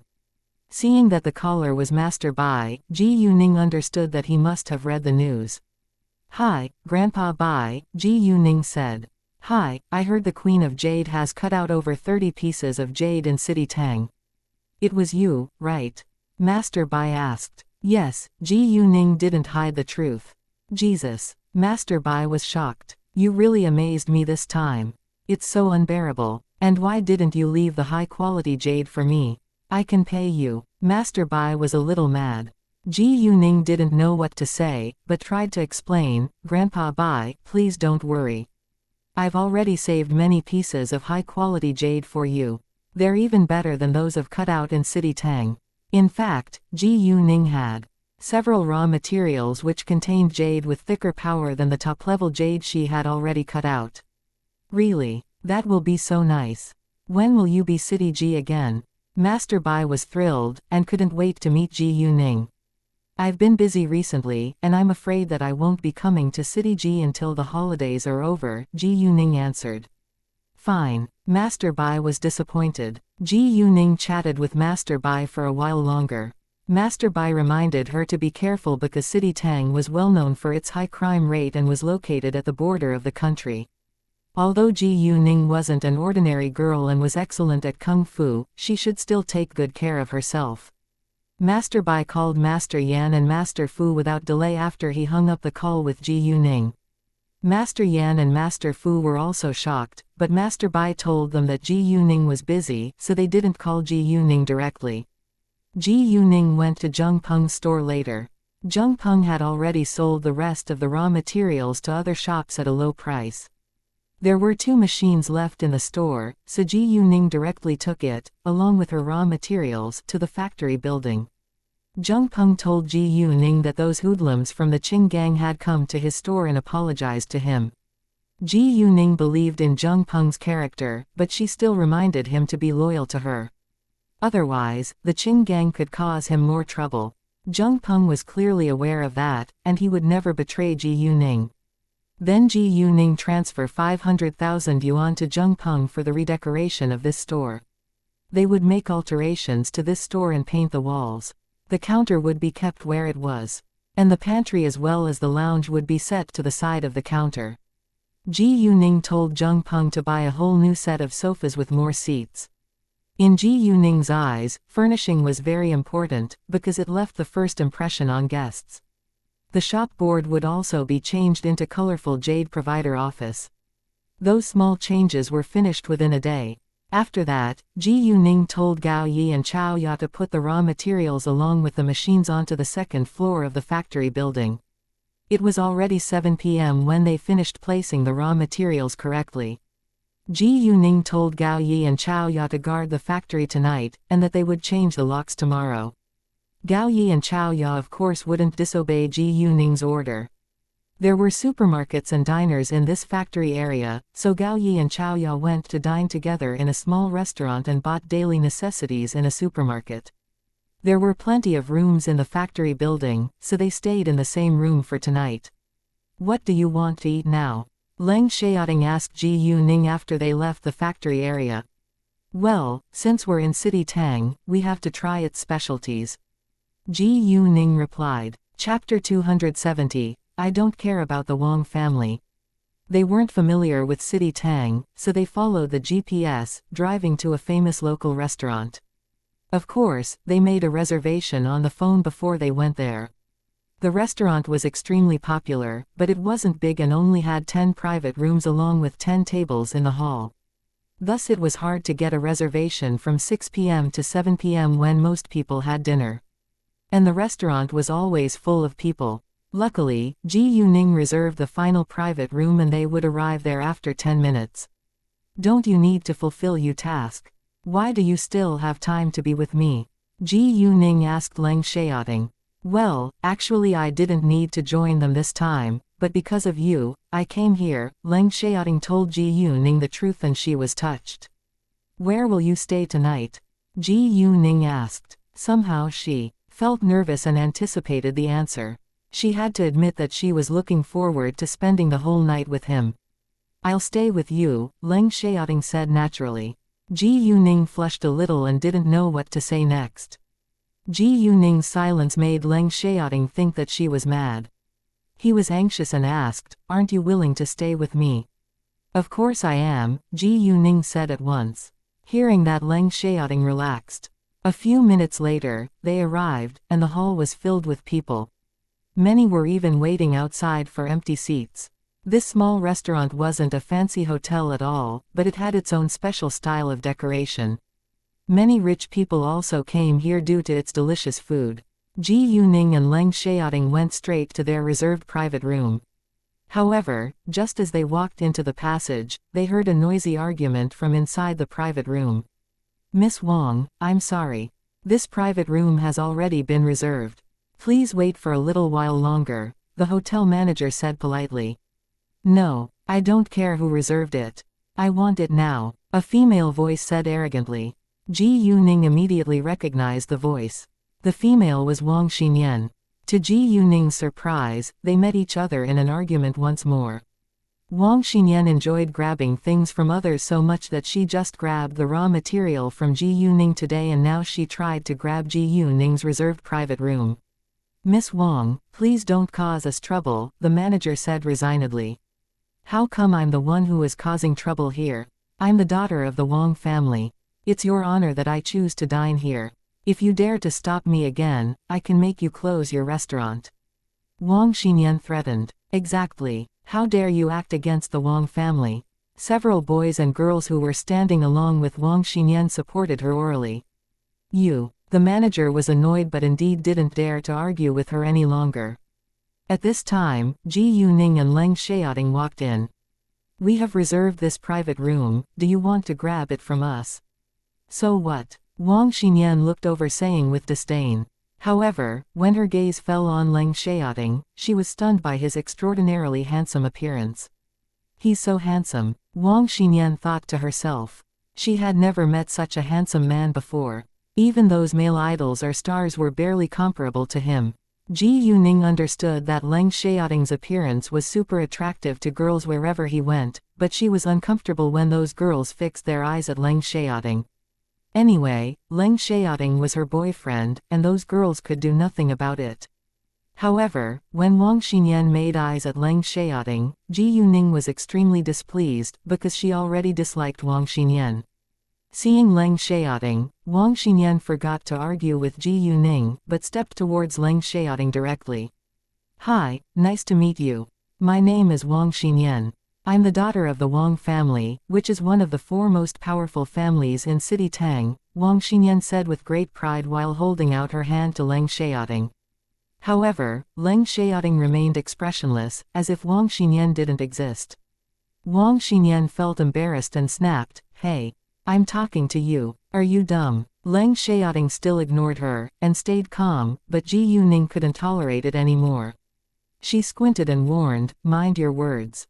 Stay away from my man, bitch. How dare you say that to me?" Wang Xinyan was irritated. "You deserve it," Ji Yuning said.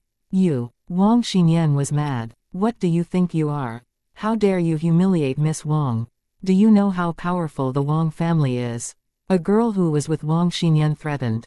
Hearing that, Leng Xiaoting finally reacted. He gave the girl a cold sharp glance. And the girl was frightened. She could barely breathe now. All the other people who were with Wang Xinyan felt threatened. This man wasn't someone that they could mess with. "The Wang family. I don't care about the Wang family. No matter who you are, if you dare to humiliate Ningning, I'll unseat your whole family," Leng Xiaoting said icily, which scared everyone a lot.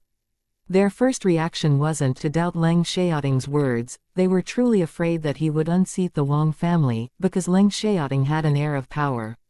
Wang Xinyan had always been arrogant, and was used to being flattered by people around her, so she didn't believe that the man before her eyes could hurt the Wang family.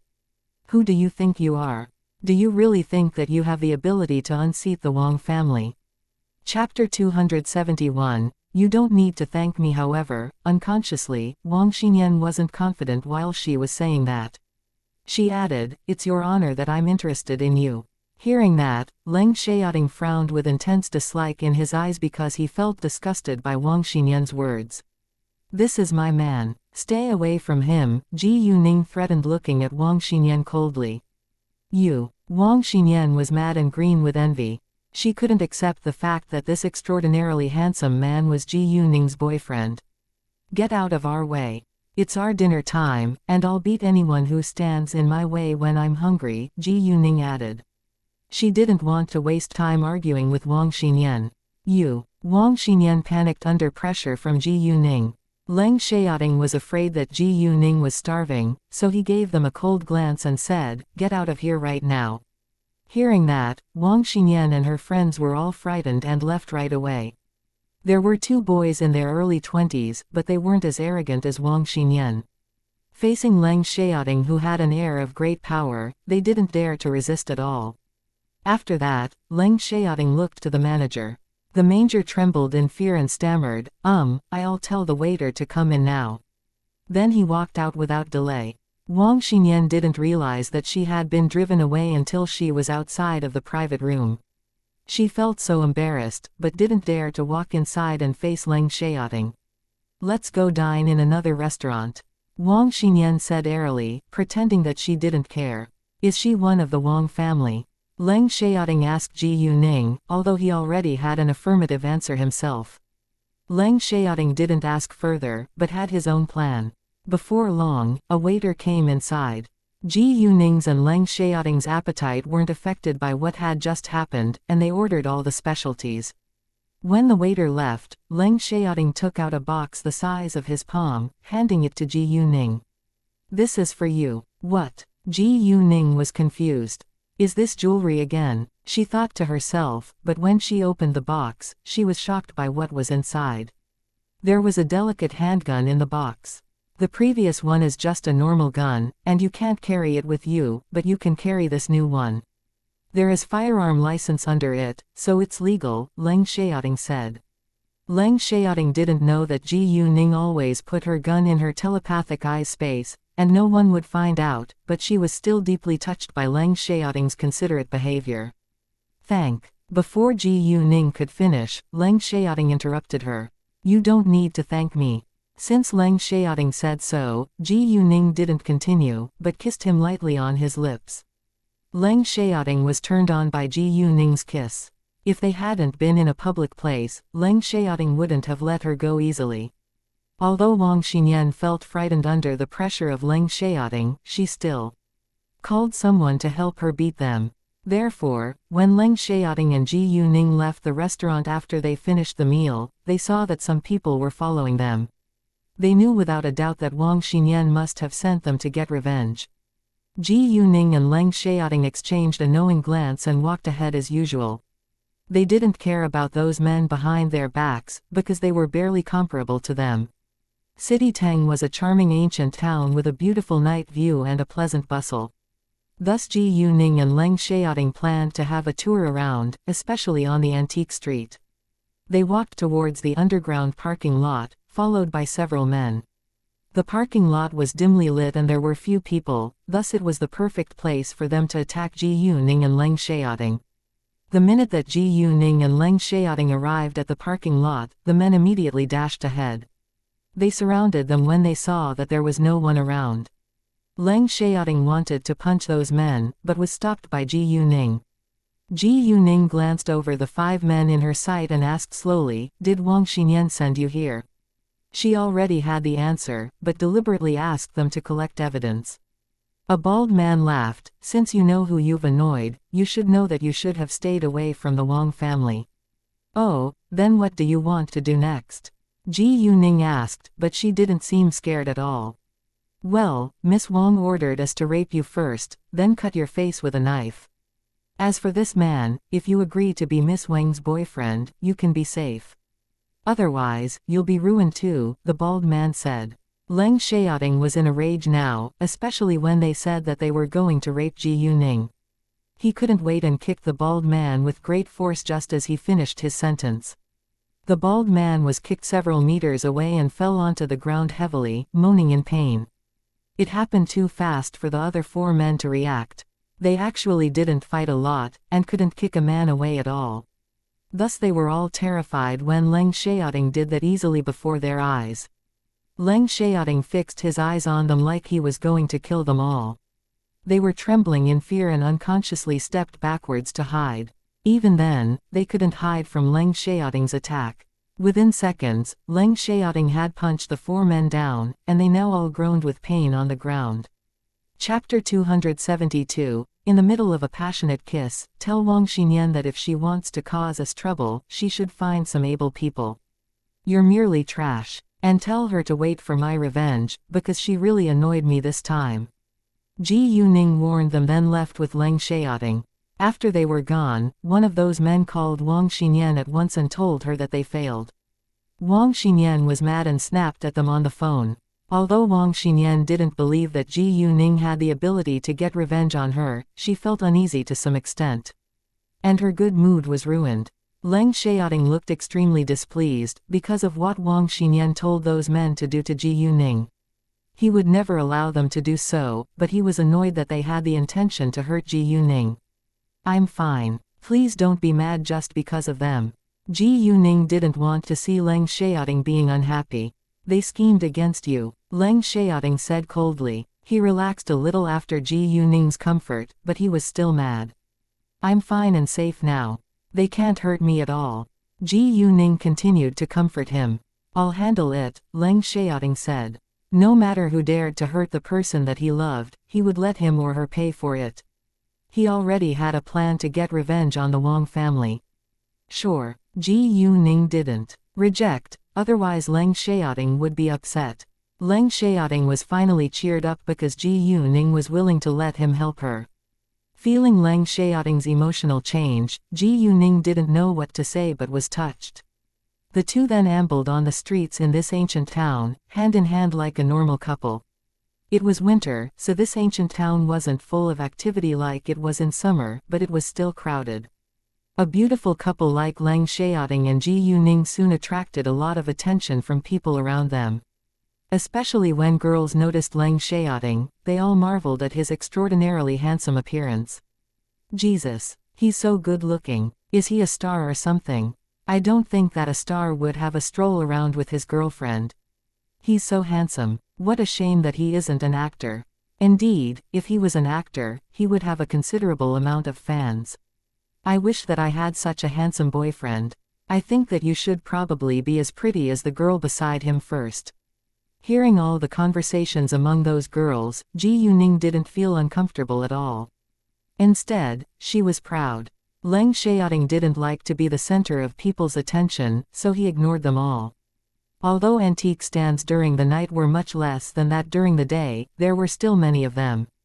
Ji Yuning didn't miss any antique stand on the street, but she didn't walk in the antique shops because she came here to take a chance, not to buy antiques. She enjoyed distinguishing a real antique from fake ones herself. Antiques had been popular for so many years, so there were less real antiques left on the streets. Real antiques were either in antique shops, collected by antique lovers, or placed in museums. Thus Ji Yuning didn't find a single real antique after she walked through half of the street. However, when they had almost walked to the end of the street, Ji Yuning noticed an antique with power on a stand. It was an 8.5 centimeters tall blue and white glaze bowl, which was worth around 2 million yuan, but Ji Yuning only paid 3,000 yuan for it. They didn't go back until 10 p.m., but on their way back, Ji Yuning became nervous once she thought of the fact that she was going to stay in the same room as Leng Xiaoting tonight. Before long, they arrived at the hotel. Gao Yi and Chao Ya slept in the factory building tonight, so there were only Ji Yuning and Leng Xiaoting in this presidential suite now. The minute that they walked inside, Leng Xiaoting locked the door and pressed Ji Yuning to him. He kissed her violently, as if he had restricted himself for a long time. Ji Yuning was surprised, but she didn't push him away. Instead, she clasped his waist and kissed him back. Leng Xiaoting hadn't seen Ji Yuning for days, and now they were finally alone with each other. He couldn't wait to be closer to her.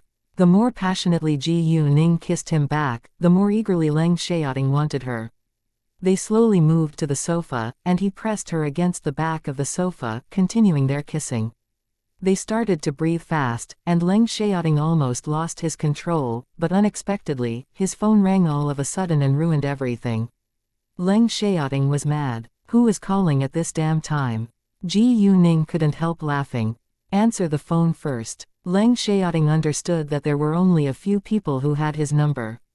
It had to be important if they called him. He took out his phone. The caller was Xu Jinchen. What? Leng Xiaoting said in obvious anger, which scared Xu Jinchen. What's wrong with boss? Why is he so mad? Xu Jinchen immediately regretted that he called Leng Xiaoting, because he actually had nothing serious to tell him, but he had already called. If he didn't say anything at all, it would be worse, so he stammered, well, boss, where are you now? Just tell me what's wrong, Leng Xiaoting said. Nothing is wrong. I was just worried about your safety because you're not back yet, Xu Jinchen said. Anything else? Leng Xiaoting asked. He almost lost his patience. No, nothing else. Xu Jinchen's voice trembled a little in fear. If you don't have anything serious, don't call me again, Leng Xiaoting said icily before he hung up on Xu Jinchen. He was a patient person, but now wasn't the right time and he was being tortured by his sexual desire. Xu Jinchen was struck dumb. He thought that his boss's reaction was very abnormal today. Chapter 273, Leng Xiaoting's family Ximing stepped out of the bathroom. Seeing Xu Jinchen standing still with a shocked face by the window, he walked over and bumped him lightly. Hey, what's wrong? I just called our boss, Xu Jinchen said. And, where is he and when will he be coming back? Ximing asked. No idea. He said that he doesn't want me calling him unless it's serious, Xu Jinchen answered. I have a strong feeling that our boss is being very abnormal today. He is easily annoyed. Although Leng Xiaoting always wore a poker face and he was a strict leader, he seldom lost his temper. Therefore, Xu Jinchen didn't understand why he suddenly became so easily annoyed. Leng Xiaoting had never been so emotional. Really? Si Ming was surprised. Leng Xiaoting indeed was abnormal these days. Did you call him and ruin his night with some beautiful girl? Si Ming teased. Xu Jinchen didn't take it seriously, because both of them knew that it was impossible. However, what they couldn't believe was exactly the truth. While Leng Xiaoting was talking to Xu Jinchen on the phone, Ji Yuning walked into her room. Leng Xiaoting hung up the call and followed her, walking in. He hugged Ji Yuning from her back, rubbing his head gently across her neck and shoulder. His breath made Ji Yuning feel itchy. Xiaoting, can you tell me something about your family? Ji Yuning asked. She was suddenly very interested in his family. Although she trusted Leng Xiaoting and didn't care about his background, she wanted to know more about him. If they knew nothing about each other's family, it might end up hurting their relationship. Hearing that, Leng Xiaoting's body stiffened a little. Apparently, he didn't want to talk about it. Ji Yuning sensed his unusual reaction, and explained at once, "It's totally fine if you don't want to talk about it." Ji Yuning had a feeling that Leng Xiaoting didn't like his family, so she wouldn't force him. "It's fine," Leng Xiaoting said lightly. He understood that Ji Yuning just wanted to know more about him. Although he was reluctant to mention them, he was willing to tell Ji Yuning. Leng Xiaoting's grandpa, Leng Weihua, was the head of the Leng family. His second uncle, Leng Yuanqin, and his second aunt, Zhang Shuyuan, had a son and a daughter. Their son, Leng Xiaoman, was 25 years old and was half a year younger than Leng Xiaoting and already had a job. Their daughter, Leng Xiaojia, was 23 years old and had just graduated from university half a year ago. His third uncle, Leng Yuanjun, and his third aunt, Yu Yin, also had a son and a daughter. Their daughter was Leng Xiaoxi, who was 20 years old and was studying in the capital university as a sophomore. Their son was named Leng Xiaoxun. He was an 18-year-old senior student in a high school. His youngest aunt, Leng Yuanjun, and his youngest uncle, Song Wenxuan, only had a 13-year-old daughter, who was a student in grade 7 and was called Song Yinyu. When Ji Yuning heard Leng Weihua's name, she was astonished. In her previous incarnation, she grew up in the capital and was naturally familiar with those influential names. Ji Yuning knew that Leng Xiaoting was from a powerful family, but to her astonishment, his family was much more powerful than she thought. The Leng family was the leader of the four most influential families in the capital. Leng Weihua's father was one of the founding fathers of this country, and all the members of the Leng family were in important positions in politics. Leng Xiaoting didn't mention his parents because they had passed away when Leng Xiaoting was only a child. Leng Xiaoting's parents died because of their work, which Ji Yuning was also aware of in her previous incarnation. Seeing Ji Yuning being so shocked, Leng Xiaoting was worried that she would leave him because of his family. "Well, your family is so influential, but I'm just an ordinary girl. Will your family approve of our relationship?" Ji Yuning deliberately asked. In fact, she didn't care if there were troubles ahead of them, and Leng Xiaoting's attitude mattered most to her. As long as Leng Xiaoting was willing to be with her, she didn't care if his family disagreed. Moreover, Ji Yuning believed that she had a bright future and that she was able to stand by Leng Xiaoting's side. "Don't worry, no one can interfere in my personal affairs. As long as I love you, my grandpa won't disagree. And other than my grandpa, we don't need to care about the rest of the Leng family. If they ever annoy you, you can fight back as you like. I'll support you," Leng Xiaoting said. Hearing that, Ji Yuning figured out that Leng Xiaoting didn't have a good relationship with the other members in his family, but she was touched that he was willing to stand up for her against them. "Who knows what's going to happen in the future," Ji Yuning teased. Hearing that, Leng Xiaoting was nervous. He was concerned that Ji Yuning would leave him one day. Thus he bent his back and pressed her tightly against his body, looking straight into her eyes. "Don't you want to be with me? Did I do anything wrong? Please don't leave me." Seeing Leng Xiaoting being so anxious, Ji Yuning felt a little guilty. "Yes, of course I want to be with you. You've done nothing wrong. I was just kidding." Ji Yuning was regretful that she teased Leng Xiaoting after she found out about his family background. The man lacked security, and she should never do that. She blamed herself. After that, Ji Yuning kissed Leng Xiaoting's lips to comfort him. Although Ji Yuning explained that she was just kidding, Leng Xiaoting was still afraid that she would leave him. Therefore, he kissed her back with great force to feel her existence. The kiss was increasingly passionate, and made them want more and more.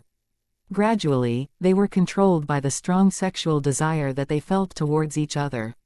They had already taken off their coats when they walked into the room, and now they only had their tight sweaters on. Although Ji Yuning was only 18, she had ample breasts. This was the first time that she had even been touched by a man. Her body was trembling slightly in excitement, but she didn't resist because she was prepared.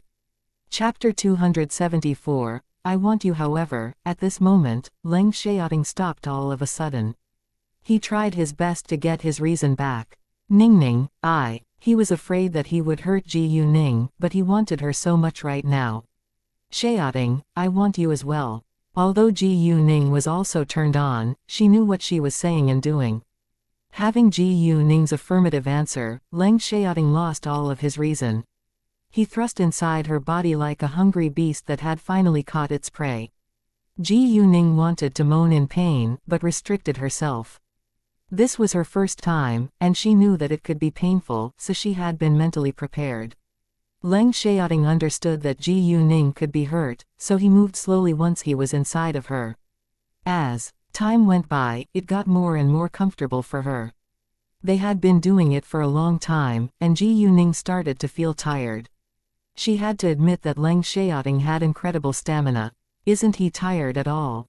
After they finished, it was 3 a.m. in the morning and they lay cuddled together as they went to sleep. When Ji Yuning woke up, Leng Xiaoting was absent from the bed. It was quiet, but Ji Yuning knew that Leng Xiaoting was still here. She secretly used her jade eyes and found that Leng Xiaoting was cooking. What they had done throughout last night flashed through her mind, and Ji Yuning flushed with happiness, but she was slightly mad too. She hadn't understood what a wolf in sheep's clothing was until now.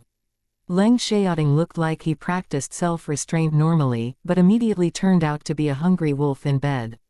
If she hadn't had the power to protect herself, she probably would have fainted. Checking the marks left by Leng Xiaoting on her body, Ji Yuning flushed again.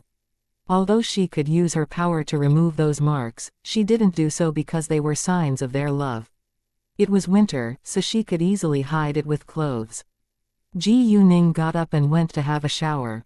She changed her clothing before leaving the bedroom. Leng Xiaoting had already prepared breakfast when Ji Yuning came out. Watching Ji Yuning, he flushed a little too, because they had spent a whole night making love. And it was also his first time. Good morning, Leng Xiaoting said, pulling a chair out for Ji Yuning. Good morning. Ji Yuning felt too shy to look straight into his eyes, so she directly walked to the dining table. The two then sat across the dining table having their breakfast together. No one said a word, but Leng Xiaoting's gaze fell on Ji Yuning once in a while. He was searching for something. Ji Yuning felt slightly uncomfortable, and asked, "What are you looking for?" Leng Xiaoting felt that it was embarrassing to say it out loud, but after a few seconds, he still asked with care, "Do you feel uncomfortable anywhere?" Leng Xiaoting didn't know that Ji Yuning had her power to protect herself, and he understood that it could be painful during the first time. Ji Yuning blushed once more. Although they had already slept with each other, she felt shy to bring it up. I am a little tired and it's just a little painful." In fact, she had used her power to relieve the pain, and felt much better now. Hearing that, Leng Xiaoting felt a little guilty and apologized, "Sorry, I just couldn't stop last night." "Then you can restrain yourself the next time." Ji Yuning planned to comfort Leng Xiaoting, but once she said it out loud, it sounded like she was looking forward to the next time. "Sure I will," Leng Xiaoting said. Even if Ji Yuning didn't say it, he would be more careful the next time. Ji Yuning remained silent, eating her breakfast. At this time, Leng Xiaoting received Xu Jinshan's call. After Leng Xiaoting's warning, Xu Jinshan now only called his boss when he had something serious. It was about the task they were going to fulfill this time, so Leng Xiaoting left after he hung up. However, before he left, he reminded Ji Yuning to take care, because he couldn't stop her from going out. Once she went out, he would be worried about her safety in City Tang. When Leng Xiaoting was gone, Ji Yuning called the owner of the factory building. They were going to finish the legal procedure today. It was already 9 a.m., and they should finish it in the morning.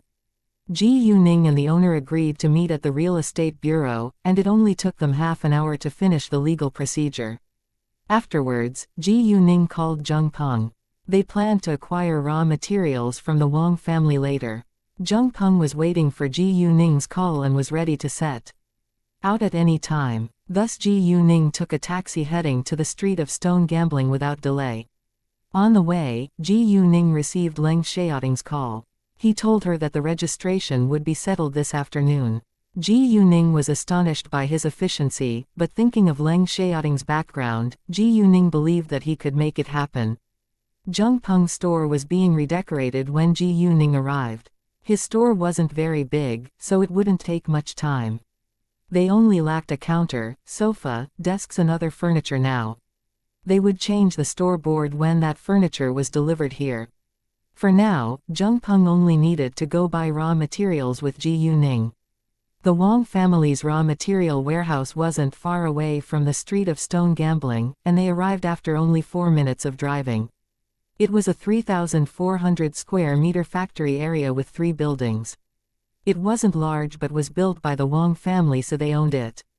Except for raw materials, the Wang family was also involved in jewelry, clothing, electronic equipment and so forth. Their manufacturing factories were all in this area. The raw material warehouse was in the underground room of Building A. It was about 7 square meters in size and consisted of 4 small areas, A, B, C and D. The price of raw materials varied from small area to small area. Although all of the raw materials had been selected and classified, it didn't mean that there were only low-quality raw materials in a low-price area. Chapter 275. Acquire a large amount of raw materials. Purchasers could choose raw materials one by one, but those raw materials were all piled up, so it was difficult for them to pick the bottom ones. In that case, most people could only get the raw materials on the top. However, Ji Yuning was different. She already had bad blood with the Wang family. Thus she wouldn't miss any raw material with jade inside. There were around 10,000 raw materials in each pile, but only over 100 of them contained jade, and most of the jade was of low quality. This time, Ji Yuning planned to buy all the raw materials with jade above medium level. She let Zheng Peng push the cart while she was choosing the raw materials. Ji Yuning picked raw materials at a high speed. It seemed like she didn't pick at all, but those workers in the factory didn't say anything even though Ji Yuning turned raw materials all over. They didn't believe that she could cut out jade. Zheng Peng had mixed emotions. Although Ji Yuning told him that she had special skills of stone gambling, he couldn't help doubting the possibility that she was able to cut out jade. Most importantly, Ji Yuning was going to run a raw material provider. They had to cut out a large amount of jade. Nevertheless, Zheng Peng didn't say anything, because Ji Yuning was his boss. Within 2 hours, Ji Yuning took out all the raw materials with jade above medium level. She got over 1,300 raw materials in all, 20 of which contained top-level jade, 70 had high-level jade, around 300 contained medium-high-level jade, over 400 had medium-level jade and the rest all contained medium-low-level jade. The aggregate price of the raw materials wasn't very high because they bought them directly from the factory. In addition, they needed 2 medium-sized trucks to deliver all of the raw materials. There were many trucks in the Wang family's factory, and it was free to deliver goods within City Tang. When they were back at their own factory building, Ji Yuning called Gao Yi and Chao Ya to help them move raw materials. Gao Yi and Chao Ya were both shocked when they saw the 2 trucks which were filled with raw materials. Zheng Peng, meanwhile, rounded his eyes in shock at seeing the factory building. "Boss, did you rent this whole building? It's too large." Zheng Peng knew that normally businessmen would rent a whole building for convenience, but it was enough for them to cut out raw materials even if they only rented a big room. I didn't rent it. I bought it, Ji Yuning said. What? You bought it? Jung Peng was astonished. To his surprise, Ji Yuning was rich enough to buy the whole building. Afterwards, they put all the raw materials into the underground space. There were 4 warehouses on the basement floor. 3 of them were small warehouses, occupying around 100 square meters in all, and each of them was around 30 square meters, while the number 1 warehouse was 300 square meters in size. Ji Yuning told them to place all the raw materials into the number 4 warehouse. While they were moving raw materials, Ji Yuning secretly put raw materials which contained jade with strong power into her telepathic eye space and replaced them with other raw materials, but she still left several raw materials with top-level jade outside. At the same time, there were only raw materials with high-level and top-level jade in her telepathic eye space. After they moved all the raw materials into the warehouse, Ji Yuning introduced them to each other before they went to dine together. During the meal, Jung Peng finally asked Ji Yuning, "Boss, are you sure that there's a large amount of jade inside those raw materials?" Ji Yuning smiled. She understood that Jung Peng had been confused for a long time. "We'll find out when we cut them." Although Ji Yuning herself was certain, she preferred to let them see the results with their own eyes. Since Ji Yuning said so, Jung Peng didn't ask further. After the meal, Jung Peng went back to continue redecorating his store. Ji Yuning, instead, called Zhang Dekeng and told him that she was busy acquiring raw materials. She just got a large amount of raw materials from the Wang family, and she immediately called the Zhang family. In fact, she was in a hurry, but she didn't know how long she would be staying in City Tang, so she wanted to settle it as soon as possible. Zhang Dekeng had already retired, and handed the family business to his son, so he was always free now. He told Ji Yuning the address of their warehouses and went to meet her at once. After that, Ji Yuning left along with Gao Yi and Chao Ya. The Zhang family's warehouse wasn't far from the street of stone gambling either, but it was in the opposite direction of the Wang family's warehouse. The Zhang family's warehouses were also in a separate building like the Wang family's, but it was a little smaller. They had 3 buildings too, 2 of which were factories, while the last one was a staff dormitory. When Ji Yuning arrived, Master Zhang was already waiting outside of the factory. Seeing Ji Yuning, Zhang Dekeng immediately got out of his car and welcomed her. "So nice to meet you, Miss Ji Yu." "Master Zhang, I'm so sorry to make you wait," Ji Yuning apologized. "It's fine. I just arrived as well. Let's go in now," Zhang Dekeng said, then guided Ji Yuning and others walking inside. With Zhang Dekeng as their guide, they didn't need to register, and walked in without any trouble. The Zhang family's raw materials were also divided into 4 classes, A, B, C and D. However, Ji Yuning didn't plan to do the same thing as what she had done in the Wang family's warehouses, because she intentionally got revenge on the Wang family.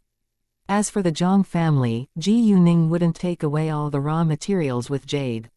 She decided to take half of the raw materials which contained jade above medium level. In the end, Ji Yuning took over 400 raw materials in all, among which only 300 raw materials contained jade. There were around 20 raw materials with top-level jade, 40 with high-level jade, 60 with medium-high-level jade, and all the rest were raw materials with medium-level jade. All of them cost Ji Yuning 30 million yuan, and Zhang Dekeng gave Ji Yuning a discount. Ji Yuning's group then went back to their warehouse. When they moved the raw materials into their factory building, Ji Yuning didn't dump the waste raw materials because it would be so abnormal if there was no waste at all in her raw materials. Chapter 276. Spend the New Year festival together. Although it was already extremely shocking that there were only 70 waste raw materials among hundreds of raw materials, it was more acceptable if there were some waste raw materials rather than if there were none. After they moved all the raw materials inside, it was 4:30 p.m., and Ji Yuning called Jung Peng right away. The minute the call was answered, Ji Yuning heard a round of noisy conversation from the other side. Some people were talking about colorful jade provider. "Hi, boss," Jung Peng said. "Hi, Uncle Zhang, how is the store going?" Ji Yuning asked. "We just finished, and there are many people gathering around outside of our office looking for cooperation." Jung Peng was a little excited. Although he understood that jade, instead of deals, was always the most important element in jade provision, he was happy to see that many businessmen couldn't wait to cooperate with them even before their opening day. It was a good beginning after all. Very well. Just tell them that we'll start to provide jade from tomorrow. They can come and have a look in the afternoon. And now you need to bring the 2 workers to cut the raw materials in the Hengyuan factory area as soon as possible, Ji Yuning ordered. Afterwards, Jung Peng along with the 2 workers drove to Hengyuan factory area. During the break, Ji Yuning said to Gao Yi and Chao Ya, Jung Peng will be in charge of my jade provider, and the New Year festival is only 17 days away. I will probably go to the capital, and you can stay here for now to assist Jung Peng. When I fly back to City F from the capital, you can come to my place and we can spend the New Year festival together. Hearing that, both Gao Yi and Chao Ya were touched. They almost cried. In fact, the 2 had spent the New Year festival together many times and it had been nothing different or special from normal days, but they missed the feelings of home. Ji Yuning now suddenly invited them to go to her place to spend this year's New Year festival with her family. Gao Yi and Chao Ya were excited and full of anticipation, but they were worried that it would bother their boss's family. Thinking of that, Chao Ya asked Ji Yuning, "Boss, will it be a bother?"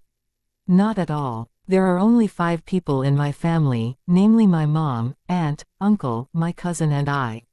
And now you both follow my lead, so you naturally should be with me. I'll arrange assignments for you after the New Year festival," Ji Yuning said. Sure, Gao Yi and Chao Ya agreed. Before Jung Peng and the 2 workers arrived, Ji Yuning began to cut the raw materials herself. She also taught Gao Yi and Chao Ya how to cut stones so that they could help her. Although they only had a few people who knew how to cut stones, Ji Yuning had no intention to hire more workers because she wanted to keep it quiet. Those 2 workers had been working for Jung Peng for a long time, so they were trustworthy, but if they ever dared to break her rules, Ji Yuning would punish them without hesitation. She of course had warned them beforehand. It was the first time that Gao Yi and Chao Ya had ever cut stones, but with their outstanding learning and hands-on ability, they were soon able to do it well. Ji Yuning drew lines for them first, and all they needed to do was to cut following the lines. 20 minutes later, Jung Peng arrived. They had already met each other before when Ji Yuning had given Jung Peng a helping hand the other day. One of the 2 workers was around 50 years old, while the other was around 40 years old. The older one was called Li Quansheng and the younger one was called Zhang Jingguang. Both of them had worked for Jung Peng for at least 7 years. Jung Peng told Zhang Jingguang and Li Quansheng about what Ji Yuning had done yesterday, and both of them were surprised to find out that Ji Yuning was so young. And she even ran a jade provider at such a young age.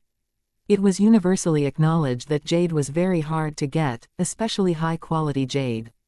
Therefore, jade was always sold out within a short time. Why was Ji Yuning so confident? However, Ji Yuning had easily settled the mess in which the Qing gang was involved, so they believed that Ji Yuning wasn't simple. After Jung Peng's introduction, Li Quansheng and Zhang Jingguang greeted Ji Yuning with great respect. "Nice to meet you, boss." "Nice to meet you both too," Ji Yuning said politely, but she intentionally wore a serious face to remind them that although she was young, she was still their boss. After a second, Ji Yuning added, "Let me be honest with you. If you're loyal to me, I'll treat you well and give you a high salary in this industry. However, if you dare to betray me, you'll pay for what you've done." Ji Yuning threatened plainly. Li Quansheng and Zhang Jingguang were both scared, because they had the feeling that Ji Yuning was a doer, not a talker. "Boss, please don't worry.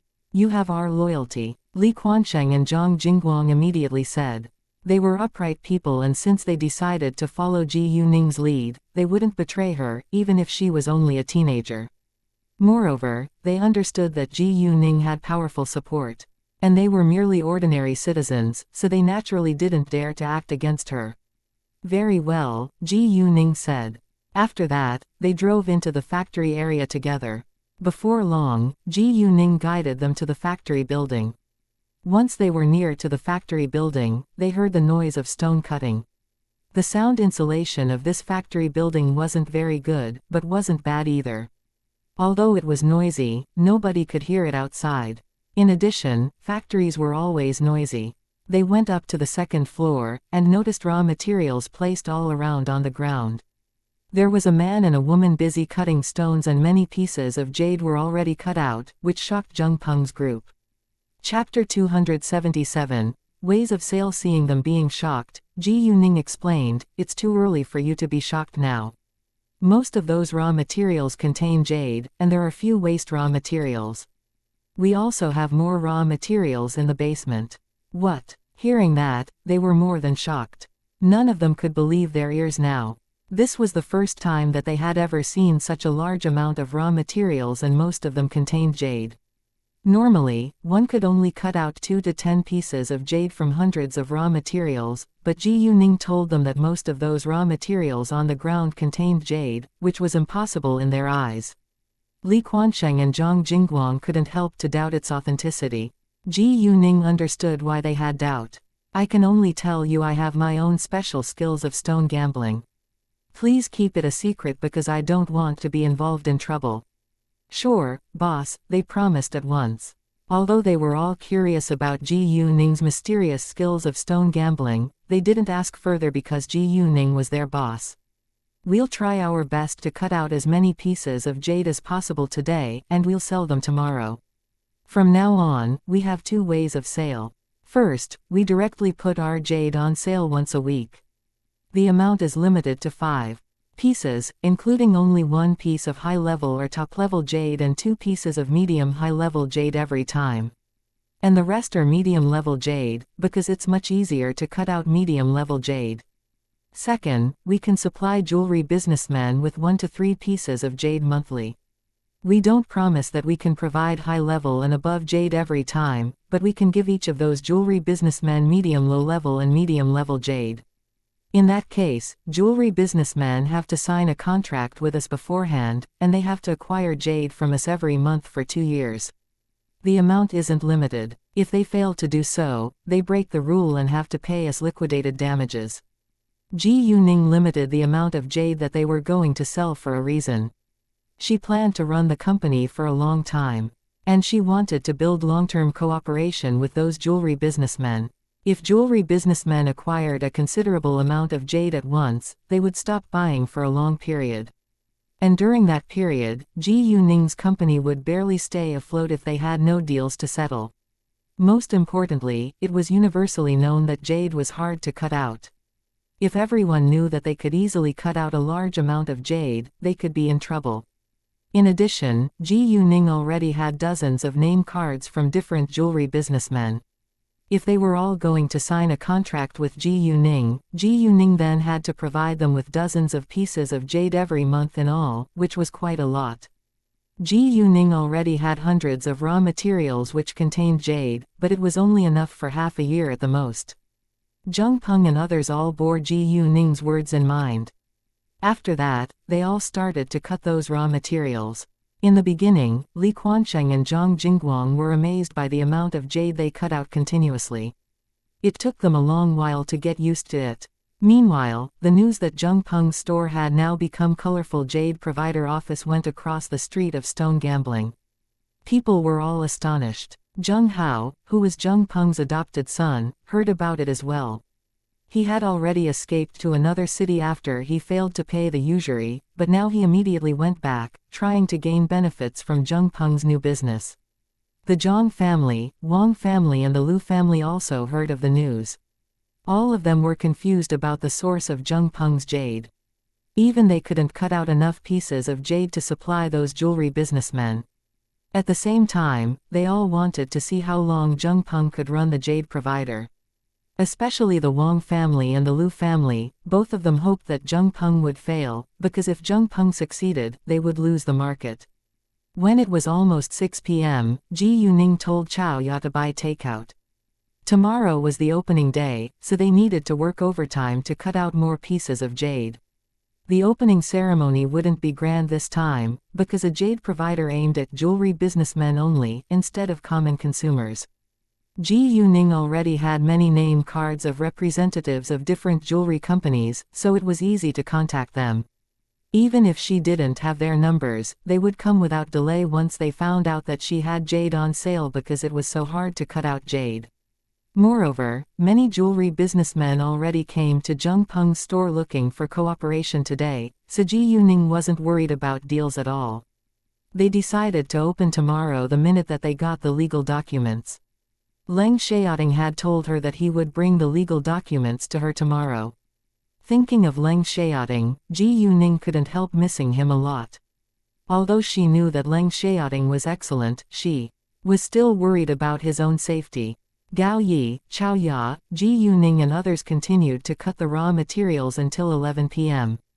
It was very late already, so Ji Yuning told them to go back home. They put the jade that they had cut out into a safe and only Ji Yuning, Gao Yi, Chao Ya and Jung Peng knew its password. Gao Yi and Chao Ya were going to stay in City Tang for a while longer, so they would stay in this factory building temporarily. It also made it more convenient for them to continue working in the following days. Ji Yuning naturally was pleased if they were willing to stay in the factory building. In that case, she could be alone with Leng Xiaoting when he got back. Thus in the end, Ji Yuning went back to the hotel alone. Chapter 278, Yan Shuya. Before Ji Yuning left, she reminded Jung Peng and the others to prepare their 1-inch ID photos to make a pass. Jung Peng proposed to send Ji Yuning home but was declined. He knew that Ji Yuning was excellent at kung fu and could protect herself well, so he didn't insist. Ji Yuning then got in a taxi and left alone. However, while driving on a quiet road, she noticed that 3 luxury cars were stopped at the roadside. There were 7 boys and girls standing to the side. One of the girls was pushing another girl, who was Ji Yuning's age, in an angry way. Ji Yuning immediately recognized that the first girl was Wang Xinyan. However, the girl who was being pushed by Wang Xinyan with great force didn't resist at all. She remained silent and tolerated Wang Xinyan's violent behavior. Even though Wang Xinyan slapped her, she only glared at Wang Xinyan, but still didn't resist. "Aren't you good at fighting? Why don't you fight back?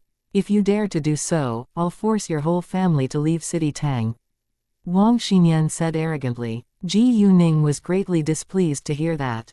She told the taxi driver to stop right away. "Miss, I think you better stay out of it." The taxi driver didn't stop, but persuaded Ji Yuning to ignore them. Actually, the taxi driver did nothing wrong. It wasn't everyone's obliged duty to help others on the street after all. "Stop the car," Ji Yuning said coldly. The driver was a little frightened and the taxi came to an abrupt halt. Since Ji Yuning had already made up her mind to help the girl, she wouldn't regret. "Miss." The taxi driver still tried to prevent Ji Yuning from being hurt. However, Ji Yuning ignored him and took out a 50 yuan bill, giving it to him.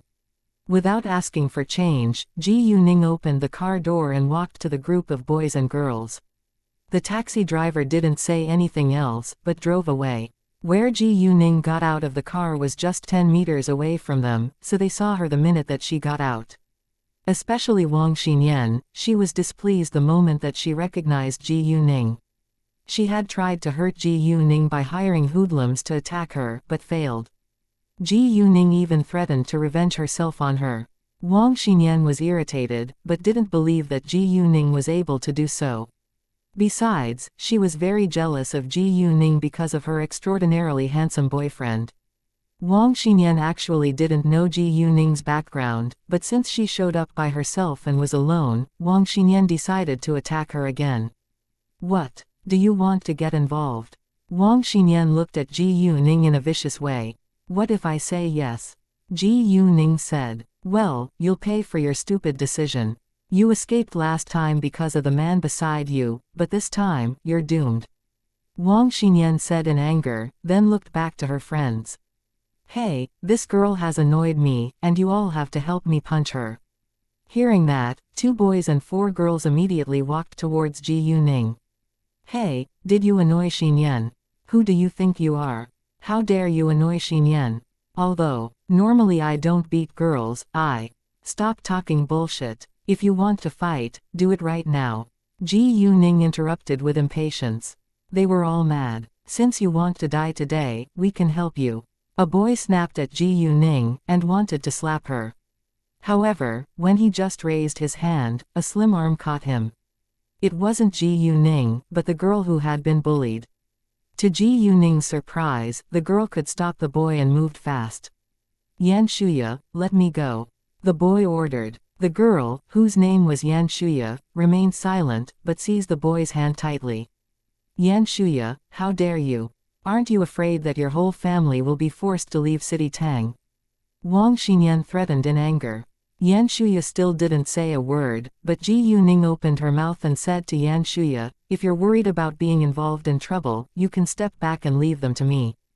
Ji Yuning could tell that Yan Shuya had learned Kung Fu, and that she was much better than ordinary people in Kung Fu. Do you think I can step back from this mess? Yan Shuya asked sadly before she kicked out at the boy's stomach. The boy fell down on the ground and moaned in pain. Yan Shuya couldn't tolerate it anymore. Although she was truly scared of the Wang family, she refused to endlessly be humiliated by Wang Xinyan. How dare you kick Fei? The others were all surprised by Yan Shuya's sudden reaction. Yan Shuya's family only ran a small Kung Fu club, and was barely comparable with the Wang family. So what? Yan Shuya was also mad. After that, those boys and girls ran to attack Yan Shuya altogether. Without Ji Yuning's help, Yan Shuya alone would have been able to handle all of them, but Ji Yuning wouldn't stand aside and do nothing, so she immediately helped Yan Shuya. Within seconds, Ji Yuning and Yan Shuya beat them all down on the ground. Wang Xinyan was angry and in pain, but couldn't defeat them. Wang Xinyan, I know you family is influential in City Tang, so I've tolerated your behavior for a long time, but you never stop. If you dare to hurt my family, I'll kill you. Yan Shuya had already lost her reason, and threatened Wang Xinyan without even knowing what she was saying. How dare you? Wang Xinyan was used to thinking that she was better than others. I will. Yan Shuya clenched her teeth and replied word by word. Chapter 279, Are you satisfied? Wang Xinyan was annoyed, but she didn't dare to say anything now, because Yan Shuya had been practicing Kung Fu since she had been a kid. Wang Xinyan couldn't win in a fight against Yan Shuya. Let's leave now, Yan Shuya said, and pulled Ji Yuning, walking ahead. Ji Yuning didn't resist, but followed her. Yan Shuya didn't stop until they were far away from them. She looked at Ji Yuning and thanked her. Thank you so much for helping me. You had no intention to beat them, but you did it after I showed up. Now they will probably try to revenge themselves on you. Don't you blame me for that? Ji Yuning asked. Ji Yuning understood that she caused Yan Shuya more trouble, and felt guilty. I know that you were just being kind, and I indeed couldn't tolerate it anymore. I don't care if they're going to get revenge on me, Yan Shuya said airily, but she seemed worried. Since Ji Yuning was already involved, she wouldn't leave Yan Shuya alone. Ji Yuning took out her name card handing it to Yan Shuya. We have the same enemy. If she really causes you trouble in the future, you can call me. I'll help you. Thanks. Yan Shuya didn't reject, but she wouldn't bother Ji Yuning either. When Ji Yuning was finally back in her room, it was almost 12 a.m. She still hadn't received a message from Leng Xiaoting yet, and she had no idea whether he would be back tonight. Right when Ji Yuning was ready to go to bed, her phone rang. It was Leng Xiaoting, and Ji Yuning answered it at once. Open the door. I'm outside, Leng Xiaoting said. Ji Yuning immediately jumped out of bed, running to open the door. She hadn't realized that she wanted to see Leng Xiaoting so badly. When Ji Yuning opened the door, she met Leng Xiaoting's eyes. At that moment, they shared the same excitement, as if they hadn't seen each other for ages. However, the next moment, Leng Xiaoting's sight fell on Ji Yuning's ample breasts. She was wearing a loose bathrobe and her ample breasts were half bared to the air. Ji Yuning flushed and covered her chest with her hands, turning back and running to her bedroom. Leng Xiaoting instantly walked inside and locked the door, following Ji Yuning to the bedroom. Ji Yuning jumped into the bed and covered herself tightly with the quilt. She knew that Leng Xiaoting was behind her, but didn't look back. Leng Xiaoting threw the folder in his hands onto the bedside table, and removed his coat. After that, the two shared a passionate night together again. Ji Yuning felt so happy and warm Leng Xiaoting's arms. She felt like she already had everything that she wanted in her life. Thinking of what they had done throughout last night, Ji Yuning blushed and beamed. She had to admit that Leng Xiaoting's body was extraordinarily alluring. Although she felt shy looking straight at him, she couldn't help giving glances at his body. Seeing that, Leng Xiaoting smiled a little and teased, "Are you satisfied?" Ji Yuning flushed more, and immediately moved her gaze away, and then Leng Xiaoting pulled her into his arms once more. They cuddled together in the bed and didn't want to get up. After a long while, Leng Xiaoting got up to make breakfast for Ji Yuning. "It's still early now, and you can sleep for a while longer," Leng Xiaoting said to Ji Yuning. She might be exhausted after they had sex countless times. Ji Yuning didn't move, or get up, because she indeed felt tired. Leng Xiaoting gave her a light kiss before walking out. Ji Yuning rolled onto her back and fell asleep again. In order to not wake Ji Yuning up, Leng Xiaoting moved quietly while he was making breakfast.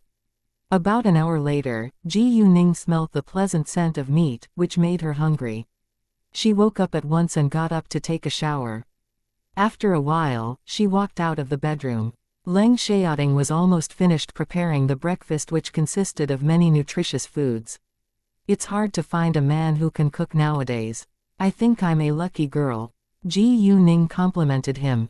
This wasn't her first time eating food prepared by Leng Xiaoting, so she knew that he was good at cooking. He was even better at cooking than she was. "As long as you like it, I'll cook for you every day." Leng Xiaoting beamed. "Very well." Ji Yuning was of course happy to hear that. Leng Xiaoting was in fact more than willing to cook for the girl that he loved. After breakfast, Leng Xiaoting handed a folder to Ji Yuning. All the legal documents that she needed were inside. "Are you busy today?" Ji Yuning asked. "Nope, I can keep you company today," Leng Xiaoting replied. "Excellent," Ji Yuning said. Afterwards, they went out together. However, the minute they walked out of the entrance of the hotel, they were stopped by 5 policemen with electric batons in their hands. One of them took out a photo to show it in front of Ji Yuning's eyes and said, "Someone accused you of attacking them, so you need to follow us to the police station now." The photo was a screenshot from a dashboard camera, in which Ji Yuning's face was pretty clear so that she couldn't deny it. Of course, Ji Yuning never thought to deny it either. "Don't you dare." Leng Xiaoting immediately protected Ji Yuning by standing in front of her. His cold glance was as sharp as a knife, and frightened the policeman. It was impossible to take Ji Yuning away from Leng Xiaoting's side. Chapter 280. Sentenced to jail. He believed that Ji Yuning beat them for a reason, and he would protect her no matter what happened. However, at this moment, Ji Yuning's phone rang. It was a strange number from City Tang, and Ji Yuning immediately thought that it must be Yan Shuya, so she answered it at once. "Hi. Miss Ji Yu, the policeman came to arrest me. I think they'll come to you soon. Please hide as soon as possible," Yan Shuya said in a hurry. "It's too late. They already found me," Ji Yuning answered, but she wasn't afraid or nervous at all. "What?" Yan Shuya was surprised. "Fine, just take care of yourself. Don't worry. It'll be fine. See you at the police station," Ji Yuning said. "Okay," Yan Shuya replied. For some reason she believed in Ji Yuning. If she said that it would be fine, it would be fine. The policemen felt humiliated and were mad because Leng Xiaoting stopped them, especially the policeman who held the photo in his hand. He snapped, "It is interfering with police duties if you stand in our way. Bring him as well." Leng Xiaoting heard the conversation that Ji Yuning had with Yan Shuya, so he didn't resist, but he wouldn't allow the policeman to touch Ji Yuning. In the end, Ji Yuning along with Leng Xiaoting got in the police car. When they arrived at the police station, Yan Shuya was already there, in the hearing room. Ji Yuning and Leng Xiaoting were sent into the same hearing room as Yan Shuya. The police had no intention to separate them. To be specific, they had no interest to hear their account at all, because they had already sentenced them as guilty before they even went to arrest them. Yan Shuya was disappointed when Ji Yuning walked inside, because she thought that Ji Yuning would help her out, but now they were both in trouble. Ji Yuning told her that it would be fine, but it seemed worse now. However, Yan Shuya was not blaming Ji Yuning. Instead, she felt helpless. Ji Yuning noticed that Yan Shuya was a little disappointed, but she didn't care because she indeed did nothing till now. Meanwhile, a policeman in his early 30s came in. He was the leader of this police station, and was called Wang Zhilan. He was a distant cousin of the Wang family. Although he was only a distant cousin of the Wang family, others would also respect him because of the Wang family's influence. Wang Zhilan would do absolutely anything to please the Wang family. He walked to the table with pieces of paper in his hands, and slapped the papers heavily onto it. "Sign it." Ji Yuning gave it a glance. Those pieces of paper said that they were guilty of beating people. As long as they signed, the crime would be established, and they would be sentenced to half a year in prison. Article 9 of the Law on Public Security Administration Punishment stipulated that for violations of public security management behaviors caused by civil disputes or damage to other people's property, the public security organization could mediate if it wasn't severe. If the parties reached an agreement through mediation by the public security organization, they wouldn't be punished. However, if the mediation failed to reach an agreement or failed to fulfill the agreement, the public security organization should, in accordance with the provisions of this law, impose penalties on those who violated the public security management. They would inform the parties that they might file a civil lawsuit and hand it to the People's Court according to the law. However, those people had only been hurt lightly last night in the fight, which wasn't severe. And the police station didn't meditate at all. Instead, they wanted to sentence Ji Yuning along with Yan Shuya to prison as soon as possible. Ji Yuning understood that it had to be the Wang family's order. Yan Shuya's family was barely comparable to the Wang family in City Tang. And they didn't know Ji Yuning's or Leng Xiaoting's background, so they did whatever they wanted. Besides, they didn't believe that Ji Yuning and Leng Xiaoting had powerful support. Ji Yuning found it interesting, and asked the policeman, "Are you sure that this police station has the right to sentence us to prison directly?" "So what? Do you know who you've annoyed?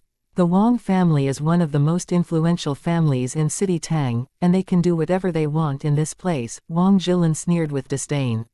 "Really? What if we refuse to sign it?" Ji Yuning asked calmly as usual. "Do you think you can resist?" Wang Zhilan asked arrogantly. "Well, I don't think that you have the ability to force us to sign," Ji Yuning said coldly all of a sudden. "Let's see." Wang Zhilan was mad. He immediately took out his electric baton, pointing it at Ji Yuning, and tried to threaten her. However, the minute Wang Zhilan did so, Leng Xiaoting got irritated. He kicked him in his stomach without delay, and the electric stick fell onto the ground. "Leader Wang." All the other policemen in the room instantly stood up, holding their electric batons and aimed them at Leng Xiaoting, like they were going to fight. Yan Shuya had thought that Leng Xiaoting was one of the policemen at the beginning, but to her surprise, Leng Xiaoting was with Ji Yuning. She didn't realize that Leng Xiaoting was so handsome until now after she had a closer look at him. "How dare you attack the police?" Wang Zhilan shouted at Leng Xiaoting in anger. "So what?" Leng Xiaoting said airily. He would protect Ji Yuning even though they were policemen. "You." Wang Zhilan was furious, and ordered the other policemen, "Get him now." All of the other policemen immediately attacked Leng Xiaoting, but none of them were able to get near. Within seconds, Leng Xiaoting punched them all down on the floor. This time, the policemen were really sacred. They didn't expect that this man was so excellent at fighting. Wang Zhilan immediately pulled out a handgun. He aimed at Leng Xiaoting and threatened, "Freeze. Or I'll shoot you." Chapter 281, Failure. Seeing the gun, Yan Shuya's face immediately turned pale with fright. Although she knew Kung Fu and wasn't afraid of fighting at all, she didn't want to be killed by a gun. However, Ji Yuning and Leng Xiaoting stayed calm, but they were both displeased, staring at Wang Zhilan coldly. "I think that you better put the gun down. Otherwise, you could be sentenced to jail," Ji Yuning said icily. Wang Zhilan didn't know that Leng Xiaoting was a military officer. If he knew it and still held a gun aimed at him, he could be shot without doubt. "Ji, do you think that you can throw me into jail? I have the Wang family's support, and I can throw all of you into prison because you attacked policemen." At this moment, 3 policemen outside ran into hearing room after hearing all the noise. They were all surprised when they found out that 4 of their colleagues were beaten on the ground. Did the man do it alone? They looked to Leng Xiaoting. Wang Zhilin ordered without delay, "What are you looking at? Take them to the prison right now." Wang Zhilin thought that Leng Xiaoting wouldn't dare to resist this time, but unfortunately, he had the wrong idea. Just as the 3 policemen walked near, Leng Xiaoting beat them all down within seconds again. Wang Zhilin was mad and shocked. He immediately thumbed off the safety catch of his pistol, and was ready to shoot Leng Xiaoting. However, before he could do it, his wrist was caught and the gun was removed from his hand. Seeing Ji Yuning standing right before his eyes with the gun in her hand, Wang Zhilin was terrified and stepped backwards unconsciously. "How did you?" He was shocked by Ji Yuning's agility and sudden movement. "How dare you grab my gun? You'll be sentenced to death." Wang Zhilin threatened. "Really? Can you do that?" Ji Yuning sneered like he was nobody in her eyes. "You." Wang Zhilin didn't believe that Ji Yuning dared to shoot him, but he was worried that she would do it accidentally, so he was scared now. "I'm a member of the Wang family. If you dare to hurt me, the Wang family won't let you get away with it." "That's interesting, because I won't let the Wang family get away with it either," Ji Yuning said coldly. Right at this moment, Wang Zhilin's phone rang. The caller was the head of the Public Security Bureau in City Tang, Zhang Yuancheng. Wang Zhilin immediately answered it. "Hi, boss, what can I do for you?" The minute Wang Zhilin finished his sentence, Zhang Yuancheng roared at the other side, "Wang Zhilin, did you arrest a male and 2 females today? If you did, let them go right away, or you'll be fired." Wang Zhilin trembled in fear, and looked to Leng Xiaoting, Ji Yuning and Yan Shuya abruptly. Zhang Yuancheng roared into the phone, so everyone in the hearing room all heard his order, and they were all confused as well as amazed. Who are they? And why is the head of the Public Security Bureau calling in person to release them? Ji Yuning also gave Leng Xiaoting an inquiry look. She thought that the call had something to do with him. Leng Xiaoting understood what was in Ji Yuning's mind, so he nodded as the answer. Boss, may I ask the names?" Wang Zhilin asked while his voice was trembling. Although he was a member of the Wang family, he was just a distant cousin, so he had no position to be arrogant before anyone. Besides, Zhang Yuancheng wasn't only his boss, but also had powerful support.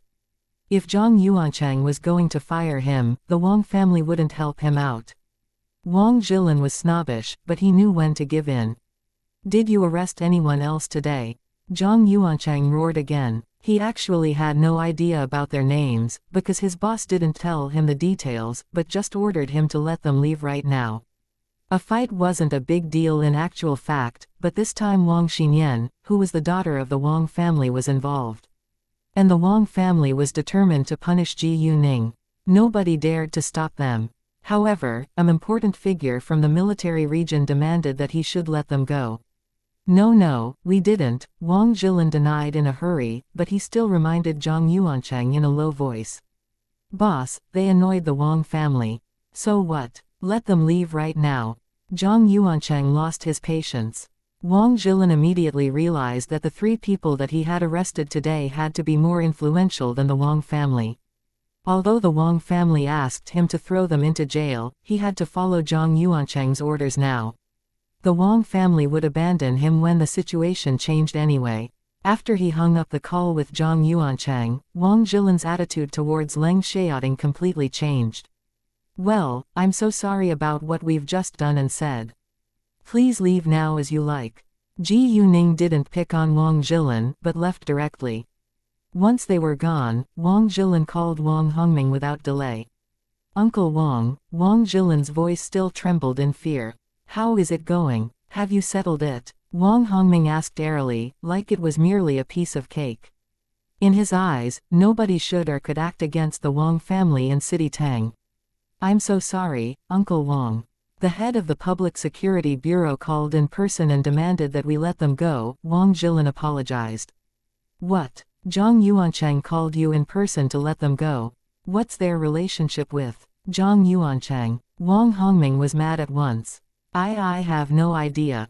Wang Zhilin wiped the sweat off his forehead. "Does Zhang Yuancheng know that they annoyed us?"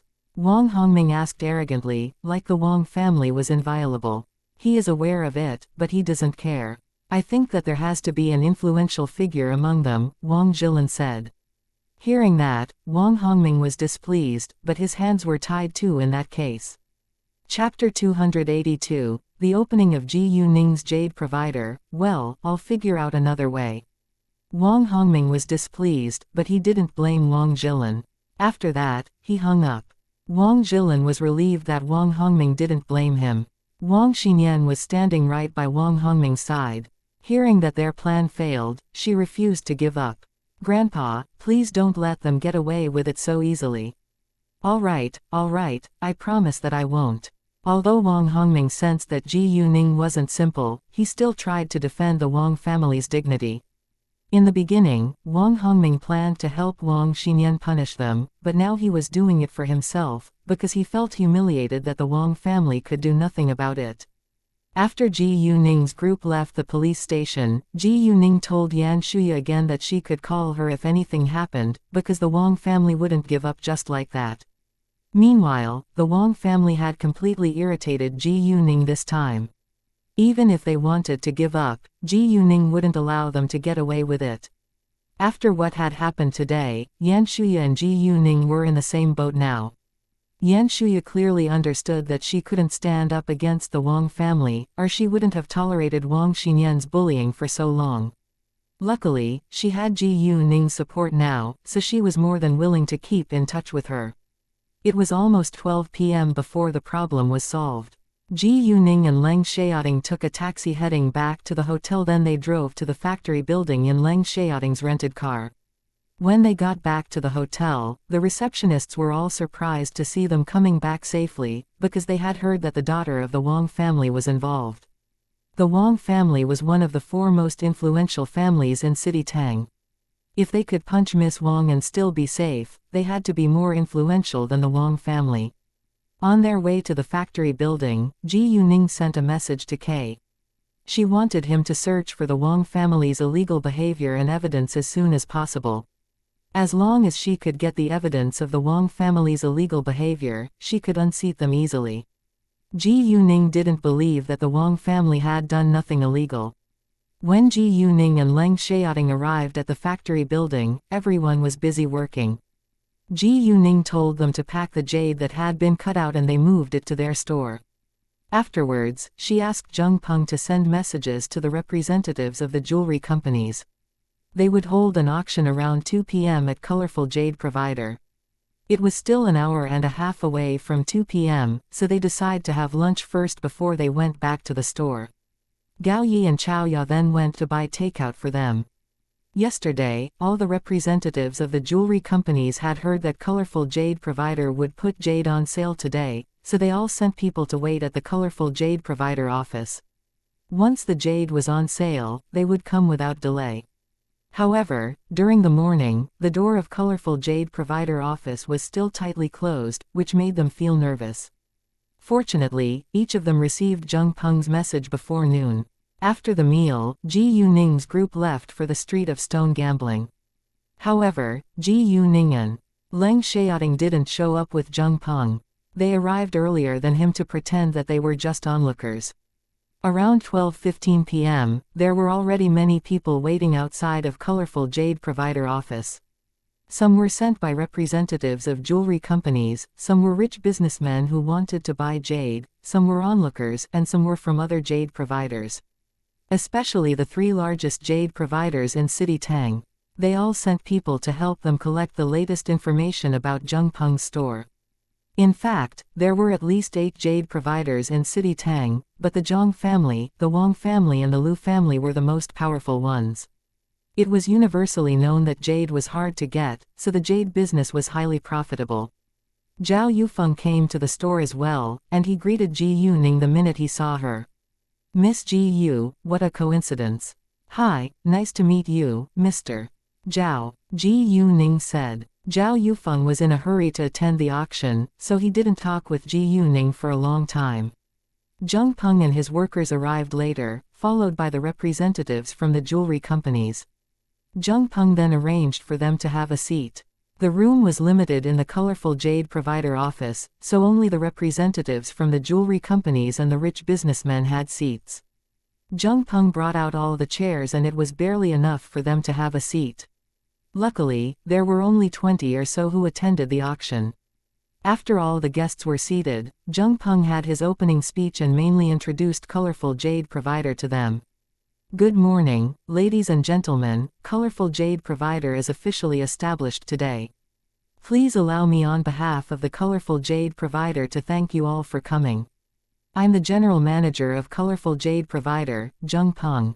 He introduced himself as the general manager, which proved that he wasn't the boss. Then, he began to tell them the methods of sale of colorful jade provider, which were the two methods that Ji Yuning had told him. First, they would put jade on sale directly once a week, and the amount was limited to 5 pieces. Jung Peng didn't mention the levels of jade, because no one knew what it was until the jade was cut out. Second, they could supply between 1 to 3 pieces of jade to jewelry businessmen every month. They couldn't promise that they could cut out high-level jade each month, but they promised to provide each of them with at least medium-level jade. However, jewelry businessmen had to sign a contract with colorful jade provider beforehand, and acquire their jade monthly for 2 years. Otherwise, they would have to pay liquidated damages. Jung Peng simply introduced the two methods of sale and finished his opening speech. Chapter 283, Jung Hao comes back. Because Ji Yuning was running a jade provider, she also bought many raw materials which contained medium-low-level jade. The second method of sale was great news to each of those jewelry businessmen, because they were all worried about the steady supply of jade. If Jung Peng was able to provide jade for them every month, they were more than willing to cooperate with him. And although they couldn't get many pieces of jade monthly, it was much better than none. Many jewelry businessmen and representatives of jewelry companies were excited to sign a deal with Jung Peng, but they also had doubts. Manager Jung, are you sure you can provide jade for us every month? Someone asked. Jung Peng answered, I can't promise there will be jade on sale every week, but I assure you that every client who signs a contract with us will get jade every month. As for the amount, it depends. Jung Peng clearly knew that the raw materials in their factory building were enough for half a year. With Ji Yuning's extraordinarily outstanding ability of stone gambling, they weren't worried at all. In addition, there were many other cities in Burma where Ji Yuning could buy raw materials. However, to the outside, they should be low-key. We all know how hard it is to cut out jade from raw materials. Manager Jung, how come you're confident that you can supply jade to us steadily for 2 years? Another person asked. Exactly, does colorful jade provider have any connection with the Queen of Jade? Someone asked. In fact, many had the same thought. The Queen of Jade was already famous for her extraordinarily outstanding ability of stone gambling. If this colorful jade provider had a close connection with her, it absolutely could supply them with jade for a long term. Although it was the truth, in order to not cause Ji Yuning any trouble, Jung Peng could only deny it. Our company has nothing to do with the Queen of Jade. We have our own source of jade, so please don't worry about it. We can sign the contract, and if we fail to provide jade for you, we'll pay you compensation according to the contract. When they heard that, everyone understood that it was a fair business and that colorful jade provider was reliable. Seeing that they didn't have any other questions, Jung Peng added, colorful jade provider is officially being established today, so we'll put 10 pieces of jade up for auction. The minute that Jung Peng announced the news, everyone was thrilled, and the auction was becoming increasingly intense. Among the 10 pieces of jade, there were 3 medium-low-level ones, 2 medium-level ones, 2 medium-high-level ones, 2 high-level ones and a top-level one. Although they had cut out much more than 10 pieces of jade, Ji Yuning only put 10 of them up for auction. In the end, the 10 pieces of jade were sold at the price of 630 million yuan in total. After the auction, colorful jade provider was entirely well-known in City Tang. Now Ji Yuning already had capital of over 3 billion yuan, and she was able to do what she had planned earlier. Ji Yuning pretended she was just an onlooker from the beginning to the end, and didn't expose her relationship with colorful jade provider at all. Leng Xiaoting and Ji Yuning didn't walk inside until the auction was over and all the jewelry businessmen were gone. However, when Ji Yuning was about to talk with Zheng Peng, a young man suddenly ran into the store and shouted at Zheng Peng, "Dad, why didn't you tell me that you've made so much money? I'm running out of money now, so give me a few million yuan to help me out." "Oh no, you've made 630 million yuan today, and you should give me at least half of that." The young man took it for granted, as if the money should be his. This young man who called Zheng Peng his dad must be Zheng Hao. Seeing Zheng Hao, Zheng Peng was already angry, so after hearing what he said, he was completely infuriated. Ji Yuning and Leng Xiaoting were displeased as well. "Zheng Hao, get out now. From now on, you have nothing to do with me, and I won't give you a cent." Zheng Peng snapped at Zheng Hao in great anger. Zheng Peng had already made up his mind to cut off his connection with Zheng Hao. Zheng Peng was kind, but he wasn't dumb. Zheng Hao had hurt his feelings too many times, and almost ruined his business. He could have died because of him. He would never forgive Zheng Hao, let alone give him money. Zheng Peng didn't have the duty to support Zheng Hao after all. "What? I'm your only son. Your money is my money. If you don't give it to me, I won't take care of you when you're old." Zheng Hao threatened, because he had always believed that Zheng Peng adopted him for the purpose of being looked after in his old age. Unfortunately, he was wrong. Zheng Peng didn't buy his words at all. "I don't need you to do so. Get out right now, you." Zheng Peng's attitude surprised Zheng Hao. He was mad and threatened again, "Give me the money, or you'll regret it. If you don't leave right now, you'll regret it too." Zheng Peng said. "You." Zheng Hao glared at Zheng Peng, as if he was going to eat him alive. Ji Yuning and Leng Xiaoting stood still temporarily, because they wanted to see whether Zheng Peng would spoil Zheng Hao as usual. If Zheng Peng gave in, Ji Yuning would abandon him, because Zheng Hao would ruin her company. "Zheng Hao, let me tell you the truth. This jade provider doesn't belong to me, so the money isn't mine either. You've ruined my business and I don't have much money myself. I don't need you to repay me, which is the most I can do. You're not my son any longer, and don't forget the Qing gang is still looking for you. If you dare to hurt me or this store, you probably will die on the street, because my boss has a close relationship with the Qing gang." Zheng Peng warned. Although he had already abandoned Zheng Hao, he still didn't want him to do something stupid and die for it. This was the last thing that he would do for Zheng Hao. Hearing about the Qing gang, Zheng Hao immediately lost his energy. Chapter 284, 5% shares. Zheng Hao had actually already heard of it.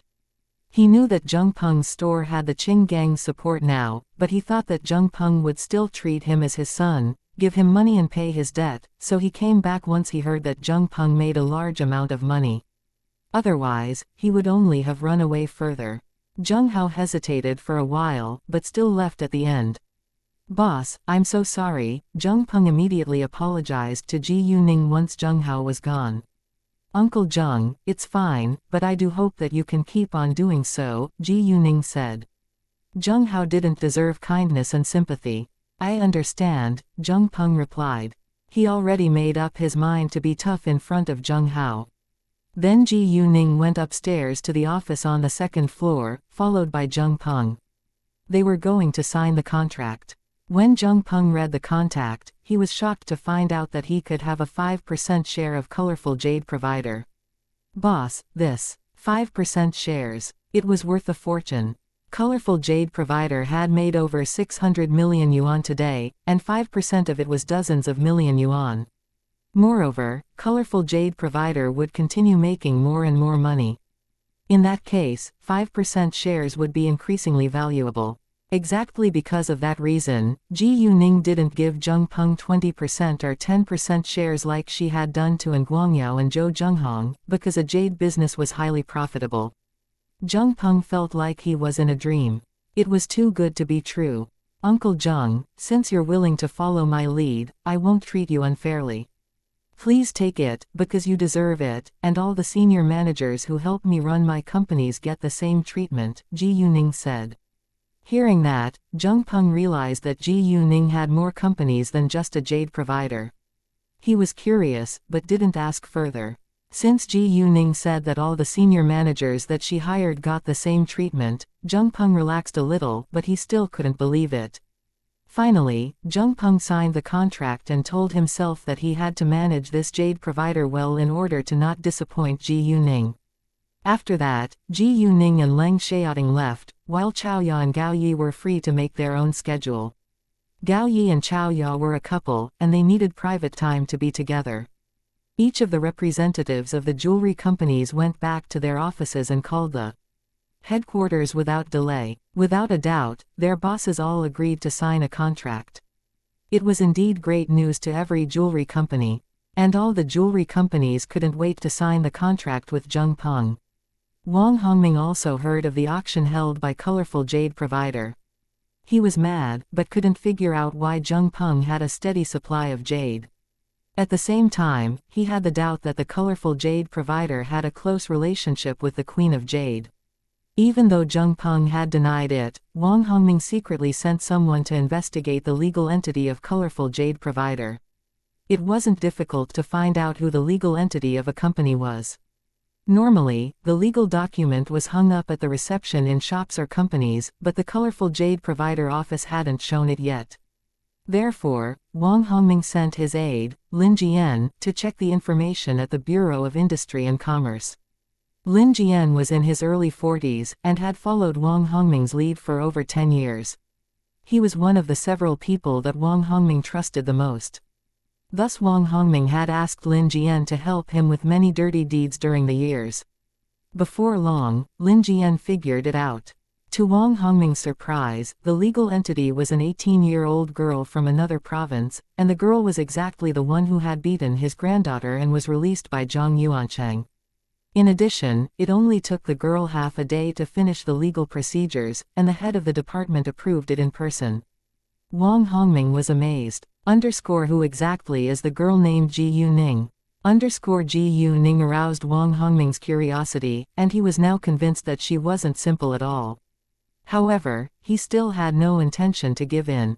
Even though Ji Yuning wasn't an ordinary girl, she had annoyed the Wang family and Wang Hongming wouldn't let her get away with it easily. He didn't believe that she as an outsider was able to beat the most influential family in City Tang.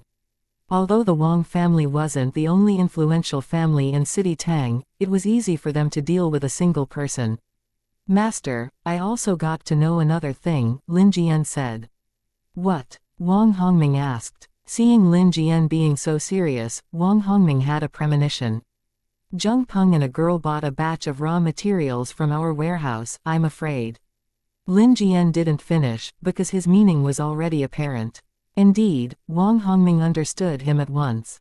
Lin Jian was afraid that the jade that Colorful Jade Provider had sold at auction today was from the Wang family's warehouse. That had to be the last thing that the Wang family wanted to see in this world. Although it was universally known that it was hard to cut out jade from raw materials, it was possible when the buyer was Ji Yuning. And they already had cut out 10 pieces of jade in a night. In that case, it was highly possible that Ji Yuning had taken all the raw materials with jade inside from their warehouse.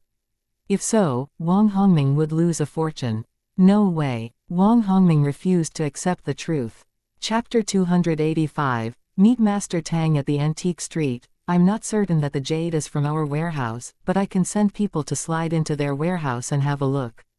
Lin Jian wasn't very sure, and didn't want to believe it either. Great, bring several men who are good at fighting along with you to have a look. If it's true, steal the raw materials back. Wang Hongming ordered. His expression was malicious. If Ji Yuning's raw materials which contained jade were all from his warehouse, he of course wouldn't tolerate it. This time, he hated Ji Yuning to death. Sure, Lin Jian answered before he walked out. Ji Yuning and Leng Xiaoting left the street of stone gambling for the Antique Street. Although they had been there the day before yesterday, they wanted to have a tour again during the day. You came to City Tang for a task. Is it appropriate that you're with me all the time? Ji Yuning asked Leng Xiaoting on their way to the antiques town. She knew that Leng Xiaoting had his plane, but she still felt a little guilty. It's fine. We're going to encircle a drug trafficking gang this time, and we already have undercover agents busy gaining their trust. As long as they can find the den of the drug gang, we'll be informed before we take action to encircle and suppress them, Leng Xiaoting said. Since Leng Xiaoting said so, Ji Yuning relaxed. When they arrived at the antique street, there were indeed far more antiques during the day than at night. Compared with the antique street in City Ji, City Teng's antique street was a lot more active. Ji Yuning immediately used her jade eyes to scan the antiques displayed on the stands. While they were walking along the street, Ji Yuning noticed a real antique with thick power. It was a blue and white porcelain plate, but it was held in another person's hands. Ji Yuning gave the person a glance. To her surprise, it was a familiar face. "Hi, Master Tang." Ji Yuning walked over. The person was exactly Master Tang. Master Tang heard her voice, and looked over. "Girl Ji Yu, what a coincidence." Master Tang was excited to meet Ji Yuning. Ji Yuning greatly resembled his son, Tang Yunfan, so Master Tang had an inexplicable intimacy towards her. In addition, Ji Yuning had saved his life and she had a great character, which all made Master Tang think highly of her. Master Tang's sight then fell on Leng Xiaoting. He thought that the man looked familiar, but couldn't remember where they had met before. "This is..." Master Tang asked Ji Yuning. "Oh, this is my boyfriend, Leng Xiaoting," Ji Yuning introduced. "Nice to meet you, Master Tang," Leng Xiaoting said. "Nice to meet you too." Master Tang was a sophisticated, witty man, thus he immediately sensed that Leng Xiaoting wasn't simple. Although Ji Yuning was just 18 years old now, she behaved like a mature woman, so Master Tang didn't think that it was inappropriate that the two were boyfriend and girlfriend. "Are you shopping for antiques, Master Tang?" Ji Yuning took a look at the blue and white porcelain plate in his hands. It was a valuable one, and Ji Yuning didn't know whether Master Tang was just lucky or if he was an expert. "Yes, I felt bored so I came here to have a look." "I think this plate looks good," Master Tang smiled, but then he approached closer to Ji Yuning's ears and said, "I actually don't think that there are real antiques here. It's getting a bit boring too." Saying that, Master Tang was about to put the plate down. Ji Yuning immediately stopped him. "Since you think it looks good, why don't you buy it? It's a great decoration either way." Ji Yuning also gave Master Tang a knowing eye to persuade him to buy it. Master Tang was surprised. He understood that Ji Yuning wouldn't make him buy this plate for no reason. Is this plate a real one? Does she know antiques? Master Tang thought to himself. Nevertheless, how can she be so sure? Seeing that Master Tang was confused, Ji Yuning gave him an affirmative nod again. Master Tang was surprised and curious, but it wasn't the right time to ask the question. Since Ji Yuning told him to buy it, he would do so.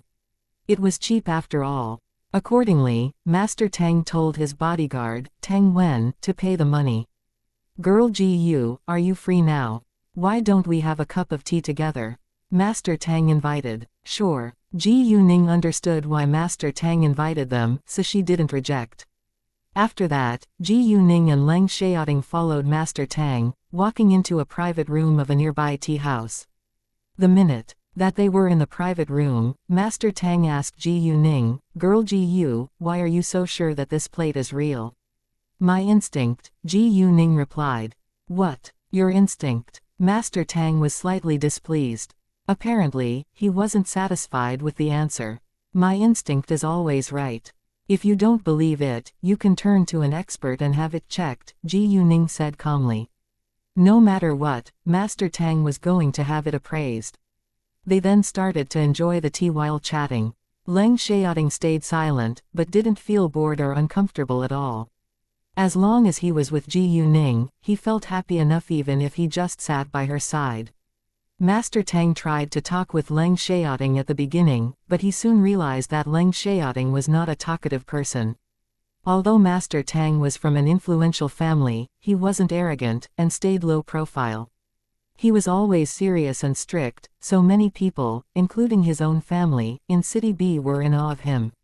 However, when he faced Ji Yuning, he was very kind, maybe because she was his lifesaver, or maybe because she was adorable, or even maybe because she resembled his son who he loved and cherished the most. Ji Yuning explained later, "Master Tang, please don't mind him. He never loves talking. Ha ha, it's fine. Master Tang didn't mind at all. However, you don't need to call me Master Tang all the time. I don't feel close to you if you call me that. If you don't mind, you can call me Grandpa Tang. To be honest with you, you closely resemble my second son, so I've always had an inexplicable intimacy towards you, but... Speaking of it, Master Tang sighed heavily and looked sad. All of a sudden, Ji Yuning had a strange feeling. I closely resemble Master Tang's second son. Master Tang has an inexplicable intimacy towards me. Is there any connection? Chapter 286, Tang Yunfan's daughter. To be specific, Ji Yuning could be Tang Yunfan's daughter. Although there were many people who resembled each other in this world, Ji Yuning didn't want to ignore the possibility that she might have a close connection with the Tang family. Leng Xiaoting was sensitive and immediately sensed Ji Yuning's small emotional changes. In fact, he had the same thought. Does Ji Yuning really have a relationship with the Tang family? But what? Ji Yuning couldn't help asking. Although she knew that it was a little impolite, she was eager to find out what he wanted to say. He's been occupied by his career throughout his lifetime. He never got married, or had a kid. Otherwise, no one would doubt that you're his daughter, Master Tang said. Occupied by his career and never got married, or had a kid. Ji Yuning had mixed emotions now. She wasn't sure whether her guess could be correct. According to Ji Yuman's account, Ji Yuning's biological father had disappeared in an accident, which meant that he could be dead already, but what if he had survived? If he had survived, why didn't he come back for Ji Yuman? It had been 18 years. However, Ji Yuman also told her that when they had met each other, the man had completely lost his memory. In that case, it was possible that the man had regained his memory after he had survived but had forgotten the memory of when he had been with Ji Yuman. It sounded insane, but was indeed possible. Ji Yuning thought that maybe Tang Yunfan didn't marry, or have children not only because of his career, but also because he had already found but lost his love and couldn't accept anyone else. Those were just Ji Yuning's guesses, but no matter what, she made up her mind to investigate it. She didn't want Ji Yuman to wait for 18 years in vain. Well, I want to meet this uncle after what Grandpa Tang has told me. I'm curious how closely we resemble each other. Actually, I was born in a one-parent family and my mother brought me up with great effort. I never knew what my father looked like, Ji Yuning said and felt sad. Speaking of family, Leng Xiaoting was slightly unhappy too. He had met both of his parents, but had lost them when he had only been 10 years old. And now he could only look at the photos of his parents. Hearing what Ji Yuning said, Master Tang felt a deep sympathy for her. He hadn't known that Ji Yuning was born in a poor family, and unconsciously wanted to take care of her. All of a sudden, an idea dawned on Master Tang. Why don't you treat my second son as your foster father? I've always wanted to have a granddaughter like you. Master Tang looked at Ji Yuning with anticipation. He was being serious, and wasn't joking. Master Tang's bodyguards, Tang Wen and Tang Wu, understood Master Tang's affection towards Ji Yuning, but to their surprise, Master Tang was willing to foster Ji Yuning. In the past, they would probably have thought that it totally changed Ji Yuning's fate, because she suddenly became a super rich heir from being a dirt poor girl. However, after Ji Yuning had saved their master's life, they believed that this girl wasn't simple, and that it wasn't a bad thing to have a close relationship with her. All the rich people valued their health above money. Ji Yuning understood that Master Tang wasn't just saying it, but she didn't agree immediately. Grandpa Tang, I think that it's a big deal and that we should consider your second son's opinion. And she should consider it as well. If she closely resembled another man, but the man wasn't her biological father, she was reluctant to have a closer relationship with him. She cared about Ji Yuman's feelings. If Ji Yuman saw a man who greatly resembled her love, but they weren't the same person, she would be hurt. Ji Yuman would inevitably meet the Tang family if Ji Yuning accepted Tang Yunfan to be her foster father. On the contrary, if Tang Yunfan was Ji Yuning's biological father, Ji Yuning was more than willing to let them meet each other again. As long as they still loved each other, Ji Yuning was happy to see her family reunite. Ji Yuning didn't want Ji Yuman to be alone for the rest of her life. She was still young and she should live her own happy life. In addition, Ji Yuning was leaving for the capital soon, and she would be apart from Ji Yuman. If Ji Yuman had a reliable man to keep her company for the rest of her lifetime, Ji Yuning would of course agree. Well, Master Tang felt that it wouldn't be easy. He understood his son's personality so well, and knew that Tang Yunfen would probably disagree, but if he insisted on doing it without Tang Yunfen's approval, Ji Yuning would be embarrassed. Master Tang was a little disappointed. Seeing that, Ji Yuning smiled and comforted him. If you really want to have a granddaughter like me, please take me as your granddaughter, and I'll regard you as my grandpa too. Hearing that, Master Tang's eyes lit up at once. Ha ha, I think that's a good idea. Are you studying in a high school or a university now? Master Tang asked Ji Yuning. I'm a senior in high school, and I'm going to attend the National College Entrance exam in half a year, Ji Yuning replied. Which university do you want to attend? How about City B? I can take care of you if you study in City B, Master Tang said. Since he already took Ji Yuning as his granddaughter, he naturally treated her like his own granddaughter. She's going to the capital, and I'll look after her. This time, before Ji Yuning could answer Master Tang's question, Leng Xiaoting opened his mouth first. He seized Ji Yuning's hand, as if she was leaving him for City B. Although Ji Yuning had no intention to study in City B, Leng Xiaoting was afraid that she would change her mind because of Master Tang. Ji Yuning understood that Leng Xiaoting didn't want to lose her, so she held his hand in hers to show her determination. Thanks, Grandpa Tang, I already made the decision to go to the capital, Ji Yuning said. Fine, but if you're free, do come to City B and have fun. I'll pay the bill, Master Tang added. Sure, I will, Ji Yuning answered. After they chatted for a while longer, Ji Yuning and Leng Xiaoting said goodbye to Master Tang. Seeing Ji Yuning leaving, Master Tang suddenly felt lonely for no reason. When they walked out of the tea house, Leng Xiaoting asked, do you want to investigate it? Ji Yuning understood what Leng Xiaoting was talking about. I'll handle it myself, but don't worry, no matter what the result is, I'm determined to go to the capital. Leng Xiaoting was slightly disappointed that Ji Yuning declined his help, but he didn't insist. Ji Yuning was determined to go to the capital after all, and he didn't need to worry that they couldn't be together in the future. After that, they continued to have a tour around the antique street. In the end, Ji Yuning accidentally picked up 2 real antiques. One was worth 1,000,000 yuan, while the other was worth around 8,000,000 yuan. Chapter 287, a trap set by the Wang family. When they finished the tour along the antique street, it was already 5 p.m., so they went back to the hotel. Ji Yuning and Leng Xiaoting stopped the car in the parking lot, then went to have dinner at a nearby restaurant. During the meal, Ji Yuning received Master Tang's call. He thanked her for advising him to buy the blue and white porcelain plate, which turned out to be a real one. Master Tang also invited Ji Yuning to have a meal together, but Ji Yuning declined because she was in the middle of her dinner. Ji Yuning and Leng Xiaoting went back to their presidential suite after they finished dinner. However, the minute that they walked into the room, Ji Yuning quickly noticed that there was something wrong in the room. She found a red spot on the TV. It must be a pinhole camera.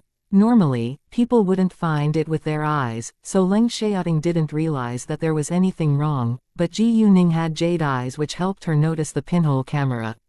She immediately turned to Leng Xiaoting and said, "Oh, I want to eat dragon fruit. Would you please buy some for me?" Then she said in an extremely low voice, "There is a camera inside." Hearing that, Leng Xiaoting was alert. "You can leave first," Ji Yuning said in an extremely low voice again. "All right, just dragon fruit," Leng Xiaoting replied in concert with Ji Yuning. "And kiwi please," Ji Yuning replied, but said quietly, "We need to change hotels." After that, Leng Xiaoting turned around and left. Ji Yuning closed the door and turned on the lamp. She walked around the room as usual, but she was actually checking whether there were more cameras hidden elsewhere. Except for the one attached to the TV in the living room, there was another hidden at the bedside in the master bedroom. Apart from the hidden cameras, Ji Yuning also discovered a small feather box under the bed. There were bags of white powder in it. Ji Yuning was displeased. Apparently, this was a trap. She tried to put the box into her telepathic eye's space without reaching underneath the bed, because there were cameras recording everything and she didn't want to expose herself. Luckily, Ji Yuning had enough power to do so. In that case, they wouldn't be trapped. In case any accidents happened, Ji Yuning scanned the whole suite once more before she went to pack up. All of a sudden, someone knocked on the door. Ji Yuning used her jade eyes and saw that there were 7 policemen outside. She was slightly mad. These policemen indeed couldn't wait. Ji Yuning thought to herself. However, the box of drugs was already put away in her telepathic eye space, so she wasn't worried that they would find anything. What happened? Ji Yuning opened the door and asked, like she knew nothing at all. We received a report that you secretly bought drugs and brought them back to this hotel. We need to conduct a search. The leading policeman showed Ji Yuning his search warrant and said as if he was just doing his job. Oh, someone reported me. Who, when and where? Ji Yuning asked calmly. For the witnesses' safety, we have the right to keep it a secret. We have a search warrant. If you dare to resist, we can directly arrest you, the policeman said. Fine, come in please. Ji Yuning didn't stop them. The other policemen didn't know, but the leading policeman understood that Ji Yuning had no idea that there was a box of drugs hidden under her bed, so he was very confident to search her suite. Once they found the box of drugs, Ji Yuning would have to admit. Ji Yuning let them walk inside, but also used her jade eyes to scan them from head to toe in order to see whether they carried bags of drugs with them. However, they were too confident, or the person behind them was too confident, to prepare other bags of drugs to trap Ji Yuning in case they couldn't find the box of drugs in her suite. Move now, the leading policeman ordered, and the other 6 policemen immediately conducted the search around the suite. They didn't directly search the bed in the master bedroom, instead they searched everywhere in the room. Ji Yuning could tell that only the leading policeman knew where the drugs were hidden. After they had searched everywhere in the suite, including Ji Yuning's suitcase, they found nothing illegal. Captain, we've searched everywhere, but found nothing. Captain, I didn't find any illegal drugs either. How's it possible? Did you search the space under the bed? The leading policeman blurted it out unconsciously. We did. A policeman answered. The leading policeman couldn't believe it, because his boss clearly told him that the box of drugs was under the bed. He went to check himself, but failed to find it. So, you've conducted your search, and found nothing illegal. Can you leave now? Ji Yuning said. No, just because we can't find it out doesn't mean that you don't have drugs. Tell us, where did you hide your drugs? The leading policeman obviously didn't want to give up. Well, Ji Yuning sneered. I'm curious, why are you so confident that I have drugs with me? I've let you search the suite already. If you don't have proof, you have no reason to accuse me. Is there someone behind you who wants to trap me? Ji Yuning's attitude turned tough, and fixed her eyes on him. The leading policeman panicked a little. He wanted to retort, but someone ordered him to retreat in his earphones. Ji Yuning heard it too, and drew her lips into a cold smile. The leading policeman then left with his colleagues, and Ji Yuning didn't stop them. It was meaningless trying to deal with them now. Once Kay handed evidences of the Wang family's illegal behavior to Ji Yuning, she could easily unseat the Wang family. The moment that the policemen were gone, Ji Yuning left the hotel too. Lin Jian, instead, was struck dumb in front of the computer which showed the video captured by the hidden cameras. He couldn't figure out why his scheme had failed. He had watched the box of drugs put under the bed in the master bedroom with his own eyes from the hidden cameras. And he had been waiting in front of the computer the entire time. It was impossible that Ji Yuning had the chance to remove the box of drugs. What the hell is going on? Lin Jian was anxious, and immediately reported it to Wang Hongming. Wang Hongming was also shocked, and couldn't believe that they had failed, but they had to accept the truth and hope that their people in colorful jade provider's factory could succeed. Leng Xiaoting ordered a presidential suite in a nearby 5-star hotel. He carefully searched the whole suite, and didn't leave until he found no hidden cameras or bugs inside. He called Ji Yuning, but Ji Yuning didn't tell him many details, because she didn't know how to explain how the drugs disappeared all of a sudden. Chapter 288. The Wang family is in trouble. Around 10 p.m., Ji Yuning received K's call. He already sent the evidence that he found against the Wang family to her email box. "Boss, are you a spy sent by our nation? Why are your enemies all criminals?" K asked and joked, because the people that Ji Yuning asked him to investigate every time were so special. "I'm not, but I'm too outstanding and some people are jealous of me," Ji Yuning said resignedly. Although she was kidding too, it was the truth. "Well, it seems that it is not an easy task to work for you. I wish I could travel around," K complained. "You can't regret, unless you want your legs to be the same as before," Ji Yuning said. K immediately realized that he shouldn't have said that. No, of course not.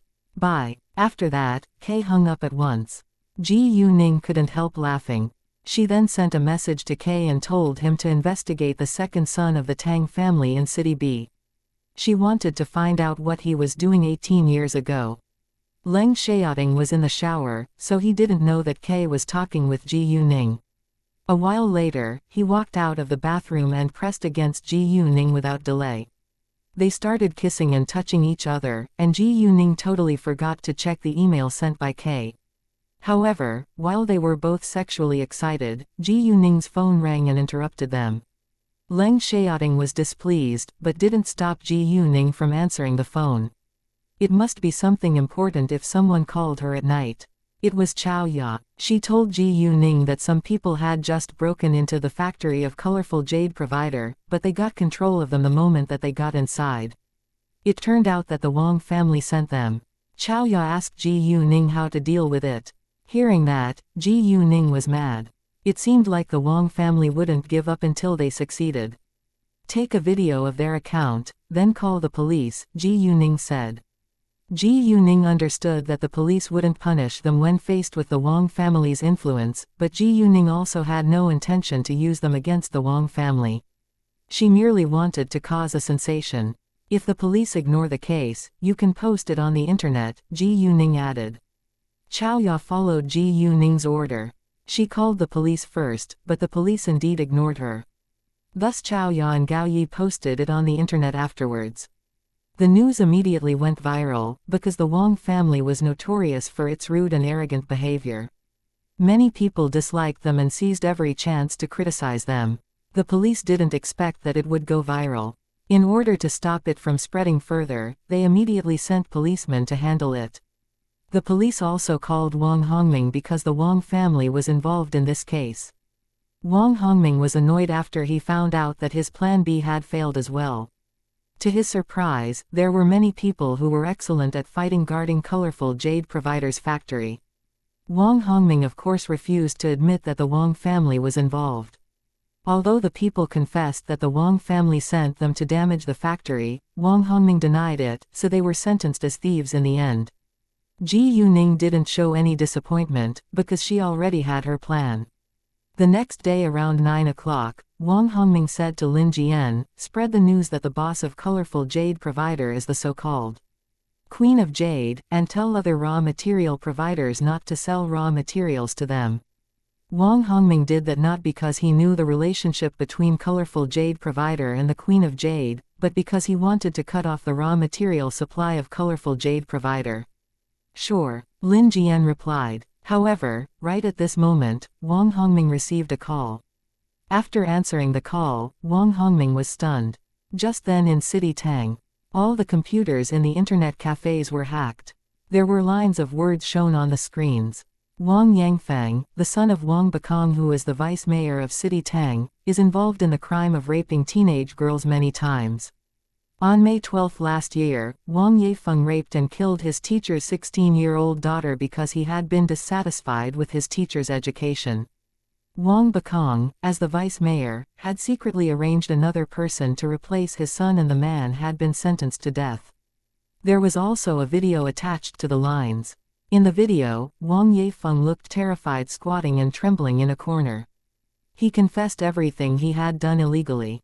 In his confession, he had conducted rape at least 10 times in the past 3 years, and all the victims were common girls who didn't have a powerful family background as support.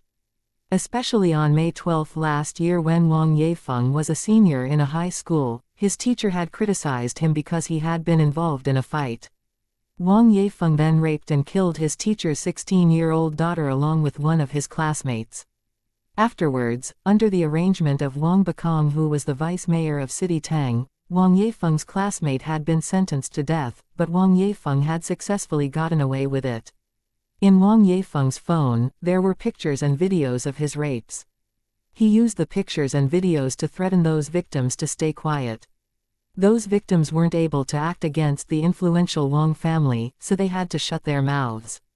The second the scandal was exposed, it caused a great sensation across City Tang. People were all irritated. Many called the Public Security Bureau and demanded that they investigate the case. The Wang family's reputation was completely ruined this time.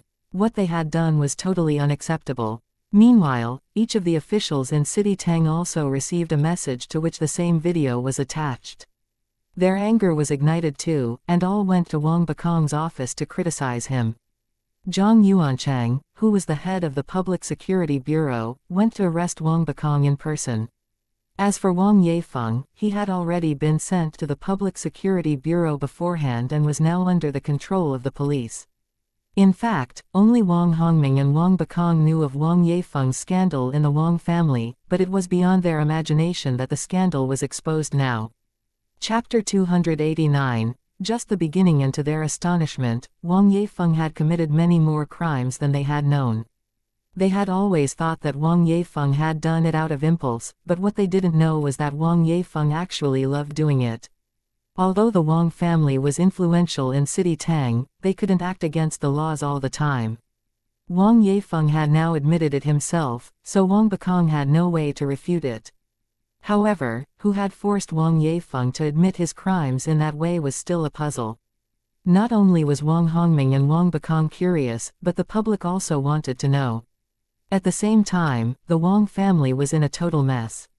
"Dad, please rescue Bakong and Yefeng," Wang Bakong's wife, Li Mengji, cried, begging Wang Hongming. "How? Yefeng already confessed. How am I supposed to rescue him?" Wang Hongming snapped. He was absolutely eager to rescue his own son and grandson, but his hands were tied in such a terrible situation. The Wang family was indeed powerful and influential in City Tang, but it didn't mean that they could act against the laws and get away with it all the time. If Wang Yefeng hadn't admitted it yet, it would still be possible to rescue him, but now they had no chance. Wang Hongming had spat out blood many times since yesterday, and he was weak now. It wasn't easy for him to stand today. After these days of chaos, Wang Hongming's hair was quickly turning gray. In fact, Wang Bakong had a more important figure to support him in politics, but the figure wouldn't answer his call after the scandal was exposed, which meant that Wang Bakong had already been abandoned by the figure. In this sensitive situation, nobody was willing to be involved in the Wang family's mess. The Wang family was strongly being criticized at the moment. Then what should we do? Li Mengji asked in despair, falling down on the ground. She understood the gravity of the situation, but she couldn't watch her husband and her son sentenced to jail or even death. Even so, she had no idea what to do next. "Dad, can't we figure out a way?" Wang Hongming's eldest son, Wang Xinyan's father, Wang Bowen, asked. Wang Hongming had 3 sons and a daughter in all. His eldest son, Wang Bowen, was involved in business, his second son, Wang Bakong, worked in politics, and his youngest son, Wang Boyuan, was also a businessman who managed their family business along with Wang Bowen. "What can I do given what has happened? You all need to stay away from this scandal. Nobody can ask or be involved in it. If anyone dares to ruin the Wang family by getting involved in it, go away now." Wang Hongming warned seriously. Although it seemed cold-blooded, he had to make the choice between Wang Bakong, Wang Yefeng and the whole Wang family. "Dad." Li Mengji was reluctant to accept it. "Shut your mouth. If you don't want to accept it, go and rescue them yourself." Wang Hongming lost his patience. Li Mengji then remained silent. After that, Wang Bowen helped Wang Hongming walk back to his bedroom. Although Wang Hongming could do nothing for now, he wouldn't give up like that. Wang Bakong and Wang Yefeng were his biological son and grandson after all, he would give it a try no matter what would happen. Moreover, he also made up his mind to find out who had exposed the scandal. Wang Hongming set himself to get revenge. Because of the scandal, Wang Hongming forgot to spread the news that the colorful jade provider had a relationship with the Queen of Jade. At that moment, Ji Yuning was having breakfast with Leng Xiaoting in the dining hall of the hotel. All of a sudden, a woman at the next table said loudly in surprise, "Jesus. The vice mayor's son has conducted rape at least 10 times. A teacher's daughter who was raped and killed a year ago was one of the victims." Wang Bakong also made another boy a scapegoat to keep his own son safe. "It's so cruel." The woman's words astonished everyone in the dining hall. The vice mayor, isn't he a member of the Wang family? His son has committed over 10 rape crimes and killed a girl. If it was true, the Wang family indeed were animals. Ji Yuning thought to herself. Afterwards, she heard the sound from the video in which Wang Yefeng confessed everything that he had done illegally. The Wang family are complete animals. Ji Yuning was mad. Suddenly, Ji Yuning thought of the email sent by K. She instantly took out her phone and clicked open her email box. A document attached to the email recorded the fact that Wang Yefeng had committed rape crimes at least 10 times, but that he had never been punished. Ji Yuning was curious about who had exposed this case before her. Abruptly, Ji Yuning looked to Leng Xiaoting with doubt. She thought that Leng Xiaoting might have done it, but wasn't sure. "It was me," Leng Xiaoting admitted directly. Ji Yuning opened her mouth, but didn't know what to say. She was deeply touched that the man would stand up for her against the Wang family without hesitation. "It's just the beginning," Leng Xiaoting said coldly. The Wang family dared to hurt Ji Yuning, and he would let them pay for it. Leng Xiaoting was determined to unseat the Wang family. "Don't worry, I already have evidence of the Wang family's illegal behavior.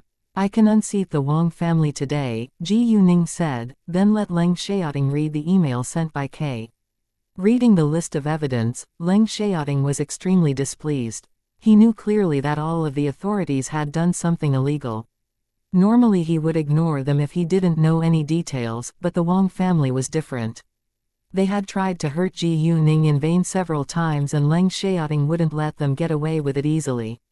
Before long, Ji Yuning received Yan Shuya's call. She asked Ji Yuning with excitement, "Ji Yuning, was it you who have did it?" Yan Shuya was more than thrilled when she heard the news. Chapter 290, Unseat the Wang family. Although she didn't hate the Wang family, she had a long-standing grudge against Wang Xinyan. It was just a personal grudge, but what the Wang family had done was completely unacceptable. Yan Shuya knew that the Wang family had many enemies, but at this time, the first person who came into her mind was Ji Yuning. Yes, Ji Yuning admitted, but didn't explain further. Having Ji Yuning's affirmative answer, Yan Shuya didn't feel like what she had done wasn't right. Instead, she admired even more Ji Yuning now. Even though there was someone else of great power that supported her, Ji Yuning alone almost unseated the Wang family. Before the Wang family was able to find out who had exposed the scandal, more evidence of their illegal behavior was exposed. It caused another sensation in City Tang. Wang Bowen was suspected of tax evasion for at least hundreds of millions of yuan, while Wang Boyuan was the head of the biggest gang in City Tang, and he had been involved in many cases of drug trade as well as murder. It was universally known that the Wang family had many dirty secrets, but the truth was still shocking. Within a short time, many of the Wang family were caught. In the end, only Wang Hongming and the women were left safe in the house. It happened too fast for the Wang family to prepare, thus none of them had a chance to run away. The Wang family also tried to deny the evidence in vain. Wang Hongming was an aging old man, whose body wasn't in good condition. And this time, he was totally sick with anger. Why are all these dirty secrets being exposed at this time? Who is behind this? Is it Wang Bakong's enemy in politics or Ji Yuning? Wang Hongming thought to himself. If it was Ji Yuning, he had to admit now that he was truly regretful for having annoyed her, but it was too late to regret. Wang Hongming had been sophisticated and shrewd throughout his lifetime, but now his whole family was ruined because of his revenge. He couldn't bear the result and passed away after a short time. However, it happened after the dust settled. Anyway, the Wang family's reputation was completely destroyed now. Nobody would forgive or forget what they had done. Meanwhile, people were also curious about the identity of the person who had the power to unseat the Wang family. The Wang family was unseated, which was exciting, but it happened too fast and made people feel as if it was unreal. The next day, Wang Bakong's alliances in politics were all punished or sentenced to jail. However, this time Leng Xiaoting and Ji Yuning weren't involved. Wang Bakong's political rival caused it. Wang Bakong's political rival had always wanted to unseat him, but didn't have solid evidence. Besides, the Wang family was one of the most influential families in City Tang, but now someone directly threw Wang Bakong into prison and his political rival couldn't wait any longer. Ji Yuning didn't care about the Wang family's fate in the future, because they were already punished for what they had done. On their way back to the hotel, Leng Xiaoting suddenly gave Ji Yuning a gift. Ji Yuning was thrilled and almost jumped up with excitement when she saw it. It was the document of the Wang family's raw material exploitation right. In that case, Ji Yuning replaced the Wang family and became one of the 3 largest raw material suppliers in City Tang, which was a big surprise to Ji Yuning. In fact, Ji Yuning had also planned to exploit raw materials in City Tang. And she had bought such a huge factory building and established a jade provider for the same purpose. With her jade eyes, it was super easy for her to find a mountain or mine of jade. More importantly, the Wang family already lost its power and position in City Tang. It would be even easier for Ji Yuning if she replaced the Wang family and maintained the connection with the Wang family's clients. Unexpectedly, Leng Xiaoting had the same idea and already got the document for her, which touched her deeply. "How much did you have to pay for it?" Ji Yuning asked. She understood that it had to have been expensive, and she was reluctant to accept gifts from him without giving him anything. Actually, money was nothing in Leng Xiaoting's eyes, but it didn't mean that Ji Yuning would take it for granted. "It's just a gift." Leng Xiaoting understood what was on Ji Yuning's mind, but he wasn't willing to talk about money with her. He valued their close relationship above money. Nevertheless, Ji Yuning felt a little guilt and uneasy. "Well, if you really want to pay me back, you can." Leng Xiaoting suddenly looked at Ji Yuning in a different way. Ji Yuning immediately realized what he wanted. Before she could escape, Leng Xiaoting pressed her against him. Ji Yuning complained, "I think you're a little horny recently. What will happen if I'm not by your side? Will he turn to another woman?" Ji Yuning thought to herself. Although she believed that Leng Xiaoting wouldn't do that, she wasn't him, nor was she a man. Therefore, even though Leng Xiaoting loved her very much, she wasn't confident that he would be loyal to her all the time. However, if he really cheated on her, she would leave him without hesitation. Ji Yuning wasn't a girl who relied on a man to live her life. Leng Xiaoting was nervous and immediately clasped Ji Yuning in his arms. "Ningning, please don't worry. I promise that only you turn me on like this." Seeing Leng Xiaoting being so serious, Ji Yuning felt slightly embarrassed and changed the topic at once. "I'm hungry." "Really?" Leng Xiaoting squinted and wore an evil smile. Ji Yuning flushed. The man was totally different now. "I want to eat." Ji Yuning pretended to be mad, but she just seemed adorable in Leng Xiaoting's eyes. In case Leng Xiaoting couldn't control himself again, Ji Yuning immediately pushed him away. Chapter 291. Raw Material Exploitation. Right, Leng Xiaoting didn't expect that Ji Yuning would push him away all of a sudden, so he failed to catch her. Ji Yuning's beautiful, sexy body appeared in his sight, which turned him on again, but right at this moment, Leng Xiaoting's phone rang and interrupted him. He still had to fulfill his task and couldn't ignore it. The call was from Xu Jinchen. He told Leng Xiaoting that they had already gotten the drug dealer's address. It was time for them to take action, thus Leng Xiaoting had to be apart from Ji Yuning temporarily. Although Ji Yuning knew that Leng Xiaoting was an outstanding military officer, she still reminded him to be careful. Ji Yuning really wanted to help him if it wasn't for his team's special identity. This night, Ji Yuning slept alone and somehow felt as if she was not used to it. Precisely because she was free now, she suddenly thought of their WeChat group. There were thousands of messages in the chat history, and many of them mentioned her. Ji Yuning called Ji Yu-man on alternate days, but she totally forgot their WeChat group, and now felt a little guilty. The moment that Ji Yuning appeared, an animated discussion started. Ji Yuning, how are you doing recently? How ran? Wow, boss, we thought you were lost. We even wanted to call the police. Mu K, exactly. Where have you been? Chu Peihan, I think boss is busy dating. Chin Zixin, I agree. And Yi, Zhang Tianping and Yu Mixi were absent, so Ji Yuning chatted with Chu Peihan and the others for a while longer before she went to bed. The next day around 8:30 a.m., Ji Yuning left for the Street of Stone gambling. She told Zheng Peng that she had already gotten the raw material exploitation right document. Zheng Peng was shocked by his boss's efficiency and network in the government. Ji Yuning didn't explain further. She intentionally impressed Zheng Peng so that he would be loyal to her and be willing to follow her lead.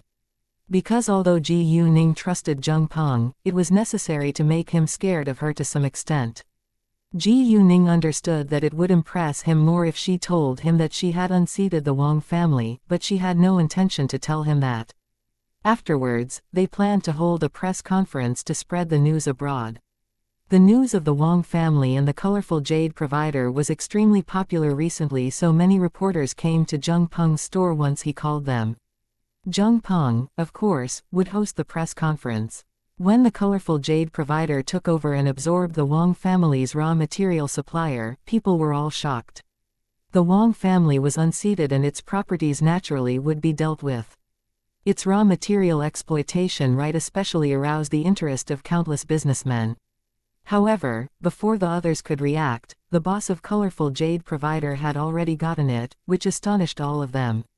In other words, the boss of colorful jade provider had to be an important figure with a strong network. Therefore, many people were in awe of its boss. Colorful jade provider had been established for just a few days, but it was already able to make long-term deals with many famous jewelry businessmen. And now it even got the Wang family's raw material exploitation right before anyone else. Its boss must be a person of great power. In fact, it wasn't difficult for those who had the ability to find out who the boss of colorful jade provider was, but in ordinary people's eyes, its boss was mysterious. Many who went to investigate the boss of colorful jade provider were just curious. However, when they found out that its boss was just an 18-year-old girl, they were all stunned. Although they didn't believe that a teenage girl was able to run the company alone, they couldn't ignore her ability and the powerful support behind her. Thus, no one dared to spread the news that the boss of colorful jade provider was Ji Yuning in case they annoyed her. However, no one was more shocked than Zhang Dekang, because he had met Ji Yuning before, and he believed that Ji Yuning had the ability to run the company. Zhang Dekang suddenly thought of a piece of news that he had read on the internet before the Wang family's scandal was exposed. It was said that the Wang family had sent people to break into colorful jade provider's warehouse at night. An idea dawned on Zhang Dekang at this time. He sensed that the Wang family had a grudge against Ji Yuning and that its decline had something to do with Ji Yuning too. Zhang Dekang was amazed by his own guess. If Ji Yuning was really involved in the Wang family's mess, she had to be much more powerful than he could ever know.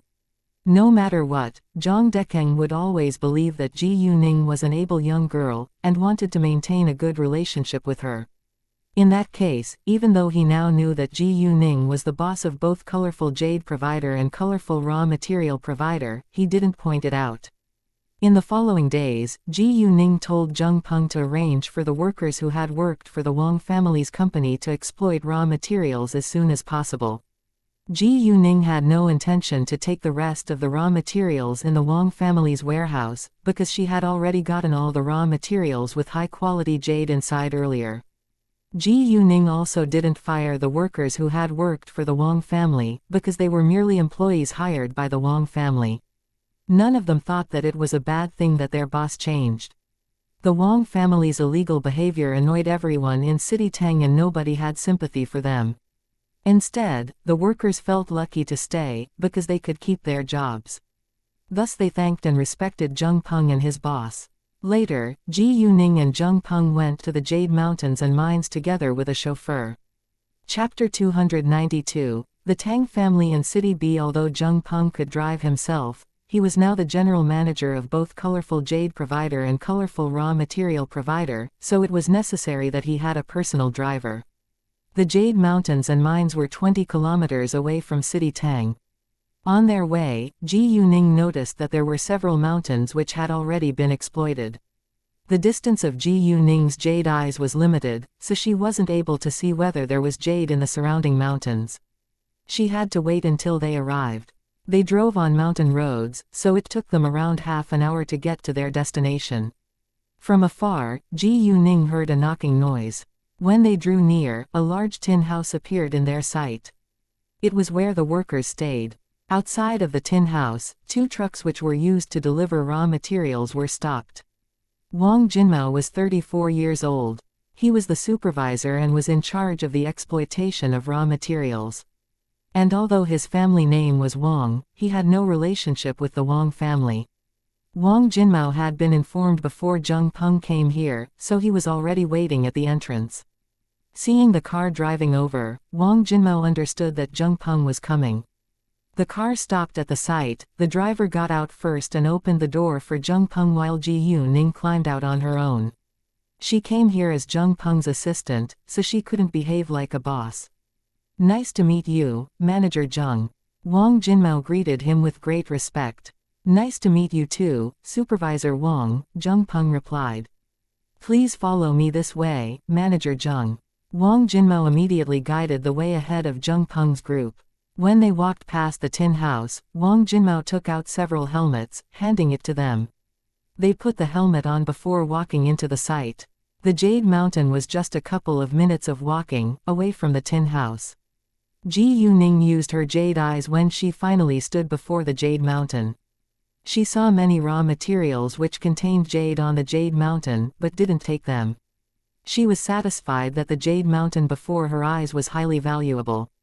Ji Yuning took a look at the nearby mountains, and failed to find another Jade Mountain among them. Zheng Peng and Ji Yuning had a tour around the site before they went back. On their way back, Ji Yuning received K's message. He had already sent an email about the Tang family to her email box. Ji Yuning only told him to investigate the Tang family's second son, but unexpectedly, he investigated every member of the Tang family. The Tang family was the #1 family in City B for a reason. It was highly influential whether in politics, business or military. The head of the Tang family was Tang Haifeng, who was precisely Master Tang that Ji Yuning had already met. There were 2 sons and 1 daughter in the Tang family. The eldest daughter was called Tang Yunrong, a 49-year-old senior colonel, who was the deputy head of the Air Administration and Culture Corps.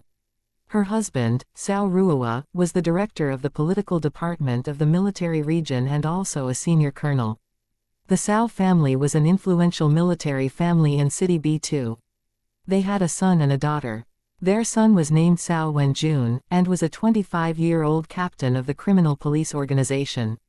Their daughter was Cao Wenxin and was 23 years old. She had just graduated from a university. Tang Yunhang, the eldest son of Tang Haifeng, was 46 years old and secretary of the provincial party committee. Tang Yunhang's wife was the director of the tourist administration. They had 2 sons who were twins and both were 22 years old. The older one was called Tang Jiakai, and the younger one was called Tang Jiayang. One was a junior studying in City B University, while the other studied abroad. Tang Haifeng's second son was Tang Yunfen. He was only 42 years old, but was the richest man in City B. He was now the chairman of Tangguang Group and didn't have a wife or children. Tang Yunfen had indeed disappeared once 19 years ago, which wasn't a secret among the celebrities in City B. The Tang family wasn't the #1 family in City B 19 years ago, but was still a super rich family. Tang Yunfen was the most talented one in business among the Tang family, so Tang Haifeng brought Tang Yunfen up to be his successor. However, Tang Haifeng's younger brother, Tang Haiming, had the ambition to inherit the Tang family's properties, so he had schemed against Tang Yunfen. No one really knew the details of what had happened during that year, because it was an old story and the technology hadn't been advanced that time. Even Tang Yunfen himself forgot the details. It was said that someone had discovered Tang Yunfen at a river. Since then, Tang Yunfen's personality had totally changed. He was occupied by his work all the time, and never got married, or had a child. Within a dozen years, the Tang family developed to be the #1 family in City B with 100 billion yuan in assets under Tang Yunfen's leadership. He has disappeared for a year 19 years ago and was found at a river. Thinking of that, Ji Yuning was more certain than ever that Tang Yunfen could be her biological father. There was a family photo attached to the email too. When Ji Yuning's sight fell on Tang Yunfen, she was sure that Tang Yunfen without a doubt had to be her biological father. Although Tang Yunfen looked different in his early 40s than when he had been young, it was easy to notice that his and Ji Yuning's features were alike. Ji Yuning's family name was Tang in her previous incarnation, and her biological father also had the same family name. Maybe she was destined to be a member of the Tang family. Although Ji Yuning was sure that Tang Yunfen was her biological father, she wasn't in a hurry to meet him because she wanted to know how Ji Yuman would react. Tang Yunfen lost his memory of Ji Yuman after all. Ji Yuning believed that Tang Yunfen never got married because of Ji Yuman, but she still needed to take it seriously. As long as Tang Yunfen met Ji Yuman again, he could probably get his memory back. In addition, if he lost his memory because his brain had been damaged, Ji Yuning's power could also be of great help. Most importantly, if Tang Yunfen was just a common man, Ji Yuman would be eager to meet him, but Tang Yunfen was now the heir of a super-rich family. Ji Yuning was worried that Ji Yuman would be self-abased before him. Although Ji Yuning didn't think that it was a problem at all as long as they still loved each other, she wasn't Ji Yuman and couldn't force her to think so.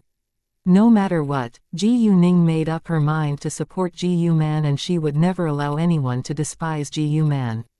Ji Yuning then went back to the street of stone gambling with Zheng Peng before she left, alone. Chapter 293, Stupid Wang Xinyan. However, just as Ji Yuning walked to the entrance of the street, a person dashed at her with a knife in their hand shouting, "Bitch! I'll kill you." People around were all shocked by the scene, but Ji Yuning stayed calm. Wang Xinyan was really stupid. Ji Yuning didn't escape. Instead, she waited for Wang Xinyan to approach near. Just when Wang Xinyan was about to stab her, Ji Yuning grabbed her waist like lightning and twisted it. Wang Xinyan immediately screamed in pain. The knife was also loosened from her hand, falling down onto the floor. Everyone was amazed by Ji Yuning's sudden movement. Ji Yuning then threw Wang Xinyan away heavily without hesitation. In the old days, Wang Xinyan would be crying already, but she didn't do it now. Instead, she glared at Ji Yuning and questioned, "Bitch, was it you? Did you expose all of our Wang family's dirty secrets?" People were all astonished, looking to Ji Yuning. Ji Yuning was just a teenage girl in their eyes. How could she be able to unseat the Wang family? Ji Yuning didn't care about the onlookers, but stared at Wang Xinyan coldly. "Do you have any proof?" In fact, she understood Wang Xinyan's feelings, because she had caused the Wang family's tragedy and Wang Xinyan lost her powerful family's support forever, but it didn't mean that Ji Yuning would tolerate her stupid attack. Wang Xinyan deserved it after all. "I heard it from my grandpa. It was you. You revenged yourself on the Wang family." Wang Xinyan didn't know much. She had just heard that Ji Yuning might have been involved in the mess of the Wang family, so she assumed that it had to be Ji Yuning. Hearing that, everyone took a long breath in with astonishment. Although they couldn't believe that it was true, it was possible if Wang Xinyan heard it from Wang Hongming. However, how did she, a teenage girl, do it? Nobody knew the answer. "Oh, why don't you tell everyone what the Wang family did to me to make me get revenge on you?" Ji Yuning teased. Her airy tone confused the crowd all of a sudden. Ji Yuning wasn't afraid of others knowing that she had exposed the dirty secrets of the Wang family, because it would only make them be in awe of her, but it wasn't appropriate if she admitted right away. "Because I told the policeman to arrest you," Wang Xinyan said. That was the only thing she could think of that had annoyed Ji Yuning. Well, it was no big deal. I wouldn't get revenge on the Wang family just because of that, Ji Yuning said with disdain. Actually, she admitted that she had revenged herself on the Wang family with ambiguity in her reply. My grandpa said you were involved in it. It must be you. Wang Xinyan was mad. It seems your grandpa thinks highly of me, but since your grandpa doesn't want to mess with me, aren't you afraid I'll throw you into jail after what you've just done to me? You're an adult, and you should know that it breaks the law if you tried to kill me on purpose, Ji Yuning said in a meaningful way. You. Hearing that, Wang Xinyan's face changed completely. The last thing she wanted to do was to be thrown into jail. Right at this moment, they heard the police sirens. Someone had called the police when Wang Xinyan had tried to stab Ji Yuning, and the policemen immediately came over once they heard that the killer was from the Wang family. Everyone couldn't wait to punish the Wang family now. Wang Xinyan instantly stood up from the ground in fear, trying to escape, but was stopped by the crowd. Get away, get out of my way. Wang Xinyan urged anxiously. Don't you dare leave after you tried to kill the girl. The Wang family is totally disgusting. They all should be arrested and thrown into jail. A middle-aged woman ran to Wang Xinyan and clenched her teeth criticizing, Wang Xinyan, you deserve it. You've bullied my daughter for a long time, and now it's your turn to taste the feeling of shame. Wang Xinyan's rude behavior was notorious around the street of stone gambling, so most of the residents hated her very much. Wang Xinyan was alone and helpless now. She was so scared of the people who were full of hatred towards her. Before long, the policemen arrived and took Wang Xinyan away without delay. Ji Yuning followed them, going to the police station too, because she was the victim. Let me go, or the Wang family will punish you. Wang Xinyan was so used to threatening people. Gee, the Wang family. Do you think that the Wang family is still able to cause us trouble? The policeman asked with disdain. You. Wang Xinyan was struck dumb now. Ha ha, Ji Yuning laughed lightly. It was very funny that Wang Xinyan was so stupid. Wang Xinyan heard Ji Yuning laughing at her, and immediately turned to Ji Yuning yelling, bitch. It's all because of you. It was you. Meanwhile, she even tried to attack Ji Yuning again, but was controlled by the policeman beside her.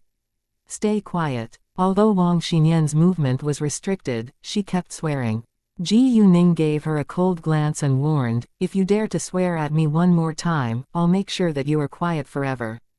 Chapter 294, Confession. Wang Xinyan was terrified and shut her mouth at once. Even the policemen were scared by Ji Yuning's cold voice. In a hearing room, a policeman was taking down Ji Yuning's account according to the rules. Your name, age and where are you from? The policeman asked. Ji Yuning, 18, and I'm from City F, Ji Yuning answered. Do you know the girl? What's your relationship with her? Why does she want to kill you?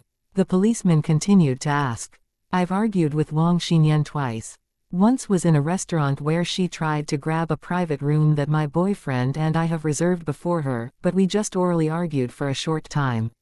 After that, I've witnessed Wang Xinyan along with a group of people beating a girl on the street. I gave the innocent girl a helping hand and punched them. The next day, the Wang family sent policemen to arrest my boyfriend and me and intended to sentence us to jail without trial. The head of the Public Security Bureau heard of it, and made a call to release us. Afterwards, the Wang family's dirty secrets were exposed, and the Wang family was unseated. My boyfriend helped me acquire the Wang family's raw material exploitation right, so the Wang family claimed that I got revenge on them. Therefore, Wang Xinyan came to kill me, Ji Yuning said plainly. What she just said could all be found out easily, so it wasn't necessary for her hide, but as for the information which couldn't be found out, Ji Yuning naturally wouldn't say it. Hearing that, the two policemen who were taking Ji Yuning's account down were both surprised. To their astonishment, this young girl before their eyes was exactly the one that the head of the Public Security Bureau had made a call to release, and she even got the Wang family's raw material exploitation right before anyone else. She couldn't be an ordinary girl. The two policemen immediately changed their attitude and wore a kind smile. They let Ji Yuning leave at once without questioning her further. It didn't matter whether Ji Yuning was telling the truth or not, it was undeniable that Wang Xinyan had tried to kill her. They had collected all the evidence, so Wang Xinyan was arrested directly. She was doomed to be sentenced to years in prison.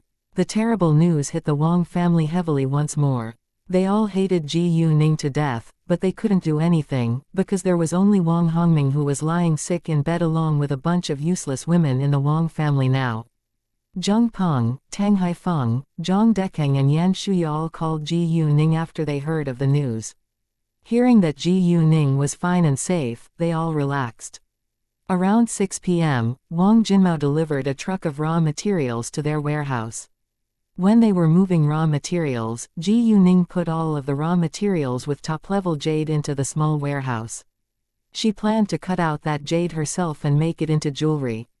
And she would supply other jewelry businessmen with the rest. She was running many kinds of business concerning jade now, and it was necessary for her to make good arrangements. Although the boss of the Wang family's raw material provider had changed, the Wang family's clients stayed. However, some of them were worried that the colorful raw material provider would provide all the raw materials with jade inside for the colorful jade provider and leave only the waste raw materials for them. However, Zheng Peng promised that they would treat their clients fairly. Leng Xiaoting had left for his task 2 days ago. He hadn't come back, nor called or sent Ji Yuning a message yet. Ji Yuning understood that he must be occupied by his task, so she didn't call or text him either. In the morning, Ji Yuning received Master Tang's call. Master Tang was going back to City B soon, and he invited her to have a meal together before he left. Ji Yuning had mixed emotions now after she found out that Master Tang was her biological grandpa. Although it was Tang Aining in Ji Yuning's body now, they shared the same body and feelings. "Girl Ji Yu, come on and have a seat." Tang Haifeng was excited and happy to see Ji Yuning every time. He even stood up to welcome her in person. "Grandpa Tang, please stay seated." Ji Yuning immediately walked over and helped Tang Haifeng sit down. "Just call me Grandpa," Tang Haifeng complained a little. "Sure, Grandpa," Ji Yuning said again. "Ha ha, that's great. What do you want to have? I'm leaving for City B this afternoon, and I don't know when I can meet you again." Tang Haifeng was slightly sad. Ji Yuning didn't want to see Tang Haifeng being sad, so she promised. "Grandpa, once I finish the National College entrance exam, I'll visit you in City B." "I promise." Sure. Tang Haifeng was cheered up. The two then enjoyed the meal while chatting in harmony. However, every time Tang Haifeng saw Ji Yuning, he thought of Tang Yunfen, and couldn't help sighing sometimes. Ji Yuning understood why Tang Haifeng sighed, but didn't ask further in case he would be sadder. However, Ji Yuning couldn't ignore it for very long, so she asked in the end, "Grandpa, why do you sigh frequently? Do you have an unhappy memory in your mind? Would you mind telling me?" In fact, Tang Haifeng was willing to talk with Ji Yuning about his worries. "Well, I'm just thinking of my second son. He works all day, all the time. I'm concerned about his health if he's occupied by work 24/7. Besides, he's already 42 now, but he refuses to get married, or have children. As his father, I know he actually feels lonely even though he's busy working. And looks fine." Tang Yunfen had been living his life for more than a decade, and Tang Haifeng should have gotten used to it earlier on, but Tang Haifeng was an aging old man. He thought that his life was about to end soon, and he was so worried about his second son, Tang Yunfen. Chapter 295, Granddaughter. Hearing that, Ji Yuning had sympathy for Tang Yunfen. And exactly because of what Tang Yunfen had been through, Ji Yuning didn't have dissatisfaction towards him because he had abandoned Ji Yuman. Tang Yunfen himself didn't want it to happen after all. "Why does he refuse to get married?" Ji Yuning asked. "We have no idea, because he won't tell us, but I think that he doesn't know the reason why he's reluctant to be married either.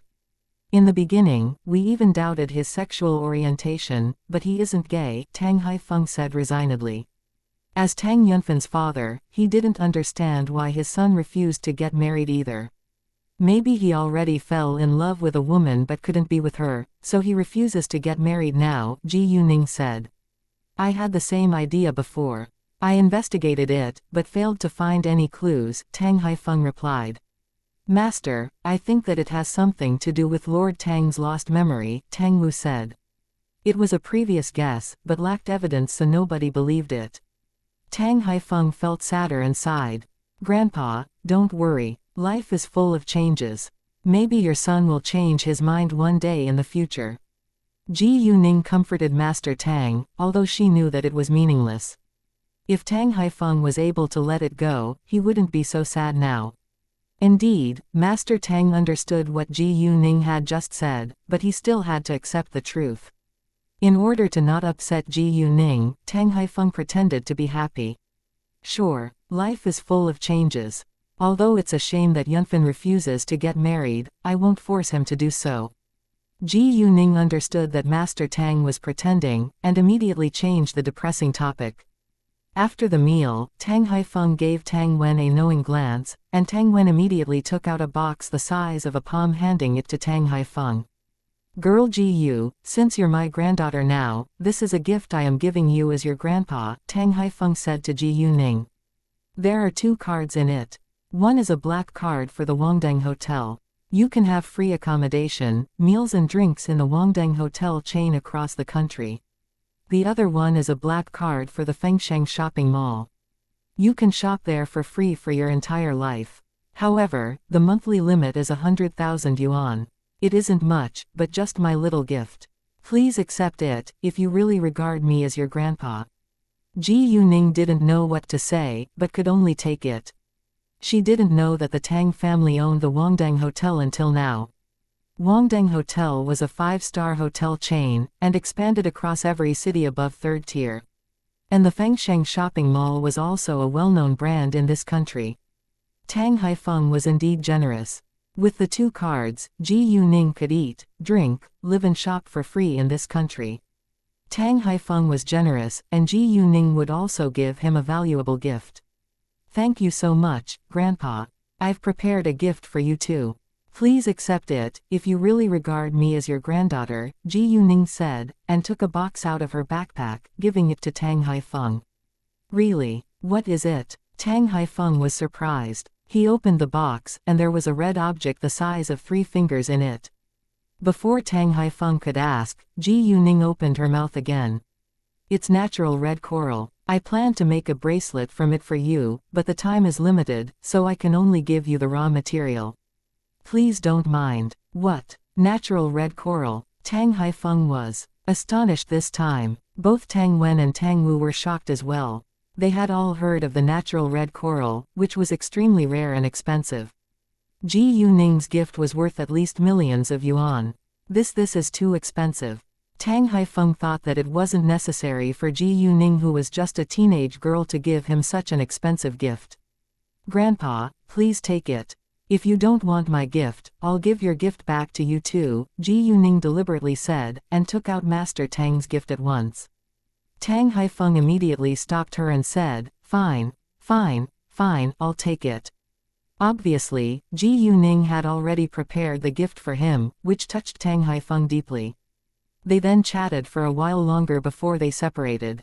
Ji Yuning proposed to send Tang Haifeng to the airport, but was declined, because Tang Haifeng didn't want to waste her time. After that, Ji Yuning went to her factory building. She had planned to make money by stone gambling in City Tang within 3 days, but unexpectedly, a lot had happened and she had spent a week in City Tang. Luckily, the result wasn't bad. Ji Yuning had actually not intended to unseat the Wang family, but the Wang family had kept annoying her, so she had to do it in the end. So now Ji Yuning had already finished her business in City Tang and decided to leave for the capital. Although her companies in City Tang were all newly established, she wasn't worried about them at all, because most people were in awe of her after she got the Wang family's raw material exploitation right like lightning. Chapter 296. To the capital. However, Leng Xiaoting wasn't back yet, so Ji Yuning would wait until he came back. That afternoon, Leng Xiaoting called Ji Yuning and told her that his task was fulfilled. It was time for dinner, so Ji Yuning told Leng Xiaoting to meet her at a restaurant beside the hotel where they stayed. Half an hour later, Ji Yuning arrived and Leng Xiaoting was already waiting for her. Once she opened the door, her eyes met his. They had missed each other so much even though they had just been apart for 2 days. Maybe it was because they were madly in love now. However, there was a waiter in the private room. Otherwise, Leng Xiaoting would have run over and hugged Ji Yuning in his arms. The minute that the waiter left, Leng Xiaoting couldn't wait and immediately pressed Ji Yuning to him. He held her body tightly. After a while, seeing that Leng Xiaoting had no intention to let her go, Ji Yuning struggled a little. All right, if the waiter comes and suddenly, it'll be embarrassing. Leng Xiaoting then let her go reluctantly. If they hadn't been in a public place, Leng Xiaoting would have done much more than just hugging her tightly. Even though Leng Xiaoting sat apart from Ji Yuning, his eyes were fixed on her. Like if he moved his sight away, Ji Yuning would disappear. Ji Yuning felt uneasy and asked, "Why are you staring at me all the time?" "I want to look at you," Leng Xiaoting said gently with affection. "I forbid you to do that," Ji Yuning pretended to be mad. "No, I insist." Leng Xiaoting still fixed his eyes on Ji Yuning. Ji Yuning laughed, and left it. "When will you be leaving for the capital?" "No idea, but I'm free now." Leng Xiaoting had told Xu Jinchen and the others to go back to the capital but he stayed. Leng Xiaoting had always been mysterious, so Xu Jinchen and others just gossiped sometimes but didn't ask further. They understood that Leng Xiaoting was involved in both military and business. In fact, Leng Xiaoting had many things to deal with, but he didn't need to deal with them in person, so he cleared his schedule to keep Ji Yuning company. "I'm free too, and I'm going to the capital tomorrow," Ji Yuning said. "Sure, then we can go to the capital together," Leng Xiaoting said.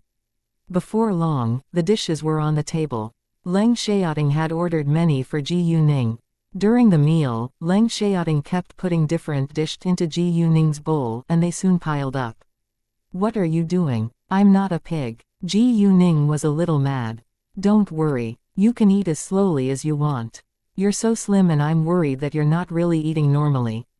Leng Xiaoting ignored Ji Yuning's complaint. Ji Yuning was slim, but she was healthy too. Moreover, she was satisfied with her body. "I don't think that I'm too slim. I think my body is fine," Ji Yuning retorted. Hearing that, Leng Xiaoting's sight scanned Ji Yuning's body from head to toe. Ji Yuning flushed and immediately dropped the topic.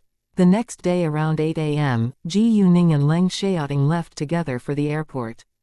Zheng Peng, Gao Yi and Chao Ya would help Ji Yuning manage her business in City Tang while she was absent. The Wang family was totally doomed, so her companies would be safe. Before she left, Ji Yuning also called Zhang Dekeng to say goodbye. Zhang Dekeng invited her to have a meal together, but the time was limited so he was disappointed when she declined. Zhang Dekeng had already made up his mind to make friends with Ji Yuning. Ji Yuning had spent a week in City Tang, and she had to be back to City F 5 days before the New Year festival, so she could only stay in the capital for another week. When they were getting aboard, Ji Yuning had mixed emotions, because she was heading to the place which she was most familiar with in her previous incarnation. She didn't know whether she would meet her enemies, nor her reaction when she really met them. Although now she thought that she wouldn't lose her mind, she had no idea whether she could stay calm when they appeared in her sight. Would she lose control and attack them? Thinking of Qi Ziyu and Tang Yaxin, Ji Yuning couldn't help being mad. "What's wrong?" Leng Xiaoting held her hand in his palm and asked worriedly, having sensed her emotional change. "Nothing. I'm just wondering how I can find a good office building for my company in the capital," Ji Yuning smiled to him. "Let me help," Leng Xiaoting said without hesitation. "Sure, thanks." Ji Yuning didn't reject. The capital fell within the spread of Leng Xiaoting's influence, and it would be much easier for him to handle something than if Ji Yuning did it herself. Ji Yuning understood that she should make full use of her network. Leng Xiaoting was happy that Ji Yuning agreed. However, Ji Yuning didn't relax even though Leng Xiaoting was with her. She still felt nervous and angry. It took 2 hours to fly from City Tang to the capital. Ji Yuning wasn't in a good mood, and didn't feel like talking, so she leaned against Leng Xiaoting's shoulder and closed her eyes. Leng Xiaoting thought that Ji Yuning was tired, so he didn't bother her. Both Ji Yuning and Leng Xiaoting sat in first class. Ji Yuning sat by the window and Leng Xiaoting sat by the aisle.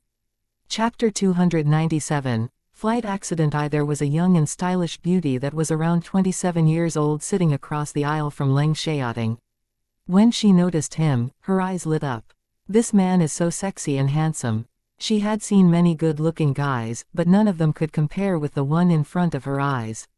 He was so attractive. In addition, people who sat in the first class must either be rich or powerful. If she could have a relationship with him, it would be of great help to her too. "Hi, this is my name card. Why don't we make friends with each other?" The woman wore a perfect smile, making eyes at Leng Xiaoting. She didn't care about Ji Yuning, who was obviously his girlfriend, at all. However, Leng Xiaoting ignored her. The woman felt embarrassed, and her hand with the name card stiffened in the air. She had never been humiliated in public like that. Gee, what a blind bitch. Apparently this handsome man isn't single. A female voice sounded from the seat behind Leng Xiaoting. She was also a young woman that was around 25 years old and dressed simply, but her clothes were all designer brands. She hated to see flirts. "It's none of your business." The woman glared and snapped at her. "It is. Because I felt disgusted and I'm afraid that I'll be sick," the woman behind Leng Xiaoting said ironically. "What did you say?" The woman was mad and stood up abruptly, like she was going to beat her. However, before she could move, a flight attendant interrupted her. "Miss, the plane is about to take off. Please fasten your seat belt." The woman glared at the other woman who sat behind Leng Xiaoting and sat back in her own seat. She even swore at Leng Xiaoting in a low voice, "Just a stupid man." Ji Yuning heard it and opened her eyes looking at the woman coldly. The woman was scared and immediately turned her head away. Her heart was beating very fast, as if she just had survived death. She tried to flirt with Leng Xiaoting, but was ignored, so Ji Yuning didn't want to waste time on her. Seeing Ji Yuning being a little mad, Leng Xiaoting was also unhappy. "What the fuck? I've never seen such a shameless flirt. What a bitch." The woman who sat behind Leng Xiaoting couldn't help swearing. "You." The woman who sat beside Leng Xiaoting was furious, but once she turned, she met Ji Yuning's cold glance, which scared her. The plane finally took off. And around 1.5 hours later, the plane encountered severe turbulence during the flight. Everyone was terrified, screaming. Ji Yuning abruptly sat upright in fear, and Leng Xiaoting clasped her hand trying to comfort her. Luckily, they were all seated when the plane encountered the turbulence, so nobody was injured. They thought that it was just normal turbulence, but unexpectedly, just seconds later, the plane encountered more severe turbulence. Some passengers were even weeping after that. At this time, a flight attendant announced on the radio, "Dear passengers, please do not worry. The plane is encountering airflow, so it's a little unsteady. Please fasten your seat belt, and do not leave the seat. Please stay quiet, and thank you for your cooperation. Just a little unsteady." It was severe turbulence and happened twice consecutively. The flight attendant's announcement failed to comfort the passengers in the plane. "Will the plane fall straight down? I don't want to die. My good life just began." The woman who sat beside Leng Xiaoting across the aisle cried. However, the woman who sat behind Leng Xiaoting immediately snapped at her, "Shut your mouth. It won't fall down. Stop talking bullshit." Both Ji Yuning and Leng Xiaoting wore a serious expression. They had a great sense for danger and it was obvious that they were in a dangerous situation right now. Ji Yuning's face started to turn pale, and her body was trembling. It wasn't easy for her to be reborn, and she had just begun to run her businesses. She hadn't gotten her revenge yet, and wasn't willing to die in an accident like this. "Ningning, don't worry. You sit here and I'll find out what's going on," Leng Xiaoting said and stood up, walking to the cab. However, just as he walked to the entrance of the cab, he was stopped by a flight attendant who was seated by the door. "Sir, please go back to your seat." Leng Xiaoting directly took out his military officer certificate, and the flight attendant was surprised. Leng Xiaoting was so young and he was already a major general. "What is going on?" Leng Xiaoting asked. Knowing Leng Xiaoting's identity, the flight attendant didn't dare to hide the truth. "There are several flying birds, and the pilot is trying to Avoid them, which is causing the severe turbulence. This is my flying license. I need to have a look. Leng Xiaoting showed them his other license and decided to walk inside in case any accident happened. Sure. The flight attendant immediately opened the door for Leng Xiaoting. Ji Yuning also heard what the flight attendant had said, and she knew that it was very dangerous if the plane encountered flying birds. According to the momentum theorem, if a 0.45 kilogram bird collided with an aircraft moving at 800 km per hour, it would cause an impact of 153 kilograms. If a 7 kilogram big bird hit jet moving at 960 km per hour, the impact would rise up to 144 tons. In that case, a sparrow alone was able to crash the engine of the plane if it impacted with it. If the bird was drawn into the engine through the air intake of the aircraft's turbine, it would cause damage to the blades, which was worth dozens of thousands of yuan each due to distortion. It could also force the engine to stop. If the bird caught fire in the machine, the plane would crash and explode. In other words, a flying bird could cause a serious flight accident. Chapter 298, Flight Accident 2. Facing such an emergency, Ji Yuning had no solution, but she trusted that Leng Xiaoting would handle it well. There were two pilots, a pilot in command as well as a co-pilot, and an observer in the cab. However, the pilot in command had hit his head and he had fainted during the second turbulence. The observer was pulling the captain out of his chair and the co-pilot was flying the plane. Hearing that the door was being pushed open, the observer turned around and noticed a flight attendant guiding a stranger inside. He snapped at once, "What's wrong with you? Don't you know that passengers can't enter the cab?"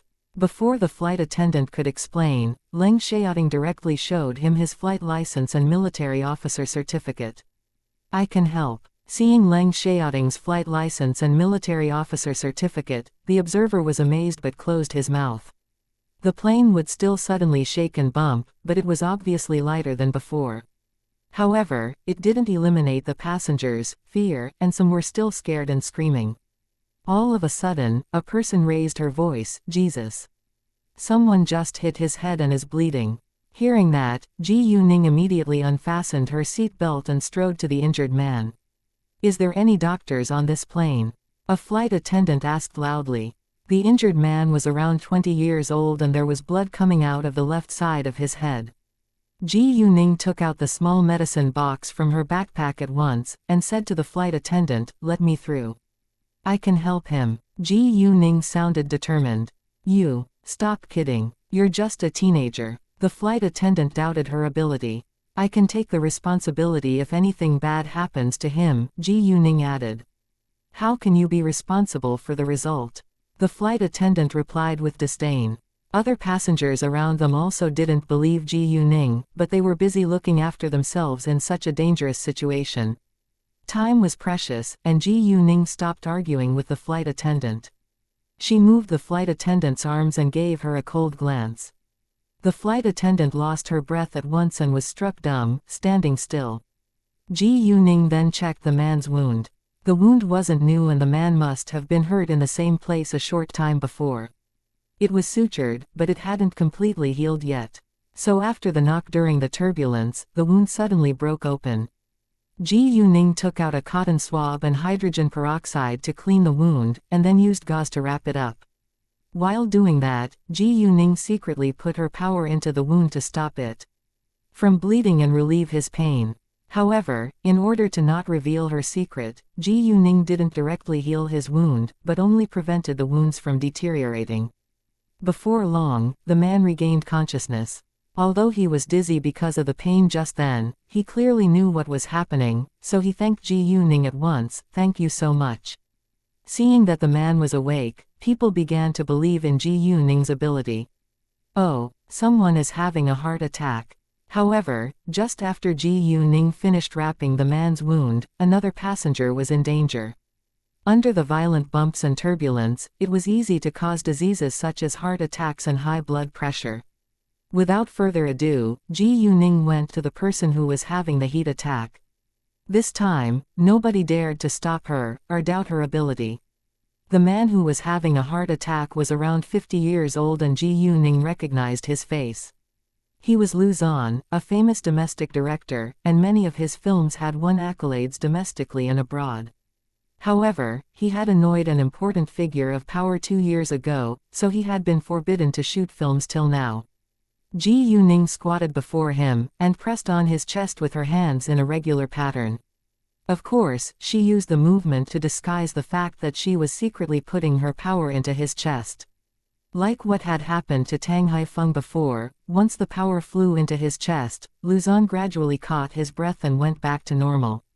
Passengers around them were all amazed by the scene. However, before Ji Yuning was able to remove her hands, another person in the plane fainted as well. When the plane had encountered the flying birds, which caused violent bumps and shaking, the pilot had already contacted the airport tower and sent out an emergency help signal. And now, the plane's accident was announced at the capital airport. The latest news: a plane flying to the capital encountered a flock of birds in the air. The plane has encountered severe turbulence multiple times. The pilot in command passed out by accidentally knocking his head, and the co-pilot is controlling the plane. Currently the plane is still in danger, and there are 267 passengers and 12 staff members in the plane.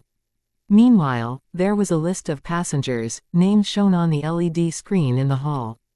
The minute the news was released, everyone was shocked. Although the plane hadn't crashed, it was still in danger. Besides, what if some passengers suddenly had a heart attack or some other urgent disease during the turbulence? Everyone was worried about the safety of the people in the plane, especially the passengers, families and friends who came to pick them up. Xu Jinchen's cousin, Xu Qinyan, came to the airport to pick up her best friend who just flew back from abroad, and heard the terrible news. She read the list of passengers' names at the same time. The Xu family and the Leng family had known each other for generations, so Xu Qinyan was familiar with Leng Xiaoting too.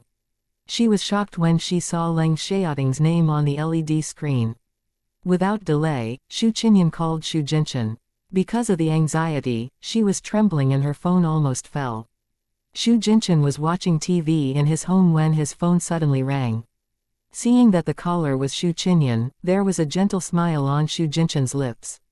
However, before he could say a word when he answered the call, Xu Qinyan said in a trembling voice, "Jinchen, Xiaoting is on a plane from City Tang to the capital now, but the plane encountered a flock of flying birds. It also encountered severe turbulence, and is still in danger now." What? Xu Jinchen jumped up from his sofa horrified. Chapter 299, Chu Yuxin, how is it possible? Why, I'll be right there, Xu Jinchen said, then ran outside, and almost knocked his father who was walking inside over. Xu Jifan criticized, "Watch where you are going." However, within seconds, Xu Jinchen disappeared from his sight. Xu Jifan frowned. Apparently, it was an emergency. Xu Jinchen drove to the airport at a high speed and crossed the roads even if the traffic lights were red. He kept praying for Leng Xiaoting's safety. Coincidentally, Situyi and Chu Xuanfeng had just arrived at the airport in City G and they were leaving for City B. The accident that had happened to the plane from City Tang to the capital was also shown on the LED screen in the hall of the airport in City G, so both Situyi and Chu Xuanfeng noticed the terrible news too. When they saw Ji Yuning's name, they were shocked. Especially Situyi, his heart ached severely and his face turned pale at once. He didn't realize that he cared about Ji Yuning so much until this moment. He immediately took out his phone to call Ji Yuning. He hoped that they were different people who just had the same name. He wished Ji Yuning, the one who he knew, were still safe and alive. However, Ji Yuning's phone was powered off. "Xuanfeng, you go to City B first, I need to leave for the capital right now," Situyi said to Chu Xuanfeng and turned around walking to ticket office without delay. Chu Xuanfeng understood his boss's affection towards Ji Yuning, so he didn't stop him. Not to mention Situyi who liked Ji Yuning, even Chu Xuanfeng who regarded Ji Yuning as his friend was worried about her safety. The news continued to be released in the following hours. It was reported that there was a passenger who knocked his head and the wound was bleeding badly, while there were other passengers who suddenly had a heart attack, fainted because of high blood pressure, or got injured and so forth. The ambulances together with a medical staff had to stay ready. Once the news was released, many people were more worried. If anyone had an urgent problem or injury in a flying plane, it was highly possible to die. Those who came to the airport to pick up their aged families were especially worried. They were greatly concerned about their family's safety. What should we do? Grandpa has hypertension. It'll be fine. It'll be fine. Honey, there is a wound on our son's head, and it's not completely healed yet. What if it splits? It's all my fault. I shouldn't have urged him to come back today. Don't worry. He'll be fine. He will. A dozen minutes later, the plane was finally under control. Except for the passengers in the first class, the rest of the people had no idea that Leng Xiaoting was the hero. Although the crisis was resolved, everyone was still pretty nervous because the plane hadn't landed safely yet. Nobody knew whether there would be more accidents on the way to landing. It was an extremely painful period of time when they were waiting for the landing. And it was very strange that the plane had encountered such a large flock of flying birds, which had never happened before. In addition, it was a miracle that the plane had safely avoided so many flying birds. All in all, Ji Yuning saved a young man with a head injury, Luzon with heart attack, 2 elderly people with hypertension, and a woman with a dislocated wrist. As for other people who were only slightly injured, Ji Yuning didn't have time to help them. And Ji Yuning had consumed a lot of power, so her face turned pale. All of the injured passengers who had been rescued by Ji Yuning thanked her continuously. Although nobody knew how Ji Yuning had been able to rescue them, they all admired her bravery and ability. At this time, Leng Xiaoting walked out from the cab. He noticed that Ji Yuning was in economy class, so he walked towards her at once. When he stopped before Ji Yuning, he saw that her face was very pale and that she looked weak. His heart ached and he immediately held her in his arms, walking back to their seats. A flight attendant poured a cup of water for Ji Yuning and thanked them for what they had done. When the news that the plane was safe and all the patients were rescued was announced in the airport of the capital, everyone was relieved, but nobody knew who had rescued them. Xu Jinchen was halfway there when he received Xu Qinyan's call again. Even though he got to know that the plane was safe now, he still drove at a high speed heading to the airport. He wouldn't relax until he saw Leng Xiaoting in person. Situ Yi had the same feeling. If he couldn't see Ji Yuning with his own eyes, he wouldn't relax. Half an hour later, the plane had already entered the airspace above the capital. When the radio announced that the plane was about to land, everyone exclaimed and applauded with excitement. Ji Yuning was finally relieved too. She had to admit that she was scared to death during that period of time, because she had died once and now cherished life more than ever. In her previous incarnation, she had died with disappointment and animosity, but in this incarnation, she had already found her love and didn't want to die now. After resting for half an hour, Ji Yuning was back to normal. Xu Jinchen had already arrived at the exit and was waiting for Leng Xiaoting. He thought that Leng Xiaoting was alone, but when he saw Ji Yuning, he immediately understood why his boss had been absent for so long. However, it wasn't the right time to gossip. Xu Qinyan had already picked her best friend up, but she was worried about Leng Xiaoting, so she stayed with Xu Jinchen and waited for him. Xu Qinyan's best friend was named Xu Yuxin. She was 25 years old and 177 centimeters tall. She had a perfect body as well as a beautiful face, and was a well-known model domestically. Xu Yuxin had met Leng Xiaoting once, and couldn't forget him. She always wanted to meet him again. And she was coming back home for 2 months this time after she had studied abroad, but unexpectedly heard the terrible news about the plane. She was even more worried about Leng Xiaoting than Xu Qinyan was. Chapter 300. Leng Xiaoting's girlfriend. 15 minutes later, the plane landed safely at the airport in the capital. There were ambulances waiting already, and the injured passengers were sent to the hospital the minute that they got off the plane. Ji Yuning and Leng Xiaoting instead left directly. Leng Xiaoting was tall and extraordinarily handsome. Once he appeared, he attracted a lot of attention from people around him, and even caused a round of acclamation. Wow, he's so handsome. I think that he is more handsome than all the male stars that I've known. Exactly. Do you notice that he has an air of power and nobility? I think he's either a super rich man or a man of power. He's a perfect Mr. Charming. Ha ha, I think you've read too many romantic novels about Mr. Charming. Don't forget I'm a writer myself. The talk among those girls interested Ji Yuning, because Leng Xiaoting indeed had an air of natural nobility. In fact, he was both a super rich man and a man of power. It was hard to ignore him among people on the roads. I wish I had a boyfriend like him. The girl who was a writer said. The group of girls all complimented Leng Xiaoting in excitement. And some of them even followed Leng Xiaoting, even though Ji Yuning was by his side. They just wanted to have a closer look at him, like fans meeting their idol. When Ji Yuning and Leng Xiaoting walked to the exit, they noticed Xu Jinchen, and immediately realized why he was here. The moment that Xu Jinchen saw Leng Xiaoting and Ji Yuning, he almost cried. Xiaoting. Xu Qinyan raised her voice in excitement. Chu Yuxin also saw Leng Xiaoting, but her smile was frozen on her face when she noticed that Leng Xiaoting held Ji Yuning's hand. It was obvious that they were a couple. Although she didn't know much about Leng Xiaoting, she had heard a bit about him from Xu Qinyan. Xu Qinyan told her that Leng Xiaoting was always cold and never had a girlfriend, so they all believed that he would be single forever. At that time, Chu Yuxin thought that she still had a chance. She wasn't very clear about Leng Xiaoting's background, but he was Xu Jinchen's best friend.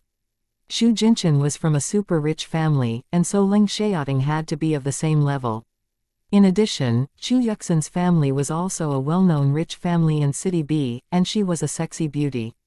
She thought that she and Leng Xiaoting were perfect together. Indeed, although the Chu family couldn't compare with the Leng family, there wasn't a huge gap either. Moreover, Chu Yuxin and Leng Xiaoting matched each other perfectly from appearance. Who is that girl? Xu Qinyan was surprised to see Ji Yuning. Leng Xiaoting never dated or had a girlfriend, but now, he held a girl's hand on his own initiative. Xu Jinchen didn't answer her question, but walked straight to Leng Xiaoting and Ji Yuning. Xiaoting. Xu Jinchen hugged Leng Xiaoting with great force. I'm fine, Leng Xiaoting comforted him. Xu Jinchen then looked to Ji Yuning. Hi, so nice to meet you again. I'm surprised that Xiaoting has abandoned us for you. Seeing that they were both safe and sound, Xu Jinchen was in a good mood to tease them. He had had a sense that Leng Xiaoting treated Ji Yuning differently, so he wasn't very shocked when they showed up like a close couple. Ji Yuning smiled a little. Nice to meet you too. It's been ages. Indeed. Since you're in the capital now, let me be your guide. I'm free these days and I can. However, before he could finish, he received a cold glance from Leng Xiaoting, and stopped all of a sudden. Xu Jinchen quickly realized that Ji Yuning was his boss's girlfriend now, and his boss would take good care of her. Xiaoting. Xu Qinyan called Leng Xiaoting. She admired and was in awe of him. Nice to meet you, Mr. Leng. Chu Yuxin greeted Leng Xiaoting politely. She didn't show her admiration towards him at all. Leng Xiaoting glanced at them and answered lightly.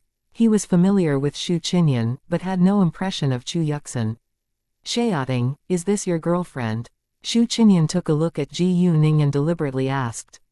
Yes, Leng Xiaoting said seriously. Although they already knew the answer, they were still slightly surprised when Leng Xiaoting admitted it himself.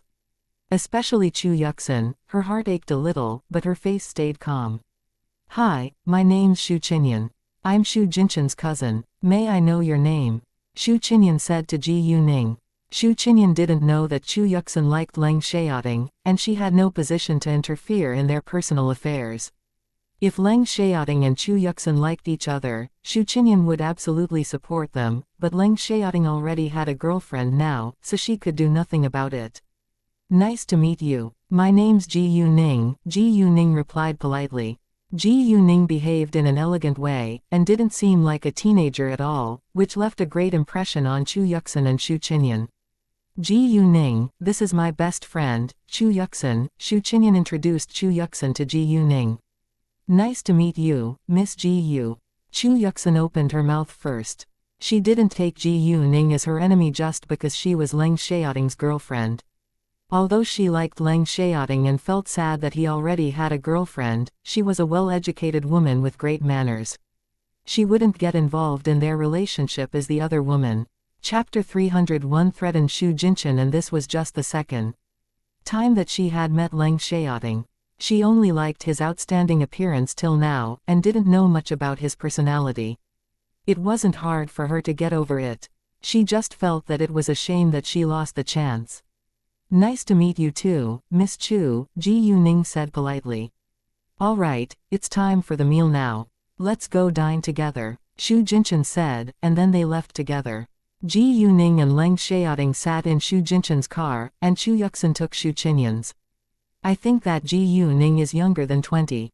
Although Xu Yuxin already got over it, she couldn't help gossiping. Probably just turned 18. I'm surprised that Xiaoting likes a girl who is so much younger than him. Xu Qinyan said, but she only dared to say it when Leng Xiaoting was absent. Hey, what do you want to have? Xu Jinchen asked Ji Yuning.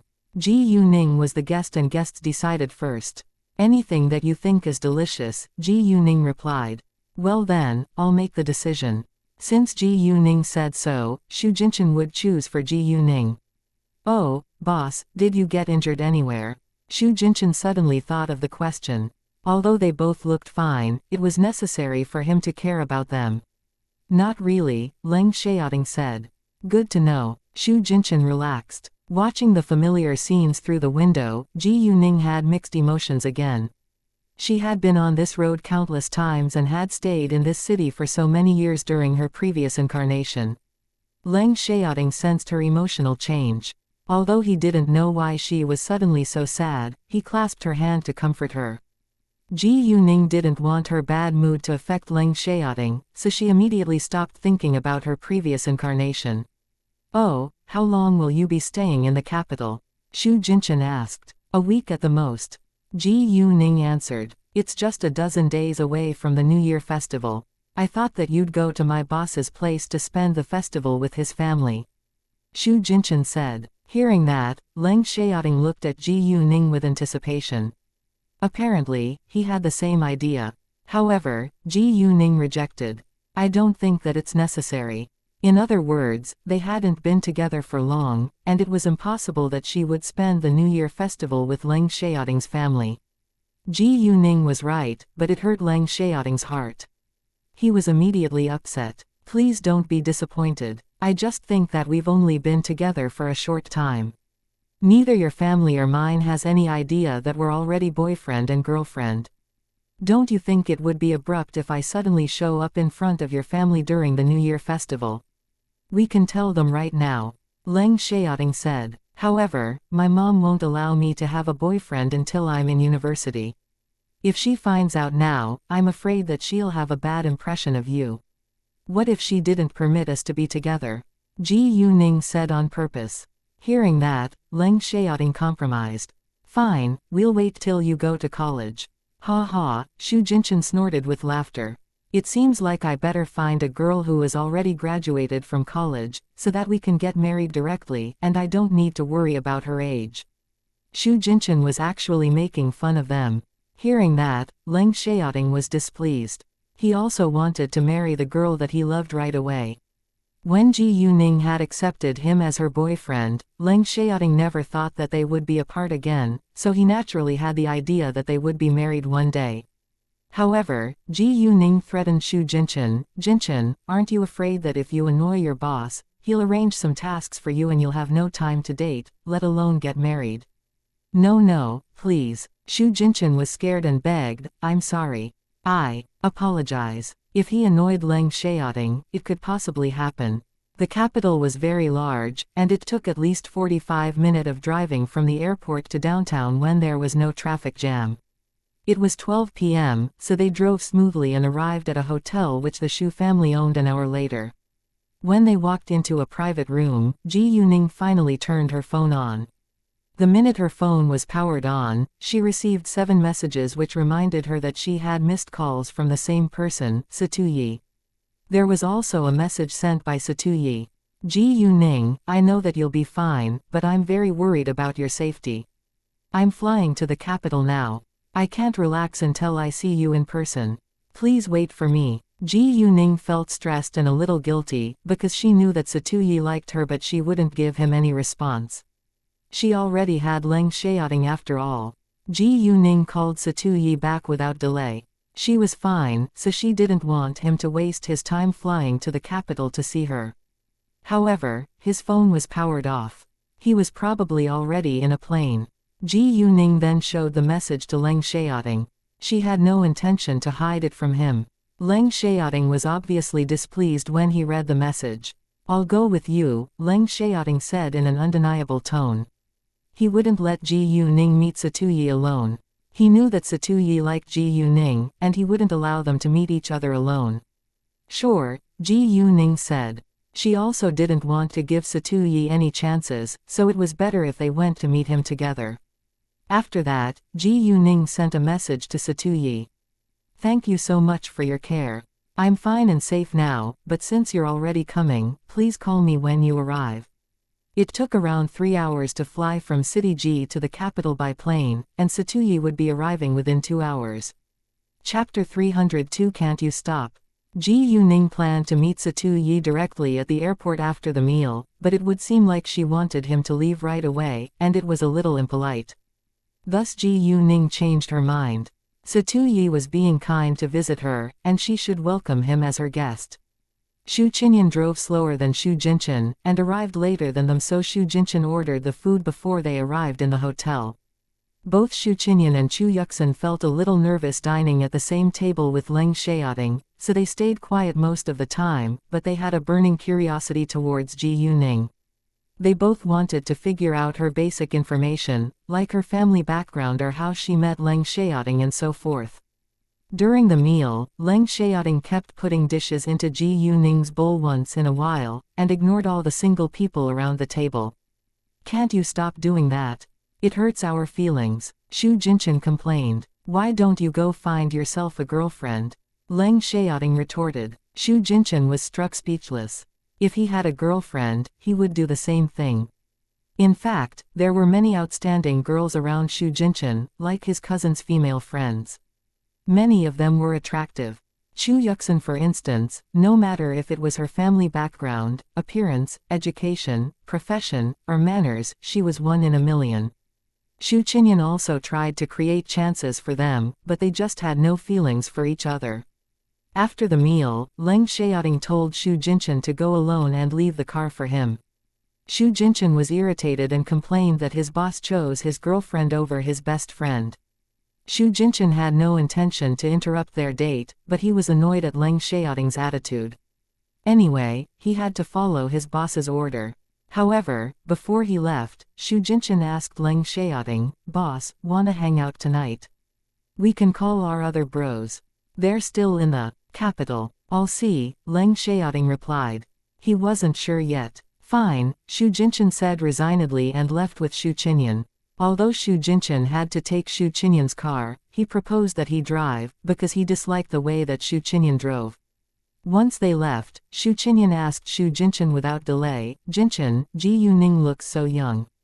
Is she still a student?" "Yes, a senior in high school," Xu Jinchen answered. A senior in high school. She was only 17 or 18. Although they both knew that Ji Yuning was much younger than them, they thought that she had to be a college student. Where is she from? What do her parents do? How did she become Xiaoting's girlfriend? Xu Qinyan asked one question after another in a hurry. "Why are you asking so much about her?" Xu Jinchen liked gossip to some extent, but he didn't dare to expose details about his boss's personal affairs. Otherwise, everyone in the Red Flame would have known about Ji Yuning already. "I'm just curious. You clearly know that Xiaoting has never been so close to a girl. Aren't you curious that he suddenly shows up with his girlfriend?" Xu Qinyan argued. "I don't know the details actually. If you want to know, go and ask him yourself." Xu Jinchen shrugged. He indeed knew little about Leng Xiaoting and Ji Yuning's relationship. Fine. Forget it. Xu Qinyan didn't have the courage to ask Leng Xiaoting in person. Otherwise she wouldn't ask Xu Jinchen now. "I am just kindly reminding you to be friendly to Ji Yuning, or..." Xu Jinchen purposely didn't finish his sentence. Xu Qinyan was a nice person, but she was spoiled by her family, so she would show her dislike on her face and didn't care about others' feelings. Xu Jinchen was worried that she might not get along well with Ji Yuning and cause unnecessary trouble. "I will." Xu Qinyan raised her voice. Even if she really couldn't get along with Ji Yuning, she wouldn't act against her for Leng Xiaoting's sake. Of course, Ji Yuning should be friendly to her first. She had a good impression of Ji Yuning till now, but she didn't know much about her, so she had no idea whether they could be friends. Ji Yuning and Leng Xiaoting went to a tea house waiting for Satuyi. In the middle of waiting, Leng Xiaoting received his grandpa's call, but he didn't avoid Ji Yuning and took it directly. "Grandpa," Leng Xiaoting answered. Although he sounded cold as usual, he had affection towards his grandpa. His grandpa was the only one who made him feel like he had a family, and Leng Xiaoting only cared about his grandpa among the Leng family.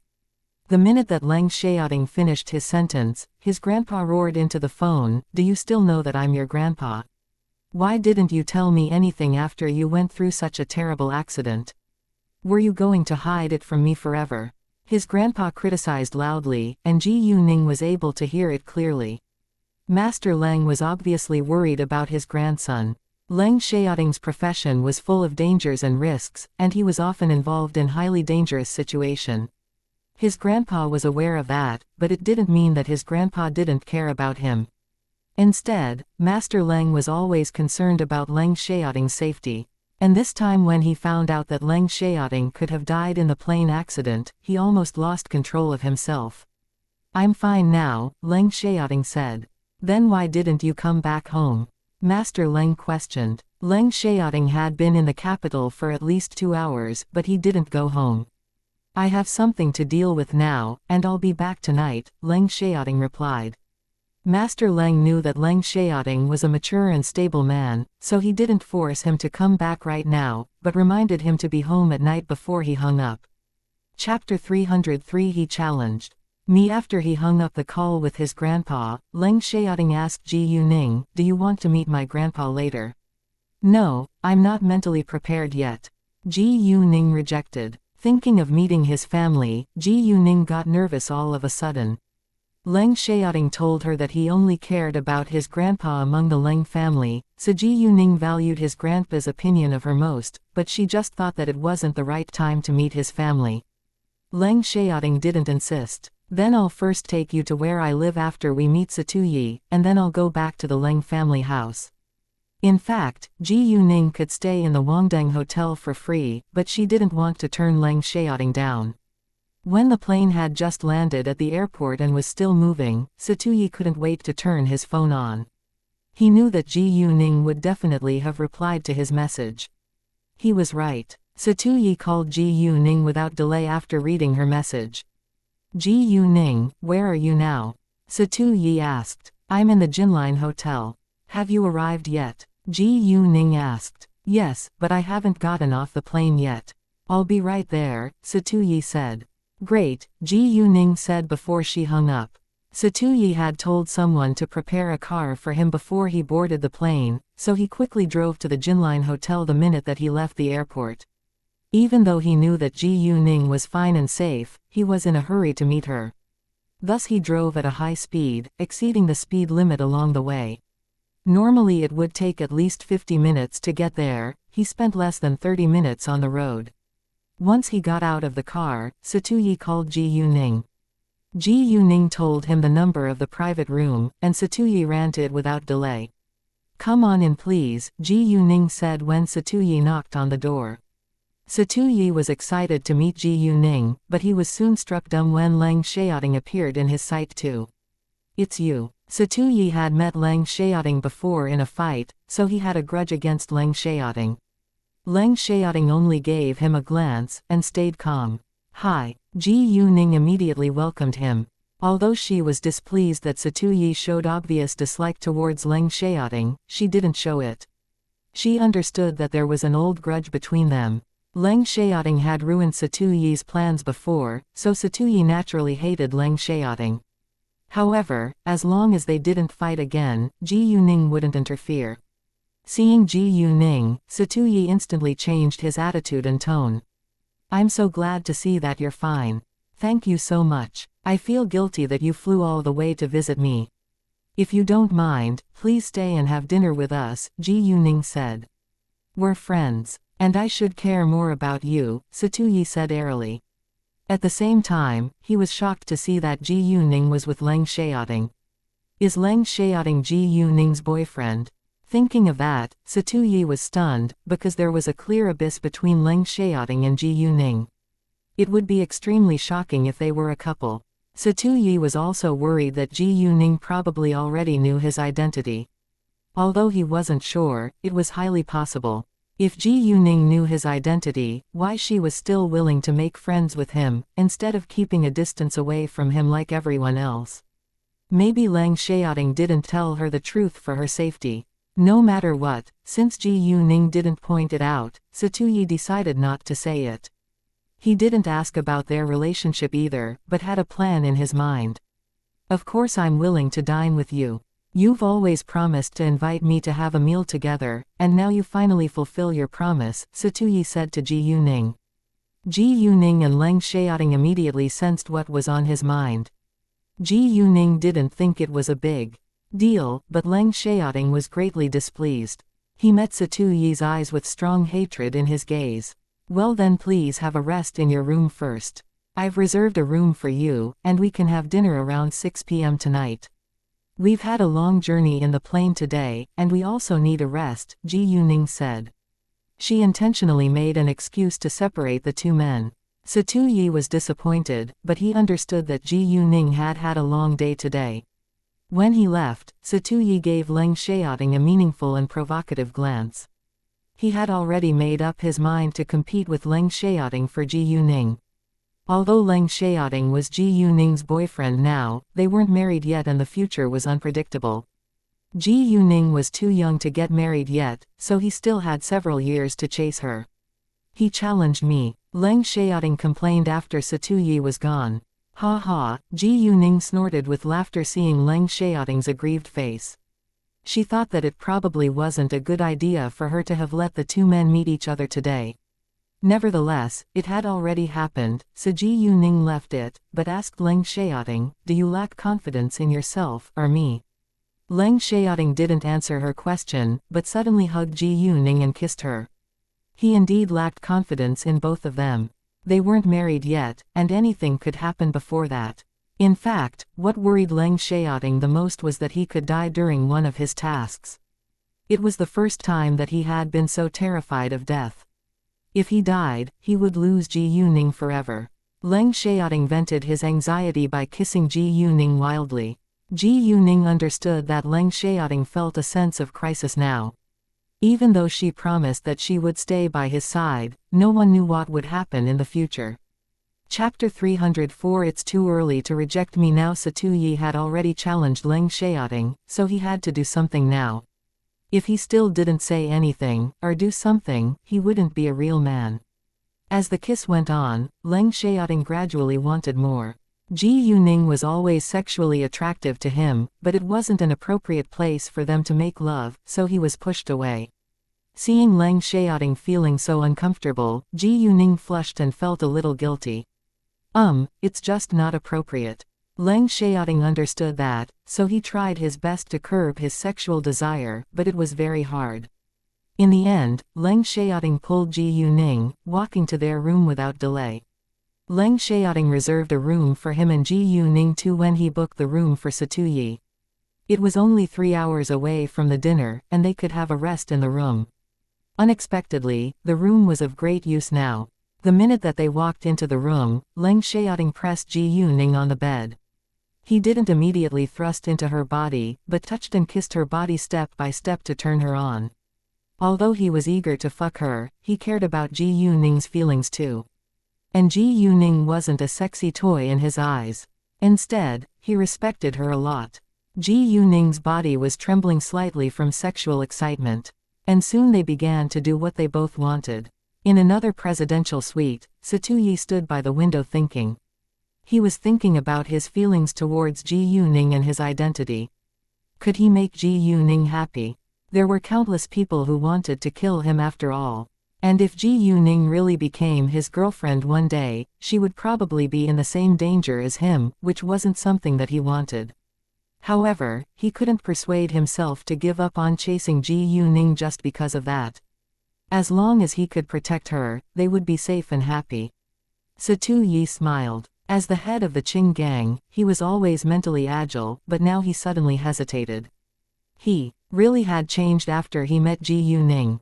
Since he refused to give up, then he would follow his heart.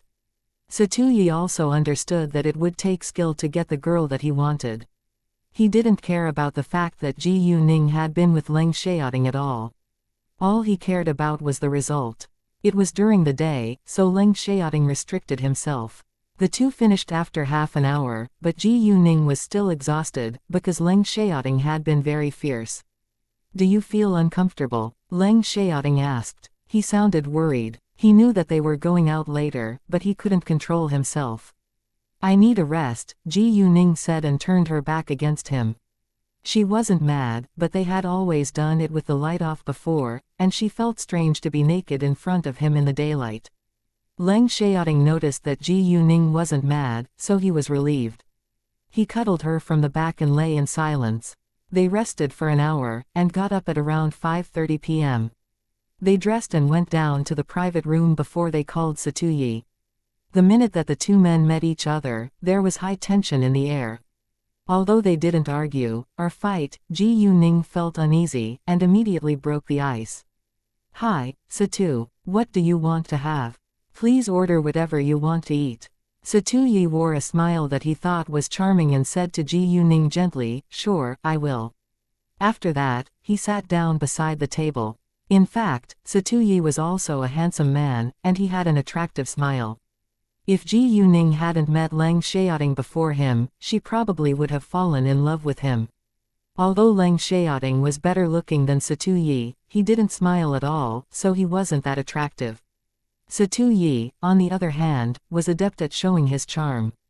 However, no matter how charming he was, Ji Yuning felt nothing at all, because she already had Leng Xiaoting as her boyfriend.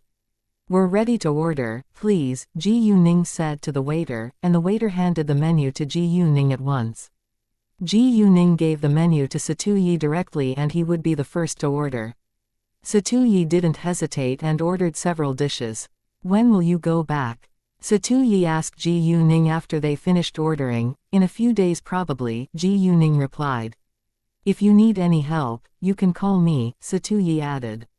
"No, thanks. I can help Ningning." Before Ji Yuning could say a word, Leng Xiaoting turned Satu Yi down. The capital fell within the spread of his influence, and there was nothing he couldn't help Ji Yuning with. "Well, it's too early to reject me now. You and I have totally different backgrounds, so what we can do is different too. Aren't you afraid to hurt the Leng family?" Satu Yi smiled a little in a provocative tone. Leng Xiaoting stayed quiet, because Satu Yi had hit the point. He served in the military, and had to obey some strict principles, so it wasn't always convenient for him to deal with something. And if he accidentally provided the Leng family's enemies with ammunition, his family could be hurt. He couldn't deny Satu Yi's words, and was more irritated now. Chapter 305. I don't like him. Seeing Leng Xiaoting being upset, Ji Yuning was slightly angry and tried to defend him. "Well, I think I need different friends who work in different fields, which would be helpful to my business, right?" In other words, she needed help from different people, instead of Satu Yi alone. Hearing that, Leng Xiaoting was cheered up, but Satu Yi just smiled a little. Before long, the dishes were on the table. During the meal, Leng Xiaoting still kept putting dishes into Ji Yuning's bowl as usual. Although Satu Yi hated seeing that, he stayed calm, as if he didn't notice it at all. However, as long as Satu Yi got the chance to talk with Ji Yuning, he wouldn't allow Leng Xiaoting to lead the conversation. "I think that your jewelry business is quite profitable now. When will you open a branch?" Satu Yi asked Ji Yuning. "I plan to go to university in the capital, so my next step is to move the headquarters to the capital, and I'll get some trustworthy managers to deal with the branches," Ji Yuning said. "Very well. Have you found any suitable stores available for renting yet?" "There are several stores in good locations under my name. If you need, I can help," Satu Yi said. No man could resist the charms of a beautiful woman, and Satu Yi would do everything to win Ji Yuning's heart. "No, thanks," Leng Xiaoting said before Ji Yuning once more. However, even if Leng Xiaoting didn't do that, Ji Yuning would reject too, because she had already agreed to let Leng Xiaoting help her with that. However, Satuyi ignored Leng Xiaoting, and only looked at Ji Yuning. He wanted to hear the answer from Ji Yuning. Satu, thank you so much for your kindness. I'll deal with the store in the capital myself. If I need your help, I'll call you. Compared with Leng Xiaoting, Ji Yuning rejected Satuyi more gently. She didn't want to lose a friend like Satuyi. In addition, there was no grudge between Satuyi and her, so it wasn't necessary for her to keep a distance from him. Although she understood that Satuyi wanted more from her, he hadn't done anything yet. Sure, if you need anything, just call me. It wasn't a surprising answer, so Satuyi didn't feel disappointed. Instead, he was confident that Ji Yuning needed him. They then ate the meal in harmony. Satuyi would directly ignore Leng Xiaoting and talk with Ji Yuning only, but he wouldn't forget his manners or intentionally argue with Leng Xiaoting. Ji Yuning was aware that Satuyi was a well-educated gentleman who admired her but wouldn't interfere in her relationship with Leng Xiaoting. After the meal, Leng Xiaoting used an excuse and pulled Ji Yuning to leave right away, and left Satuyi alone in the room. Satuyi didn't stop them. He watched them disappearing from his sight, thinking deeply. Leng Xiaoting drove Ji Yuning to his house, but he remained silent along the way. Ji Yuning pursed her lips. Are you mad? No, Leng Xiaoting answered, but his annoyed tone betrayed him. You're lying, Ji Yuning said. Obviously she didn't believe his answer. I just don't like him, Leng Xiaoting said in the end. He was talking about Satuyi, of course. Ji Yuning felt like laughing, but said to him seriously, if you dislike every man who admires me, I think you will probably be mad often. Ji Yuning wasn't a narcissist, but was telling the truth. With her outstanding appearance and ability, she had plenty of admirers. During the short time after she had been reborn, she had already met Qin Yifan and Satuyi. Both of them were quality men, although they couldn't compare with Leng Xiaoting. It didn't matter which one of them was her boyfriend, she would live a good life. However, in the end she chose Leng Xiaoting. Well, compared with me, you're better looking and from such an influential family. There must be far more women who admire you than men who admire me. Nevertheless, the point is whether you're determined to be with me only, no matter how many admirers you have. Ji Yuning naturally was displeased when other women made eyes at Leng Xiaoting, but as long as Leng Xiaoting loved only her, she wouldn't be mad at him. Actually, she wouldn't care about other men since she already had Leng Xiaoting as her boyfriend, but Leng Xiaoting couldn't tolerate that other men still tried to please her when he was present. Leng Xiaoting immediately stopped the car at the roadside, and looked to Ji Yuning with affection. I don't care how many women admire me. I only care about you, and you're my one and only love. And I will love you forever. Exactly. I don't care how many men admire me either, and I won't give them any chances, so please don't show me your angry face along the way. Ji Yuning complained. Leng Xiaoting was struck dumb, but he agreed with Ji Yuning. He wasn't actually mad at Ji Yuning, but he did show his angry face often in front of her when they were alone together. I'm sorry, Ningning. It's all right, I'm not blaming you. Let's go ahead, Ji Yuning said. Leng Xiaoting then relaxed. Within a short time, they arrived at a high-end housing area with a great environment. Leng Xiaoting stopped in front of a house with a garden. Ji Yuning looked at it. The house was large and was about 200 square meters in size with a big garden that was about 100 square meters. The house price was extremely high in the capital, and only the super-rich could afford a large house with an outdoor garden here, but it wasn't actually surprising given Leng Xiaoting's family background. Chapter 306. Why is it inconvenient? I usually stay in the capital for a short time, and this is where I live when I'm in the capital. This house is cleaned regularly, so we can live in it anytime, Leng Xiaoting said. After that, Leng Xiaoting held Ji Yuning's hand, walking into the house. The lights were on, and Ji Yuning took a glance around the house. Its decoration was simple as well as elegant, and didn't show any hint of luxury, which matched Leng Xiaoting's character really well. Although the house was furnished with the simplest essentials, there was everything they needed in it. You can leave if you're busy. I'll be fine here. Ji Yuning knew that Leng Xiaoting had to go back to the Leng family's house, so she didn't want to waste his time. Leng Xiaoting hugged Ji Yuning, pressing his head into her fragrant hair. Apparently, he didn't want to leave. After a long while, he finally said, "Wait for me, and I'll be right back." Then Leng Xiaoting pressed a light kiss on Ji Yuning's forehead before he left. The Leng family's house was a legacy from their ancestry and was built in the early 20th century. It had been rebuilt and repaired partially, but still kept the classic style. And all the members of Leng family lived in the same large quadrangle. In the living hall, Leng Xiaoting's second aunt, Zhang Shuyuan, was criticizing Leng Xiaojia, who had been fooling around for half a year after her graduation. However, Leng Xiaojia didn't care what her mother was talking about. She was watching TV while eating snacks by herself. "Welcome home, Lord Leng." At this time, the housekeeper's surprised voice sounded, which struck both Zhang Shuyuan and Leng Xiaojia dumb for a second. "Leng Xiaoting is back." Zhang Shuyuan and Leng Xiaojia were obviously displeased after hearing the news that Leng Xiaoting was back. Leng Xiaoting was too outstanding among the young generation in the Leng family, so he was likely to inherit the Leng family's properties, thus Zhang Shuyuan and Leng Xiaojia were jealous of him.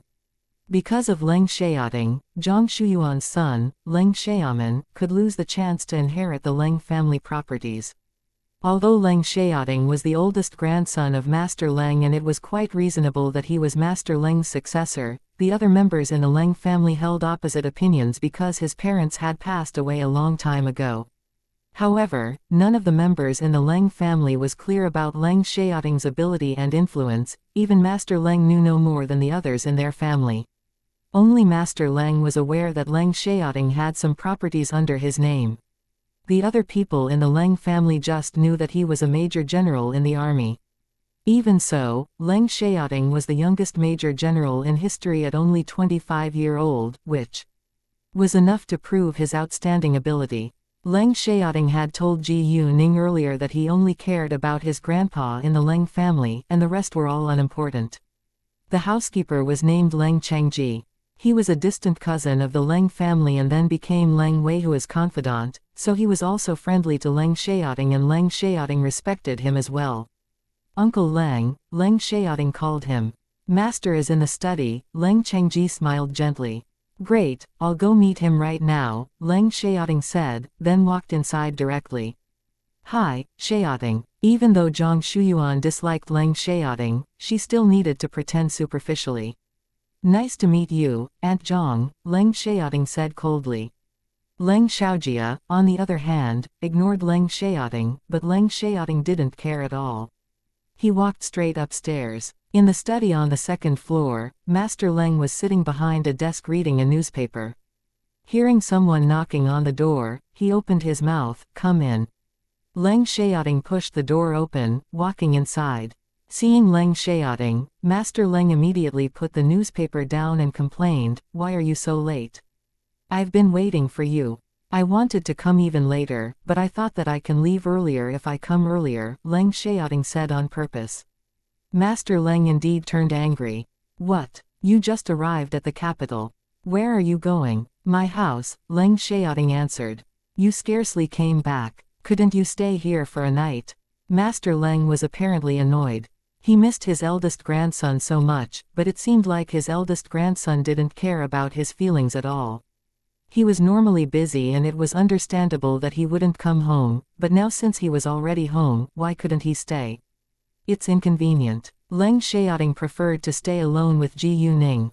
"Why is it inconvenient? This is your family's place." Master Leng almost lost his temper. "I have a girlfriend." Leng Xiaoting didn't hide the truth.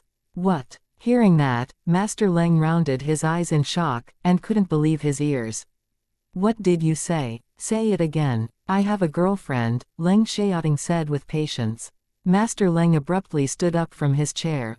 He was too surprised to believe that it was real. "Really? Do you really have a girlfriend?" "Yes." Leng Xiaoting gave his grandpa an affirmative nod. Master Leng was more than thrilled now. His grandson finally had a girlfriend. Leng Xiaoting was so handsome and charming, but never got close to any women. Master Leng had even doubted his grandson's sexual orientation, which was later proved to not be true. However, no matter how Master Leng persuaded Leng Xiaoting to date or have a girlfriend, Leng Xiaoting would reject him without hesitation. Although Leng Xiaoting was still young, and it was too early to get married now, Master Leng was worried that his grandson would probably be single and alone forever. Master Leng didn't care about family background. It would be better if Leng Xiaoting fell in love with a girl who came from a family at the same level as his, but Master Leng would also support Leng Xiaoting even if he chose a girl from an ordinary family in the end. Master Leng simply hoped for his grandson to be happy. Therefore, Master Leng didn't ask Leng Xiaoting about his girlfriend's family background, because he trusted Leng Xiaoting. "Where is your girlfriend from? When can you bring her to meet me?" Master Leng inquired anxiously. "She comes from City F. She won't see you until she finishes the National College entrance exam and goes to university in the capital." Ji Yuning had told him that she wasn't mentally prepared yet, so she wasn't willing to meet his grandfather now. Moreover, it was already against Ji Yuning's willingness that Leng Xiaoting told his grandfather information about her. The National College entrance exam. How old is she? Master Leng was shocked. Chapter 307 Wanna hang out? 18, she's going to attend the National College entrance exam soon, Leng Xiaoting answered. 18. In other words, Leng Xiaoting was 7 years older than the girl. All of a sudden, Master Leng had a strange feeling because his grandson fancied a girl who was much younger than him, but at least an 18-year-old girl was already an adult. Leng Xiaoting checked the time on his phone and said, "Grandpa, if there isn't anything else, please allow me to leave now. I don't want to make her wait for me." Leng Xiaoting was talking about Ji Yuning, of course. Now, Master Leng frowned with unhappiness. Leng Xiaoting had only stayed for a few minutes and he was already in a hurry to leave. "Fine, but do come to have breakfast with me tomorrow morning," Master Leng said. "Sorry, I have something else to deal with," Leng Xiaoting rejected. "How about dinner?" Master Leng asked again. "I probably won't be free then. If I come back, I'll tell you beforehand." "Oh, please don't send people to follow me or investigate her," Leng Xiaoting said before he turned around leaving directly. "You." Master Leng was furious. His grandson chose his girlfriend over him. However, Master Leng knew Leng Xiaoting's personality well. Since he didn't want him to do so, he better not do it. Otherwise, it would probably be a disaster. Leng Xiaoting then walked downstairs through the living hall. Zhang Shuyuan and Leng Xiaojia were already gone to avoid meeting Leng Xiaoting, but Leng Xiaoxun, who was Leng Xiaoting's youngest uncle's son, came back just as Leng Xiaoting walked out. Seeing Leng Xiaoting, Leng Xiaoxun was excited.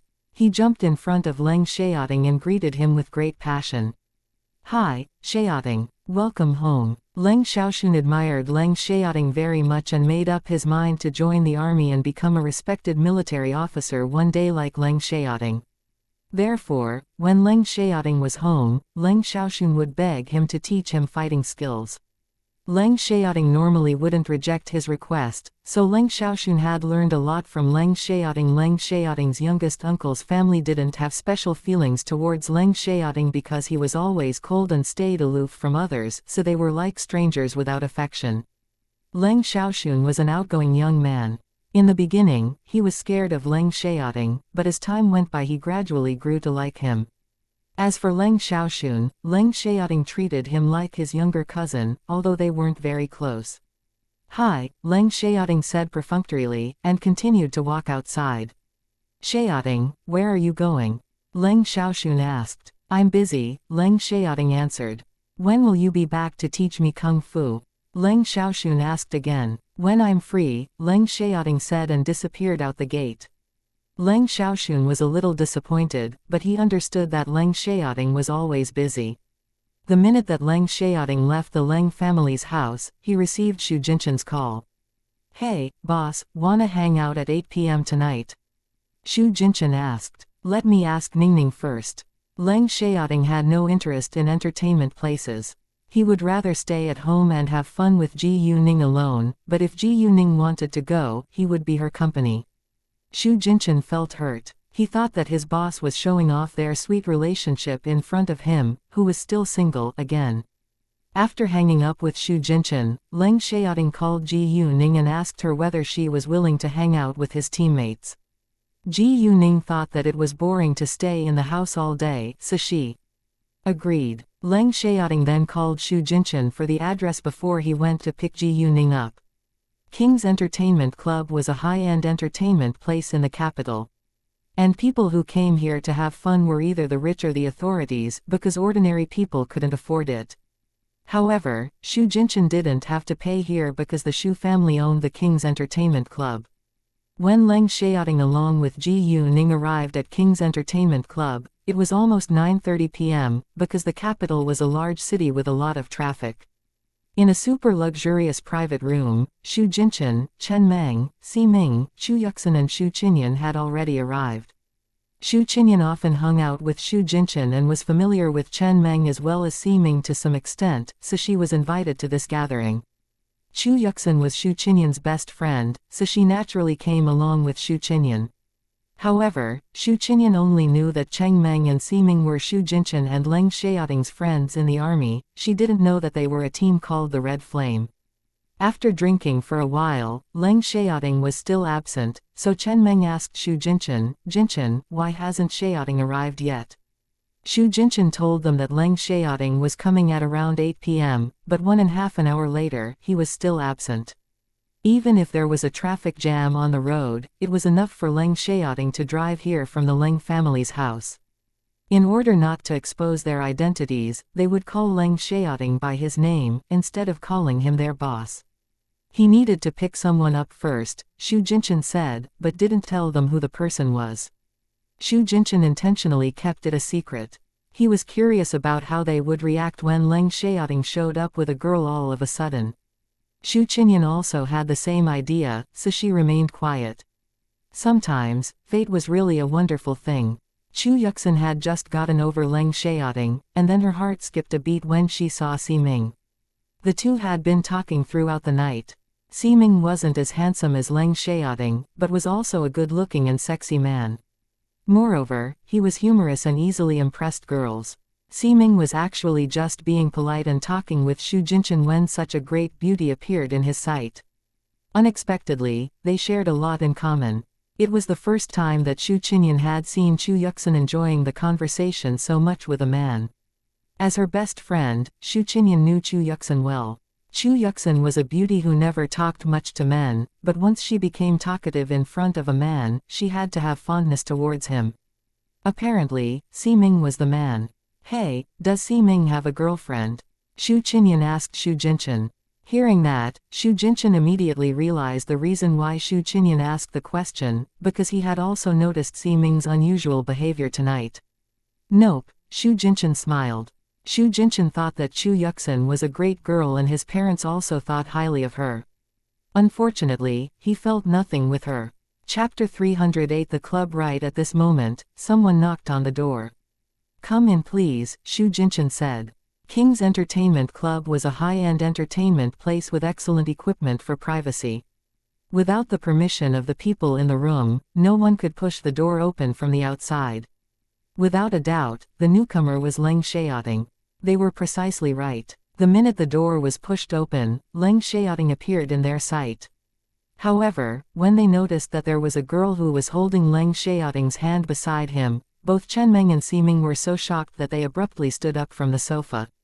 "What is going on? Why is boss holding a girl's hand?" Within a second, Chen Meng recognized Ji Yuning. "Ji Yuning, do you know each other?" Xu Jinchen was surprised. Chen Meng wasn't in the mood to answer his question. "Hi, nice to meet you again," Ji Yuning smiled. "Are you?" Chen Meng pointed at their hands, which were clasped together. Actually, their relationship was quite obvious, but he couldn't believe it. It was completely shocking news that Leng Xiaoting suddenly had a girlfriend. "Yes, a couple," Leng Xiaoting said, and sat down on the sofa with Ji Yuning. "Wow, what a memorable moment." Si Ming was excited. Their first reaction after they found out that Leng Xiaoting was in love was to be happy that he was finally fell in love with a girl, instead of asking about the girl's background. In their eyes, it was already a miracle that Leng Xiaoting was willing to date a girl, or have a girlfriend. Come on, let's have a toast for Xiaoting, to congratulate that he finally has a girlfriend. Ximing immediately poured 2 glasses of wine for Leng Xiaoting and Ji Yuning, as if the man who finally had a girlfriend was himself. Hearing that, everyone raised his or her glass. Leng Xiaoting was happy to hear that too, so he lifted his glass without hesitation. Ji Yuning did the same thing. Leng Xiaoting asked her with care then, "Do you drink? If you don't need to do it." No, we must have a toast." Before Ji Yuning could answer, Ximing interrupted and sent Leng Xiaoting a wink. Wine is a great thing to shorten the distance between a man and a woman. Ha ha, ha ha. Everyone burst into laughter. Ji Yuning, instead, flushed slightly, while Leng Xiaoting was a little sexually excited. Although he had already slept with Ji Yuning, he would love to give it a try when Ji Yuning was drunk. Of course, Ximing was just joking, and they had a toast in cheers. "Hi, my name's Ximing. May I know your name?" Ximing asked Ji Yuning kindly after they sat down again. "My name's Ji Yuning," Ji Yuning replied. "How long have you been with Xiaoting? He has kept it a secret for a long time, and we were all worried about him." Ximing complained. "Well, just a short time I think," Ji Yuning said. On the other side of the room, Xu Jinchen asked Chen Meng, "Meng, how did you know Ji Yuning? Do you still remember that I told you that we met a girl in the middle of our task in City Ji before, and the girl killed 2 men by herself?" Chen Meng asked Xu Jinchen. "Is she?" Xu Jinchen was shocked. "Yes," Chen Meng said.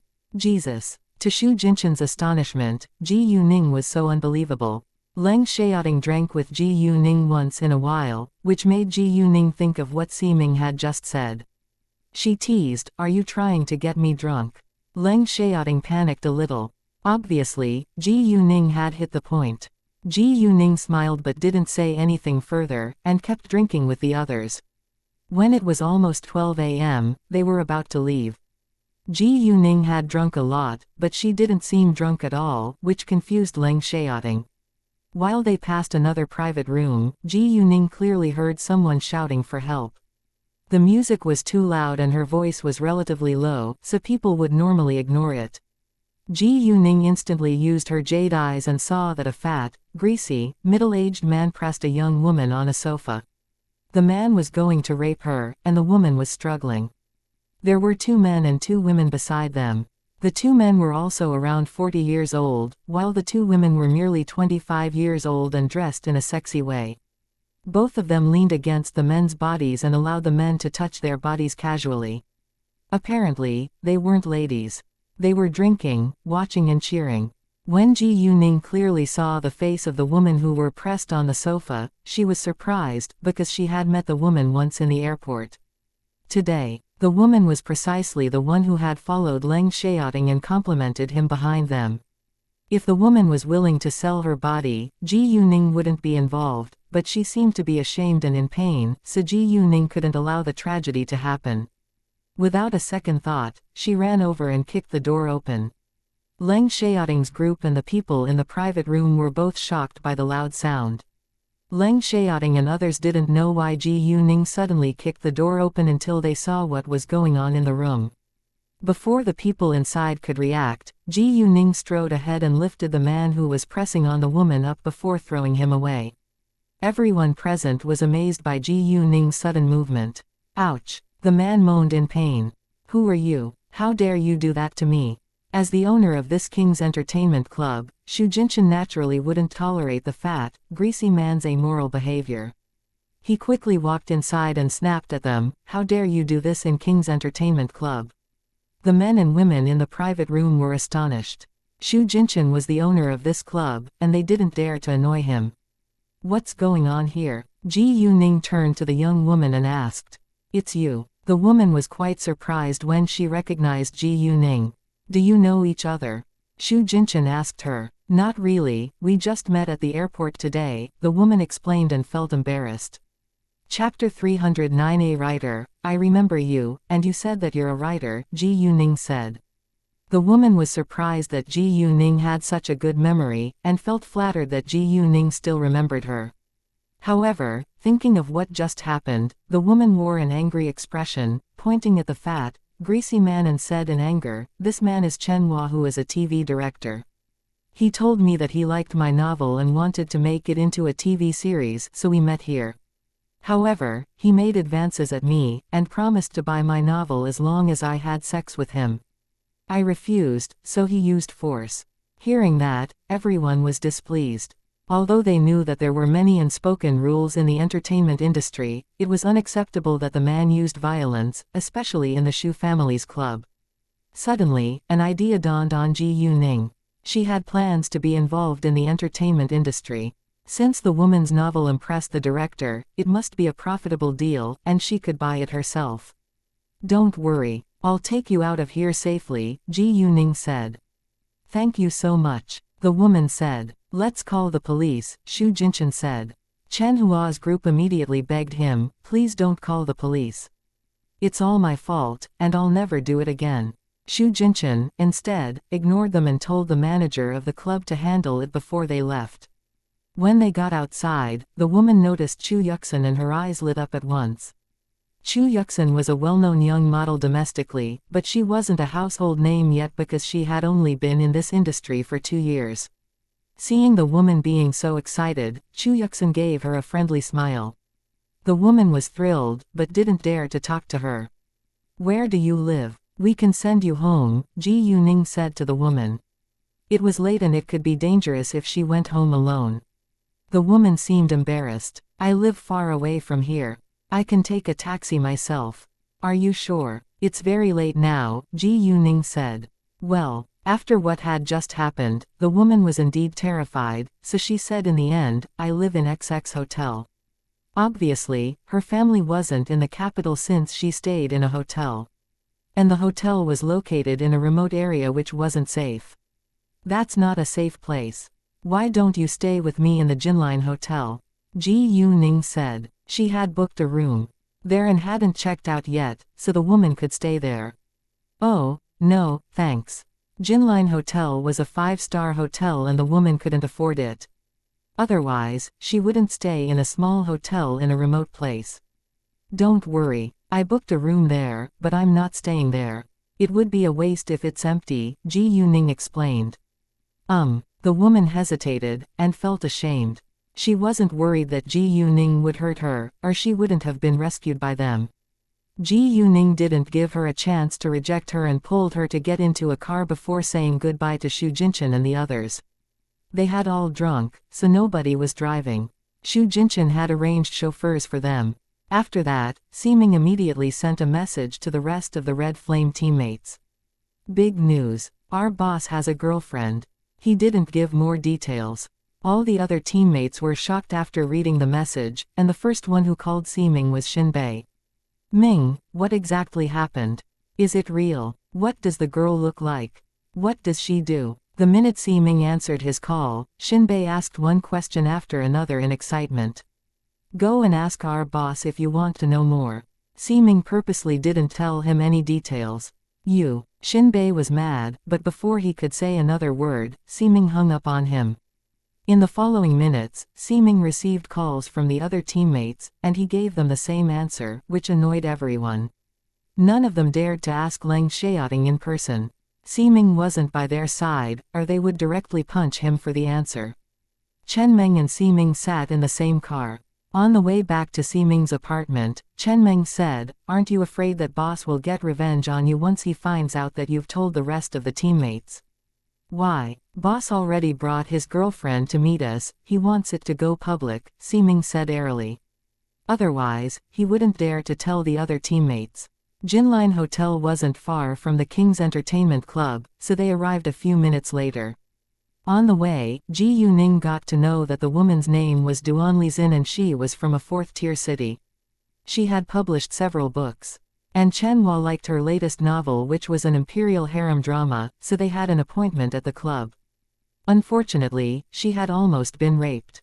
When they arrived at the hotel, Ji Yuning told Leng Xiaoting to wait for her in the parking lot, and she went to the room with Duan Lizin. Duan Lizin was struck dumb when she found out that the room was a presidential suite. "Miss Ji Yu, this Ji Yuning ignored her shock, and laid her cards on the table. Miss Duan, to be honest with you, I plan to be involved in the entertainment industry. And since there is a director that likes your novel, I think it must be good to some extent. I would like to cooperate with you, and you can also be a full-time scriptwriter in my company. As for the salary, it depends on your ability. What? Hearing that, Duan Lizin rounded her eyes in shock again. She thought that it was too good to be true. I'm serious, and you can have a night to think about it.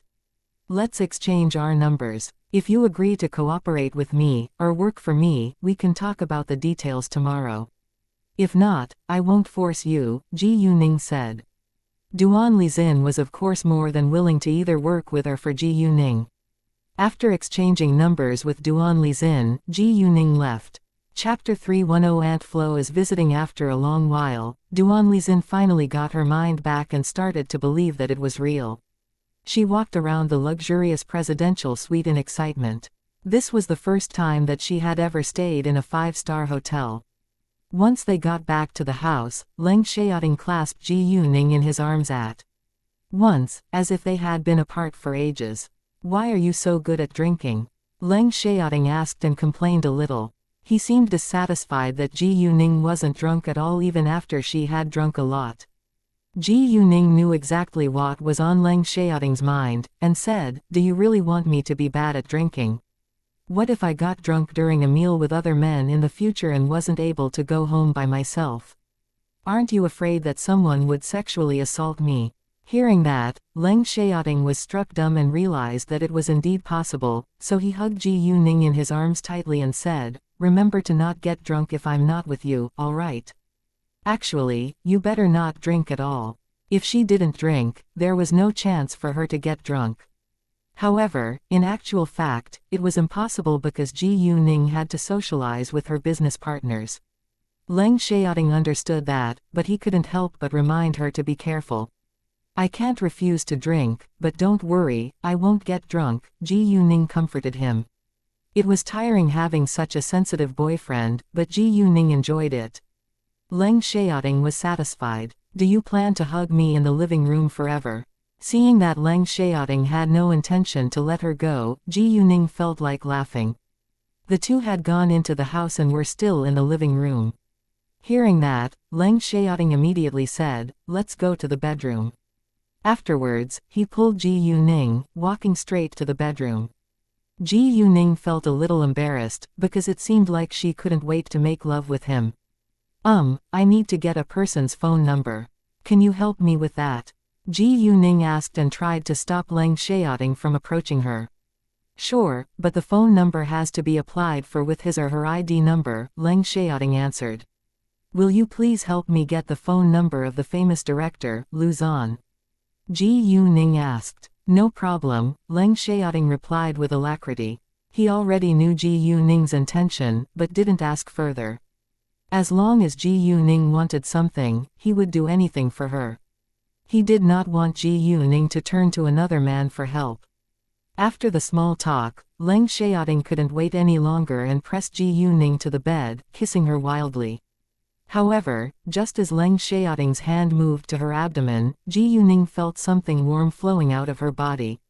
"Wait a moment." She immediately caught Leng Xiaoting's hand. "What?" Leng Xiaoting was confused. "I need to use the bathroom first," Ji Yuning said and pushed Leng Xiaoting away, running to the bathroom. Leng Xiaoting was left alone on the bed and had no idea what was going on. The minute that Ji Yuning walked into the bathroom, she looked in her underwear and saw a touch of blood. She forced a smile. Her period came at the wrong time. It seemed like Leng Xiaoting would have to take a cold shower to deal with his sexual desire. "I'm so sorry. My Aunt Flo is visiting," Ji Yuning said to Leng Xiaoting, embarrassed after she left the bathroom. She then went to open her suitcase. Luckily, she had the feeling that her period was coming soon, so she had prepared tampons. Otherwise, it would be even more awkward. What Ji Yuning said was like a bucket of cold water poured on Leng Xiaoting's head, but he still cared about Ji Yuning's body first. "Do you feel uncomfortable anywhere?" "No." Ji Yuning shook her head. She walked back to the bathroom with a tampon, while Leng Xiaoting walked out of the bedroom too. When Ji Yuning came out again, Leng Xiaoting walked in with a glass of warm water. "Drink some of this to warm your body," Leng Xiaoting said to Ji Yuning. "Thanks." Although Ji Yuning was fine, she didn't want to turn Leng Xiaoting down. Afterwards, Leng Xiaoting reminded Ji Yuning to have a good rest, and he went straight to the bathroom to help himself. Ji Yuning felt a little guilty, but thought that it was funny. Leng Xiaoting had a cold shower before he cuddled Ji Yuning, falling asleep in the bed. The next day around 8 a.m., Ji Yuning was having breakfast with Leng Xiaoting when Satuyi called her. Satuyi told Ji Yuning that he was leaving for City B, and that he would meet up with her back in City G. Leng Xiaoting was unhappy that Satuyi kept calling and meeting with Ji Yuning, but he was also happy to know that Satuyi was leaving. A few minutes later, Ji Yuning's phone rang again. "Hi," she said. "Miss Ji Yu, good morning. It's Duan Lizin." There was a light smile on Ji Yuning's lips, and she asked, "May I know your answer?" "Yes, I'm willing to follow your lead," Duan Lizin said. She decided to work for Ji Yuning. It seemed more stable if she joined Ji Yuning's company as a scriptwriter. As long as she became a scriptwriter in Ji Yuning's company, she could have more chances and resources to create. Thus it was a great deal to her.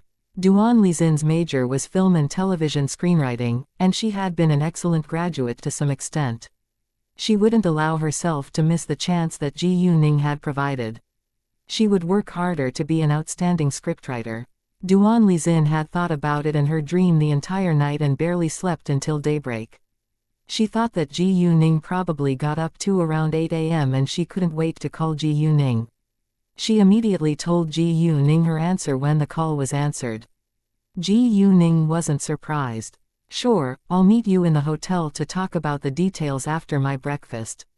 "Very well," Duan Lizin said. Chapter 311 Conversation with Luzon. After hanging up the call with Duan Lizin, Ji Yuning told Leng Xiaoting that she was going to the Jinline Hotel to discuss business with Duan Lizin, and that he didn't need to keep her company if he was busy.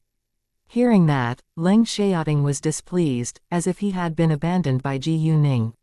"I'm not busy today," he said. In other words, he could go with her if she wanted him to. "Didn't you say that you would help me get Luzon's phone number and find a good store as well as an office building with a great location?" Ji Yuning asked. She had no intention to get rid of Leng Xiaoting, but she was afraid that he would forget the important things. Right at this moment, Leng Xiaoting's phone rang and a new message came in. He looked at it and then gave his phone to Ji Yuning. "I've already gotten his phone number." Luzon's phone number was there along with lines of words which explained why Luzon had been thrown out of the entertainment industry. Tang Bingson was the man who had thrown Luzon out. Reading the name, Tang Bingson, Ji Yuning got nervous and a touch of animosity flashed through her eyes, because Tang Bingson was precisely Tang Aining's father in her previous incarnation. "What's wrong?" Leng Xiaoting asked, noticing Ji Yuning's sudden emotional change.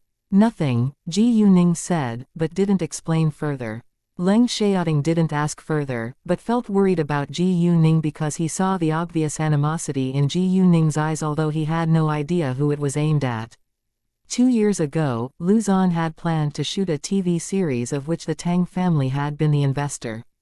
However, the Tang family had made an abrupt decision to replace the leading actress with a newcomer without any acting skills.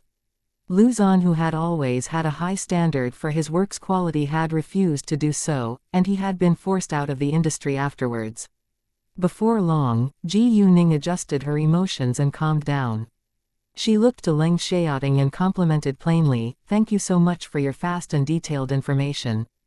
Leng Xiaoting was happy at being complimented by Ji Yuning and said, "I've already sent people to find a store and an office building with a great location, but it takes time." No matter what Ji Yuning needed, he would help her do it right away. It was easy to get someone's phone number, but it took time to find a good store and an office building. Moreover, Leng Xiaoting wanted to give Ji Yuning a few choices.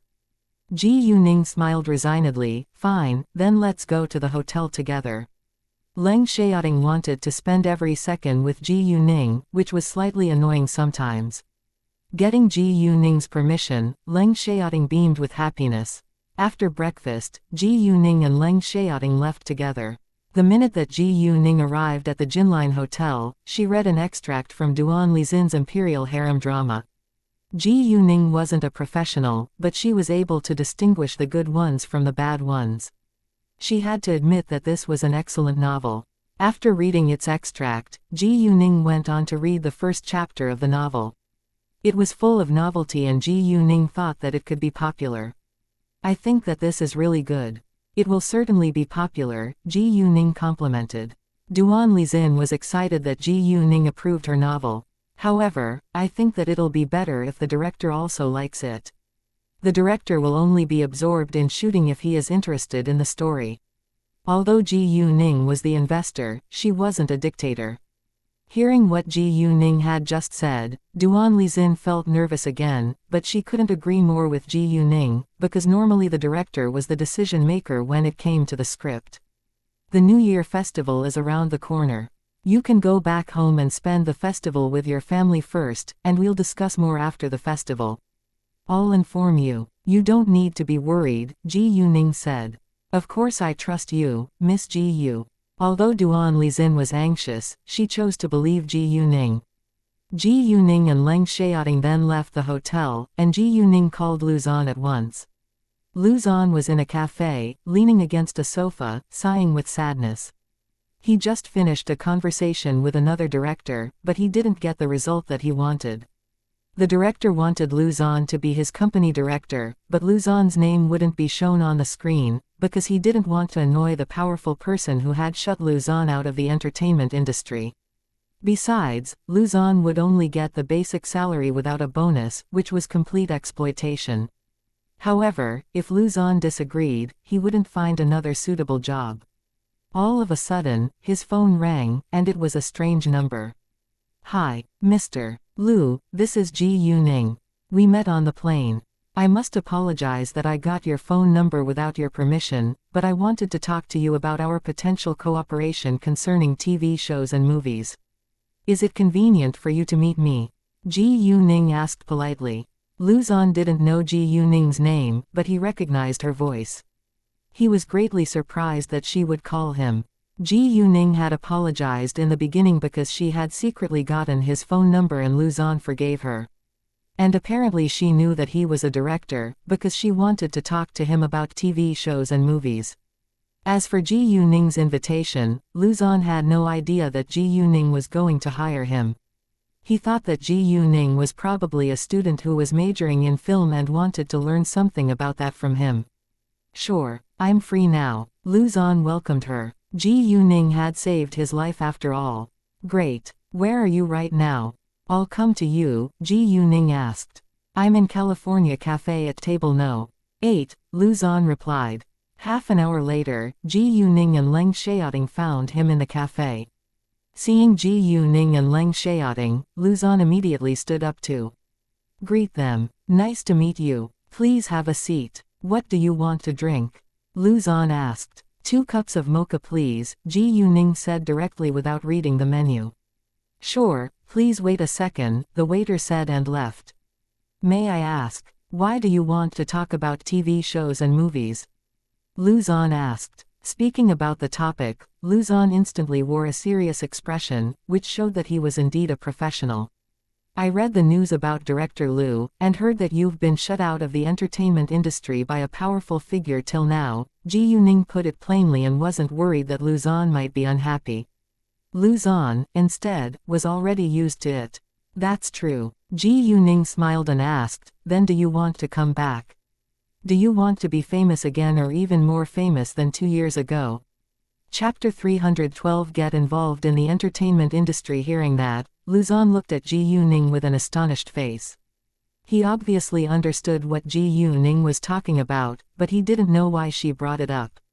Could she help him? Nevertheless, why would she? No matter what, Lu Zan still answered Ji Yuning's question with sincerity, of course I do.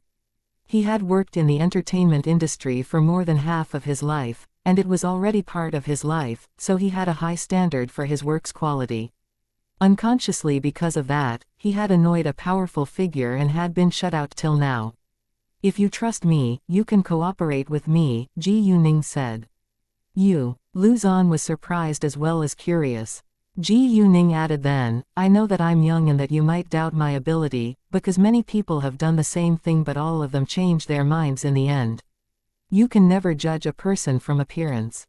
I'm a businesswoman, and I appreciate your way of directing and your talent. I have always wanted to get involved in the entertainment industry, and I think that you're a great choice to be the general director in my company.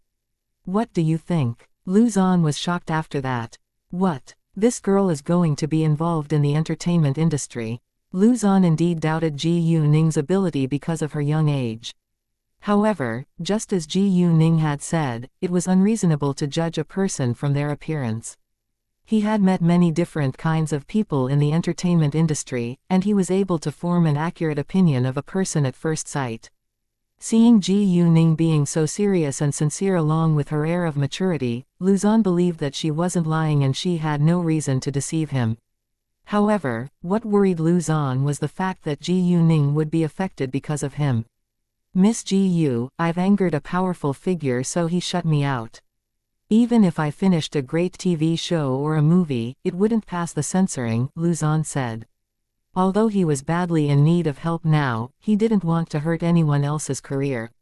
It will, Leng Xiaoting said with confidence before Ji Yuning could say a word. He didn't care about the Tang family at all.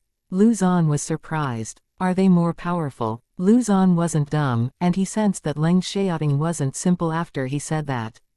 In addition, Leng Xiaoting had an air of nobility and power. Director Lu, please don't worry about that. Since I came to you during this time, I don't care who has shut you out, Ji Yuning said with confidence too. It seemed like they could indeed help Lu Zan. Do you know who has shut me out?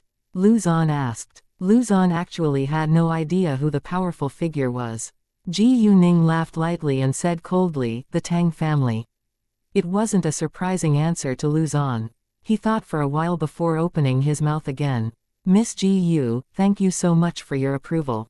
Nevertheless, since you already know me, I assume that you must be aware of my way of working. I'm very strict with the actors in each show, especially the leading actors. I have no request for famous ones, but he or she must be skillful at acting. Otherwise, he wouldn't have been shut out just because he had refused to use an actress without any acting skills. Lu Zan added later, as for the script, I must be involved too. I will only use scripts that I'm interested in, so that I can get absorbed in shooting the story. Of course, I know that it's important to satisfy the audience's need, and I will certainly do that, but I can't promise that each of my works will be popular. Instead, I can only promise that I'll do my best every time. Lu Zan thought that it was necessary to lay his cards on the table, in case they disagreed with each other while working together in the future. Hearing that, Ji Yuning smiled, I can't agree with you more, and I value quality the most as well. Lu Zan was excited to hear that. Well then, I think that we can have a great cooperation. They shared the same values and the same goal, which was quite exciting. I'm looking for a suitable office building for my company at the moment, and I won't register a new company until the office building is settled, so we'll begin to work after the New Year festival, Ji Yuning said. Sure, Lu Zan replied. He was a little uneasy that the company hadn't been established yet, but all he could do now was to wait.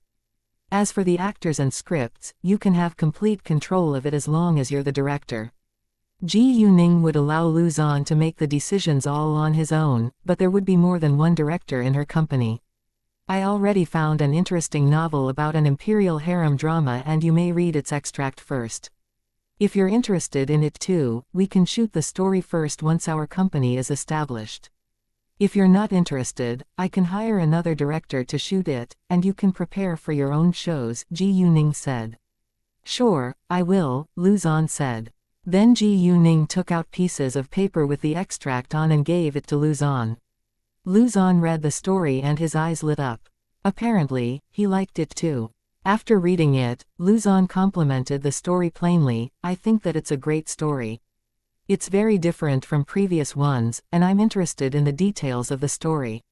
Lu Zan was satisfied with the extract, but he hadn't read the whole novel, so he wasn't sure whether its details were also attractive.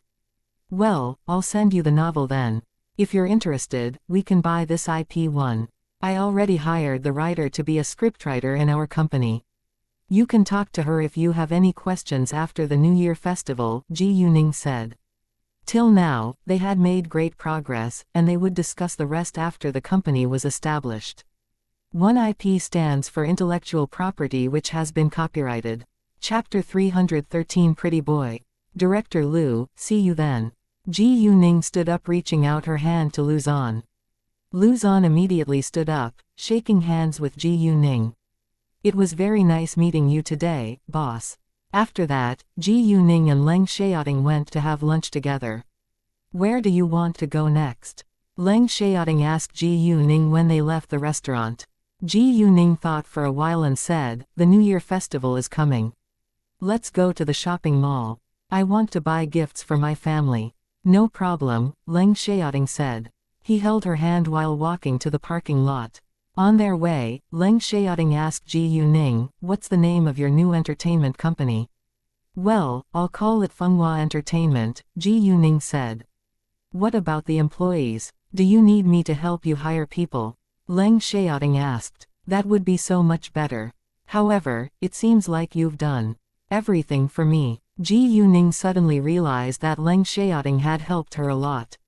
You're the big boss, all you need to do is count the money, Leng Xiaoting joked. Ha ha, you're right.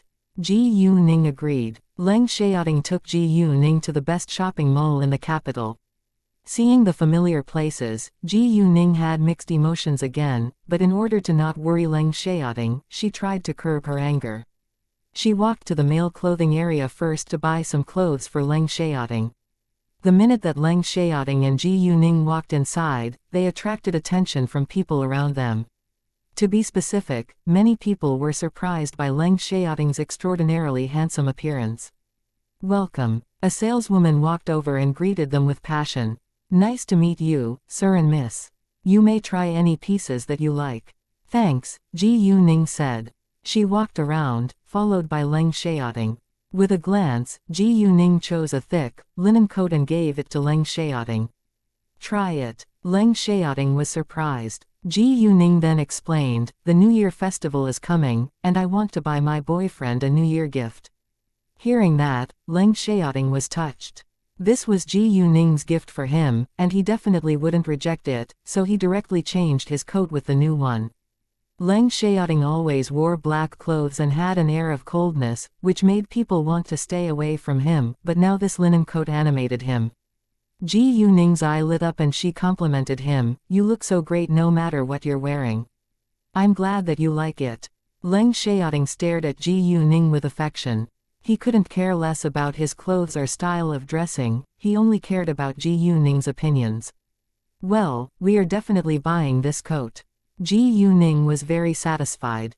I think we need a wool sweater, a pair of pants and shoes as well. After they shopped for a while, Leng Xiaoting was wearing a totally new outfit, which animated him greatly. Very nice. Let's go and pay the bill. Ji Yuning didn't bother to ask the price and took out her card to settle the account. The outfit cost nearly 100,000 yuan. Leng Xiaoting didn't pay the bill before Ji Yuning could, because it was Ji Yuning's gift to him.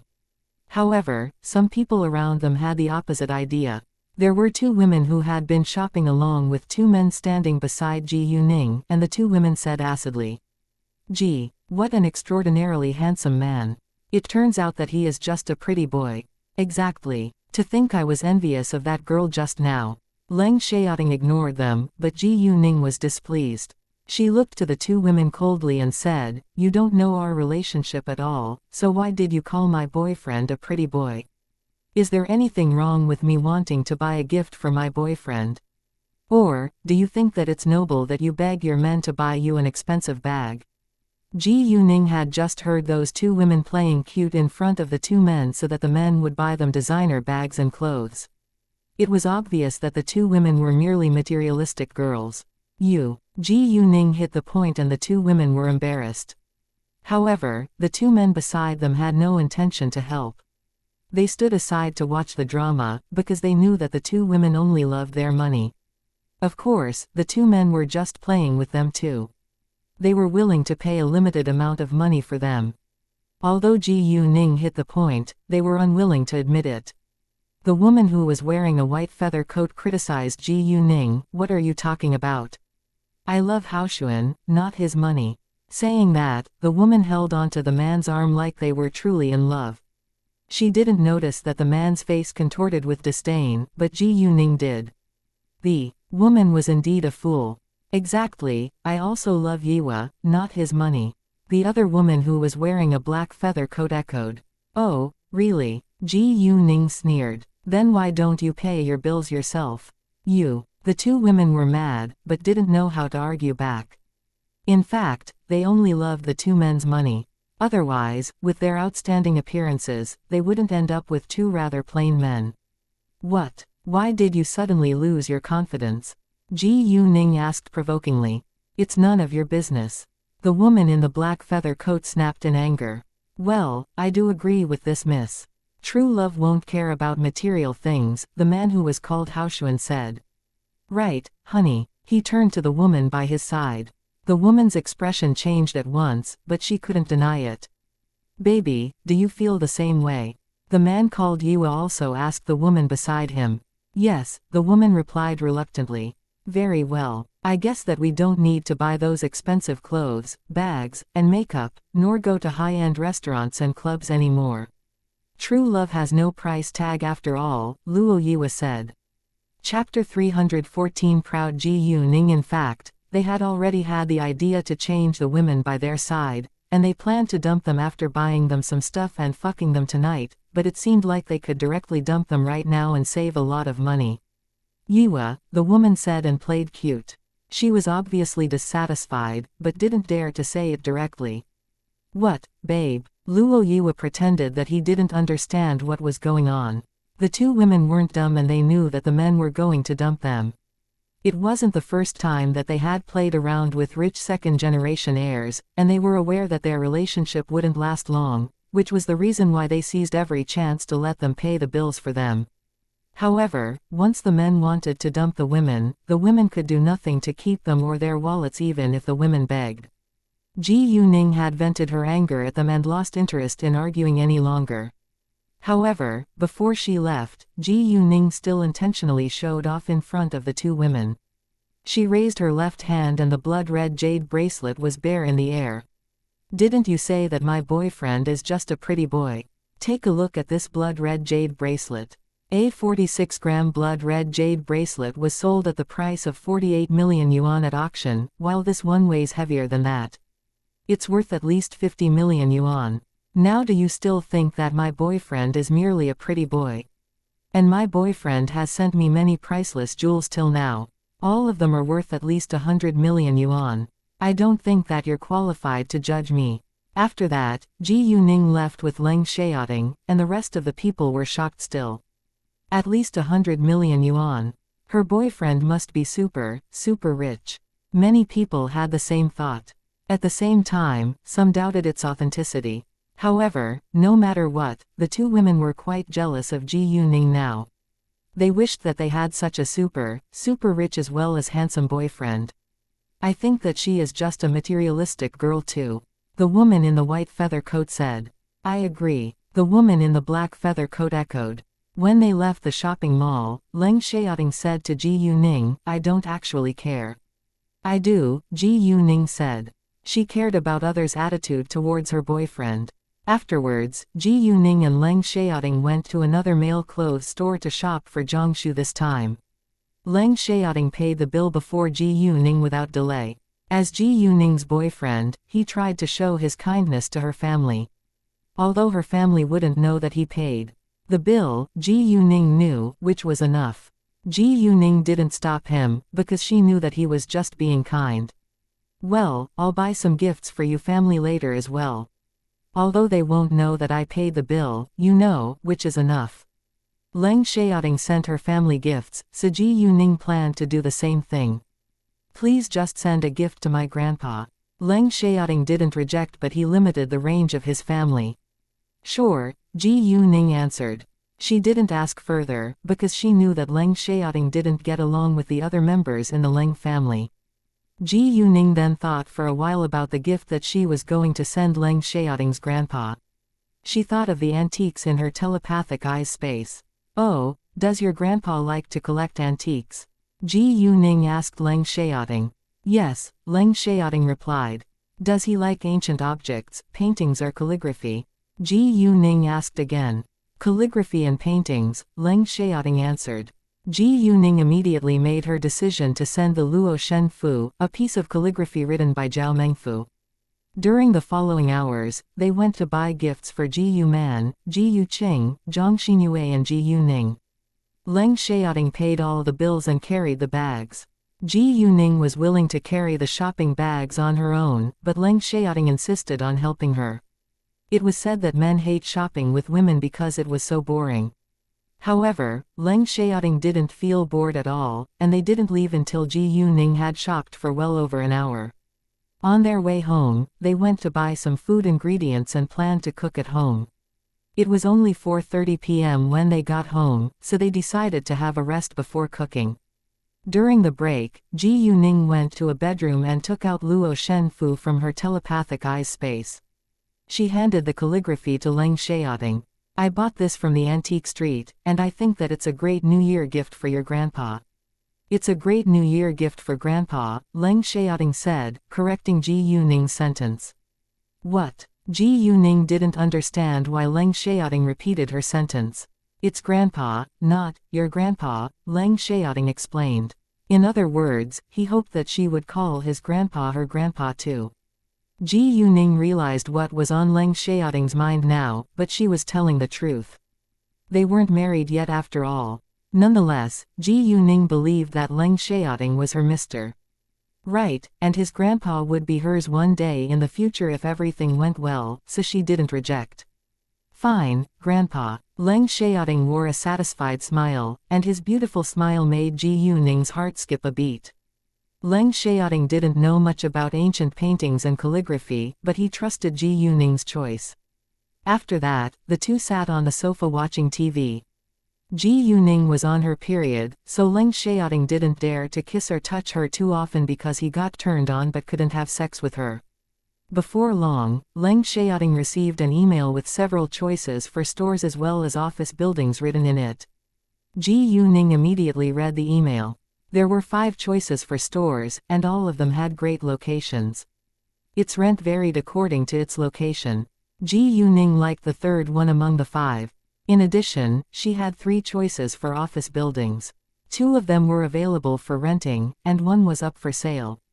However, the one which was for sale was a half-built, 18-story building that was 550 square meters in size. It was completely empty, without even having any doors or windows. The previous owner of that building had been found guilty of tax evasion, and had run away with all the money, so the government confiscated it in the end.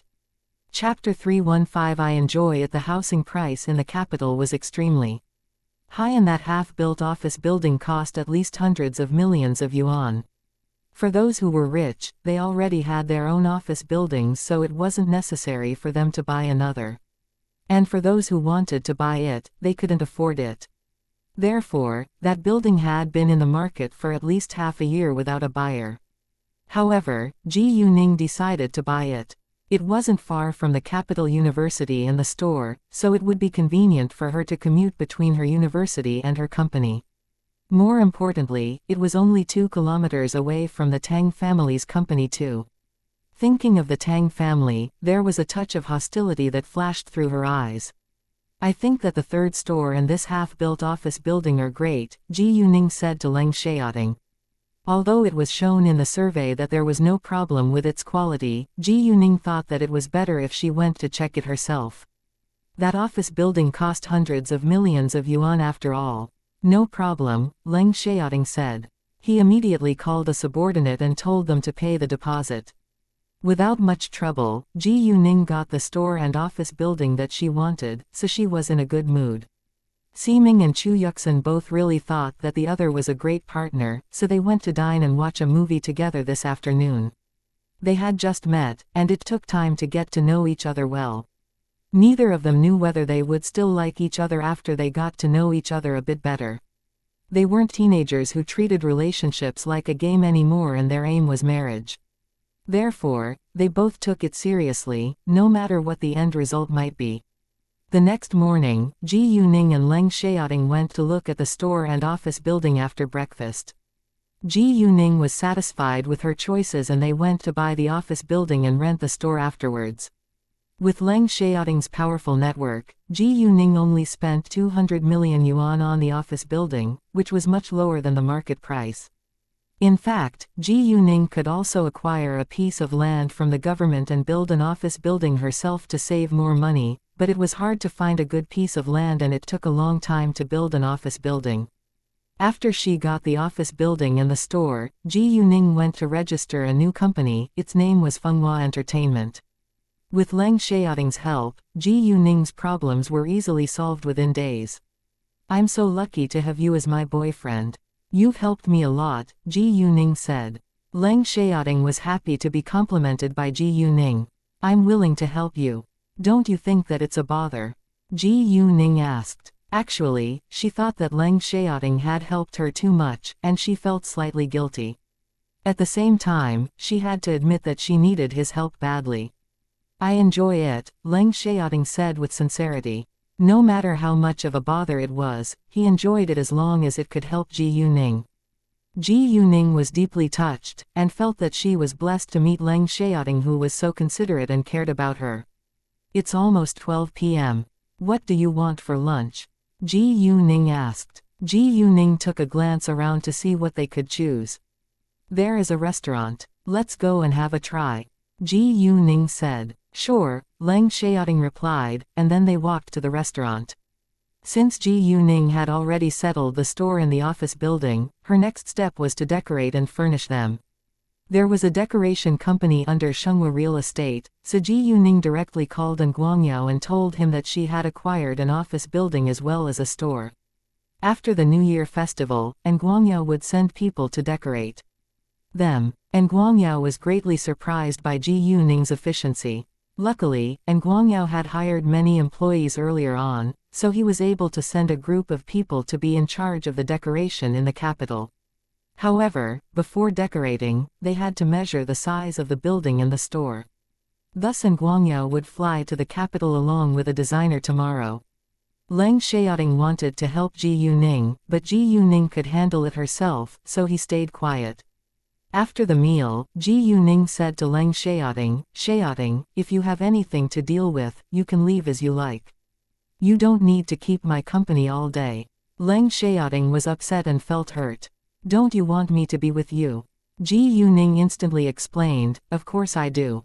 I just don't want to waste your time in case you have something important to deal with." Hearing that, Leng Xiaoting relaxed. "Don't worry, I'll leave if I really have business to deal with, but I'm free now." "Great. Then let's go to the antique street later," Ji Yuning said. The antique street in the capital was much bigger than that in City Tang, and it was highly possible for Ji Yuning to get real antiques. After they left the restaurant, Ji Yuning and Leng Xiaoting went straight to the antique street. The antique street in the capital was full of activity and visitors. Ji Yuning walked around it, and got 5 real antiques in the end. 2 of them were worth hundreds of thousands of yuan each, while another 2 was worth around 2 million yuan each, and the last one was worth over 10 million yuan. "Let's go to the street of stone gambling now," Ji Yuning said after they finished touring around the antique street. The street of stone gambling in the capital was also very large, but it was still barely comparable with that in City Tang, because City Tang was a base for jade raw materials anyway. "Does Grandpa like jade?" Ji Yuning asked Leng Xiaoting. "Yes, but he only likes high-level and top-level jade," Leng Xiaoting said plainly. Ji Yuning beamed and said, "Very well, then I'll send some top-level jade to him." Great. Leng Xiaoting understood that it was easy for Ji Yuning to cut out high-quality jade, so he didn't stop her. Meanwhile, he felt proud of his girlfriend. Thank you for listening and supporting the Cultivation Audiobook channel. If you'd like to support us, 1 cup of coffee can make a big difference. Please check the PayPal link in the YouTube description.